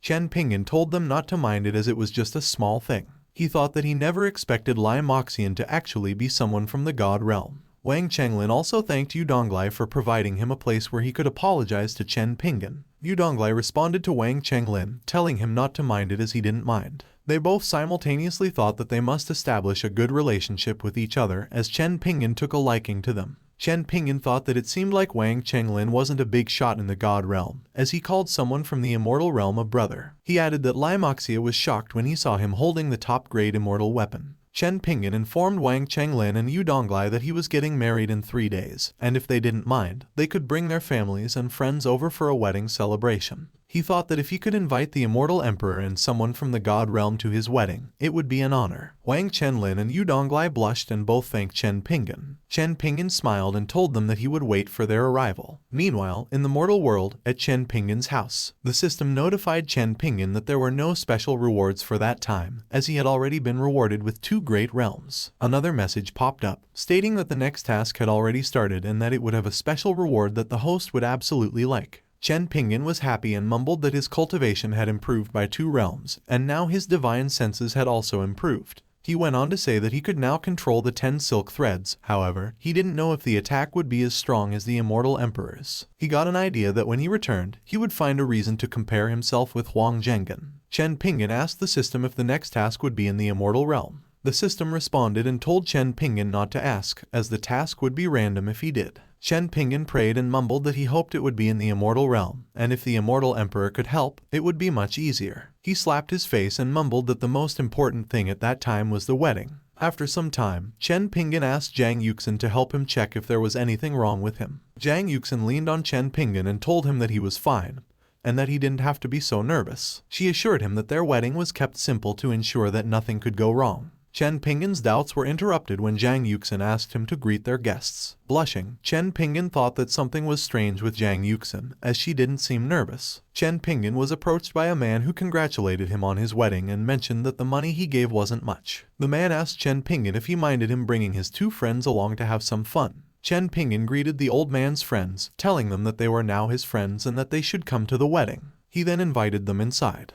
The old man thanked Chen Pingan. Ying Chenyan inquired of the old man, noting that he had already prepared a gift for Chen Pingan and wondered why he had not given it to him. Blushing, the old man admitted that he had no idea what his brain was thinking at the time. He thought Chen Pingan was interested in him, so he planned to give him a set of pornography to test his orientation. He also mentioned that if Zhang Yuxin found out about it, she would be furious, and he still wanted to live, so he asked the 2 of them to keep it a secret, to which his friends laughed. After some time, Chen Pingan recognized Chopper in the group. Chopper wondered if he was Chen Pingan and told him that they were Zhang Yuxin's relatives. Chen Pingan agreed and told them that Zhang Yuxin was inside and asked them to enter. Wang Chenglin called Chen Pingan, which shocked Chen Pingan. Chen Pingan wondered how his guests knew each other. Grandpa Murong held Chen Pingan's hands and congratulated him on his wedding. Chen Pingan responded that he had been eagerly awaiting their arrival, which surprised the 3 men, making them think that Chen Pingan even expected them to come together. Chen Pingan asked them to follow him as he arranged a special seating just for them. He thought Wang Chenglin was a big shot in the god realm, so it would be better for him to be with him for reassurance. Wang Chenglin thought that Chen Pingan's wedding had many powerful individuals and that he might be able to meet others from the upper realm. Wang Chenglin's eyes grew wide as he saw Chopper and the company's aura. Chen Pingan asked Wang Chenglin what was wrong and if his body was not feeling well. Wang Chenglin grew anxious and told Chen Pingan not to mind him, to which Chen Pingan agreed. He remembered Chen Pingan telling him that his future was bright, but he was unsure if he could reach everyone at the wedding's level. The doctor whispered to the man beside him to hold back his aura so as not to scare the young ones. The man smiled and mumbled that it was indeed his fault and that as an apology, he would give the young ones an opportunity. The doctor was shocked and mumbled that it was the man's 10,000 years of cultivation. The man informed them that the mortals who were eating in the feast would be immortal by tomorrow. He mumbled that and wondered if it still counted since he expressed his generosity in the feast, as he wasn't able to give it back to Chen Pingan in the past. The man asked them to stop the chatter and just drink instead. When the party ended, Chen Pingan warned the guests to be cautious on their way back. Zhang Yuxin inquired about Chen Pingan's feelings about their wedding. Chen Pingan replied that his face was all sore from smiling. Zhang Yuxin grabbed Chen Pingan's arm and told him that his face was not the problem as long as he's not sore for the night. Chen Pingan blushed. Meanwhile, a bright light informed Chopper and the group that his master was afraid that he would disrupt Chen Pingan's wedding and did not even let him out. The light transformed into the girls and told Chopper that now the wedding was over, they could have a duel. Chopper told the girl that it was Chen Pingan's happy day, so it was not suitable for them to duel and told her that he would just duel her next time. Annoyed, the girl declined, telling Chopper that he always tries to shirk and that this time she wouldn't back down so easily. Chopper told the girl that Chen Pingan was in an unusual situation at the time and looked at the phoenix, making the phoenix nervous. The phoenix took Peachtree's hand and asked her if she had agreed to go see the stars with him before. They decided not to disturb Chen Pingan's special night and inquired if they could go see the stars now. He whispered to Peachtree that he didn't want to deal with Chopper's trouble and asked her to help him for once. He mentioned that she could drink the fine wine he had kept in private. Peachtree smiled and agreed, making a run for it. She told Chopper that they were going to see the stars. Chopper looked towards the broom and the teapot. The broom acted dizzy and leaned towards the teapot, informing her that he was not good with alcohol. The teapot told the broom to hold on and assured him that she would bring him to the doctor right away. Anxiously, Chopper asked both of them to wait. The girl grabbed Chopper and told him that it seemed the others thought he should have a duel with her. He told the girl that he would stop hiding things from her from now on and informed her that he didn't want to have a duel because he had a lover and didn't want that person to see him crazy and bloodthirsty when he fought. The girl was shocked and told Chopper that there were no other female weapons around him like Peachtree and Teapot, who were so close to each other. Chopper told her that he had discovered a new attraction and asked her if she thought the bronze sword was handsome. And although the bronze sword was weak, its attitude of disregarding life and death was charming. The girl took a step back, blushing. She screamed that Chopper is okay. Chopper was puzzled as the girl ran and screamed that she would never accept it. Chopper was perplexed, not understanding what the girl was saying. He put things aside and mumbled that at least the girl wouldn't bother him for now, and that he couldn't go home, so he would go drinking. Meanwhile, in Chen Pingan's house, Zhang Yuxin mumbled that a spring night is awfully short. She asked Chen Pingan if he was planning on sitting in the chair all night, to which Chen Pingan disagreed. Zhang Yuxin stood up and asked Chen Pingan another question, if he liked being passive. She went on to say that she understood and was willing to take the initiative. She kissed Chen Pingan and grabbed him, telling him that she still preferred being in bed because it was more convenient.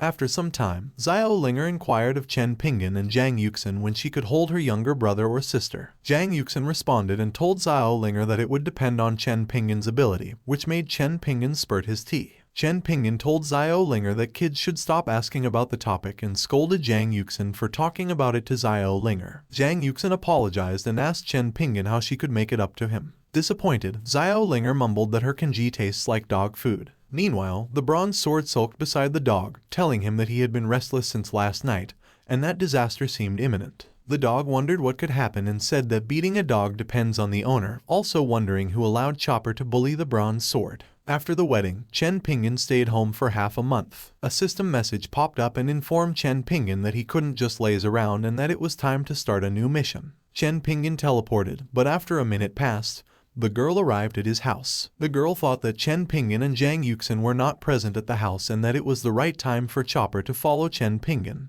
She called out for Bronze Sword and asked him to come out. Bronze Sword was alarmed and asked the girl what her command was. Furious, the girl realized that Bronze Sword was the one Chopper meant and wondered how he was able to have a relationship with Chopper. Bronze Sword responded nervously that she was correct and that Chopper was strong and cool, and that being his little brother was unworthy. He believed that it seemed like the girl was a fangirl of Chopper and that as long as he praised Chopper, there should be no problem. The girl became even more furious as Bronze Sword continued praising Chopper. Peachtree mumbled that Bronze Sword shouldn't boast about Chopper and that the girl would, at most, threaten him, thinking that it would be good if it ended there. Phoenix retorted, saying they couldn't blame Bronze Sword and that if they hadn't witnessed what happened the day before, they wouldn't believe Chopper did such a thing to avoid a fight. Peachtree was concerned and wondered if they should assist Bronze Sword. Phoenix asked if Peachtree wanted to annoy the girl, and Peachtree declined. He assured Peachtree that even though the girl was aggressive, she shouldn't forget that she couldn't act without her master. She was unlikely to kill or injure someone. They both prayed that Chen Pingan would protect Bronze Sword. Meanwhile, at the God Realm Martial Reservoir sect, Chen Pingan arrived and thought that the place had a high amount of threads of the power of heaven and earth and wondered if he was in the immortal realm. The system notified Chen Pingan that he had to act as Hao Wuchai, the master of the Martial Reservoir sect who had unfortunately died recently. Chen Pingan wondered if he was the guy he had to pretend to be and believed that he was poisoned. Another message from the system popped up, stating that Chen Pingan's mission was to help the Martial Reservoir sect become a 4th-rank sect. A man arrived and called out Hao Wuchai. Chen Pingan surprised the man by turning to look at him. The man unsheathed his sword and asked Chen Pingan what he was doing with their sect master. Nervous, Chen Pingan asked the man if he would believe him if he said that he had just arrived. The man was furious and told Chen Pingan that he dared to humiliate his intelligence and was about to attack him. Chen Pingan unknowingly unleashed his Tathagata God Palm, which surprised the man. The man was pushed through the wall, making Chen Pingan wonder if his Tathagata God Palm would be that strong just by adding 10 threads. Outside, a group of people were concerned, wondering why there was an attack from the sect master's room and what was going on. Chen Pingan then thought that it looked like he had to return to the mortal world to better understand his mission. Meanwhile, at Chen Pingan's house, the wooden sword informed the Bronze Sword that it appears teaching him a lesson is insufficient.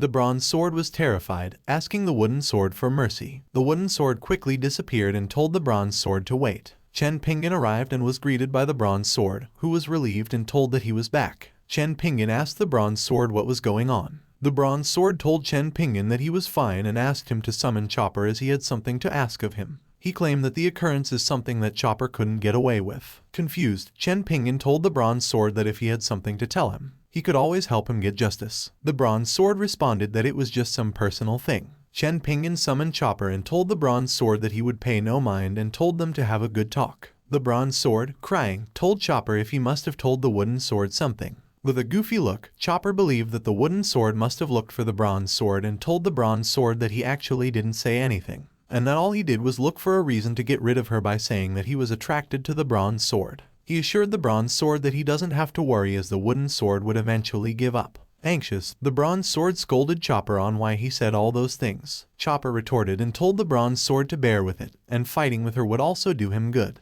Crying, the Bronze Sword declined, telling Chopper that he must find a way to help him, or else he would die. Chopper gave him an idea, telling him that all the Bronze Sword had to do was hide in Chen Pingan's ring, and the Wooden Sword wouldn't be able to get him. The Bronze Sword's eyes shined, and he thanked Chopper for helping and said that he was going to Chen Pingan to beg. The Peachtree informed Chopper that the Wooden Sword was tenacious and asked him if she would give up so easily. Chopper replied that he didn't know. After a while, at the God Realm Martial Reservoir sect, the man mumbled that the sect master had been poisoned. Although he saw Chen Pingan's face, he was not able to catch him, and that the Martial Reservoir sect couldn't go a day without a master and asked his 2 companions if they would take the position, as he was injured and couldn't carry the responsibilities. The second elder told the elder to stop pretending. He was just afraid that when he became the sect master, the intruder would target him. He added that he wouldn't send someone to death and that the second elder better stop his vicious thoughts. The elder stood up and was furious, threatening the second elder that he would be spitting blood. He was interrupted by the third elder, ordering them to stop arguing and that he had someone in mind.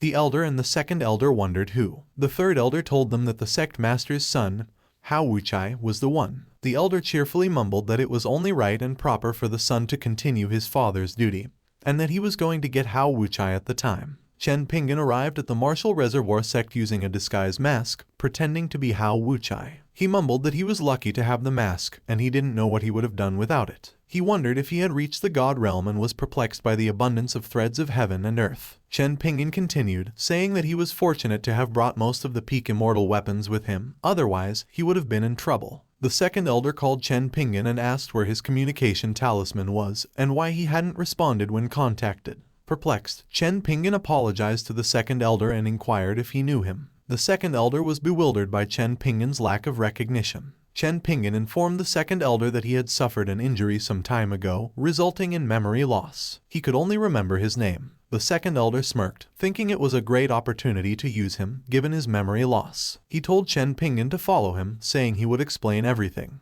After some time at the Mo family residence, Dao Zhatian reported to Mo Huang that the neighboring sect masters had been replaced with their men. But the Martial Reservoir sect couldn't replace the sect master due to an accident, and they couldn't retrieve the sect master's body. Mo Huang ordered Dao Zhatian to leave it be, mentioning the heavy losses they had suffered due to the relocation. Dao Zhatian understood and asked Mo Huang if it was necessary, considering that Chen Pingan was just a kid from the immortal realm. Mo Huang informed Dao Zhatian that he had never encountered such a powerful aura from someone he didn't understand. Whenever he recalled the past, he felt a chill down his spine, as if his head was gone. Meanwhile, at the Martial Reservoir sect, the elder informed Chen Pingan that the sect master had been poisoned by an intruder and he would continue his father's duties. Chen Pingan wondered if the body he saw was that of the sect master. He thought about using his influence as the son to elevate the sect's rank, but he would eventually become the sect master. Chen Pingan declined the elder's offer, explaining that his cultivation was too low and people wouldn't listen to him.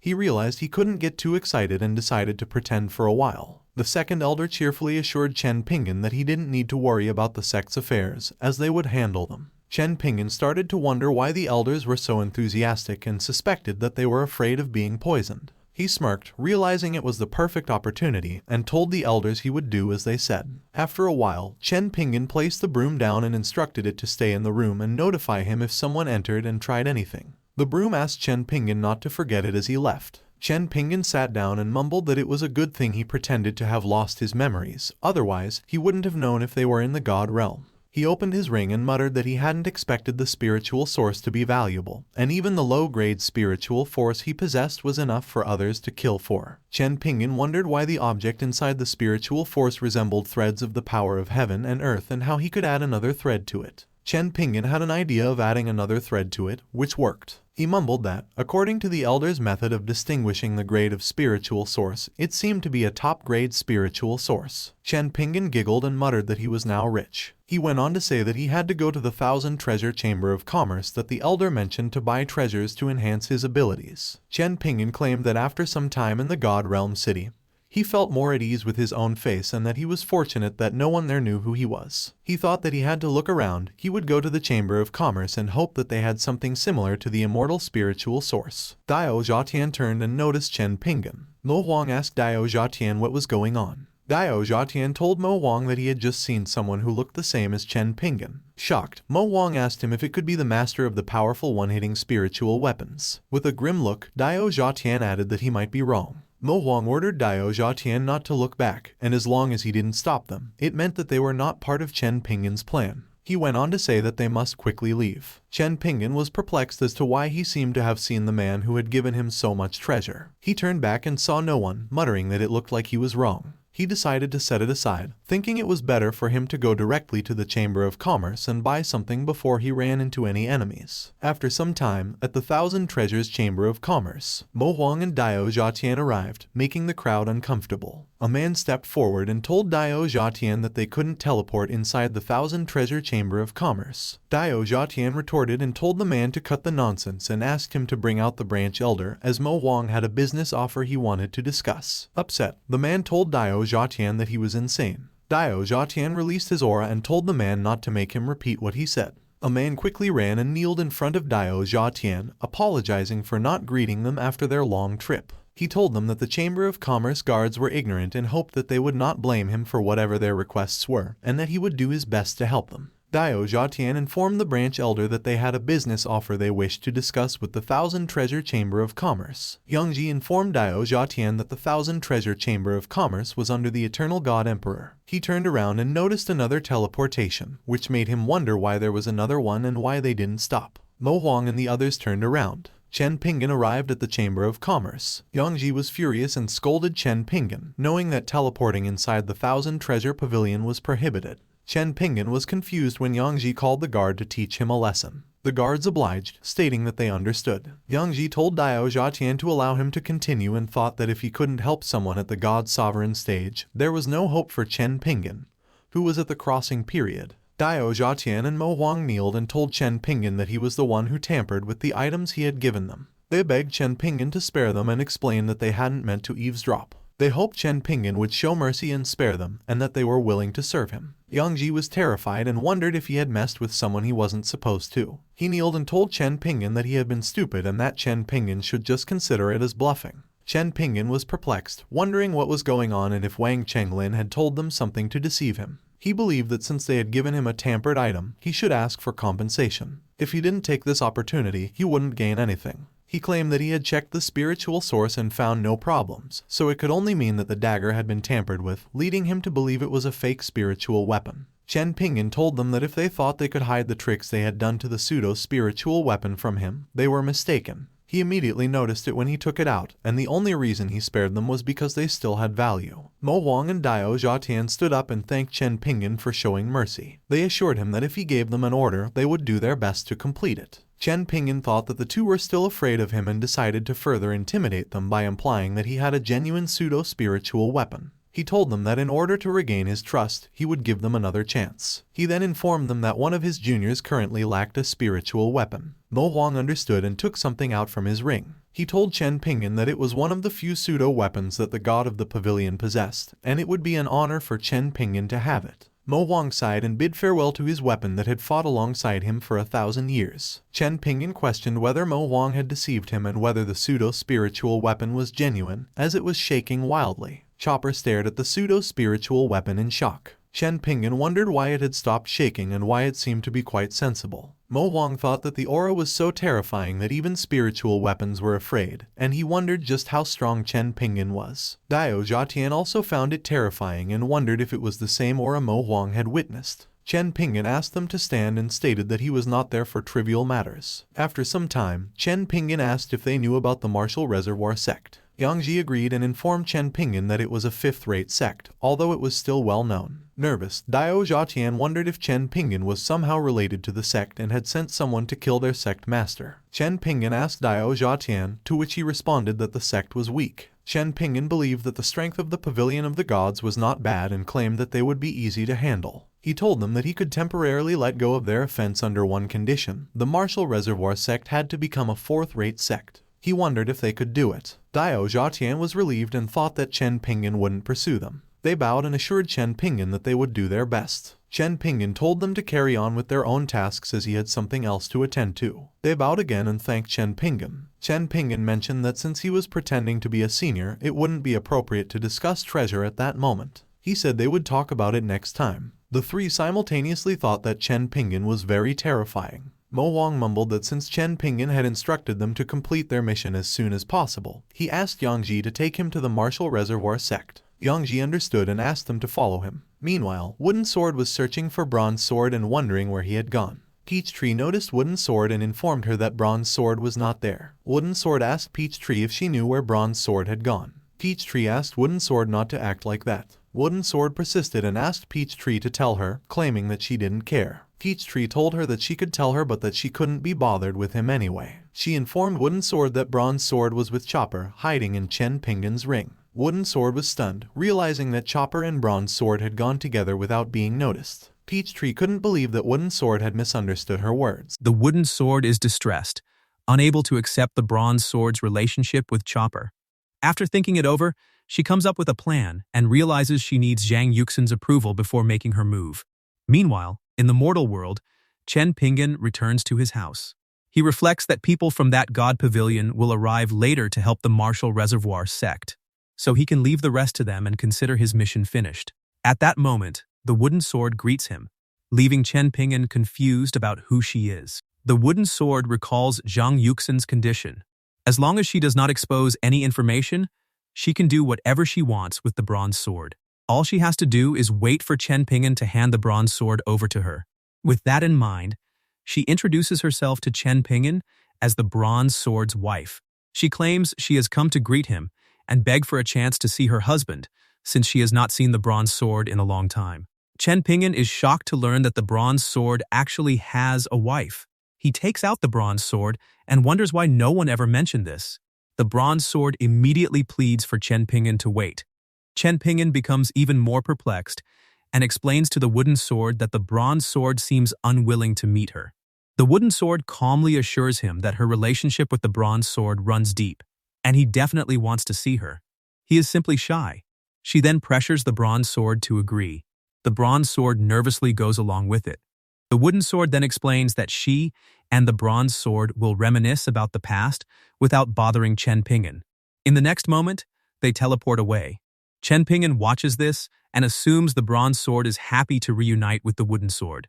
Their relationship even leaves him a little touched.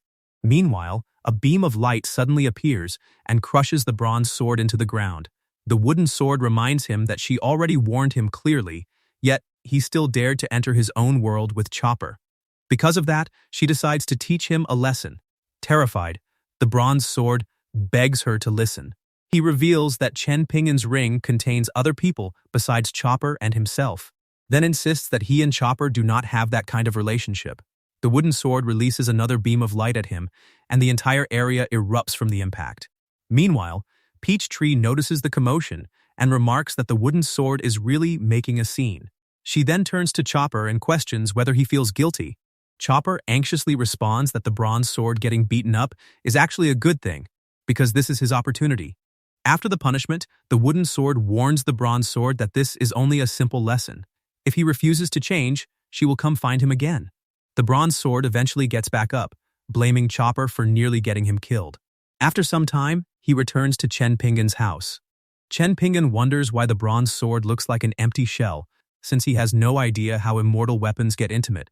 Completely depressed, the Bronze Sword begs Chen Pingan not to take him out the next time the Wooden Sword returns. Chen Pingan assumes the Bronze Sword must have been drained and considers what he could eat to replenish himself. Embarrassed, the Bronze Sword insists that he is clean. At the Martial Reservoir sect in the God Realm, a man arrives searching for the people of the sect. The elders rush over and apologize for failing to greet him properly. Mo Huang brushes off the formality and explains that he has come to discuss something with them. When the elder respectfully requests his command, Mo Huang responds that they can continue the conversation inside, so the elder quickly invites him and his group into the sect. The elder then turns to Yang Jie, worried that their sect may have done something wrong since the visit comes during such a busy time. Yang Jie laughs at the misunderstanding and explains that the two experts have prepared something he cannot disclose. However, his own purpose is simple. From now on, the Martial Reservoir sect will receive a 30% discount at the Thousand Treasure Chamber of Commerce. The elder immediately slaps the second elder, causing the man to curse at him. After feeling the pain in his hand, the elder realizes he is not dreaming. Sometime later, inside the Martial Reservoir sect discussion hall, the elder respectfully wonders what teachings Mo Huang has for them. Mo Huang explains that it is nothing serious. He simply wants to become the guardian of their sect and is willing to send experts to teach their disciples.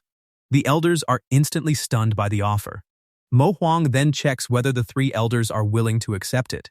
Nervously, the elder stutters that such generosity makes him uneasy. Their sect master has only just passed away, so the sudden offer naturally leaves them anxious.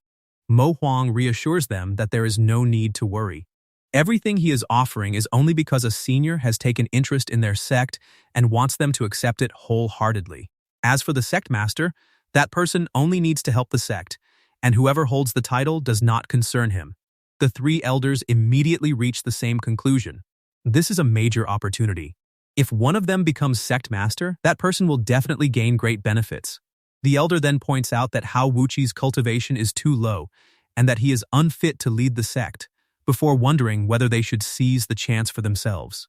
The other two elders agree, deciding that they will settle it through a duel. Not long after, explosions erupt in the arena, and both of them are thrown out of the competition. With his two colleagues defeated, the elder happily concludes that the position belongs to him. Now, all he needs to do is take back the sect master pendant from Hao Wuqi, making himself the rightful sect master of the Martial Reservoir sect. Meanwhile, at Chen Pingan's residence in the mortal world, Chen Pingan notices a vibration from his ring and receives a message from the elder, urging him to return quickly. Unsure what sudden matter has come up, he decides to go and take a look. Chen Pingan arrives in the god realm and immediately notices that the people there seem strangely obedient. He wants to know what urgent matter the elder needs him to handle, but the elder suddenly announces that Chen Pingan will now become the master of the Martial Reservoir sect and requires him to hand over the sect master pendant. Chen Pingan is left confused by the situation. He cannot understand why they are practically begging him to become the sect master, and he assumes Mo Huang must have given them enough benefits to make them fearless, even toward death. Still, Chen Pingan hands the sect master pendant to the elder and declares that the elder is an earnest person, so it is better for him to take the sect master position. For Chen Pingan, this is the perfect chance to go aft, since someone else is already helping him complete his mission. The elder assures Chen Pingan that he has nothing to worry about, and that he will never treat him unfairly. Nearby, Diao Tian quietly points out to Mo Huang that the kid looks like Chen Pingan, and wonders if he might be his descendant, while also considering whether they should stop him from giving up the master position. Mo Huang dismisses it as none of their business. He has already tried contacting the dagger he gave to Chen Pingan, and through that, he confirms that Hao Wuqi is Chen Pingan. To him, this must be part of Chen Pingan's plan, and Diao Tian understands the meaning behind it. Meanwhile, the third elder begins to suspect that Mo Huang and Diao Tian may already know Hao Wuqi's true identity. The elder then announces to the others that from this moment on, he is the dignified master of the sect. The third elder greets him respectfully and decides it is better to set everything aside, especially matters that should not be questioned. The elder laughs in satisfaction. Sometime later, inside the sect master's room of the Martial Reservoir sect, a man suddenly shouts that there is trouble. He calls out to the elder and reports that something has happened to the sect master. The elder demands that he repeat himself, and the trembling man reveals that when he entered the room, he saw the sect master sitting in his chair, with blood dripping from his mouth. The elder rushes inside and is shocked to find the sect master already dead. Later, the elder confirms to the other elder that the poison is the same one that killed the previous sect master. Furious, the second elder grumbles that even the sect's 2 god sovereigns were not enough to scare the intruder away. If this continues, he cannot see what they are supposed to do except wait for death. The elder reveals that he has already informed the 2 god sovereign experts. However, compared to the intruder, what worries him more is how easily the 2 god sovereign experts accepted the sect master's death. The second elder fails to understand what he means. The elder then points out something even stranger. Hao Wuqi handed over the sect master pendant far too easily, and after observing the 2 experts, he has realized that they seem to know Hao Wuqi. Because of that, he now suspects the elder's death may have something to do with Hao Wuqi himself. At the God Pavilion Master's resting room, Mo Huang is furious over the death of the new Martial Reservoir sect master. He needs to know whether one of their own men killed him and what exactly is going on. Diao Tian explains that although Chen Pingan became Hao Wuqi and took over as sect master, he was not always inside the sect, so the assassin never found a proper chance to strike. Mo Huang grows even more confused. Since they have already formed an alliance with the Martial Reservoir sect, the assassin should have retreated instead of continuing the mission. Diao Tian reveals that, because their actions were dishonorable, he secretly hired an assassin to hide the truth. The assassin only received orders to kill and does not even know he is working for the God Pavilion. When Mo Huang brings up the order being called off, Diao Tian admits he forgot. Mo Huang loses his temper and berates him, calling one of them still and the other stupid, saying the 2 of them are nothing more than clowns. Diao Tian becomes anxious and suggests making an offering to Chen Pingan, hoping they can beg for forgiveness after causing such a mistake. Mo Huang refuses. There is no need to do anything so obvious. They can simply withdraw their man and act like nothing happened. Diao Tian worries about what they should do if Chen Pingan blames them for it. Mo Huang points out that Chen Pingan is not as confused as him. An expert who uses heaven and earth as a chessboard must have already expected this outcome. Because of that, Mo Huang decides to phrase the matter exactly the way Chen Pingan would want, claiming that Chen Pingan is truly unfathomable. Meanwhile, at Chen Pingan's house, Chen Pingan rewards Wooden Sword for making him laugh by giving her the Bronze Sword. Wooden Sword thanks him and looks forward to reminiscing about the good times with Bronze Sword. Chen Pingan quietly comments that their relationship is so genuine, it almost makes people envious. Just then, Zhang Yuxin arrives and catches that remark. She questions who Chen Pingan is envious of and whether he might dislike her. Chen Pingan blushes and denies it, making it clear that Zhang Yuxin is incomparable. While hiding nearby, Xiaolinger mutters about how Chen Pingan and Zhang Yuxin can be so lovey-dovey without fighting, even though she is right there, almost like they are too dumbfounded to notice her. She then drags the dog into it, expecting him to agree. The dog looks at her, making Xiaolinger tremble. Instead of answering properly, the dog apologizes for being too focused on eating and not listening to her. Xiaolinger snaps at him, furious that food is the only thing on his mind. Meanwhile, Wooden Sword releases a beam of light and confronts Bronze Sword for still daring to ignore her warnings. Bronze Sword believes he is about to die because of how angry Wooden Sword has become. With no other option left, Bronze Sword realizes there is only one way to convince Wooden Sword that he has no relationship with Chopper. Bronze Sword confesses to Wooden Sword that he likes her, admitting that from the moment they first met, her charm and strength completely captivated him. Wooden Sword blushes and warns him to wait, making it clear that if he keeps going, she will hit him. But Bronze Sword continues anyway. He explains that he used to be nothing more than a regular immortal weapon who had never known love. Yet ever since meeting her, his world has never been the same. Wooden Sword is clearly flattered, but she still snaps at him to shut up. Bronze Sword smirks, convinced that his plan is working. In his mind, he is a genius. All he has to do is make Wooden Sword believe he likes her, and she will stop suspecting that he has any kind of relationship with Chopper. So he pushes the act even further. Bronze Sword claims that he thinks of her all the time, then realizes he has to be even more dramatic if he wants her to fully believe him. He declares that he is in love with her, and that his feelings have become an incurable sickness. Wooden Sword blushes even harder. Although she can tell he is exaggerating, he sounds strangely sincere, making her wonder whether she has somehow misunderstood the situation. Still, she refuses to accept it so easily. With that much exaggeration, he must be lying. After all, the idea of weapons falling in love with each other sounds ridiculous, especially when it only causes harm. Unable to hold back anymore, Wooden Sword clenches her fist and punches Bronze Sword, ordering him to die. Meanwhile, Phoenix laughs at the scene and mutters that Bronze Sword really is a liar for using such a method to fool Wooden Sword. Peachtree immediately retorts that men can lie far too easily. Then she turns the pressure on Phoenix, wondering if he has also lied to her the same way Bronze Sword has, especially since her head is not in a good state. Phoenix panics under her gaze and insists that he would never lie. His feelings for her are real, and he is not lying when he admits that he likes her. Peachtree looks away and rejects him, claiming that she does not need his love. Phoenix finds her terrifying, yet still points out that she clearly wants to hear him admit that he likes her. Flattered, Peachtree covers her face and argues that a few words are not enough to make her believe it. Before Phoenix can continue, one of his subordinates interrupts and calls for help.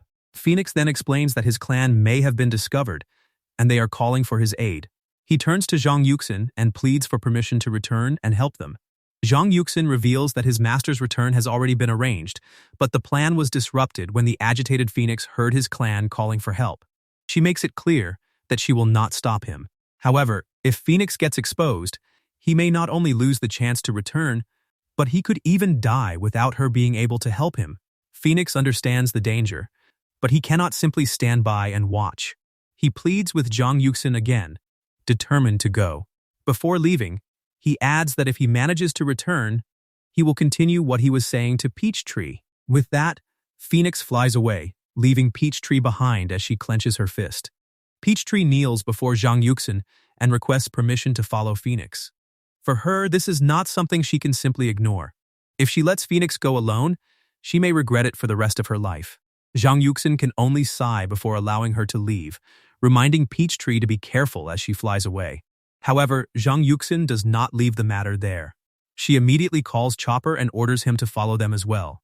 If there is a chance to cut off the predestined fate, then he must find a way to deal with it. Chopper understands her meaning. At the same time, Zhang Yuxin senses that the situation is becoming more and more chaotic, and she can only hope that nothing terrible happens. Meanwhile, in the Chaos Realm, Phoenix arrives at the place where the rescue signal is coming from. But the moment he gets there, his eyes widen as he realizes the truth. The entire rescue signal is a trap. A man laughs at him, revealing that Phoenix is already too late and has been completely deceived. Even the man himself did not expect the stone in his hand to actually fool Phoenix. Phoenix is clearly annoyed and challenges him directly. A piece of trash like that has no chance of stopping him. The man giggles in response. On his own, he admits that he cannot stop Phoenix. However, with the heavenly prison array, the situation is different. Phoenix immediately understands the scale of the trap. Activating the heavenly prison array requires several lives, and he cannot believe the man would go this far. But the man treats those sacrifices as an honor. He even mocks Phoenix for still focusing on himself, bringing up the Phoenix's ability to be reborn from nirvana and questioning why they would still fear death. Phoenix quickly sees through the real purpose of the array. This is not just meant to kill him. The heavenly prison array is designed to trap his soul. Because of that, he refuses to let the man use him as a path to reach Chen Pingan. The man realizes that Phoenix intends to burn his own blood and scatter his soul, choosing suicide before becoming a tool. But instead of panicking, he smirks. His master has already predicted this possibility and improved the heavenly prison array in advance. With that preparation in place, the man declares that Phoenix will experience true pain. In the next instant, Phoenix is struck by lightning. The attack leaves him stunned, and the man coldly announces that Phoenix has already lost. But before the situation can settle, Peachtree suddenly interferes. She confronts the man for daring to attack Phoenix and immediately attacks him with a fireball, forcing him to leap back. Instead of being frightened, the man reacts exactly as if this was part of the plan. Just as his master predicted, the heavenly prison array is much easier to destroy from the outside than from the inside. Then he smirks again, because his master has also predicted that another god weapon would come along. Another stranger suddenly stabs Peachtree from behind, shocking her with the reveal that someone else is there. She coughs up blood and collapses to the ground. Phoenix crawls toward her and curses in anger. Peachtree apologizes, but she has no regret over what she did. The only thing she finds unfortunate is that she cannot save him. Even then, she takes comfort in knowing they can stay together until the end. As they hold hands, a huge vine bursts out from Peachtree and curses the man. The man mutters that both of them are about to explode, and even the heavenly prison array will not be able to contain it. From far away, Chopper smirks as he recognizes his chance. He slashes the man, drops to the ground, and helps both of his friends. Phoenix suddenly confesses that he loves him. Peachtree immediately cuts in and refuses to allow it, so Phoenix plays it off as a joke. Annoyed, Chopper orders the two to stop flirting and focus on escaping. He can barely stand watching the couple act like this. But then, a glowing light declares that they cannot leave. A hand of fire appears, making Phoenix curse as he realizes the bastard has come personally to finish them off. Another glowing light fires back that the old bastard is shameless. The two massive hands collide, and an unknown individual vows to make him pay 100-fold. Back in the mortal realm, Zhang Yuxin places Phoenix down and mutters that he has turned into a small yellow bird. She promises to get him medicine so he can recover properly. Once Chen Pingan returns, she plans to obtain a few drops of his blood to help Phoenix recover even faster. Phoenix and Peachtree thank Zhang Yuxin. The true dragon checks whether they are all right, while the teacup admits he was worried to death. The bronze sword also expresses relief that they returned safely. Annoyed, Peachtree reminds Phoenix that without her and Chopper, he would have become a roasted chicken. Since she has been seriously injured, she demands to know how he plans to compensate her. Phoenix offers her an aged fine wine, but Peachtree finds that nowhere near enough. He then offers to reveal an embarrassing story about the true dragon. Enraged, Peachtree calls him crazy and pushes him to admit that he is going to marry her. Phoenix blushes and wonders if she is serious, while Peachtree makes it clear that if he is unwilling, he should forget the whole thing. Phoenix leans toward her and admits that he is willing. Once they are fully recovered, they will ask Chen Pingan for permission. Annoyed by the couple, the true dragon and the teacup curse them both. At Chen Pingan's home, Chen Pingan arrives while muttering that he never expected the martial reservoir sect leader to die. Fortunately, the leader passed the position to him first. Otherwise, Chen Pingan would have been the one in danger. Over the past few days in the immortal world, he has obtained a decent immortal spiritual wood. Combined with the points he collected, he can now control the power of the threads of heaven and earth. With that in mind, he decides to test how many threads he can handle. After counting them, Chen Pingan is surprised to discover that he can now control 14 threads.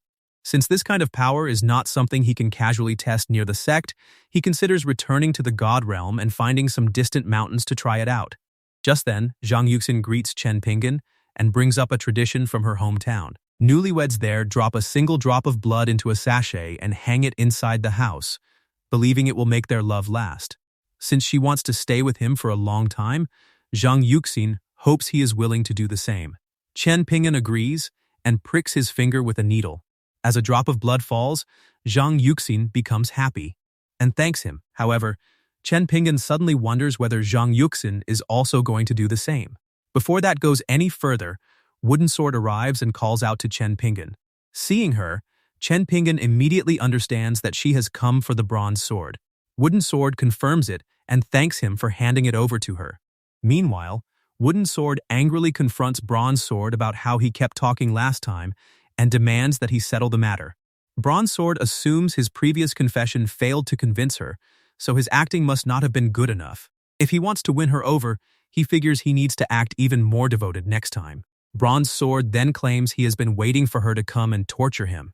Wooden Sword is caught off guard by those words, and Bronze Sword continues by declaring that he likes her so much that even being tortured by her would make him happy. His strange response leaves Wooden Sword completely confused.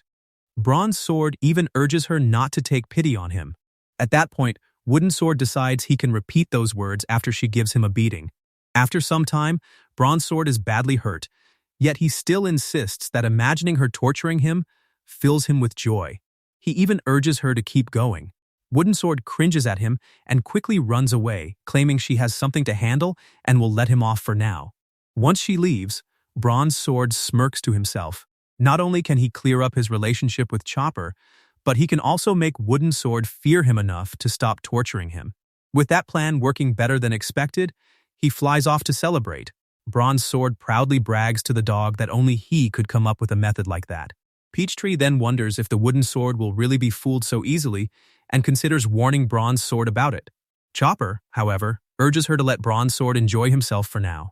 Once the Wooden Sword realizes she has been tricked, Bronze Sword definitely won't have an easy life. Peachtree remarks that Bronze Sword is truly unlucky to have a brother like Chopper.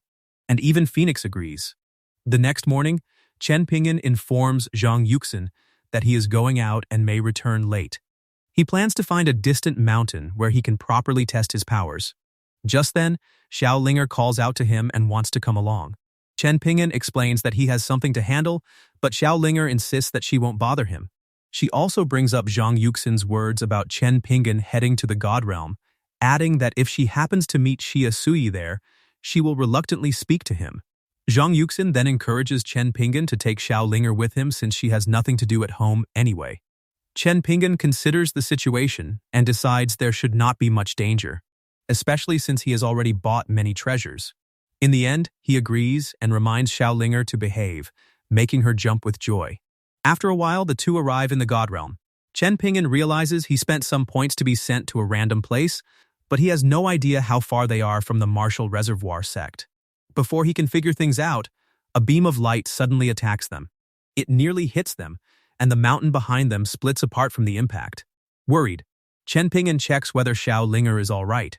Xiao Linger confirms that she is fine. Only then does Chen Pingan notice two strangers locked in a duel nearby. Annoyed, he mutters that these two bastards have absolutely no sense of public morality.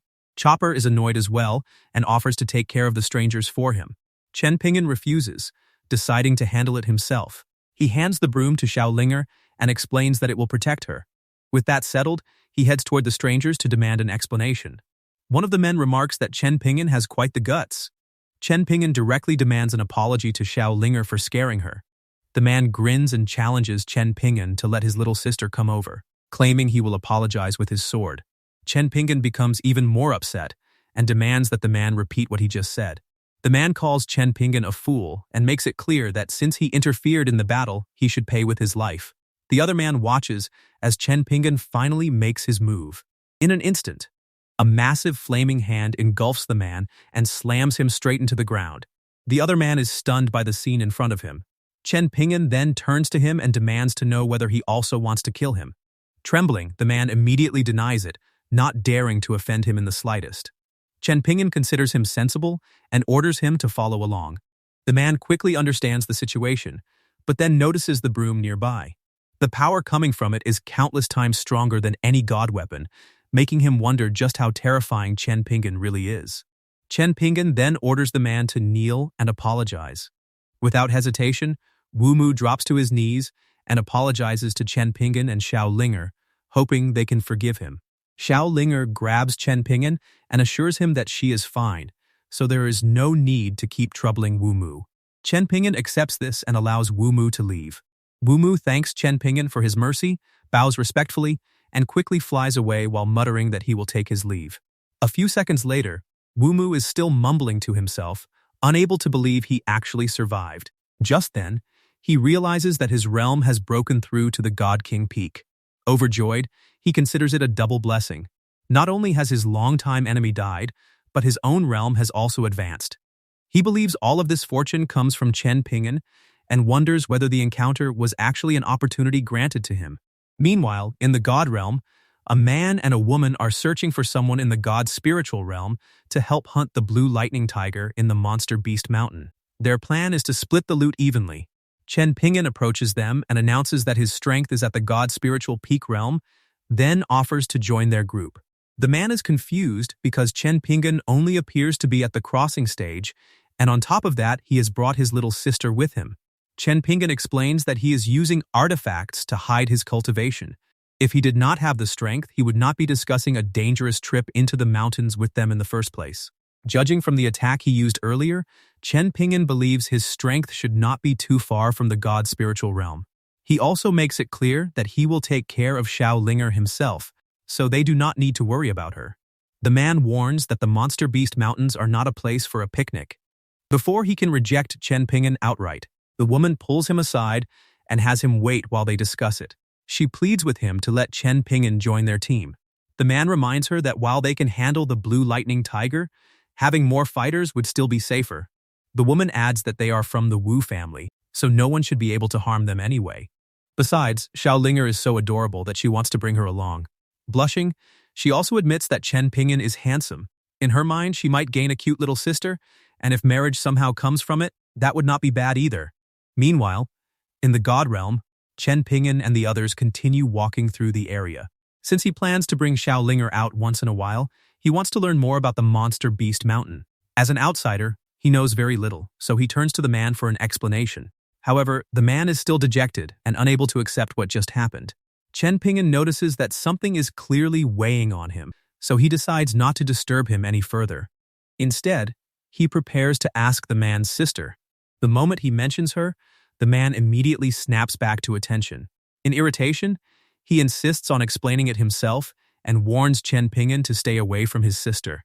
Chen Pingan remains puzzled by his reaction, but the man quickly shifts back to the topic. According to him, Chen Pingan has come to the right person. The Wu family is one of the strongest families in their city, and their ancestor Wu Dejin has already reached the God King Peak realm. Because of that, the Wu family knows the Monster Beast Mountains better than anyone. From what the man understands, their ancestor came here to challenge the double-winged red lion. Once the Monster Beast King is eliminated, the Monster Beast Mountains will basically become a garden for the Wu family. Just then, the woman calls out to her brother, cutting off his explanation. She warns him not to hold Chen Pingan back with endless talk and urges them to come closer, because they have found traces of the blue lightning tiger. Chen Pingan and the man immediately rush toward them. Soon after, the blue lightning tiger appears and confronts the group. The man realizes they are in trouble. The blue lightning tiger has extraordinary blood, and with their current strength, they cannot handle it easily. The woman quickly instructs Chen Pingan to take Xiao Linger away while they hold the beast back, then regroup at their starting point. The man begins counting before launching the first attack. The woman follows up by leaping forward and throwing a punch at the blue lightning tiger, but the beast dodges it. In the next moment, the tiger counterattacks and targets her directly, forcing her brother to rush after her in concern. Seeing the danger, Chen Pingan summons Chopper. But before he can make a move, a beam of light suddenly shoots from behind him. The attack strikes the blue lightning tiger and melts through its skin. The Wu siblings turn toward the source of the attack and find Xiao Linger standing there. She simply checks whether they are all right. The man is stunned by the force of her strike. Based on that power, he realizes Xiao Linger must already be at the God's sovereign peak realm. Xiao Linger confirms it and casually reveals that she will soon break through to the God realm. Xiao Lian had assumed Xiao Linger was only in the God spiritual realm. But after witnessing her true strength, she quickly understands how ridiculous that assumption was. She can only feel like trash for daring to think of adopting such a genius little sister. Chen Pingan questions Xiao Linger about why she never revealed her high cultivation, and more importantly, how she managed to cultivate in the first place. Xiao Linger simply explains that he never asked. As for her cultivation, the answer is even simpler. She gained it by eating watermelon. Chen Pingan immediately doubts her answer, but Xiao Linger insists she is telling the truth. The watermelons growing in their yard contain even more spiritual energy than spiritual medicine, and every time she eats them, her cultivation increases. Hearing this, Chen Pingan starts wondering whether the fertilizer given by the system is actually that amazing. Xiao Linger then adds that her unique physique also plays a major role. If it were anyone else, the watermelons would not produce the same effect. Chen Pingan finally understands. At the same time, he decides that he has to make Zhang Yushin eat more watermelons. Even if it does not work, there is no real loss. Meanwhile, the man comforts his sister and urges her not to take the matter to heart. At that moment, another man calls out to the two siblings. He warns them that the ancestor is currently hunting the king of the mountains, which has caused the mountain beasts to become agitated. With things so dangerous, he cannot understand why they would still enter the mountains. The siblings greet him and explain that Xiaolan needs materials from the blue lightning tiger for cultivation. Since they assumed the tiger was not that strong, they decided to venture into the mountains. Wu Longtao notices the tiger's irregular blood and is surprised. He questions whether they actually managed to kill it and whether their cultivation improved because of it. Embarrassed, the Wu siblings admit that they were not the ones who killed the beast. If Chen Pingan and Xiao Linger had not stepped in, they would have been in serious danger. Wu Longtao becomes doubtful. From what he can sense, Chen Pingan only appears to be at the tribulation stage, while Xiao Linger's cultivation cannot be seen at all. Because of that, he cannot figure out how the two of them managed to kill the tiger.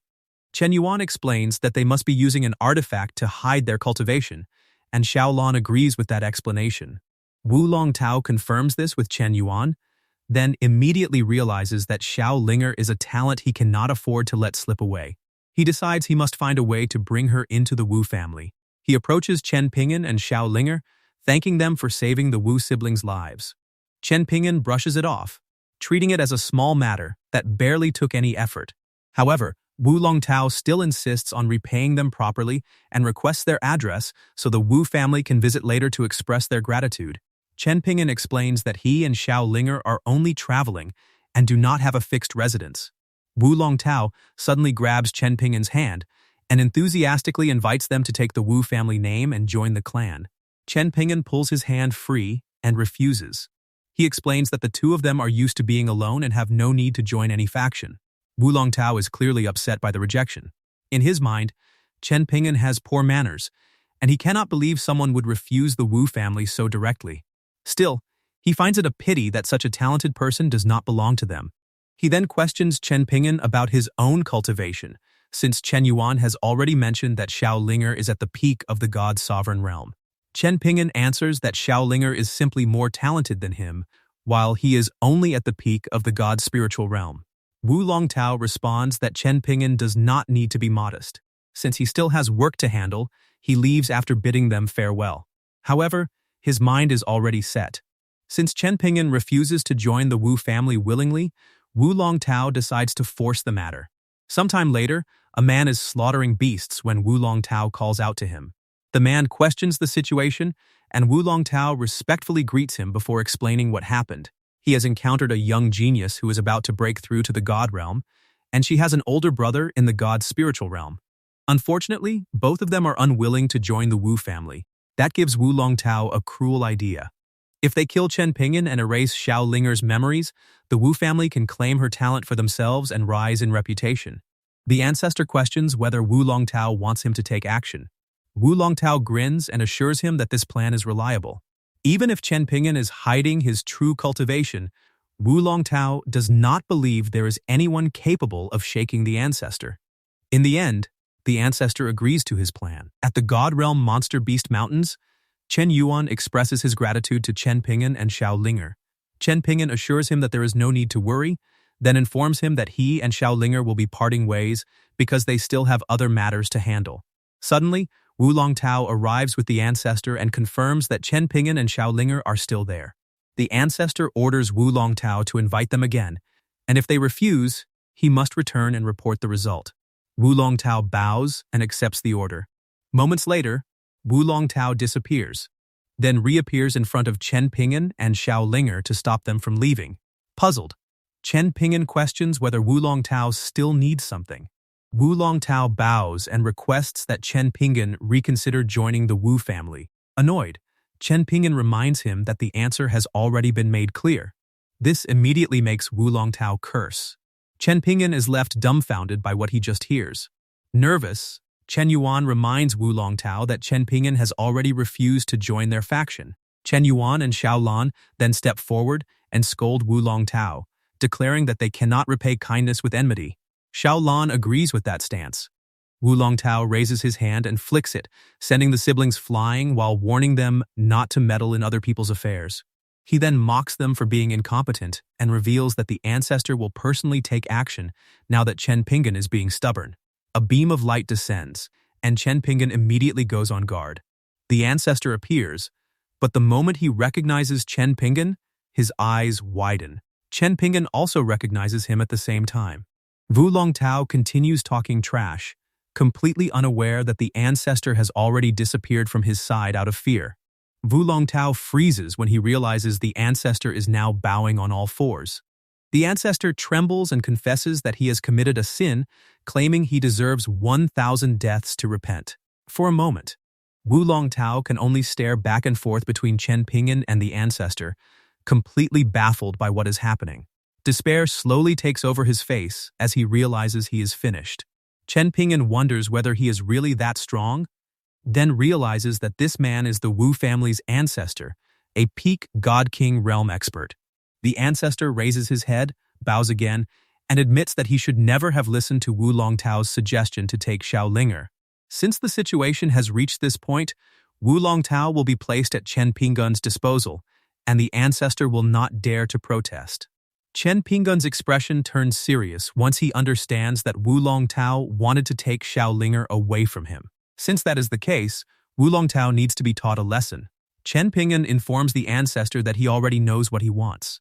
The ancestor becomes distraught. After bowing again, the ancestor confirms that he understands, then calls Wu Longtao forward and declares that Wu Longtao is the one he can no longer tolerate. Before anything worse can happen, Chen Yuan interrupts and kneels with Xiao Lan, begging Chen Pingan to spare Wu Longtao for their sake. Chen Pingan looks at them with a sad expression, unable to understand why they would plead for him. After a sigh, Chen Pingan agrees to spare Wu Longtao and orders them to handle the rest themselves.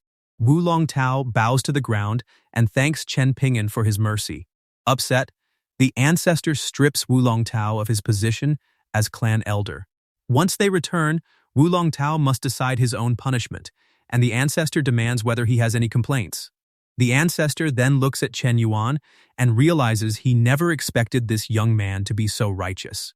Chen Yuan dared to plead for Wu Longtao's life even at the risk of angering Chen Pingan, and Chen Pingan still accepted his request.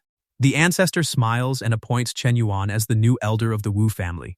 At that moment, the ancestor also remembers that Chen Yuan called Chen Pingan's senior brother, which means Chen Yuan has likely been recognized by him as well. Chen Yuan can hardly believe what he just hears and requests the ancestor to confirm it again. The ancestor turns to Chen Pingan and seeks his view on the suggestion. Chen Pingan permits the idea. Since the matter has already been resolved, he only hopes that they will behave from now on before flying away. At the same time, the three of them realize that Chen Pingan is truly magnanimous. As time passes, Chen Pingan and Xiao Linger arrive back in the mortal realm. The moment they step out of the portal, Chen Pingan sends Xiao Linger to cut some watermelons for him.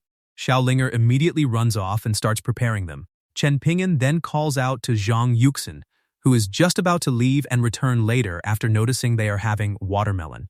Zhang Yuxin anxiously explains that she has already eaten some snacks, so she is not hungry.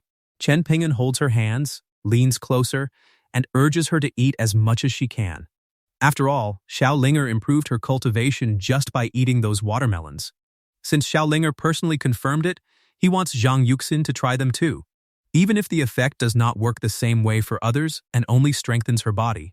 Chen Pingan is still determined to find a way to extend her life so they can stay together for a long time. As he pulls Zhang Yuxin along, she blushes and calls him silly. Moments later, Xiaolinger serves the watermelon. Chen Pingan immediately stands up and allows Zhang Yuxin to eat all of it, instantly irritating Xiaolinger. Zhang Yuxin can only sigh, already knowing this would happen. When night falls over Chen Pingan's front yard, Bronze Sword cheerfully celebrates because Wooden Sword has not come for him. In his mind, this means he is finally free. He then calls Chopper over and declares that he is now free from all allegations. From there, Bronze Sword even starts explaining how to handle a woman, but before he can continue, a hand suddenly grabs him from behind and demands to know how. Wooden Sword appears. Noticing that Bronze Sword seems full of energy, Bronze Sword freezes on the spot. Without giving him a chance to escape, Wooden Sword drags him away and insists that he must come with her because she has something to discuss. Bronze Sword desperately seeks help from Chopper, but Chopper only offers a sarcastic prayer for Chen Pingan to protect him. After some time, Bronze Sword and Wooden Sword arrive in the middle of the forest. Bronze Sword grows confused because Wooden Sword still has not attacked him. Instead of feeling relieved, he suspects this might be some new type of torture. Feeling anxious, Bronze Sword wants to know what she brought him there to discuss. Wooden Sword brings up the past few days, wondering whether he has been cursing her in his mind after everything she did to him. Terrified, Bronze Sword immediately denies it and insists that he would never curse her. Wooden Sword finally relaxes. After calming down, she realized that Chopper had only made an excuse to get rid of her by pushing her onto Bronze Sword. On top of that, her master had made her reflect on her actions, helping her recognize that she made a mistake and should not have taken her anger out on him. Bronze Sword stiffens as Wooden Sword holds him, confused about why she is suddenly explaining all of this. Wooden Sword reveals that she will no longer bother him. Bronze Sword can hardly believe it and wonders whether she is being serious. Before flying away, Wooden Sword adds that she will return in 2 days to properly apologize and compensate him. With that, she bids him farewell. Now left alone, Bronze Sword looks strangely dispirited. He cannot understand why he feels empty when Wooden Sword leaving him alone should clearly be a good thing. Another day at Chen Pingan's home. Chopper notices Bronze Sword sobbing in a corner and wonders what is wrong with him. Phoenix joins in and mocks Chopper, pointing out that someone who has always been single would never understand what happened. In Phoenix's view, Bronze Sword has clearly fallen for Wooden Sword. Chopper becomes annoyed and fires back that not everyone is a masochist like Phoenix.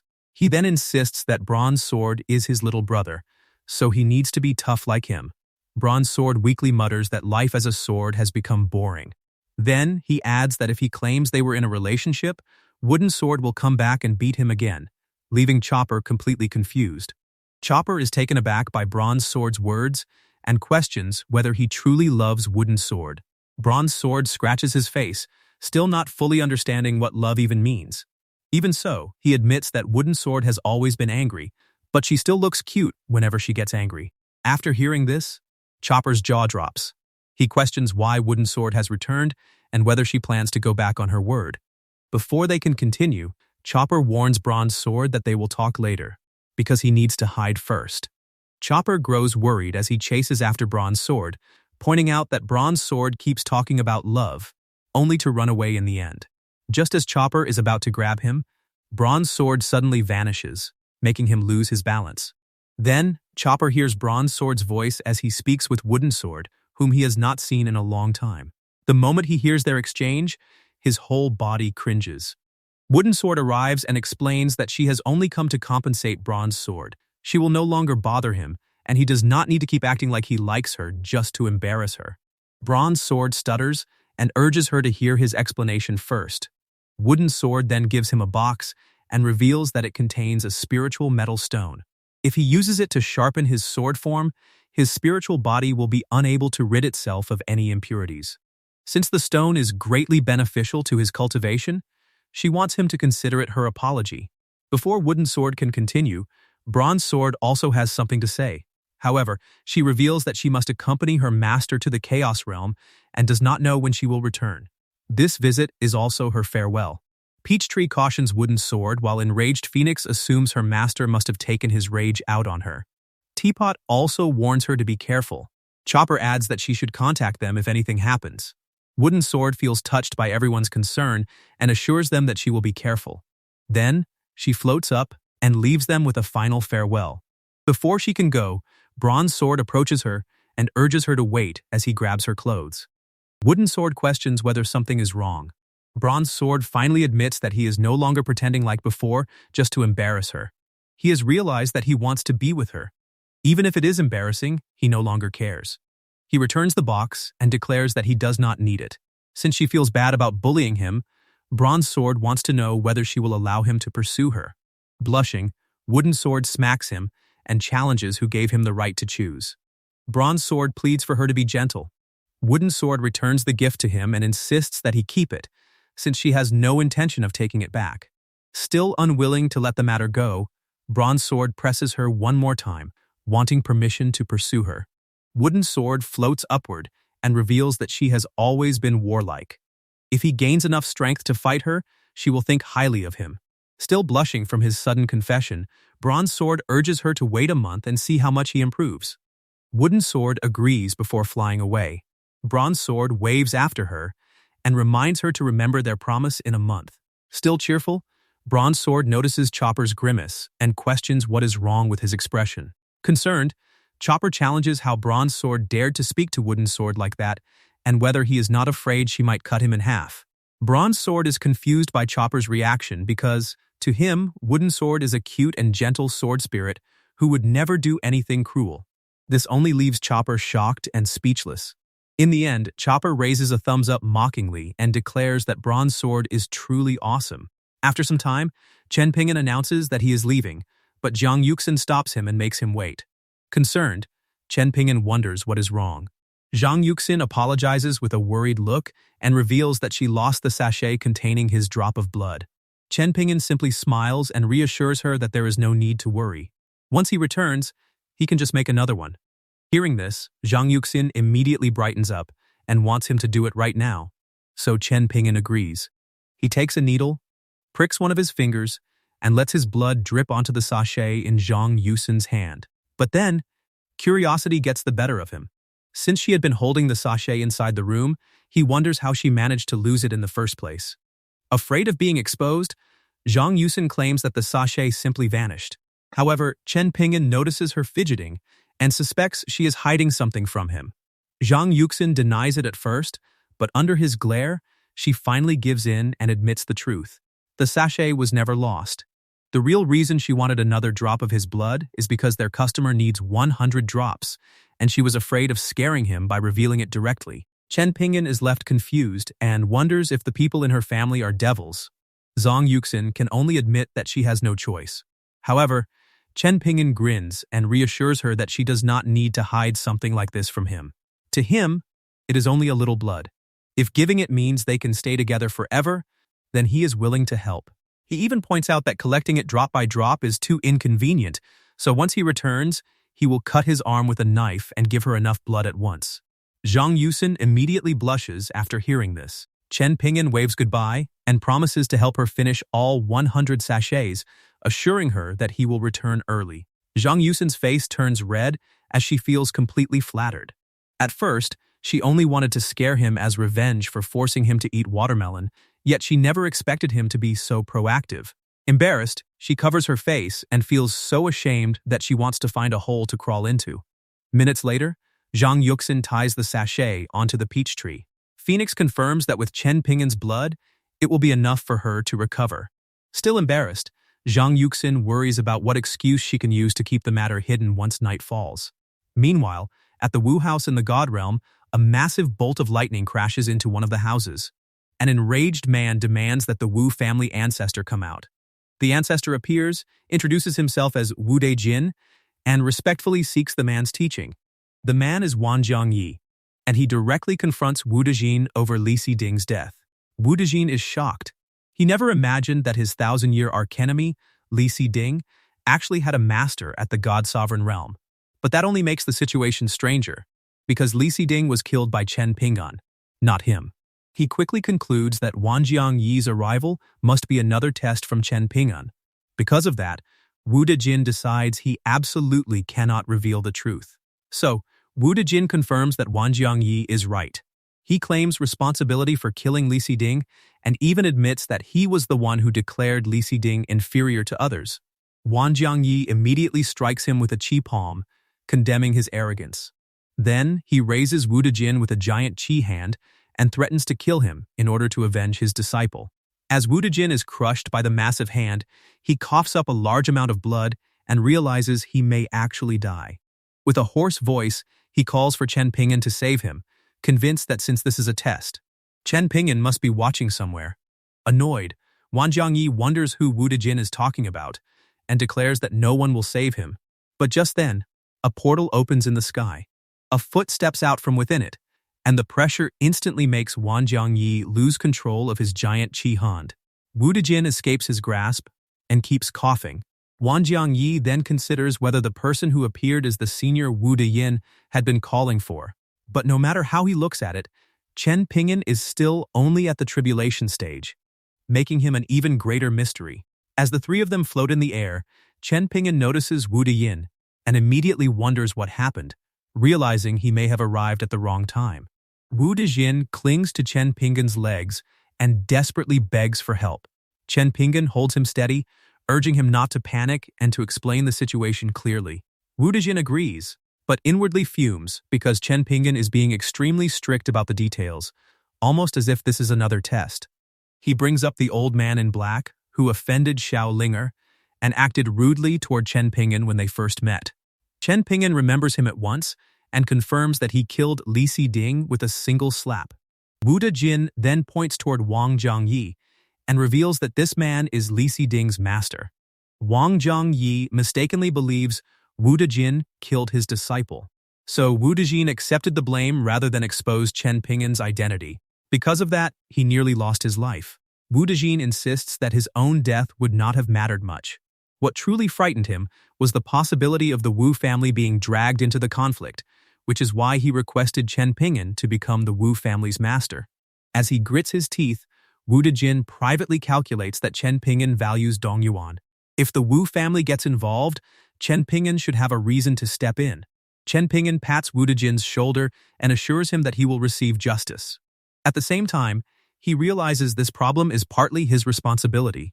He came to the Wu family to request their help in collecting a large amount of immortal spiritual wood, and now Wu Dejin has taken the blame for something he did. Because of that, Chen Pingan cannot simply ignore him. Chen Pingan judges his own strength to be around the God-sovereign realm, since he managed to kill a God-King realm expert with one slap. Even though all his treasures are top-grade immortal weapons, Chopper's strength feels endless, making him consider whether he can try controlling it. Just as Chen Pingan prepares to take Chopper out and address the Wu family's situation, Wang Jiangyi cuts in with a threatening warning, demanding that he stop meddling in their business. Wang Jiangyi studies Wu Dejin's attitude toward Chen Pingan and finds it far too genuine. From that reaction, he concludes that Chen Pingan must be hiding his cultivation and is likely at the God-sovereign stage. Crossing his arms, Wang Jiangyi warns that no one below a God Emperor can stop him from killing anyone. He advises Chen Pingan to choose carefully, since provoking him for no reason is not worth it, and leaving would be the wiser decision. Chen Pingan grows tense. From Wang Jiangyi's confidence alone, he can tell the man is powerful, and that makes this troublesome. Still, Xiao Linger has fun with Xiao Lan, so he cannot ignore the Wu family's possible destruction. If Xiao Linger questions him later, he will have no easy explanation. After a sigh, Chen Pingan decides to try deceiving Wang Jiangyi first. He crosses his arms as well and mocks Wang Jiangyi, turning the warning back on him. With Wang Jiangyi's level of cultivation, he is not even worthy of knowing Chen Pingan's name, but Chen Pingan decides it will not hurt to reveal it for now. Chen Pingan inwardly reasons that, to scare Wang Jiangyi properly, his name must sound as powerful as possible. He points toward the sky and declares himself the invincible supreme being of the upper realm. The instant he announces it, a massive bolt of lightning crashes behind him. Wang Jiangyi and Wu Dejin stare at him in complete awe. Wang Zhangyi's eyes widen as the chaotic lightning shakes the scene. Chen Pingan continues the act, claiming the god realms are far too weak to endure his name. With the Wu family's matter now under his control, he challenges Wang Zhangyi to raise any complaints. While keeping up the performance, Chen Pingan privately admits that the lightning nearly scared him too, and he is only lucky he managed to play it off so quickly. Wang Zhangyi grits his teeth and wonders whether Chen Pingan truly is the strongest being from the upper realm.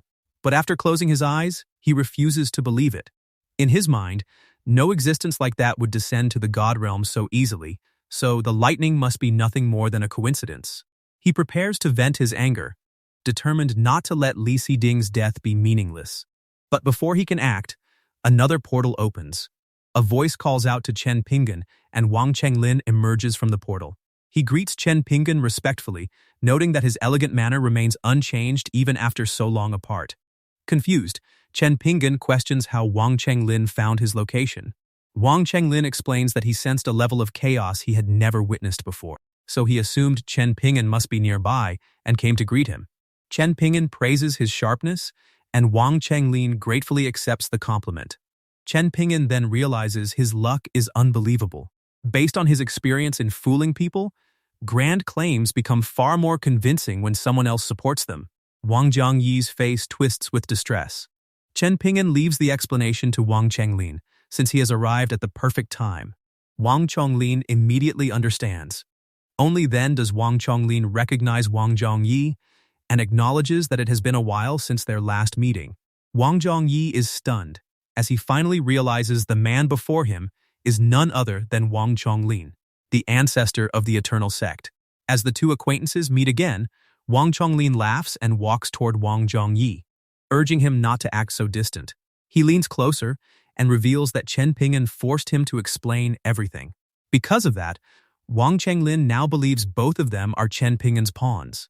He even allows Wang Zhangyi to call him Brother Wang, since they share the same position under Chen Pingan.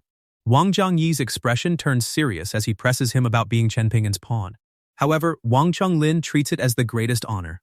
Wang Zhangyi takes his hands and firmly declares that he is a cultivator who believes in himself. He would rather die than become Chen Pingan's pawn and wait to be controlled. Wang Chenglin responds lightly, urging him not to sound so severe.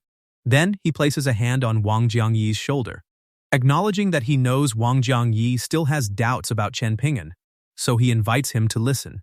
Wang Chenglin begins explaining how he met Chen Pingan and praises him without hesitation. He credits Chen Pingan for his disciple's success and even brings up Chen Pingan's divine weapons, claiming they are 1,000 times stronger.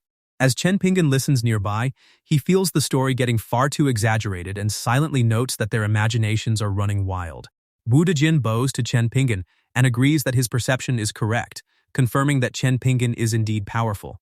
Chen Pingan cuts them off, making it clear that he does not care about those small details.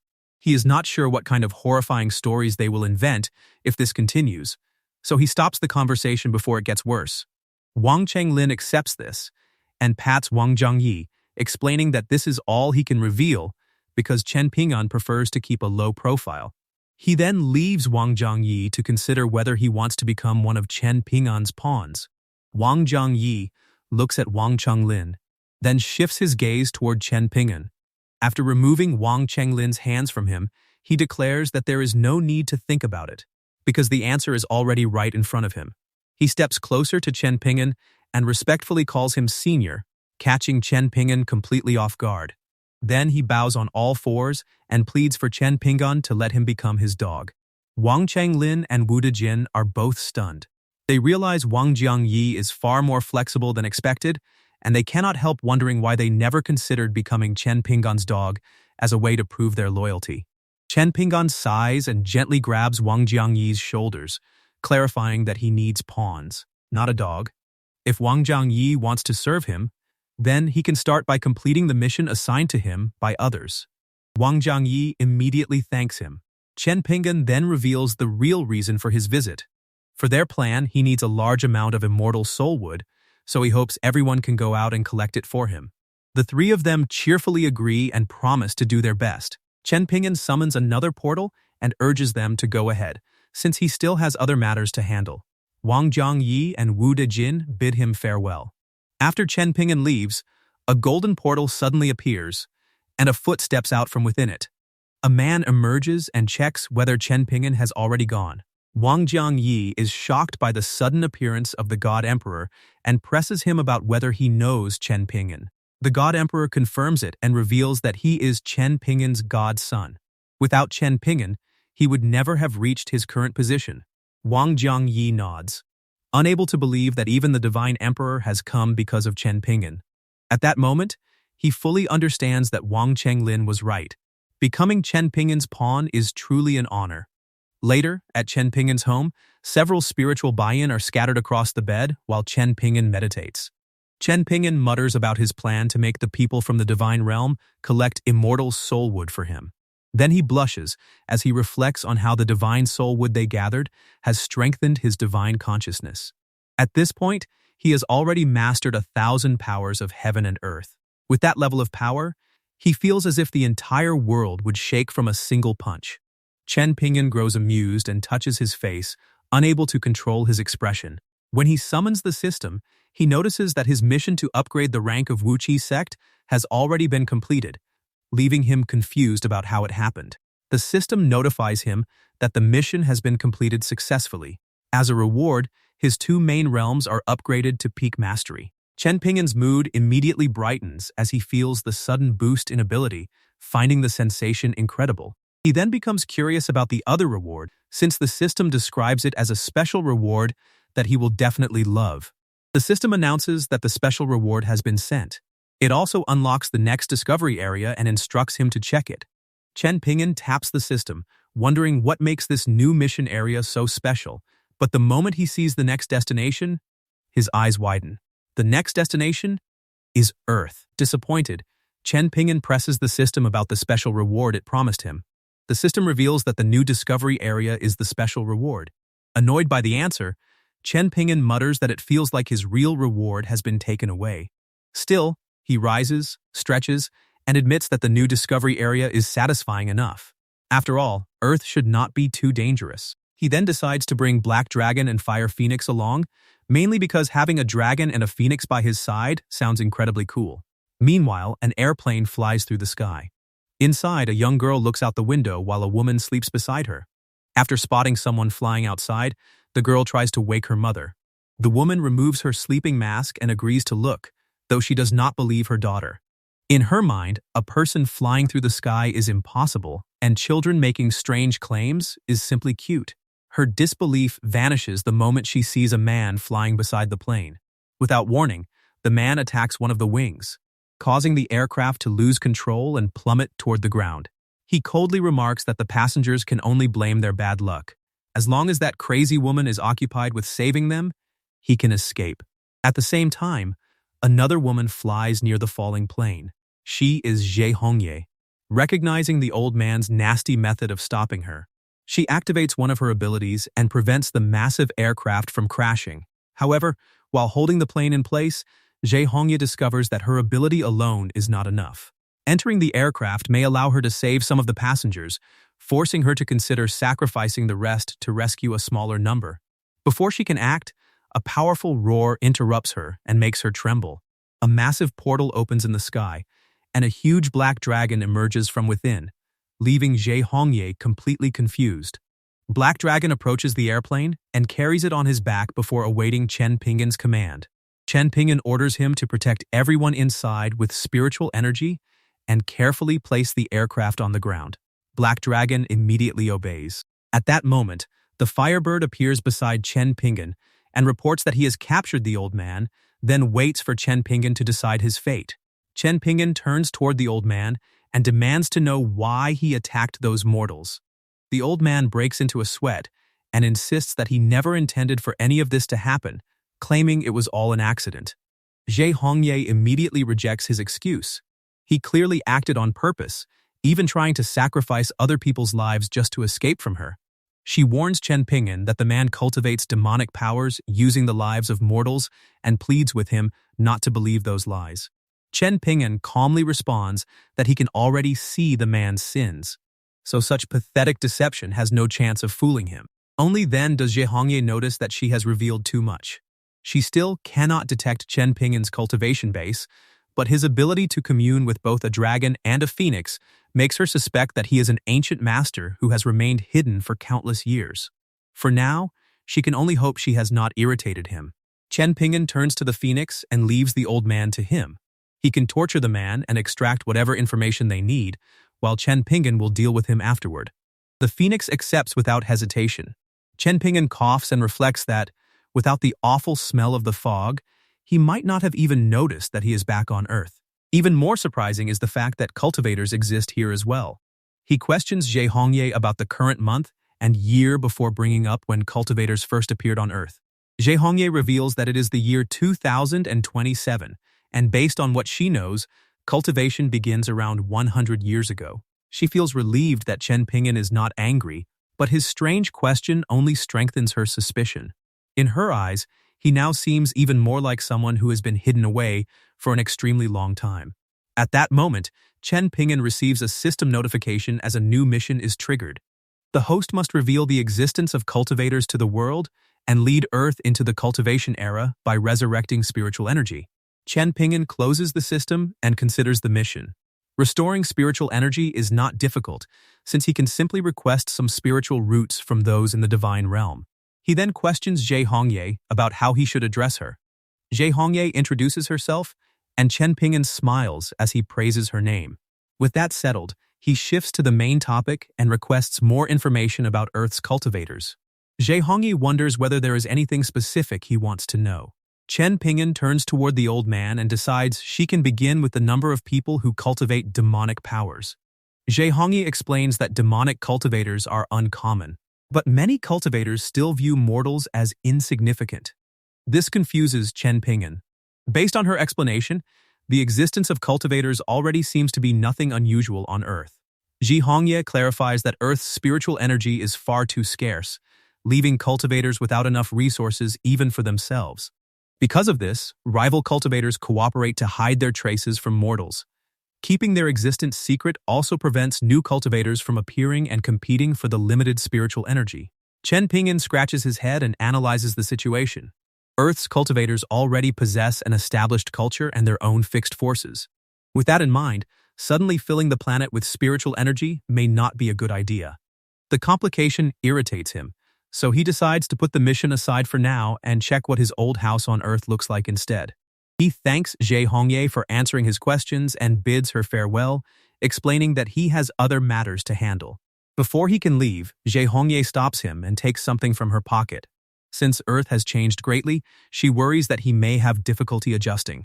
She gives him her communication token, allowing him to contact her whenever he needs assistance. Chen Pingan accepts the token and praises her for being smart. In return, he gives Zhe Hongye a spiritual stone and several elixirs, which she quickly catches. Chen Pingan explains that these gifts will allow her cultivation to progress smoothly until her ascension. Zhe Hongye expresses her gratitude as Chen Pingan leaves. Afterward, she quietly concludes that Earth is about to experience a massive change.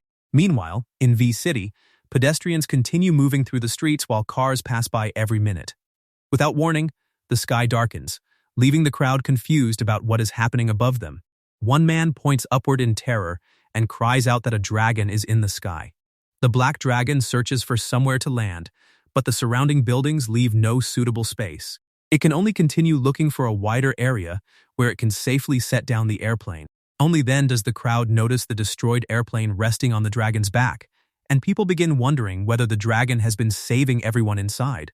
Moments later, the damaged airplane hovers near a temple, drawing the attention of everyone nearby. The people quickly rush toward it as the plane makes a safe landing. With so many mortals gathering around, the black dragon grows nervous. Fortunately, no one is injured. Afterward, the Firebird and Black Dragon return to Chen Pingan and confirm that the mission is complete. He expresses his gratitude before quietly acknowledging that, after 5 years, he has finally returned. Inside his old home, Chen Pingan remembers how he and Zhang Yuxin worked hard together to buy the place. Dust now covers the table, and after running his finger across it, he assumes Zhang Yuxin no longer lives there. To learn what happened, he summons his disguise mask and decides to question the neighbors. Moments later, Chen Pingan knocks on the door across the hall. An old lady opens it angrily and demands to know what he wants. He greets her as the cousin of the owner of the opposite apartment and introduces himself as Zhao Chen. Knowing she enjoys being addressed with a younger term, he grins and expects her to answer his questions. Just as expected, the lady blushes and considers him a sweet young man. She invites him inside, serves him coffee, and becomes curious about his clothes. After wondering whether the outfit is Hanfu, she compliments how handsome he looks in it. The lady then reveals that the owner of the apartment across the hall drowned 5 years ago while saving people. His unexpected appearance leaves her curious about why he has only come now. Chen Pingan explains that he was unable to attend his cousin's funeral. He originally planned to visit his cousin's wife, but no one is home, and he has no idea where she went. Her expression grows worried as she reveals that his sister-in-law disappeared after the funeral. Chen Pingan's eyes widen. He cannot believe Zhang Yuxin went missing. The lady confirms that the police were contacted, but Zhang Yuxin was never found. In the end, everyone assumed she had taken her own life for love. Even more strangely, Zhang Yuxin did not shed a single tear during the funeral. Because of that, the neighbors suspected the couple may not have shared many feelings for each other. Chen Pingan falls into complete shock after learning that his wife on Earth may have committed suicide. He repeatedly smacks his head, unable to understand why he cannot remember Zhang Yuxin's face when she loved him so deeply. Concerned by his condition, the lady watches as he stands and assures her that he is fine. He still has work to handle, so he prepares to leave. Before he goes, she comforts him by explaining that since the couple loved each other, they may meet again in their next life. Chen Pingan thanks her for the kind words. However, the moment he opens the door, he remembers that their engagement photo is still inside the bedroom. At that instant, he becomes certain that he could never forget her face. His memories must have been tampered with because no amount of time could erase what Zhang Yuxin looks like. Chen Pingan then returns to his home in the mortal world of the cultivation realm, where Zhang Yuxin greets him. She wonders whether he is hungry and offers to prepare some refreshments. However, Chen Pingan interrupts her in a serious tone and calls out her name. Zhang Yuxin becomes furious when Chen Pingan points out that he even got her name wrong and questions who Zhang Yuxin really is. Remaining calm, Chen Pingan explains that after returning to Earth and seeing the engagement photo in his bedroom, he remembers everything. Shocked by his words, Zhang Yuxin turns her back on him and decides to let him off for now, claiming she has no idea what he is talking about. However, Chen Pingan continues pressing her, questioning whether she still intends to lie to him and whether he is truly that untrustworthy. His words make Zhang Yuxin pause. After letting out a sigh, she mutters that she already knew the system would never allow her to complete the mission so easily. Zhang Yuxin turns around and challenges him to reveal exactly what he wants to know. Chen Pingan grabs her hands and brings up the system and mission she just mentioned. He wonders whether she was also brought into their current world by the system, then respectfully presses her for the details of her assigned mission. Zhang Yuxin reveals that she reincarnates because of the system, and her mission requires her to avoid exposing her identity. Once Chen Pingan becomes invincible, completing the mission will make her just as powerful as him. Chen Pingan brings up what happens if the mission fails, and Zhang Yuxin reveals that she will only become half as powerful as him. This immediately frustrates Chen Pingan, who mutters that her mission is terrible. Ready to settle the matter, he calls out to the system and argues that Zhang Yuxin's mission should not count as a failure since he can simply pretend he knows nothing. Zhang Yuxin can only regard him as a dummy. While tapping the system, Chen Pingan even mutters that 3/4 of his power would still be acceptable. The system finally responds by comparing his request to bargaining for a discount at the market. Chen Pingan pushes back and urges the system not to be so strict. He has already figured out that Chopper and the others are not ordinary immortal weapons. He also knows the system concealed the truth because it feared he would rush things. With that in mind, he proposes that everyone simply continue acting clueless. If Zhang Yuxin becomes stronger than him, defeating bosses will become much easier. However, the system refuses to negotiate. Chen Pingan immediately deflates and mutters that he should never have tried. Standing behind him, Zhang Yuxin comforts him and assures him that none of this is his fault. She already wanted to reveal the truth, and even if she only becomes half as powerful as him, she is still satisfied. She then wonders whether Chen Pingan will continue protecting her even in that state. Without hesitation, Chen Pingan agrees and assures her that as long as she remains with him, no one will be able to hurt her. Zhang Yuxin silently apologizes, knowing that now is still not the right time to reveal everything. Meanwhile, back on Earth in the city of Y, Chen Pingan wonders why everyone is behaving as though nothing happened after the Black Dragon incident. The fact that Earth's cultivators can suppress such major news, including the appearance of a real dragon, makes him recognize that Earth contains far more hidden layers than he expected. Since this is the place where he grew up, he cannot afford to act recklessly. Chen Pingan takes a medallion from his clothes and mutters that he must find a way to clarify the situation before making any decisions. Elsewhere on Earth, Zhe Hongye meets with a man who brings up the interesting encounter she experienced the other day and wonders whether the dragon's owner granted her some good luck. The man is Ding Hai, a cultivator from the same generation as Zhe Hongye and currently the strongest cultivator on Earth. Zhe Hongye challenges whether Ding Hai truly needs to spy on her. Ding Hai insists that she should not be so harsh, arguing that paying attention to a beauty like her is perfectly normal. Zhe Hongye smirks and openly admits that Chen Pingan did give her good luck. She then mocks Ding Hai and challenges whether he genuinely believes he deserves it. Ding Hai grits his teeth, tightens his grip around the glass in his hand, and crushes it while cursing Zhe Hongye in his mind. Even so, Ding Hai maintains that they would never steal someone else's luck. Unconvinced, Zhe Hongye dismisses Ding Hai's goody two-shoes attitude. While holding Chen Pingan's gift, she wonders why he has not contacted her, only for his message to arrive at that exact moment. She immediately stands and ends the conversation with Ding Hai, explaining that she has work to handle and there is nothing more for them to discuss. As she leaves, the agitated Ding Hai curses her attitude. If he ever gets his hands on Chen Pingan, he plans to make Zhe Hongye pay for treating him this way. Her sudden rush also convinces him that she must be going to meet Chen Pingan. Ding Hai summons a subordinate and orders him to follow Zhe Hongye, determined to learn who she is meeting. The man accepts without hesitation. Zhe Hongye soon reaches the rendezvous point and meets Chen Pingan. She greets him warmly, declaring that no matter what assistance he needs, she will help without backing down. Chen Pingan reveals that he does need something from her. With a smile, he requests $50. Flattered by such a simple request, Zhe Hongye pulls out her black card and offers it to him, explaining that it has no spending limit. Since he may still be unfamiliar with buying things on Earth, she is also willing to purchase anything he needs on his behalf. After all, Chen Pingan already understands memes and several other modern terms she uses. So Zhe Hongye assumes he has some knowledge of the modern world. Chen Pingan grows jittery and refuses her offer to buy everything for him. Even now, he cannot fully comprehend the concept of a black card. In his previous life, something like this only existed in legends. He then requests that Zhe Hongye accompany him to visit other cultivators. He wants to personally observe the culture of their cultivation realm, and she gladly agrees. A few minutes later, Zhe Hongye leads him to a clubhouse. The person controlling the establishment is a nascent Soul Realm cultivator, and nearly all of V-City falls under his jurisdiction. He also comes from a powerful family, while an alert enchantment protects the clubhouse, preventing her from bringing Chen Pingan inside directly. Chen Pingan casts a spell and dismisses the enchantment as a minor trick. After undoing it with ease, he heads toward the clubhouse to pay its owner a visit. His decision worries Zhe Hongye. Even more shocking, he enters without triggering a single alert enchantment, making the entire defense system appear completely useless. Watching him move forward, Zhe Hongye recalls that Chen Pingan has already provided enough resources to support her cultivation all the way until ascension. Moments later, the two enter a luxurious room, leaving Chen Pingan curious about the person in charge of this place.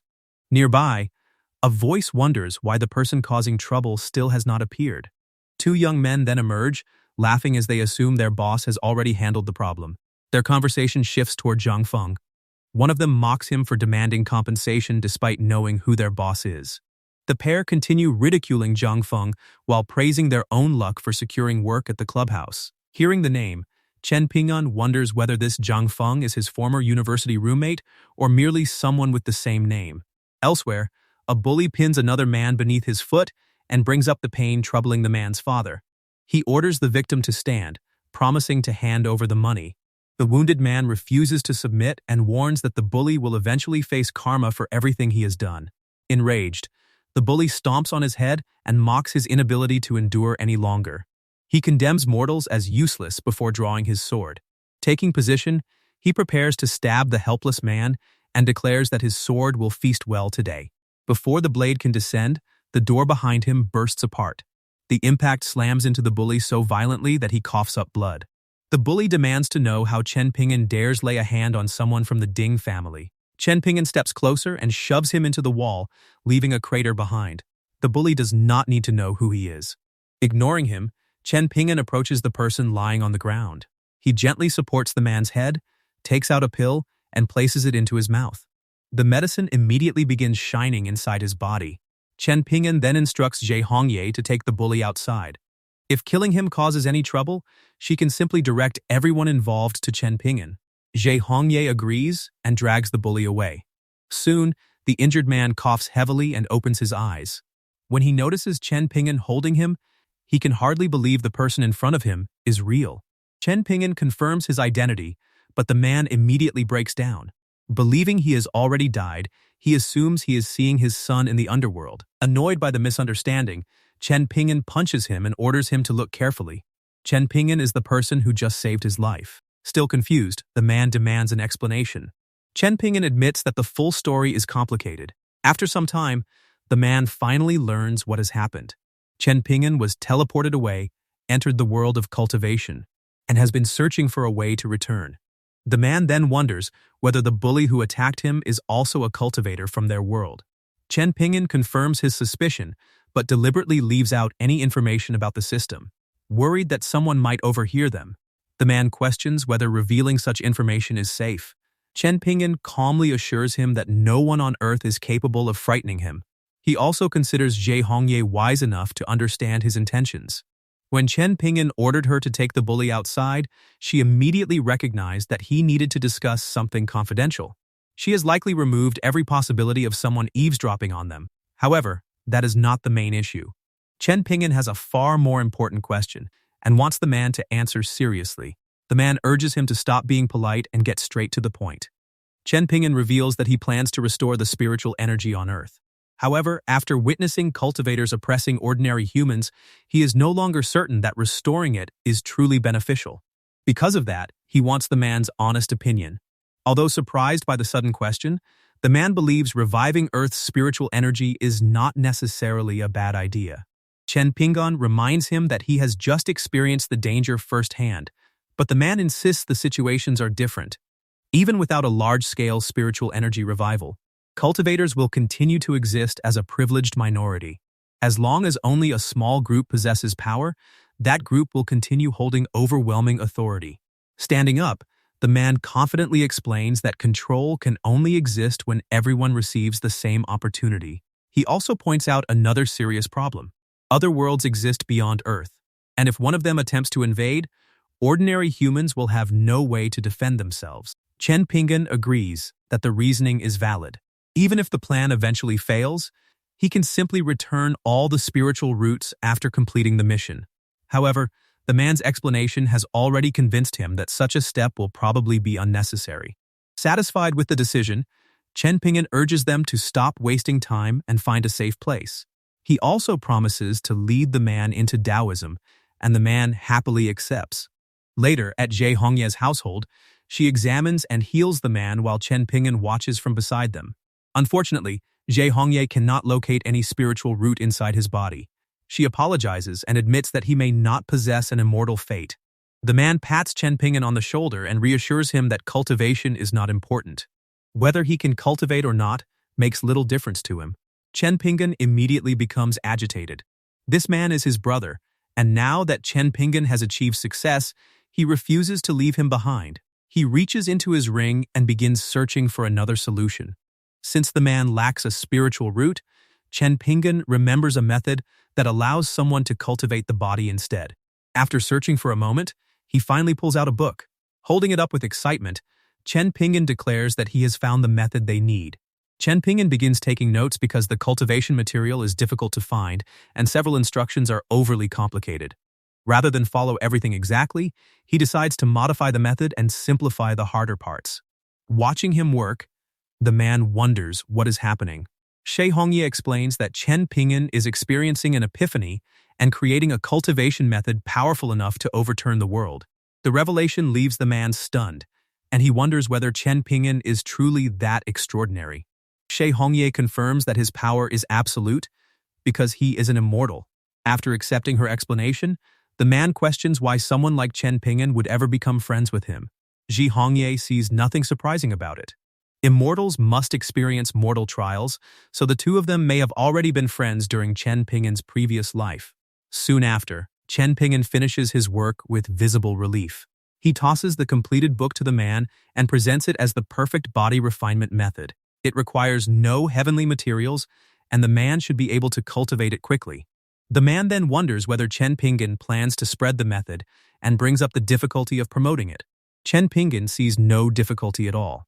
Once he restores Earth's spiritual energy, he plans to print the cultivation method on brochures and have his dragon and phoenix pets distribute them across the world. This shocks the man, who immediately connects Chen Pingan to the black dragon that appeared several days earlier. However, Shi Hongye worries that the plan will fail. Chen Pingan questions her concern since the black dragon has already made the news. Unfortunately, the latest headline claims the creature was nothing more than a virtual projection. Shi Hongye reveals that the Ding family used public relations to suppress the incident. Now, everyone believes the black dragon was only a projection, meaning nobody will take Chen Pingan's claims seriously. Chen Pingan is puzzled that the Ding family is involved. Shi Hongye begins explaining that the Ding family's grandmaster is currently the strongest cultivator on the planet, but the ringing doorbell interrupts her. Her eyes widen because she has never revealed this location. She immediately demands to know how the person outside found her home. Chen Pingan urges her to open the door and stop panicking. Embarrassed by her reaction, Shi Hongye obeys. Standing outside is Dinghai, who calmly announces that they have met again. Shi Hongye presses him on how he discovered her location and what he wants. Dinghai dismisses her concern, clarifying that he has not come for her and that she has no reason to become so worked up. Instead, he greets Chen Pingan and apologizes for the horrible actions committed by someone beneath him, which caused Chen Pingan trouble. Chen Pingan demands the real reason behind his visit, refusing to believe Dinghai knew nothing about the bully's behavior. Dinghai warns him to proceed carefully. Earth possesses very little spiritual energy, so he believes the world would be better off with fewer cultivators. Chen Pingan rejects the warning and challenges him to reveal what he plans to do. Dinghai scratches his head and admits the situation is troublesome. Chen Pingan is too powerful to stop directly, especially after saving the plane, making him appear like an impressive hero. A menacing aura then erupts from Dinghai as he presents his stubborn solution. Whenever the black dragon appears, he will arrive at the same location and slaughter everyone nearby. Chen Pingan identifies the statement as a threat. Dinghai admits that he has no other choice and can only rely on such a forceful method. The two glare at each other until Chen Pingan remarks that Dinghai's behavior is so vile that any ordinary person would already be terrified. Dinghai casually accepts the comment as excessive praise. Without further warning, Chen Pingan draws Chopper and slashes him. Dinghai immediately coughs up a large amount of blood. As the attack lands, Chen Pingan declares that only the weak are forced to make choices.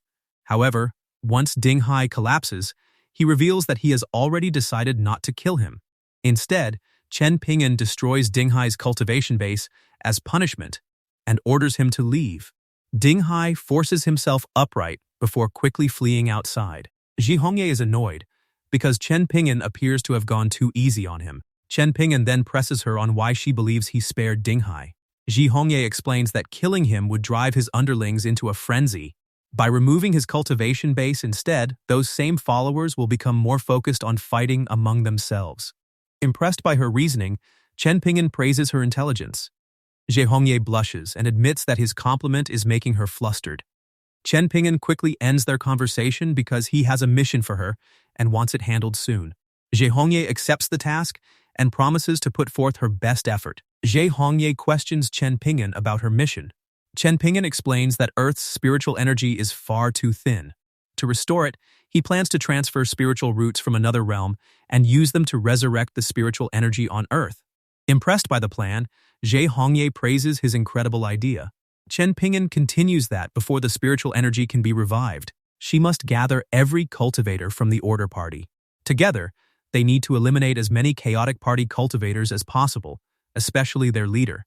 Ji Hongye cuts in, condemning the chaotic party for harming innocent mortals and declaring that they do not deserve to live. She then assures Chen Pingan that she will give everything she has to complete the mission.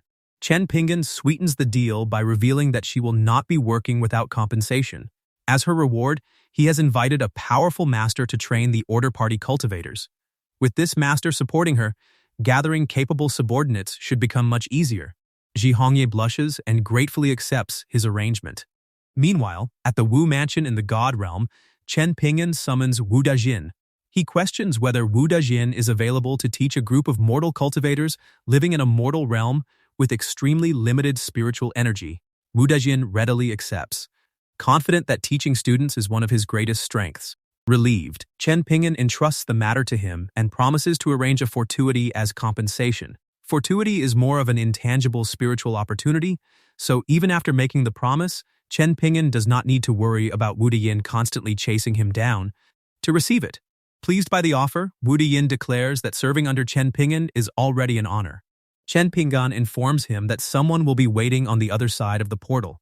That world is extremely important to him, but it is also fragile, so Wu Dejin must avoid damaging it.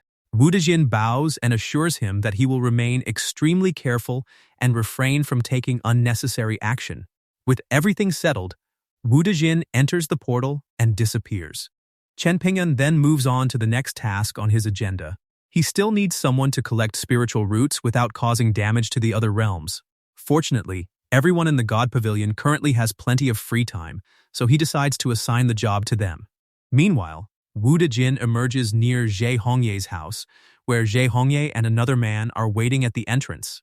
The completely unfamiliar surroundings leave him puzzled, since everything is different from what he expected of the destination Chen Pingan selected. Zhe Hongye welcomes him and introduces herself. Wu Dejin quickly sets the formalities aside and checks whether she is the student Chen Pingan wants him to teach. He introduces himself, instructs her to address him as Teacher Wu, and promises that he can answer any questions she may have. His distinctive presence makes Zhe Hongye anxious, and she wonders whether he is an immortal. Wu Dejin laughs off the idea, explaining that he is far beyond some ordinary immortal. In fact, immortals are not even qualified to serve him. Zhe Hongye immediately presses him to reveal his true status. Wu Dejin explains that mortals must overcome numerous challenges before ascending to immortality. Even after reaching the highest level of immortality, only a small number gain the opportunity to ascend into the God realm.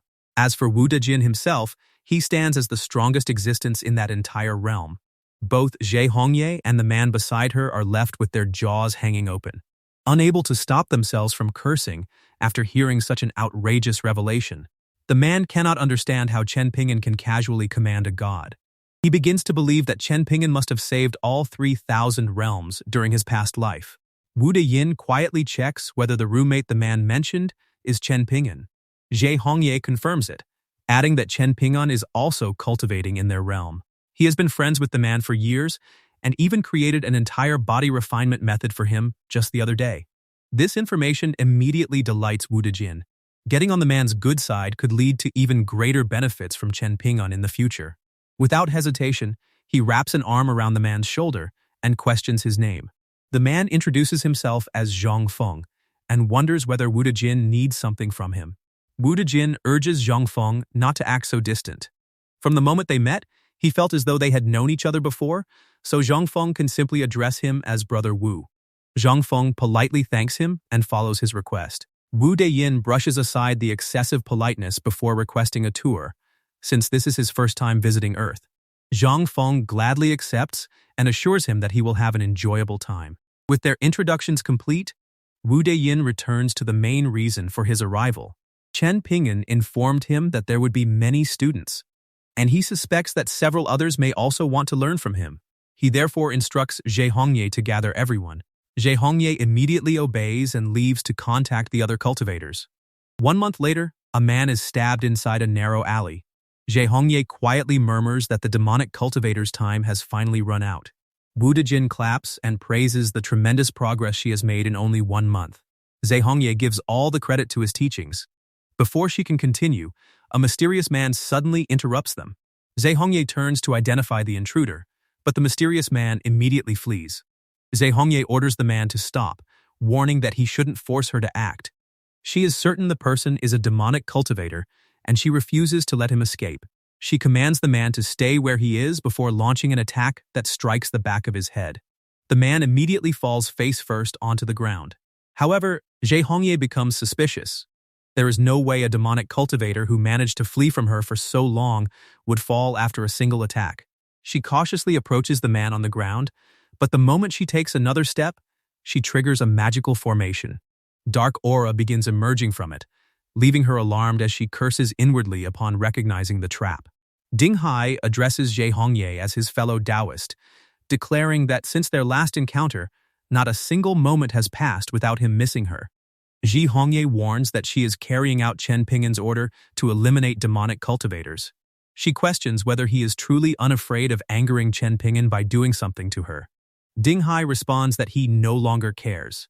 His cultivation life is already ruined, so he has no reason to fear death. He has also been watching Zhe Hongye and knows that Chen Pingan isn't there. To him, this is the perfect opportunity. Before Chen Pingan returns, he intends to turn that world into a living hell. As for Zhe Hongye, she will become the starting point of his revenge. Chen Pingan's power means nothing to him, because once he learns that Zhe Hongye's death and the destruction of the entire city resulted from his own arrogance, Ding Hai will make him regret his life. Zhe Hongye condemns Ding Hai as a crazy prick who is still unwilling to change. Hearing her mention change, Ding Hai insists that he has done nothing wrong. The only reason she can stand there acting high and mighty while criticizing him is because she was lucky enough to gain Chen Pingan's favor. Had he received that same luck, she would be on her knees, wagging her tail and begging for his forgiveness. Zhe Hongye dismisses his claim as absurd. Even if he had the opportunity, there is no way Chen Pingan would accept him when he refuses to do good. Ding Hai scoffs, uninterested in continuing the debate. She can say everything else she wants to say in hell. He begins writing inscriptions across the formation. Once the inscription is completed, a sword is summoned. Holding a formation orb in his hand, Ding Hai glares intensely at Zhe Hongye and orders her to die.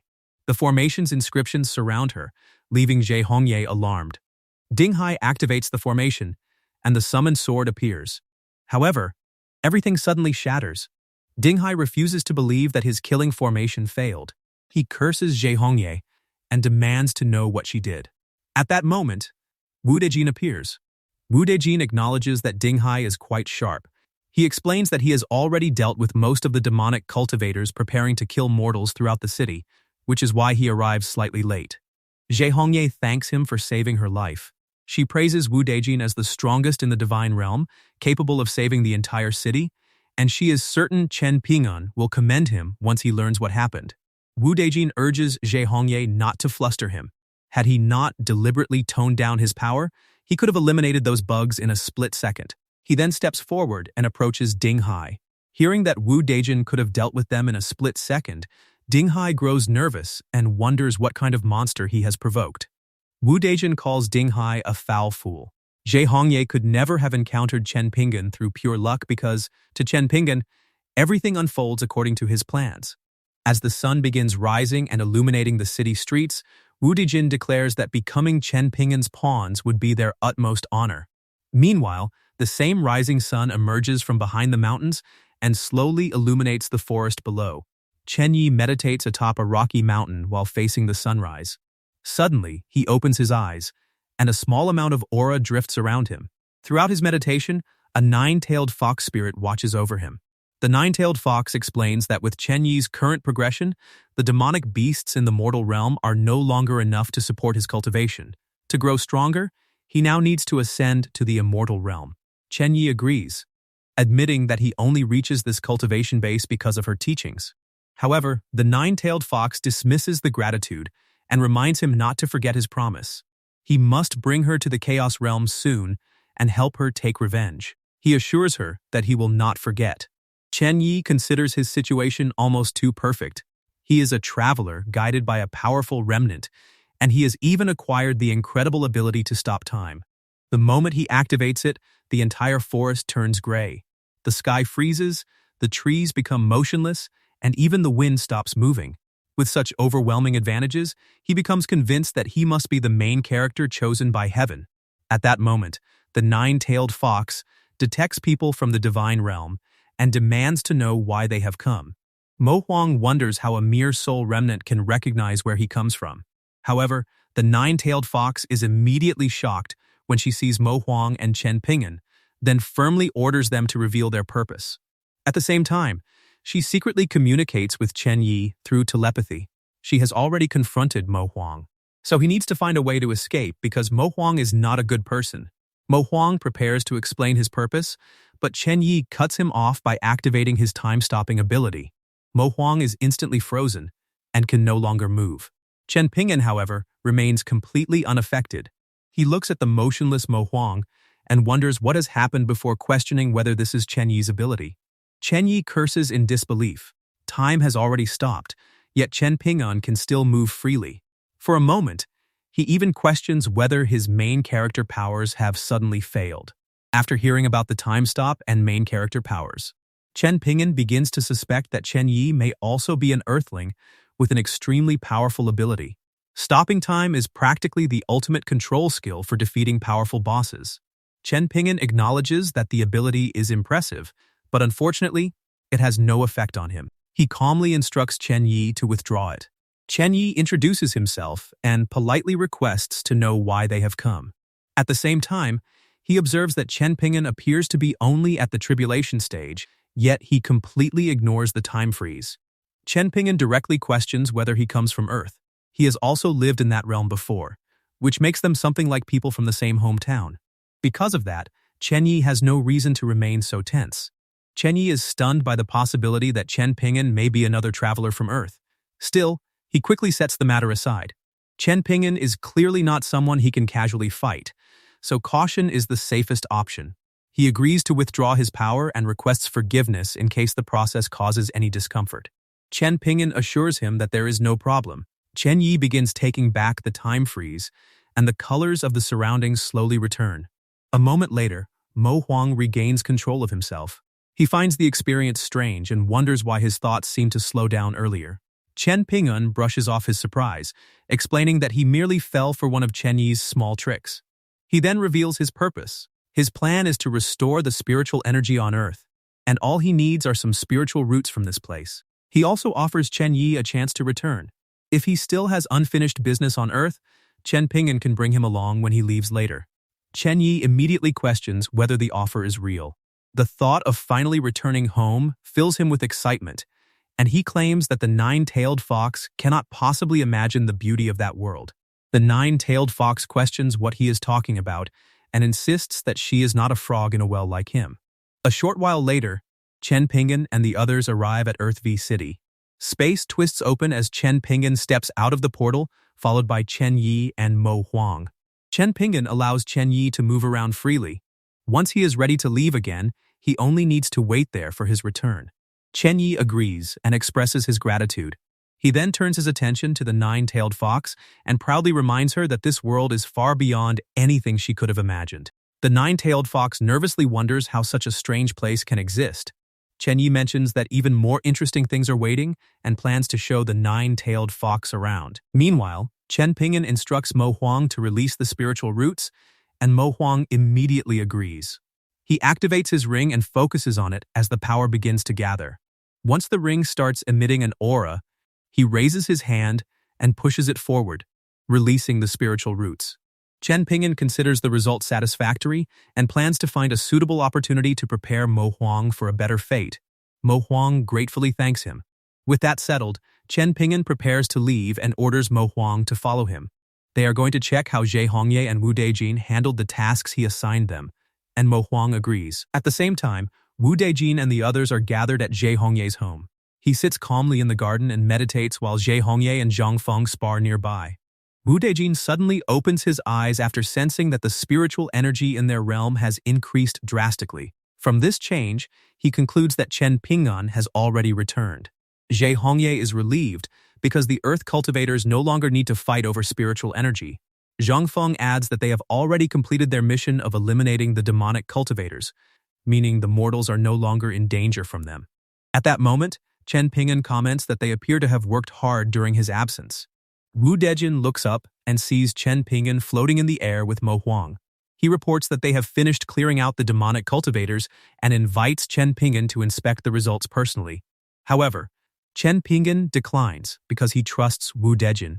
Both Wu Dejin and Jie Hongye immediately express their gratitude. Chen Pingan then introduces Mo Huang as the leader of the Divine Pavilion, mentioning that Wu Dejin may already know who he is. Mo Huang politely greets everyone and introduces himself, but Wu Dejin quickly stops him from being so formal. As one of the strongest figures in the divine realm, Mo Huang is someone Wu Dejin considers it an honor to meet. Zhang Feng suddenly praises Chen Pingan for truly restoring the spiritual energy. Chen Pingan casually confirms it before questioning who Zhang Feng believes he is. Just then, the system notifies Chen Pingan that his mission remains incomplete. The objective is to spread the news about the existence of cultivators on Earth and lead Earth into the cultivation era by restoring its spiritual energy. This result confuses him. The first half of the mission should already be complete after the commotion caused by eliminating the demonic cultivators, and the spiritual energy on Earth has also been restored. Even so, the system still refuses to recognize the mission as finished. Before he can determine the reason, Wu Dejin reports an important discovery he made while eliminating the demonic cultivators. The lack of spiritual energy in their realm may not be a natural phenomenon. Instead, someone may be deliberately causing it. Chen Pingan's interest is immediately piqued, prompting him to request the full explanation. Wu Dejin reveals that he accidentally discovered the path of ascension from their realm has been restricted by someone. The person responsible must be at least one level above Mo Huang, leaving Wu Dejin completely unable to break the restriction. Mo Huang is surprised that such a powerful force could exist in a mere mortal realm. Chen Pingan wonders whether this restriction is the reason the mission remains incomplete. He orders Wu Dejin to lead him to the location, and Wu Dejin agrees. A short while later, Wu Dejin brings Chen Pingan and Mo Huang to the place he discovered.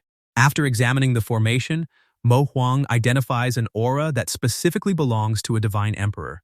However, it is different from the aura of the ancient divine emperor. From this distinction, he concludes that the Qianamun realm is not under the ancient divine emperor's supervision. Hearing Mo Huang mention the ancient divine emperor, Wu Dejin reflects on Chen Pingan's overwhelming status. To Chen Pingan, even a divine emperor is merely another junior. If Wu Dejin steps forward and destroys the formation himself, he may be able to impress him. With that goal in mind, Wu Dejin claims that he can break the formation with some preparation and requests permission to handle it. Mo Huang initially wonders why he should feel afraid when Chen Pingan is supporting him. However, Wu Dejin's eagerness to act immediately irritates him. He dismisses Wu Dejin's ability as slightly weak and insists that Chen Pingan should leave the formation to him instead. With his strength, he is certain he can deal with it much faster. Wu Dejin immediately becomes angry at the interruption. He argues that he volunteered first, but Mo Huang challenges him to admit which of them is weaker. Wu Dejin insists that he should handle it, but Mo Huang argues that he should be the one instead. Judging by their reactions, Chen Pingan concludes that breaking the seal likely will not attract any local divine emperors, allowing him to stop worrying. After clearing his throat, Chen Pingan ends their argument and instructs both Wu Dejin and Mo Huang to handle it together. The two click their tongues and turn away from each other in displeasure. Even so, they accept the order and promise to do their best. A few moments later, Chen Pingan returns to Jie Hongye's home. Since he plans to stay there for a while, he intends to spread cultivation across Earth.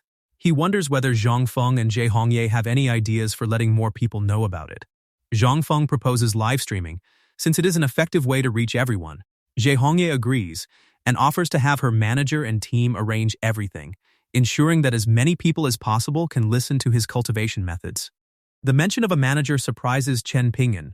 Jie Hongye casually explains that she is only a celebrity with a couple million followers, so it is nothing significant. Chen Pingan then checks with the system whether viewers expressing that they like the stream can be exchanged for rewards. The system confirms that each person is worth 0.2 points, though every person can only contribute once. The offer is not bad. As long as the audience is large enough, everything comes down to numbers. Chen Pingan leaves the live stream arrangements to Jie Hongye. She readily accepts and has her team begin preparing immediately. By the next day, Jie Hongye finishes setting up Chen Pingan's live stream. Inside a dorm, one student urgently calls his roommates over. The legendary supreme cultivator and grand master of the Pingan sect is now live-streaming cultivation methods. The situation feels impossible to follow. Rumors about the dragon were recently dismissed as special effects, yet people are now claiming that cultivators truly exist in their world. One roommate remains skeptical and wonders whether the stream might be fake. Another points out that Jae Hongye would never support a scammer, making the broadcast far more believable. Elsewhere, an exhausted worker watches Chen Pingan's stream. People gathered in a park also tune in as he continues lecturing about spiritual roots. After some time, Chen Pingan announces that the day's teachings are finished. Anyone interested in learning more can write "like it" in the chat, and he will continue explaining when another opportunity comes. The chat is immediately flooded with messages repeating "like it." At the same time, Chen Pingan's points begin rising rapidly. This is a jackpot. He needs to find people capable of doing this until the end of time. His attention then shifts toward Mo Huang and Wu Dejin, wondering how much progress they have made in breaking the seal. Meanwhile, Mo Huang and Wu Dejin release their powerful auras directly toward the seal. Their combined attack tiers open a massive crack. Wu Dejin declares that it is finally broken. The seal is extremely powerful, so having the assistance of a divine emperor proves fortunate. Mo Huang agrees that one person alone could never have broken it. Chen Pingan was indeed wise to order the two of them to work together. Wu Dejin acknowledges that Chen Pingan's abilities remain impossible to predict. Suddenly, a furious voice demands to know who dares to touch his seal. Lightning crashes down as a divine emperor emerges through a portal in the sky. After examining them, the divine emperor recognizes their divine-ranked cultivation bases. However, he has never encountered them in the divine realm and demands to know where they came from. Wu Dejin and Mo Huang immediately greet him. At the same time, they introduce themselves as cultivators from the Chen Qin realm. The divine emperor questions whether they are Deng Guiqi's underlings, since no realm bridge exists between their realm and the Chen Kun realm. He demands an explanation for how they arrived and why they destroyed the seal. Without a satisfactory answer, he threatens to slaughter all of them, warning that not even Deng Guiqi can protect them. Wu Dejin urges the divine emperor to calm down. They have no intention of offending him and are merely carrying out the orders of a senior. The divine emperor's demeanor changes instantly after hearing about the senior. Concern appears to replace his earlier hostility. Wu Dejin and Mo Huang are startled when the divine emperor suddenly descends to the ground and faces them directly. He orders Wu Dejin to reveal the senior's identity. Wu Dejin explains that the senior is known as Chen Pingan in that realm and also calls himself the ultimate supreme.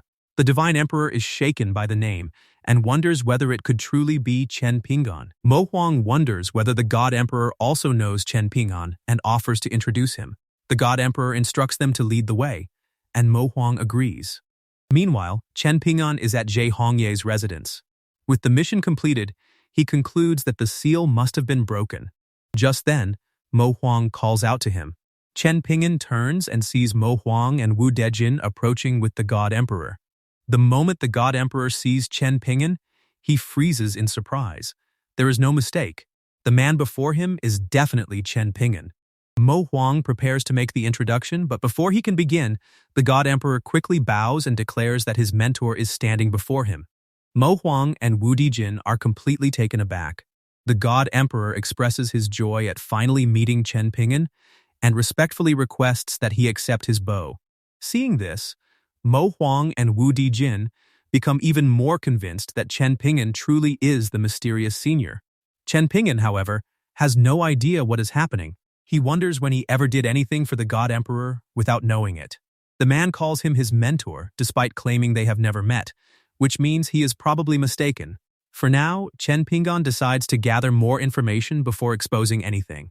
After clearing his throat, Chen Pingan calmly remarks that it was only a minor matter and nothing worth mentioning. The god emperor immediately explains that it may have been insignificant to Chen Pingan, but it was an enormous favor to him. Thousands of years ago, the guidance contained in Chen Pingan's letter helped him escape a terrible crisis.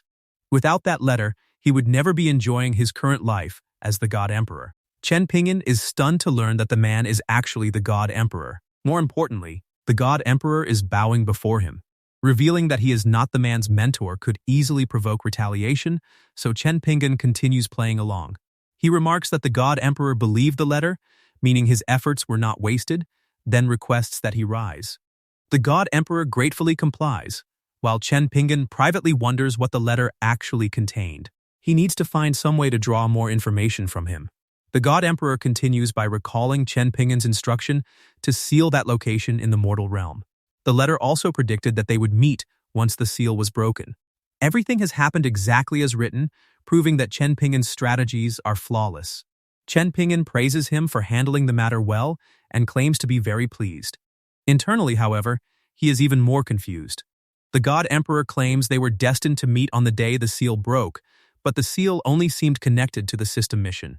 Chen Pingan cannot determine whether he truly made some unknown arrangement or whether the system has been concealing important information from him. The God Emperor then mentions hearing from Mo Huang and Wu Dijin that Chen Pingan currently resides in the Qiankun realm.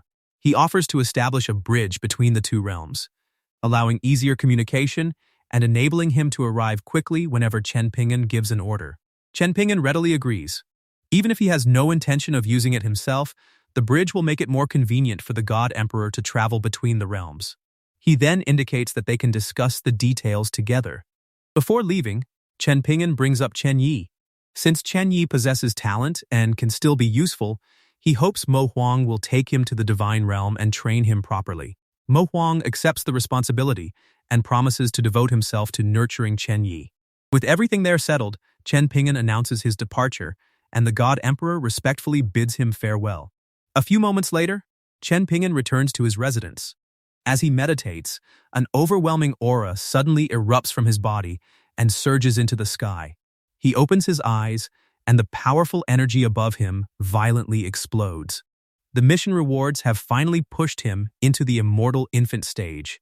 Chen Pingan notes that the difference between immortals and mortals truly represents a qualitative leap. Once the breakthrough stabilizes, he relaxes and begins stretching. Suddenly, the broom speaks. He observes that their master's strength has already reached the immortal stage and wonders whether the unsealing process will begin accelerating from this point onward. Chen Pingan immediately wonders who is speaking. More importantly, the voice just called him Master, since it comes from his direction. He considers whether breaking through has unexpectedly granted him the ability to hear the voices of the system's rewards. Jin Yu suddenly wonders whether their master just glanced at her and notes that his expression seemed strange. The peach tree quickly warns her not to speak nonsense, since their master may become unhappy when he remembers it later. The carp sees no reason to be afraid. With Chen Pingan's current strength, he should still be unable to hear their conversation. He suggests taking this opportunity to speak freely, since they may not get another chance later. The rooster joins in and prepares to reveal his honest opinion about their master, but a voice immediately cuts him off. The system orders everyone to remain silent because their conversation is being exposed. In an instant, complete silence surrounds Chen Pingan. He concludes that his new ability has already been discovered. However, the voice blocking the conversation is impossible to identify as male or female. Chen Pingan wonders whether it belongs to the system or whether it was intentionally designed that way to prevent him from identifying the one responsible. Unable to learn anything from the others, Chen Pingan decides to test the talking fish instead. He turns toward it and calmly wonders whether it was calling him stupid earlier. Chen Pingan declares that he is kind-hearted and cannot stand watching other animals suffer. As long as the fish explains the details behind the unsealing and reveals its origins, he will not turn him into braised fish. The threat immediately horrifies the fish. It quickly swims away, repeatedly thinking that everything is over. Seeing that the fish still refuses to speak, Chen Pingan warns that he should not be blamed for what happens next. He reaches out to grab the fish, but the system suddenly appears and announces the start of a new mission, urging him to check it immediately. Chen Pingan remarks that the system seems unusually anxious. The system explains that it cannot understand his intentions because its investigation identifies this moment as a critical point for completing the mission. It recommends heading to the rabbit realm as soon as possible to seize the opportunity. Chen Pingan decides to spare the fish for the time being and orders the system to transport him to the mission location. The system begins establishing a teleportation anchor, and he instantly disappears. A moment later, he arrives in the demon domain of the God realm. Confused by the unfamiliar destination, Chen Pingan questions where he is and what he is supposed to accomplish. The system identifies the location as the God Realm's demon domain. His mission is to persuade Chu Chaoshang, the demon domain's most powerful figure and the head of the demon-slaying sect, to abandon evil and willingly become a disciple of the kind-hearted Eli Gate. Chen Pingan immediately remarks that the mission sounds terrifyingly troublesome. He requests Chu Chaoshang's location so he can observe the situation first. However, the system refuses to provide any location information and requests that Chu Chaoshang complete the mission independently. Chen Pingan suddenly remembers that the mission is not urgent after all. He decides it would be better to return and question the fish before coming back, leaving the system speechless. With no other choice, the system agrees to provide navigation and urges him to move quickly. Meanwhile, Chu Chaoshang stands surrounded by dead bodies and releases a relieved sigh. He suddenly orders one of the fallen men to get back up. Since the man came to defeat evil and uphold justice, he should continue fighting. When the man gives no response, Chu Chaoshang checks whether he is already dead. He questions whether dying is really that easy before repeatedly cursing in frustration. As the strongest figure in the God Realm's demon domain, Chu Chaoshang cannot understand why the man refuses to give him a satisfying fight. Just then, he senses someone else nearby. He plants his feet into the ground and prepares to charge. Spotting Chen Pingan, Chu Chaoshang questions whether he has also come to kill him. He urges him to approach quickly and fight, while Chen Pingan wonders what is happening and who this man is. The system identifies him as the mission target, Chu Chaoshang. Realizing that the target already wants to kill him, Chen Pingan questions what they should do next. The system gives him a direct answer. He must fight Chu Chaoshang. Chen Pingan decides to trust the system one final time. With no intention of holding back, he prepares to go all out. Chen Pingan unleashes Tathagata Palm before Chu Chaoshang can react or dodge. The attack hits him head-on, crushing him into the ground and triggering a massive explosion. Once the dust settles, a huge crater covers the area. Chen Pingan's palm leaves an enormous imprint in the ground, with Chu Chaoshang lying at its center. Believing that should be enough, Chen Pingan prepares to end the fight. However, Chu Chaoshang suddenly rises and flies into the sky. Chen Pingan has already used all the power of heaven and earth under his control, yet he still fails to kill him. For a moment, he believes everything is over. Instead of continuing the battle, Chu Chaoshang admits that even a random strike from Chen Pingan is enough to seriously injure him.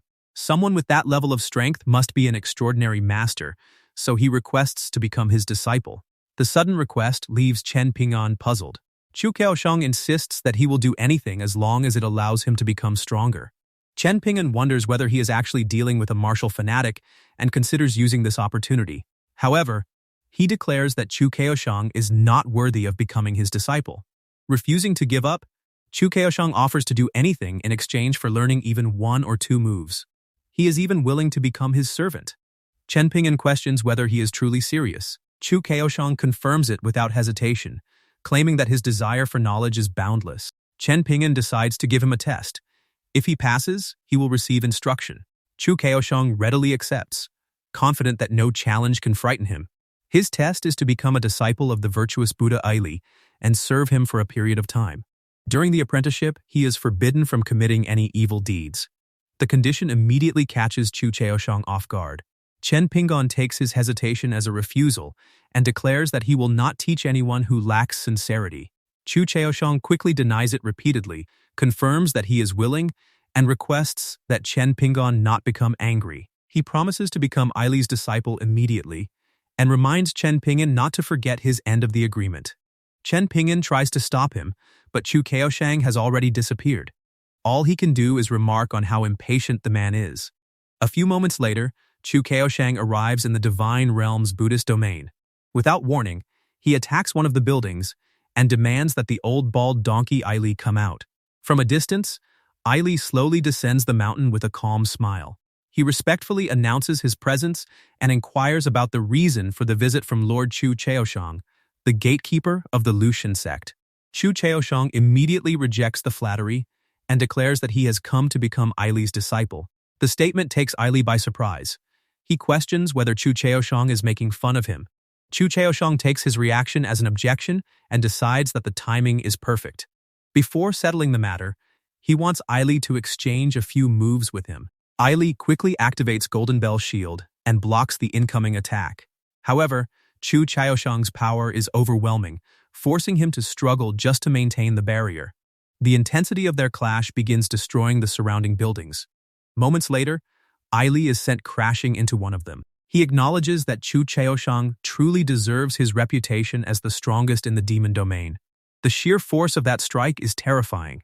Chu Chaoshang raises his leg and follows with another attack, driving a powerful kick directly into Aili's stomach. After Chu Chaoshang kicks him, Aili crashes into a wall and goes flying out of the building. A few moments later, he coughs while struggling to remain standing, using the rock he crashed into for support. Aili claims he has no idea how he offended Chu Chaoshang and requests an explanation so he can at least die in peace. Frustrated, Chu Chaoshang demands to know why he refuses to listen. He already declared that he wants to become his disciple, so he wonders whether Aili is deaf. Aili is stunned to hear the same thing again. He offers to treat Chu Chaoshang if he is suffering from some kind of head ailment, but Chu Chaoshang immediately grows furious.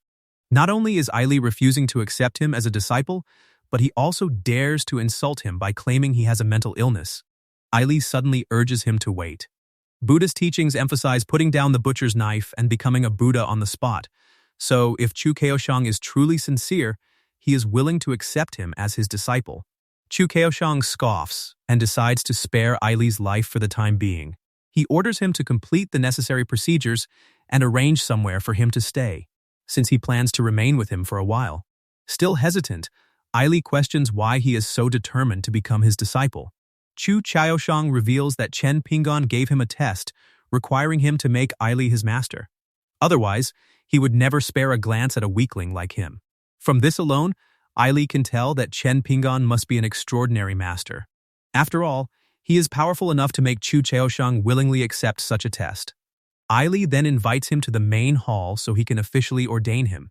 Chu Chaoshang wonders whether he can simply stay for a while without going through ordination, but Aili rejects the idea. Since this is supposedly a test, he needs to make a sacrifice to prove his sincerity. Chu Chaoshang admits that the reasoning makes sense and permits him to proceed with the ordination. Aili praises his wisdom, but Chu Chaoshang impatiently orders him to hurry. Aili obediently agrees, while secretly celebrating that he has finally found a way to control Chu Chaoshang. He has not forgotten that beating, and sooner or later, Chu Chaoshang will pay for it. 1 month later, Chen Pingan peacefully lounges in his courtyard when his communication talisman suddenly begins vibrating. The moment he answers, Mo Huang reports that the bridge connecting the Earth realm and the Universe realm has been repaired. Chen Pingan immediately recognizes his voice. Mo Huang explains that they are preparing to take Chen Yi, the little brother, back to the Universe realm, then checks whether Chen Pingan has any other instructions. Chen Pingan praises him for doing a good job.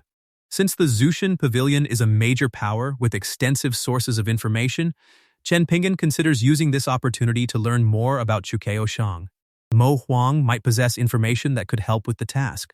He brings up Chu Chaoshang of the Ru Shenmen from the demon domain, causing Mo Huang to fall silent for a moment. Mo Huang suddenly erupts, declaring that he naturally knows Chu Chaoshang. He wants nothing more than to peel off his skin and eat his flesh, because he is the former young master who fled with half of the Jushin Pavilion's resources.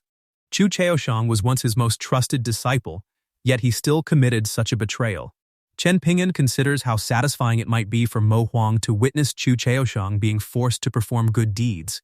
That is assuming he truly followed the instructions and became Aili's disciple. He informs Mo Huang that once he returns to the Universe realm, he will take him to see something amusing. The promise immediately catches Mo Huang's interest. After ending the conversation, Chen Pingan decides that this is the perfect time to check Chu Chaoshang's progress. If he has been obedient, they can bring Mo Huang along to enjoy the show. Meanwhile, in the Buddhist domain, Chu Chaoshang is repairing the buildings destroyed during his fight with Aili. Aili repeatedly complains that the structure is tilted and that another brick has been placed crooked. Unable to contain his anger, Chu Chaoshang crushes the brick in his hand. Aili immediately protests that he has destroyed yet another brick and points out how many have already been broken. Chu Chaoshang throws the crushed brick onto the ground and calls him an old bald donkey, demanding to know whether he is deliberately playing with him. Aili rebukes him for suspecting his own master. He arranged for Chu Kaoshang to personally repair the temple because he noticed how restless he was, not because he hoped to gain anything from it. Chu Kaoshang warns Ai not to take him for a fool and insists that they wait for Chen Pingan. Just then, Mo Huang from Jushin Pavilion has arrived with a young man, claiming they came to inquire about Chu Kaoshang's current condition. The moment Chu Kaoshang hears Mo Huang's name, he assumes the old man has come to mock him. It seems he was far too forgiving when he left Jushin Pavilion. Otherwise, Mo Huang would never have the nerve to visit him just for a laugh. Ai urges Chu Kaoshang not to act hastily and questions the attendant about the young man accompanying Mo Huang, particularly whether there is anything distinctive about his appearance. The attendant describes the young man as handsome, but the truly unusual detail is that Mo Huang appears to be following his lead.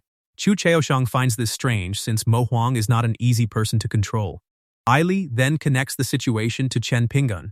Based on Chu Kaoshang's claims about his overwhelming strength, Chen Pingan may already know about his past with Mo Huang and could be the handsome young man accompanying him. Chu Kaoshang immediately declares that this is bad. In his current state, he has no idea how he can face Chen Pingan. Ai questions whether he understands why Chen Pingan specifically wants him as a disciple. When Chu Kaoshang presses him for an explanation, Ai lays out a simple possibility. Chen Pingan sees that Chu Kaoshang is unstable and brings him there to cultivate, meaning the real thing being tested is his attitude. Unable to follow Ai's cryptic reasoning, Chu Kaoshang demands to know what he should do. Ai believes Chen Pingan wants to see him calm down. Appearing before him completely clean and tidy may go against that intention and could even backfire. Chu Kaoshang doubts that Chen Pingan could truly be so considerate, but Ai calmly declares that monks do not lie. He calls Chu Kaoshang closer and prepares to explain the proper approach. Chu Kaoshang warns him not to attempt anything strange, or he will tear down the entire temple. Ai then whispers his plan into Chu Kaoshang's ear, explaining exactly how he should appear before Chen Pingan. Meanwhile, Mo Huang and Chen Pingan wait inside Ai's temple. Mo Huang recalls that Chen Pingan brought him there to witness a joke and remains curious about what it could be. Chen Pingan simply encourages him to drink some tea since he will discover the answer soon enough, and Mo Huang readily agrees. As he waits, Mo Huang wonders whether this is the opportunity Chen Pingan promised him. Before long, Ai arrives and greets them with Amitabha, apologizing for arriving late. However, the moment Mo Huang sees Chu Kaoshang's new appearance, shock overwhelms him. He instantly spits his tea directly onto Chu Kaoshang's face. Chu Kaoshang erupts in anger and curses Mo Huang as a rascal, but Ai immediately orders him to show respect. Mo Huang is still his former teacher, so he must greet him properly. Chu Kaoshang reluctantly obeys. Joining his hands, he formally greets Mo Huang after their long separation and praises him for remaining as impressive as ever. Mo Huang can barely believe that the person before him is truly the same little brat, Chu Kaoshang. Unable to contain himself, he bursts into laughter. Seeing Chu Kaoshang like this is even more satisfying than killing him. Chu Kaoshang silently endures the humiliation, though he considers returning later to dismember Mo Huang. Now completely satisfied, Mo Huang thanks Chen Pingan for arranging this encounter. With his mind finally clear, he senses that he is about to achieve a breakthrough and cannot remain there much longer. Chen Pingan allows him to leave without issue, and Mo Huang quickly departs from Ai's temple. Once he is gone, Chen Pingan observes that Chu Kaoshang appears to have survived the test and inquires about his condition. Chu Kaoshang releases a deep breath and steadies himself. Thanks to Chen Pingan's arrangement, he already feels much more stable and believes he will be able to pass his test before long. Chen Pingan is confused by the sudden gratitude and wonders whether Chu Kaoshang is imagining something again. Still, he concludes that Chu Kaoshang has good comprehension and encourages him to continue. Chu Kaoshang respectfully thanks him for the guidance. Chen Pingan then checks the system notification, only to discover that the task remains incomplete. This means Chu Kaoshang still has not abandoned his misdeeds. It seems they need to find a way to make the monk work even harder. Chen Pingan credits Chu Kaoshang's current condition to Ai, but Ai modestly denies doing anything significant and claims that he merely took one small action. Ai questions why Chen Pingan wants Chu Kaoshang as his disciple and requests enlightenment on the matter. Chen Pingan explains that this is a rare opportunity for both Aili and Chu Kaoshang. If Chu Kaoshang genuinely embraces the path of goodness one day, both of them could make significant progress. Aili wonders what further progress remains when he has already reached the peak of a godly sage. He then considers whether this could be an opportunity to enter the upper realm. Chen Pingan expresses his faith in his abilities and warns him not to disappoint him. Aili agrees, and Chen Pingan encourages him to work hard before Aili bids him farewell. Afterward, Aili informs his dear disciple that his schedule may become very busy from this point onward. Chu Chaoshang immediately questions what he is planning. A few moments later, Chen Pingan enters the immortal realm. He remembers the message from the palace and recalls that the peaceful sect should be nearby after relocating there. Since he has some free time that day after enjoying a few jokes, he decides to check the peaceful sect's current state. Suddenly, a scream reaches him. Elsewhere, Zhang Ayu is completely out of breath. Her fellow disciple warns that if she becomes a ghost, she should not blame him. She only has herself to blame for meddling too much and provoking Elder Chen. As a disciple of the immortal peaceful sect, Zhang Ayu condemns him for committing misdeeds in the sect's name. She questions whether he fears what their sect master, Mirong, will do after returning from seclusion. The moment the disciple hears their sect master's name, his expression becomes unhinged. He dismisses Mirong as nothing more than casual words used to send a mortal like Zhang Ayu away from the lower realms. The one who truly controls the peaceful sect is Elder Chen.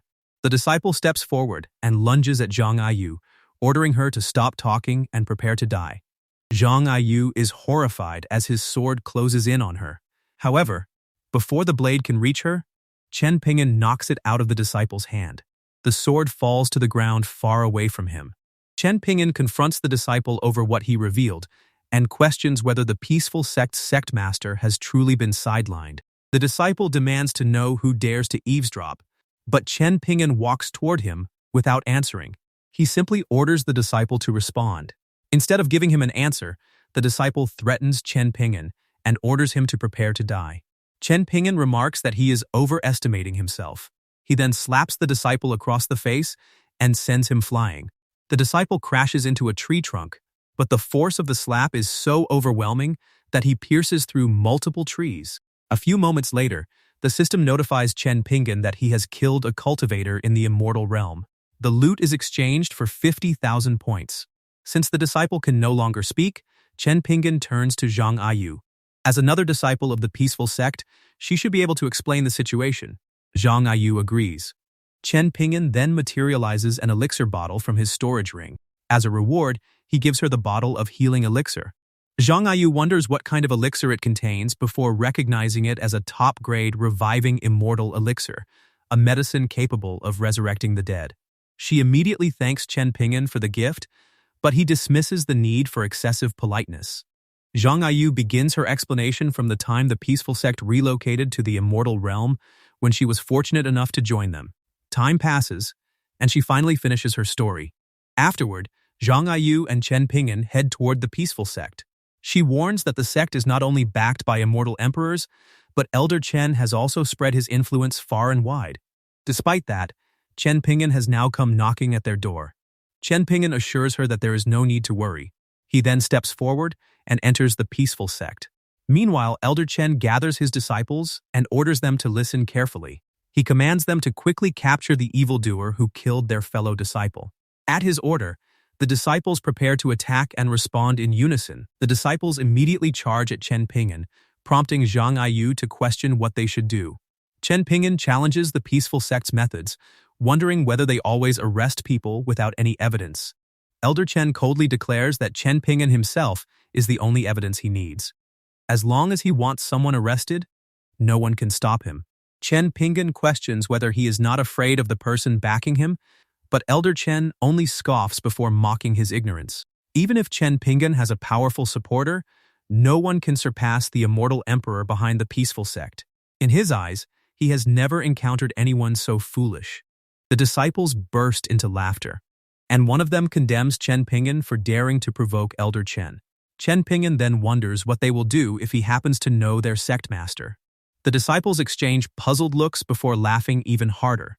They mock him for being unable to construct a believable lie since their sect master never leaves the immortal realm. Elder Chen presses him about the sect master, then dismisses everything as a fabrication. Even if Chen Pingan truly knows Murong Yunhai, it will make no difference. He is not the one in charge, and the peaceful sect belongs to Elder Chen. At that moment, Murong Sui appears and remarks that he is quite formidable. Elder Chen is instantly startled. He questions why she is there when she should be breaking through to the godly sage peak. She instead demands to know what he is doing, and reveals that if she had not ended her seclusion early, she would never have witnessed his true face. Elder Chen immediately drops to his knees and begs for another chance. However, she questions why he is apologizing to her when she has no right to forgive him. Walking past Elder Chen, she admits that her own incompetence allowed the sect to deteriorate into its current state. Elder Chen cannot understand why she is apologizing, while Chen Pingan questions why she is doing this when he never intended to blame her. He reminds her that she is already grown and wonders why she is crying so much. She apologizes for forcing him to witness such a disgraceful situation. Chen Pingan declares that the matter cannot end there. The palace elders must be summoned because the peaceful sect needs an entirely new set of rules. She agrees and releases a magic array into the sky. It rapidly expands before illuminating the area above them. Murong Gong and Zhang Xiaofeng arrive almost immediately. They respectfully greet Chen Pingan, apologizing for failing to welcome him sooner and begging for his forgiveness. Chen Pingan reveals that he has witnessed the sect's disciples killing one another while the elders suppress others through force. Because of this, he is deeply dissatisfied with the peaceful sect's current condition. Both men are horrified. Murong Gong admits that they have remained in seclusion for far too long. Their neglect allowed the peaceful sect to become this corrupt, so neither of them can escape responsibility. He then requests punishment for their failure. Murong Shui calls out to him, but Chen Pingan refuses to punish them. Since they are old acquaintances, he cannot bring himself to do it. Instead, he urges them to rise and requests that they reform the sect while properly restraining its disciples. They gratefully thank him. Murong Gong then turns his attention toward Elder Chen. Although he has been in seclusion, he has repeatedly heard about Elder Chen's unorthodox conduct. Now that everything has been exposed, he challenges him to continue defending himself. Elder Chen freezes.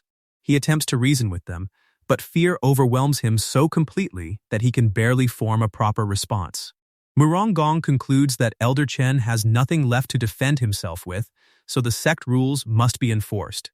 He orders him to discard his cultivation and confine himself on Repentance Peak. Elder Chen immediately refuses and pleads for mercy, but Murong Gong commands the others to drag him away. Desperate, he argues that although he has not contributed much to the sect, he has still suffered for it and begs them to spare him.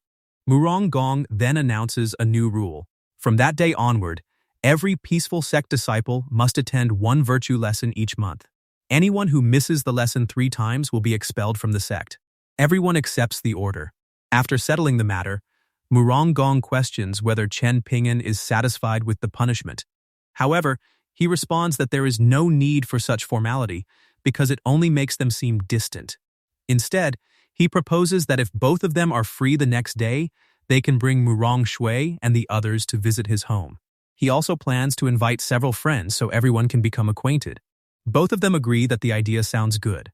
Chen Pingan then opens a portal and explains that he will return home to prepare. He reminds them to make sure they attend, while Zhang Xiaofeng promises that they will arrive on time. Meanwhile, another portal appears at Chen Pingan's residence. Duan Xingxin's sister remarks that the fellow was extremely specific about this place. As she examines the surroundings, she notices the pond and the broom, then questions why all those annoying artifacts are gathered there. At that moment, Duan Xingxin walks out of her room and immediately recognizes Zhao Xuan. Zhao Xuan greets her sister, while Duan Xingxin questions how she managed to get there. She claims that she missed her deeply, prompting Duan Xingxin to wonder whether her brother-in-law arranged for her arrival. She complains that her sister always brings up that annoying man. She does not like him at all and considers her superficial, but Duan Xingxin reminds her that he is still her brother-in-law. Xiaoxuan counters that she would never have come to help him without his sincere request.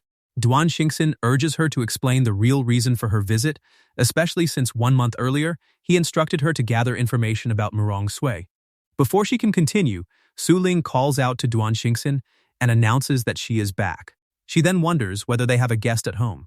Hearing that she is being introduced as Duan Xingxin's sister, while Xiaoxuan is merely treated as a guest, leaves Xiaoxuan horrified. She questions whether Duan Xingxin has another sister, but Duan Xingxin simply remarks that her jealous little sister is acting up again. Xiaoxuan complains that it is no wonder she has been acting so cold. It turns out that she already has another sister, while Xiaoxuan is nothing more than a guest.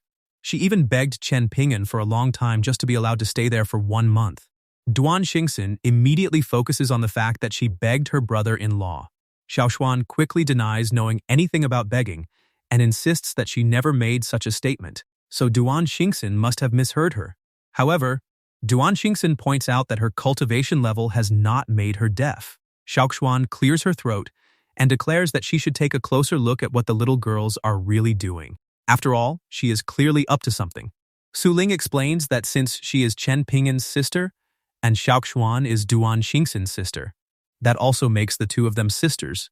Xiaoxuan is caught off guard by her cuteness. She denies the claim, but admits that Su Ling is just as cute as she is. A few moments later, Chen Pingan returns to the mortal realm.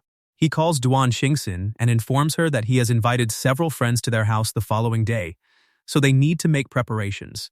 After learning that they already have a guest, he discovers that the visitor is her sister, Xiaoxuan, who plans to stay with them for a month. He questions where her sister came from, and she explains that her lineage is determined by the system. She normally cultivates with her parents in the sect, but this time she is only making a brief visit as part of a mission. Chen Pingan understands. Since his sister-in-law rarely visits, he intends to be a good host, though Xiaoxuan immediately shows her disgust. He then activates his storage ring and decides to prepare some exotic food to welcome her. A few moments later, the preparations are complete, and the table is filled with appetizing dishes. Chen Pingan encourages everyone to eat before checking whether the food suits Xiaoxuan's taste. She quickly lowers her bowl and remarks that ordinary meat is not very impressive, though she expected the annoying guy to come up with something noble. Troubled by her reaction, Duan Xingxin accepts the blame, since they cannot serve her unappetizing meat. She offers to prepare a bowl of noodles instead. Xiaoxuan immediately stops her, insisting that it is unnecessary because she can eat the food as it is. Duan Xingxin wonders whether she is simply being picky. Xiaoxuan counters that she clearly cannot tolerate hearing her speak badly about Chen Pingan, prompting Duan Xingxin to point out her stubborn personality.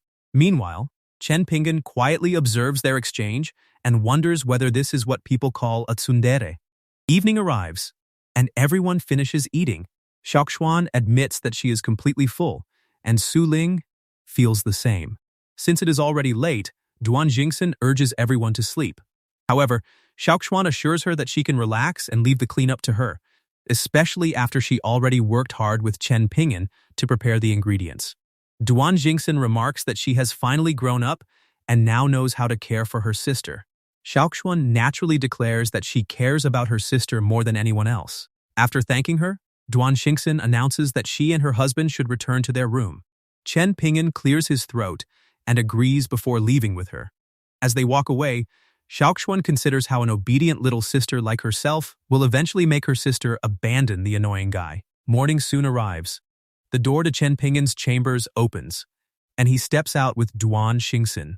When he notices Xiaoxuan looking dejected, he questions what is wrong and whether she slept well. Xiaoxuan immediately confronts him over how he can bring that up after what he did. Chen Pingan questions Xiaoxuan about what happened, but she is furious. She demands to know why he did not think about last night, pointing out that even if her sister has a beautiful voice, he cannot let her scream for most of the night. He becomes flustered and stumbles over his words as she stomps her feet against the ground. He insists that he remembers setting up a soundproof barrier, while Duan Xingxin reassures him that Xiaoxuan is only a child and does not understand what happened. However, he counters that children mature early these days. His reputation is completely ruined, while Duan Xingxin suspects the soundproof barrier simply cannot block Xiaoxuan's abilities. She dismisses it as human nature, questions what difference it makes even if Xiaoxuan understands, and reminds him that guests are arriving that day. He cannot welcome them while wearing that expression. He agrees that she is right, and mentions that they should be arriving soon. When someone knocks on the door, he remarks that they must be there. then opens it and is surprised when he sees the guests. Wang Lao greets him and explains that they have come to visit. Chen Pingan questions what brought all of them there together. Wang Lao explains that after his brother-in-law's wedding, he stayed in touch with him. When they received his invitation, they worried that arriving separately might inconvenience him. So, they decided to come together. Chen Pingan thanks him for the consideration, and he brushes it off. Wang Lao then introduces Sun Yao, a close friend he brought along. Sun Yao is the second strongest person in the divine realm and once competed against Deng Guiqi for the position of God Emperor. After hearing about Chen Pingan's achievements, he wanted to meet him personally. Wang Lao hopes their arrival has not caused any inconvenience, and he assures him that it has not. Sun Yao questions whether he is truly the unparalleled expert Wang Lao mentioned, dismissing him as nothing more than a fame seeker and fraud. Wang Lao rebukes him for coming there to meet a true expert only to behave so arrogantly. Sun Yao counters that without making up an excuse, he would never have brought him there. Chen Pingan clearly lacks the presence of a master, which means he has been deceived. Wang Lao warns him not to make reckless accusations, questions whether he truly cannot see the truth, and orders him to apologize immediately. Sun Yao declares that since he remains so stubborn, he will reveal his true identity to him. Since he claims to be a powerful being from the upper realm, he should be able to explain how he can advance further. If he can provide the answer, Sun Yao will immediately apologize by kowtowing 9 times. Wu Dejin smiles in anticipation. Glaring at Chen Pingan, Sun Yao warns that if he cannot provide an answer, he will take his head as compensation. Chen Pingan is alarmed. The situation is becoming troublesome because although he should be capable of defeating Sun Yao, refusing to help would look bad and would not suit the behavior of a master. He declares that the problem is not difficult while planning to deceive Sun Yao first. If that fails, he can simply claim that he lacks talent. He explains that there is a reason he remains stuck. A mental block is preventing him from overcoming a certain obstacle. Sun Yao accuses him of trying to escape by using a convenient excuse. However, Wang Lao suddenly remembers something and confirms that his friend Sun Yao truly does have unresolved problems. Sun Yao questions how he could have unresolved issues without knowing about them. Wang Lao counters by reminding him about what happened 1,000 years ago when he came to drink with him, became drunk, and accidentally brought up something from his childhood. Sun Yao recalls that something like that did happen and presses him to repeat what he once mentioned. Wang Lao explains that 1,000 years ago, he revealed how his father taught him from a young age that a promise was more important than life. Yet that same father later abandoned him and his mother without a single word. Ever since then, he has continued searching for the reason.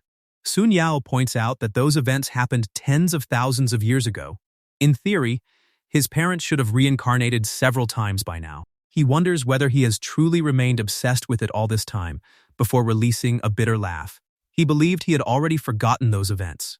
No wonder Deng Guiqi immediately noticed his mental block when they competed for the position of God Emperor back then.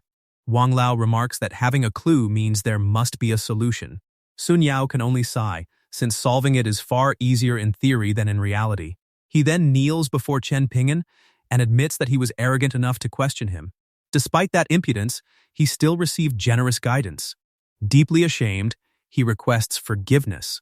Chen Pingan finds him surprisingly persuasive. He dismisses the formalities since he is their guest, then privately notes that Wang Chenglin is truly skilled at smooth talking. Rather than remaining by the door, he invites everyone to sit together. Noticing Duan Xingxin preparing the table, he explains that he invited the guests and will handle everything himself, allowing her to rest. She wonders why it sounded like there was a disagreement earlier, but he assures her that nothing happened. The moment Sun Yao and Wang Lao meet Duan Xingxin's glare, both of them freeze. She declares that she will not interrupt their conversation, while Chen Pingan suggests that she return to sleep for a while. Sun Yao finds the experience terrifying. For a brief moment, it feels as though the heavens and earth themselves have abandoned him. Wang Lao suddenly calls out to him and wonders whether he finally understands why he urged him to apologize so quickly. Although Chen Pingan is kind, he was worried that his family might personally smack him instead.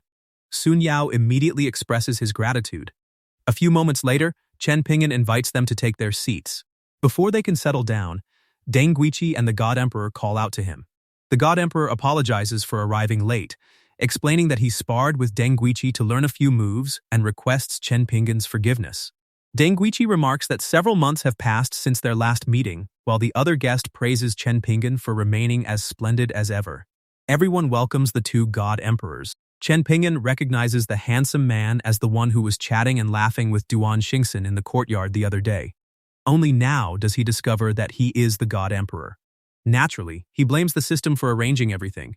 He then wonders whether Su Yi has been doing well under Deng Guiqi. Deng Guiqi assures him that there is no need for concern, since Su Yi has been progressing rapidly lately. Chen Pingan is relieved to hear it. Although the conditions in their home are limited, he invites them to sit as long as they do not mind. Deng Guiqi and the god emperor respectfully thank him.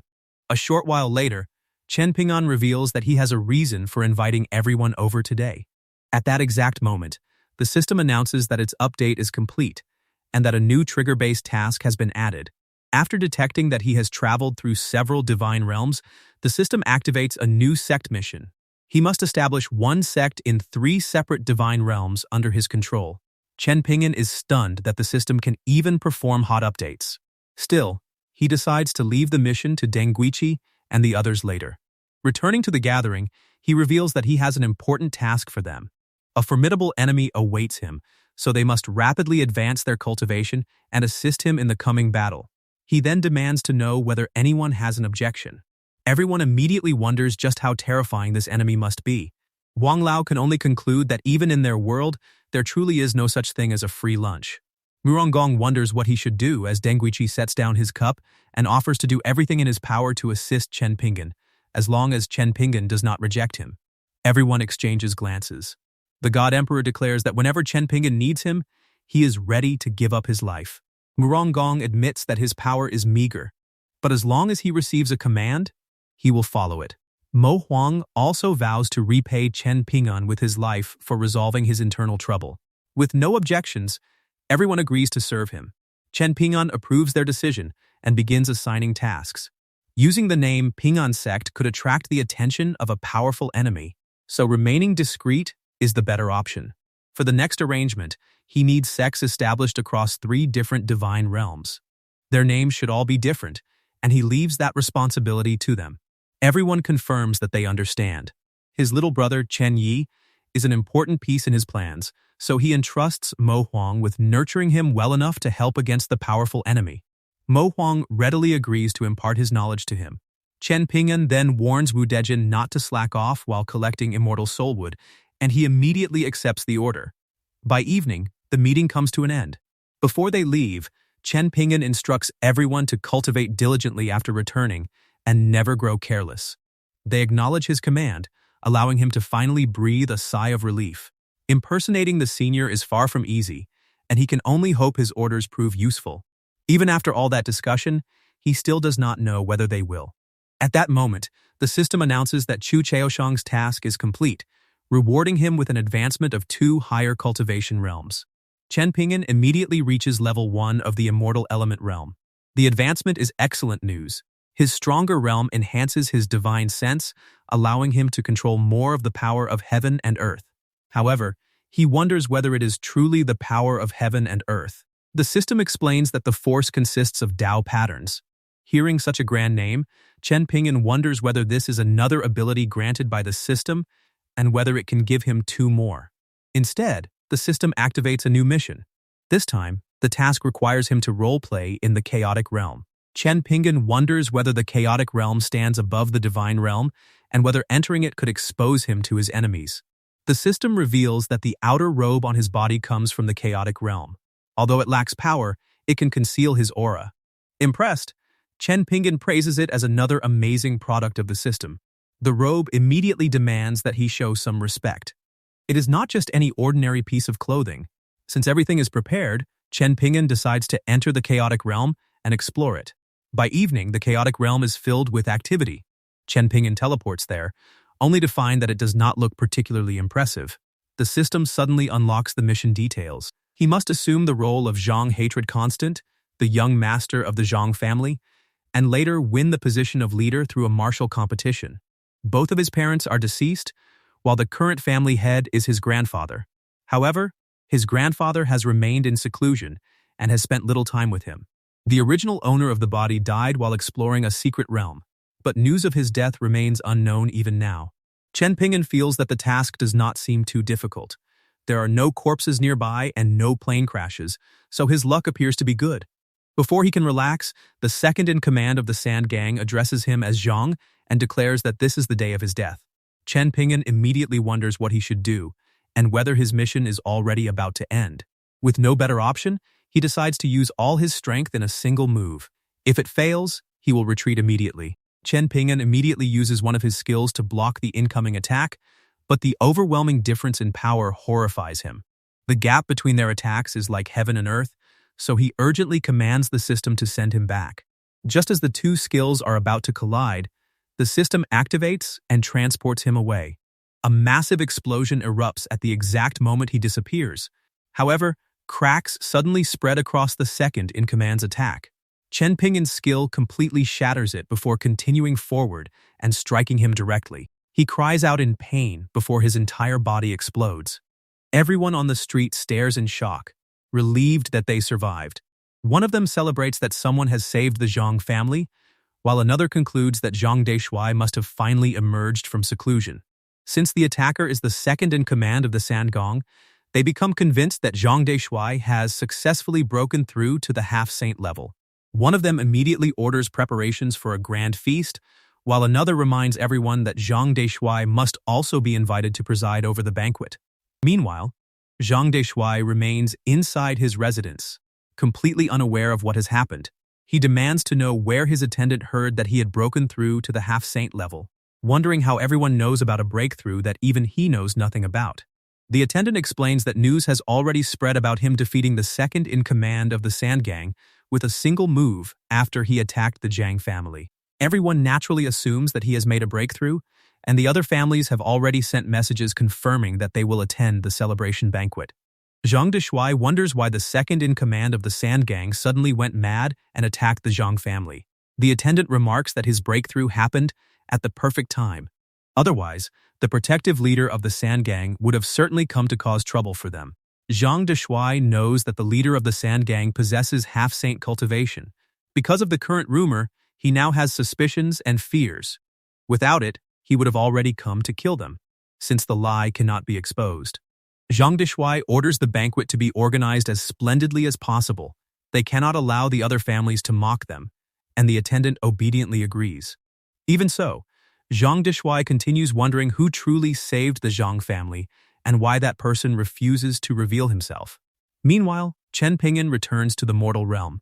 He admits that the Chaos realm is truly dangerous and feels fortunate that he managed to escape so quickly. However, the mission still has not failed. This means the Zhang family may not have been annihilated after all, making him consider returning to check the situation. He quickly hesitates and abandons the idea.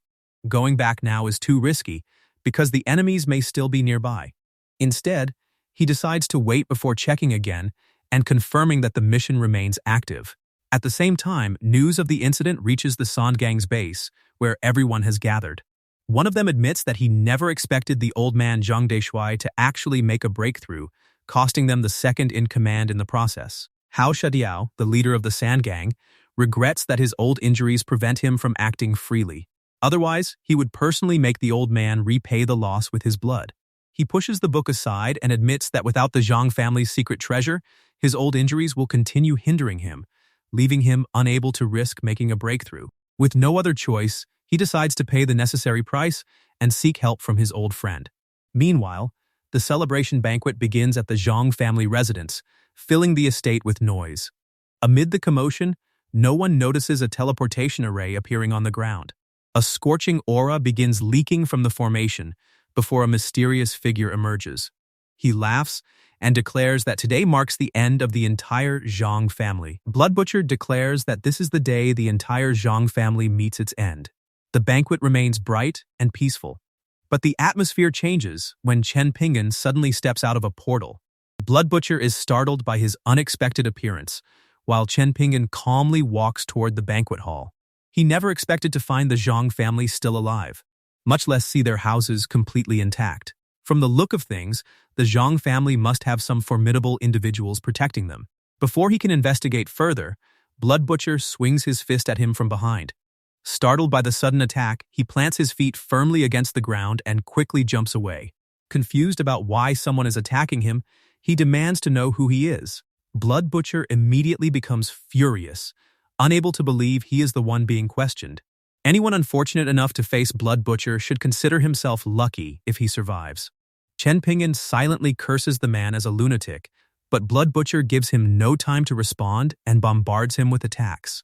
Chen Pingan is not skilled at gathering information, so his only option is to attack, disrupt the opponent's rhythm, and use the opening to teleport away. He grabs Blood Butcher's arm, but Blood Butcher dismisses the attempt, confident that an attack like that will not even make him itch. The moment he believes it is over, Chen Pingan strikes him with his palm. Blood Butcher's body instantly explodes into pieces, scattering blood across the ground. Chen Pingan remarks that Blood Butcher's nickname sounds intimidating, but the man himself is surprisingly fragile. He begins wondering whether he has simply become too powerful. Before he can leave, Zhang Deshuai suddenly calls out and requests that he stay for a moment. Chen Pingan demands to know what he wants, prompting Zhang Deshuai to introduce himself as the master of the Zhang family. He explains that he only approached to express his gratitude for saving the Zhang family. Chen Pingan does not remember doing anything for them and questions whether he truly helped. Zhang Deshuai reveals that Blood Butcher is the top assassin in the region. Whenever he takes action, he never leaves anyone alive. Since he appeared near the Zhang family, he must have accepted a job from the Sand Gang. Without Chen Pingan's intervention, the Zhang family would have been in serious trouble. Chen Pingan remarks that Blood Butcher seemed extremely weak, but Zhang Deshuai clarifies that he only appeared weak from his perspective. After clearing his throat, Chen Pingan urges him to continue. Zhang Deshuai then brings up the palm seal used 2 days earlier and confirms that he was also the one responsible. This means he has already helped the Zhang family twice. Only then does Chen Pingan discover that the expert protecting the Zhang family was actually him. The difference in effectiveness is enormous, yet he somehow won both times. Zhang Deshuai nervously prepares to raise another matter. As a junior, he needs to borrow his achievements to deter several petty individuals. Now that he has personally appeared, Zhang Deshuai intends to make the situation clear to everyone. Chen Pingan allows him to use his reputation however he wants, since he could not care less about something so minor. He will need to switch identities for future missions anyway, so the matter does not bother him. Zhang Deshuai's face immediately lights up, and he repeatedly expresses his gratitude for such generosity. Meanwhile, Chen Pingan remembers that his current disguise is supposed to be the grandson of the Zhang family's head. To make future missions easier, he needs to find a way to strengthen that identity's reputation. Chen Pingan looks through his storage ring. Since every item inside appears to be a treasure, using one as a simple token feels far too extravagant. Eventually, he spots what seems to be an ordinary stone he picked up while digging. He had stored it inside the ring without paying much attention, so he decides it will do. He mentions having some connection with a junior from Zhang Deshuai's family named Zhang Henchang. He will return to the family in 3 days, and when that time comes, he must remember to give that treasure to him. After all, this could also become an opportunity for their Zhang family. Zhang Deshuai expresses his gratitude, wondering whether Zhang Henchang truly has some connection with him. If that is the case, the Zhang family's rise already looks promising. He then wonders what title he should use when informing Zhang Henchang later. Chen Pingan initially remarks that he does not deserve to know, but considering Zhang Henchang's face, he decides to reveal it anyway. His title is the Invincible Supreme. Zhang Deshuai freezes in shock and immediately looks toward the sky, expecting divine punishment to fall for impersonating the Supreme. However, another possibility quickly crosses his mind. He might truly be the Invincible Supreme himself. Zhang Deshuai immediately calls himself lowly, apologizes for addressing the Supreme so casually, and begs to be punished accordingly. Chen Pingan is surprised by such a powerful reaction and urges him to get up, explaining that he concealed his cultivation. At the same time, he privately considers the title he invented on the spot surprisingly effective. Zhang Deshuai insists that he would not dare. Chen Pingan then mentions that he happens to have something to attend to, allowing him to go about his business. Facing such a character is indeed intimidating. Zhang Deshuai never expected Zhang Henchang to possess such incredible luck. He pulls a box from his pocket. Inside rests the Zhang family's hereditary treasure. He throws it into his storage space, then places the rock Chen Pingan gave him inside. As long as this opportunity can be seized, no one knows how high the Zhang family might rise. Meanwhile, the Sangang base remains completely quiet. Hao Shidiao admits that he has failed once again. Even Blood Butcher unexpectedly died, leaving him to wonder whether this is simply his fate. However, he immediately rejects that possibility. No one can stop him. Since force has failed, they will have to rely on cunning instead. He summons a coffin, revealing Zhang Henchang's body inside. Hao Shidiao considers it fortunate that he still has his body after the soul search. Zhang Henchang's body is pale and covered in bruises. Hao Shidiao claims that he did not want to do this either. If he wants someone to blame, he should blame his grandfather. Even in death, he will not allow him to rest in peace. At that moment, Zhang Henchang's body opens its eyes. Hao Shidiao transfers his essence into the corpse.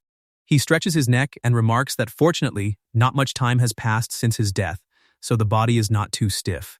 Zhang Deshuai wonders why the brat still hasn't returned and whether some accident has happened. Right then, the attendant calls out that Zhang Henchang has returned from training. Hearing this, Zhang Deshuai is delighted. Hao Shidiao enters the room disguised as Zhang Henchang, and Zhang Deshuai warmly welcomes his grandson back. He has been waiting for him, but Hao Shidiao immediately senses something strange. According to his memories, the old man has never acted this enthusiastic toward him before. For a moment, he wonders if he has already exposed something. Zhang Deshuai remarks that he has been in seclusion for so long without seeing him, then urges him to call him grandfather several times. When he remains silent, the old man questions whether he is no longer willing to address him that way. Left with no choice, Hao Shidiao reluctantly calls him grandfather. Zhang Deshuai happily praises his good grandson and urges him to repeat it. Hao Shidiao calls him grandfather again, only for the old man to demand one more. Zhang Deshuai is overjoyed. Zhang Henchang has gained the Supreme's favor yet remains so filial, making it seem like the old man has truly received great fortune. Meanwhile, Hao Shidiao is furious. Sooner or later, he plans to send the old man to meet his real grandson. At that moment, Zhang Deshuai remembers the important matter and calls him over, revealing that he has a treasure to give him. Hao Shidiao becomes interested. Aside from the ancestral treasure, he cannot imagine what other valuable object a small family like the Zhang family could possess. Zhang Deshuai points toward the box and reveals that the treasure is inside. Based on Zhang Henchang's memories, Hao Shidiao knows that the object stored in that box is the Zhang family's treasured possession. When Zhang Deshuai prepares to hand it over, he is almost left speechless by his luck. At the same time, Zhang Deshuai reflects on the treasure given by the Supreme. No matter how carefully he inspects it, the object appears to be nothing more than an ordinary stone. It seems the treasure only becomes useful after being placed in the hands of the right person. Hao Shidiao can hardly believe his fortune. He has found exactly what he needs when he least expects it, proving that everything truly has its proper time. However, just before he can receive it, the attendant suddenly calls for Zhang Deshuai and announces that Zhang Henchang has finished his training. Zhang Deshuai immediately hides the box. He suddenly claims that the treasure may still be useful to him and proposes handing it over later. Inwardly, he finds the situation suspicious. Before confirming the other person's identity, he cannot casually give away such an important treasure. Hao Shidiao repeatedly assures him that everything is fine and that his important matters should come first. Internally, however, he is cursing non-stop. He only needed a little more time to obtain the treasure. A few moments later, the two of them step outside to meet Chen Pingan, who is also impersonating Zhang Henchang. After examining him, Zhang Deshuai concludes that he truly appears to be Zhang Henchang. Meanwhile, Hao Shidiao seethes over having his good fortune ruined. Regardless of the newcomer's purpose, even if he is somehow the real Zhang Henchang returning from the dead, he still intends to kill him. He steps into the courtyard, but the moment he and Chen Pingan see each other, both are startled. Chen Pingan immediately calls the system, demanding to know why another Zhang Henchang has appeared and whether it made a mistake with the task. The system explains that it only has one host, while Zhang Henchang is merely a corpse that has been refined into a puppet. Chen Pingan cannot believe Hao Shidiao has the nerve to impersonate someone else's grandson. Since he is clearly not a good person, Chen Pingan decides to seize the initiative before being caught off guard and directly targeted. He demands to know who Hao Shidiao is and accuses him of daring to impersonate him. Hao Shidiao fires back that Chen Pingan is obviously the fake one and claims that he must have ulterior motives toward the Zhang family. At the same time, both of them accuse the other of being an imposter and urge Zhang Deshuai to act quickly and eliminate the fake. Chen Pingan is relieved that the system can adjust his voice. Without that ability, the moment he opened his mouth, his real identity would have been exposed. Hao Shidiao, on the other hand, is surprised by how convincing the other person's disguise is. Fortunately, he still possesses Zhang Henchang's body. Zhang Deshuai studies the two of them and remarks that they look almost completely identical. Hao Shidiao insists that Chen Pingan is the fake, while he immediately counters that Hao Shidiao is the imposter. Zhang Deshuai confirms that he understands. To expose the imposter, he plans to present several questions known only to him and Zhang Henchang, then challenges both of them to answer. Hao Shidiao confidently urges him to begin. After digging through all of his memories, he believes no question can possibly trouble him. Meanwhile, Chen Pingan calls the system requests help with the answers. However, the system refuses and instructs him to find a solution on his own. Noticing his hesitation, Hao Shidiao mocks Chen Pingan for already backing down. Chen Pingan immediately denies it and urges Zhang Deshuai to continue. The first question concerns an incident from when Zhang Henchang was 18.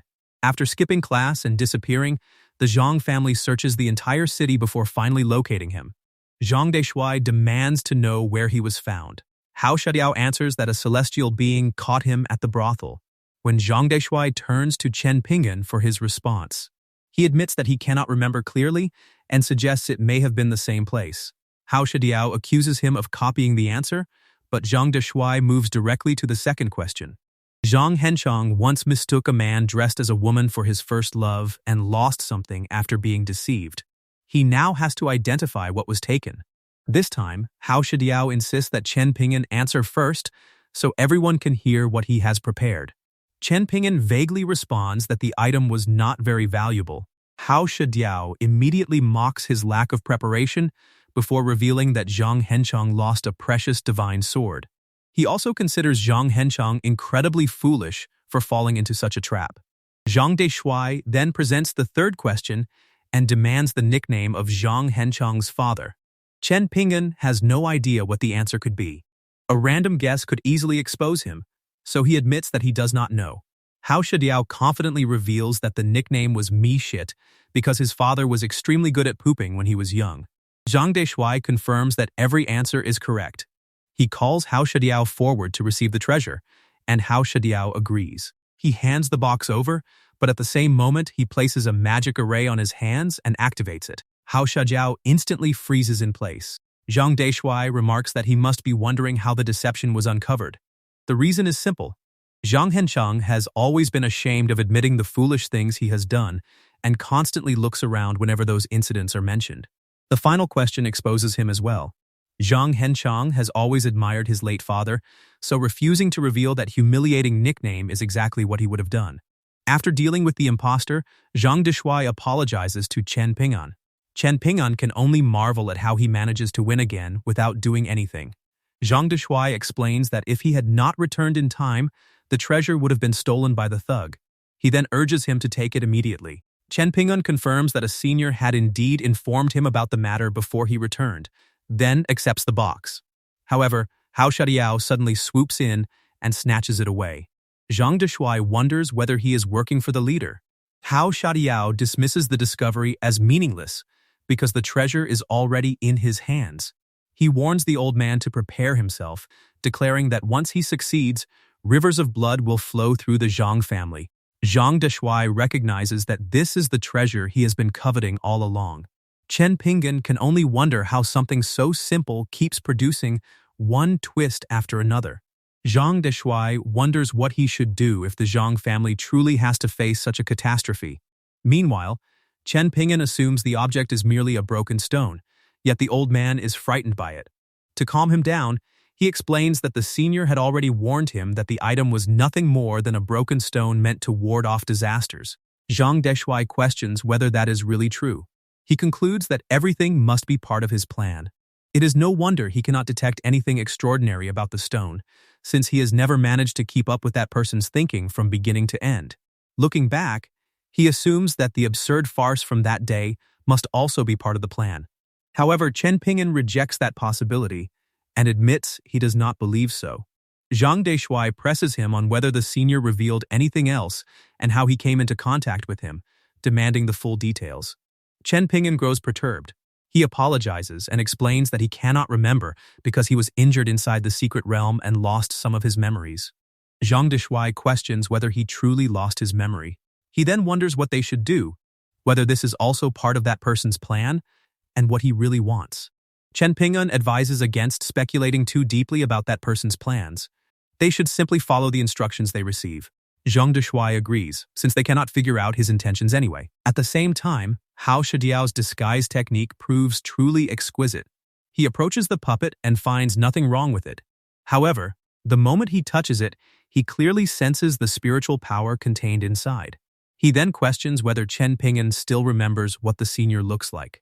Chen Pingan describes him as a handsome young man who even claims to be invincible. Zhang Deshuai concludes that it does not sound like a lie because the information matches.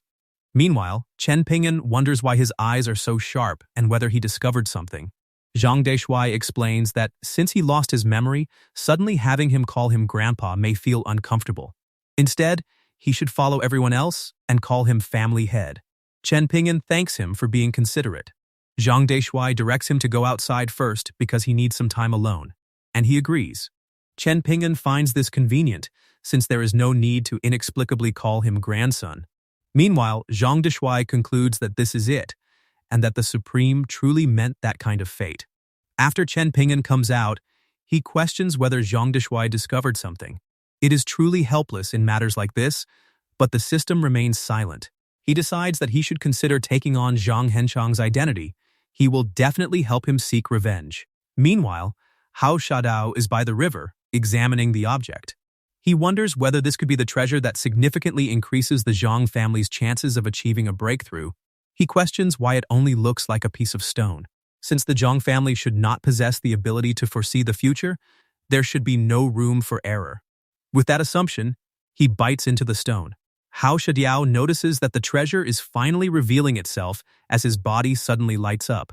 Startled, he touches the glow in his chest and believes the treasure can replenish his depleted blood qi, allowing him to break through immediately. However, a bolt of lightning suddenly crashes down from the sky and strikes him. Blood bursts from his mouth as he collapses against the ground, unable to understand why the treasure is not working. He curses the Zhang family for deceiving him and regrets losing control during his breakthrough and swallowing the stone. His body begins trembling, and he desperately refuses to die. At that moment, Zhu Shangqi arrives and offers to save him in exchange for his loyalty, demanding an immediate answer. Hao Shadiao repeatedly agrees and begs him to save his life. Zhu Shangqi, the city lord governing the city where the Zhang family is located, declares that he has made the right choice. The spiritual energy he provides will not only save him, but also allow him to complete his breakthrough safely. However, anything he gives can be taken back at any time, so Hao Shadao must conduct himself carefully. Hao Shadao pledges to sacrifice his life to repay this debt without harboring any hidden intentions. He then grins and declares that the members of the Zhang family have reached the end of their lives. Meanwhile, the Zhang family remains peaceful within the chaotic realm. Inside his room, Zhang Deshuai learns that the old beast Hao Shadiao has actually broken through to the second level of semi-saint. He complains that heaven truly has no eyes, but the timing is still convenient. With the Chong still staying at the Zhang family, he can use the upcoming banquet as an opportunity to carry out his plan. A short while later, they arrive at the Sand Gang's base. Chen Pingan remarks that the gathering resembles a Hongmen banquet and wonders whether they should make some preparations. Zhang Deshuai assures him that, with the senior's protection, there is no reason to fear Hao Shadiao. However, Chen Pingan explains that although the senior taught him several techniques, his cultivation is still low. He worries that Zhang Deshuai may be relying on him for protection. Zhang Deshuai dismisses his concern and assures him that everything will be fine. Chen Pingan figures that Zhang Deshuai must still have another trick up his sleeve. Hao Shadiao suddenly accuses Zhang Deshuai of arriving late after making them wait so long and looking down on him. Hao Shadiao. Zhang Deshuai mocks the old fellow for surprisingly having some self-awareness, while Chen Pingan wonders what exactly he is relying on to act so arrogantly and whether he is not afraid of being beaten. Hao Shadiao concludes that he wants to settle things with him. The guests immediately question what is happening. Even after breaking through, Zhang Deshuai is only a semi-saint, yet he still dares to provoke Hao Shadiao. Another guest wonders whether the Zhang family is about to hold a feast of mourning. Zhang Deshuai challenges Hao Shadiao to fight him. Although he does want to take him down, his opponent is not him. He orders Zhang Henchang to step forward and show him a little of their true strength. Chen Pingan confirms whether he wants him to go up. Zhang Deshuai grabs him by the shoulder. He urges him to trust the senior's foresight, since he could not have overlooked the current situation, and instructs him to use every technique he taught him. Chen Pingan is stunned to realize that the backing is actually him. Pretending to be too powerful clearly comes with risks. Even so, he walks forward. With no other option, he decides to begin with a full power move. Hao Shadiao declares that it makes no difference, because all of them will meet their end there that day. He lunges at Chen Pingan and orders him to die. Chen Pingan prepares to make a strategic retreat if the attack fails. Their fists collide, unleashing a huge explosion. Zhang Deshuai remains confident, while Hao Shadiao is left astonished. Chen Pingan's attack overwhelms his technique and breaks straight through it. He is blasted into the wall and loses consciousness moments later. The force of the attack leaves a massive dent behind him. One guest questions whether Chen Pingan truly defeats Hao Shadiao with a single move and wonders who that kid is. Another questions Zhang Deshuai's actual strength, refusing to believe that the guy is only a semi-saint. Hao Shadiao cries out in denial, calls for his master, and pleads for him to save him. However, Zhu Shangqi dismisses him as useless and refuses to help. Cracks spread across the crystal before it shatters in Hao Shadiao's hand, leaving him horrified. Zhang Deshuai celebrates the fact that the old beast is still alive. However, he warns that he will soon make him wish he were dead.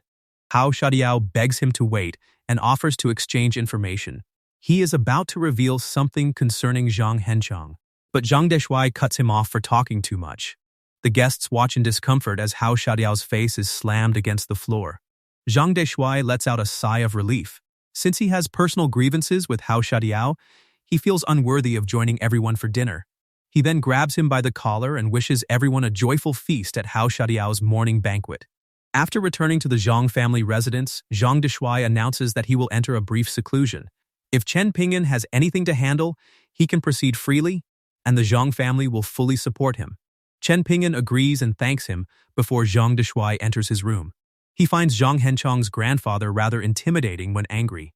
However, a presence suddenly appears behind him, making him wonder why he feels like someone is observing him. Deciding to use a little deception, he condemns such sneaky behavior as shameful and challenges the hidden observer to step forward and confront him directly. A portal immediately appears. Zhu Shangqi admits that he never expected him to be so perceptive. Based on his observations, he cannot be a member of the Zhang family. He demands an explanation for what he is doing in such a remote city, but Chen Pingan claims that he is Zhang Henchang. Zhu Shangqi assumes that he refuses to reveal the truth and warns that he will have to consider him a spy from the Chanyuan sect. Chen Pingan denies it and insists that he has misunderstood because he truly is Zhang Henchang. Zhu Shangqi calls him stubborn, but he is no fool. Since he refuses to cooperate, he decides to kill him right there. A massive orb of aura forms in his hand before he hurls it at Chen Pingan, engulfing the area in fierce flames. Chen Pingan raises his arms to protect himself. Zhu Shangqi declares that this is only the beginning. Eventually, he intends to make everyone in the Qianyuan sect pay. Chen Pingan coughs through the flames and complains that the attack is rather annoying. Zhu Shangqi rejects the possibility in disbelief. Even the founder of the Qianyuan sect could not easily withstand his full-powered blow. Meanwhile, Chen Pingan admits that he nearly failed this time. He never expected the robe awarded by the system to be so powerful, and when he expresses his gratitude, the robe scoffs that the attack feels no different from scratching an itch. He then brings up the founder of the Qianyuan sect while considering his situation. Although the robe allows him to deceive Zhu Shangqi for now, showing even the slightest weakness will expose him. If Zhu Shangqi is after the treasure, then everything is over. Maintaining his composure, he warns Zhu Shangqi that he should understand the consequences of provoking a powerful opponent. At the same time, he reminds himself to uphold this stance, or the mission may be compromised.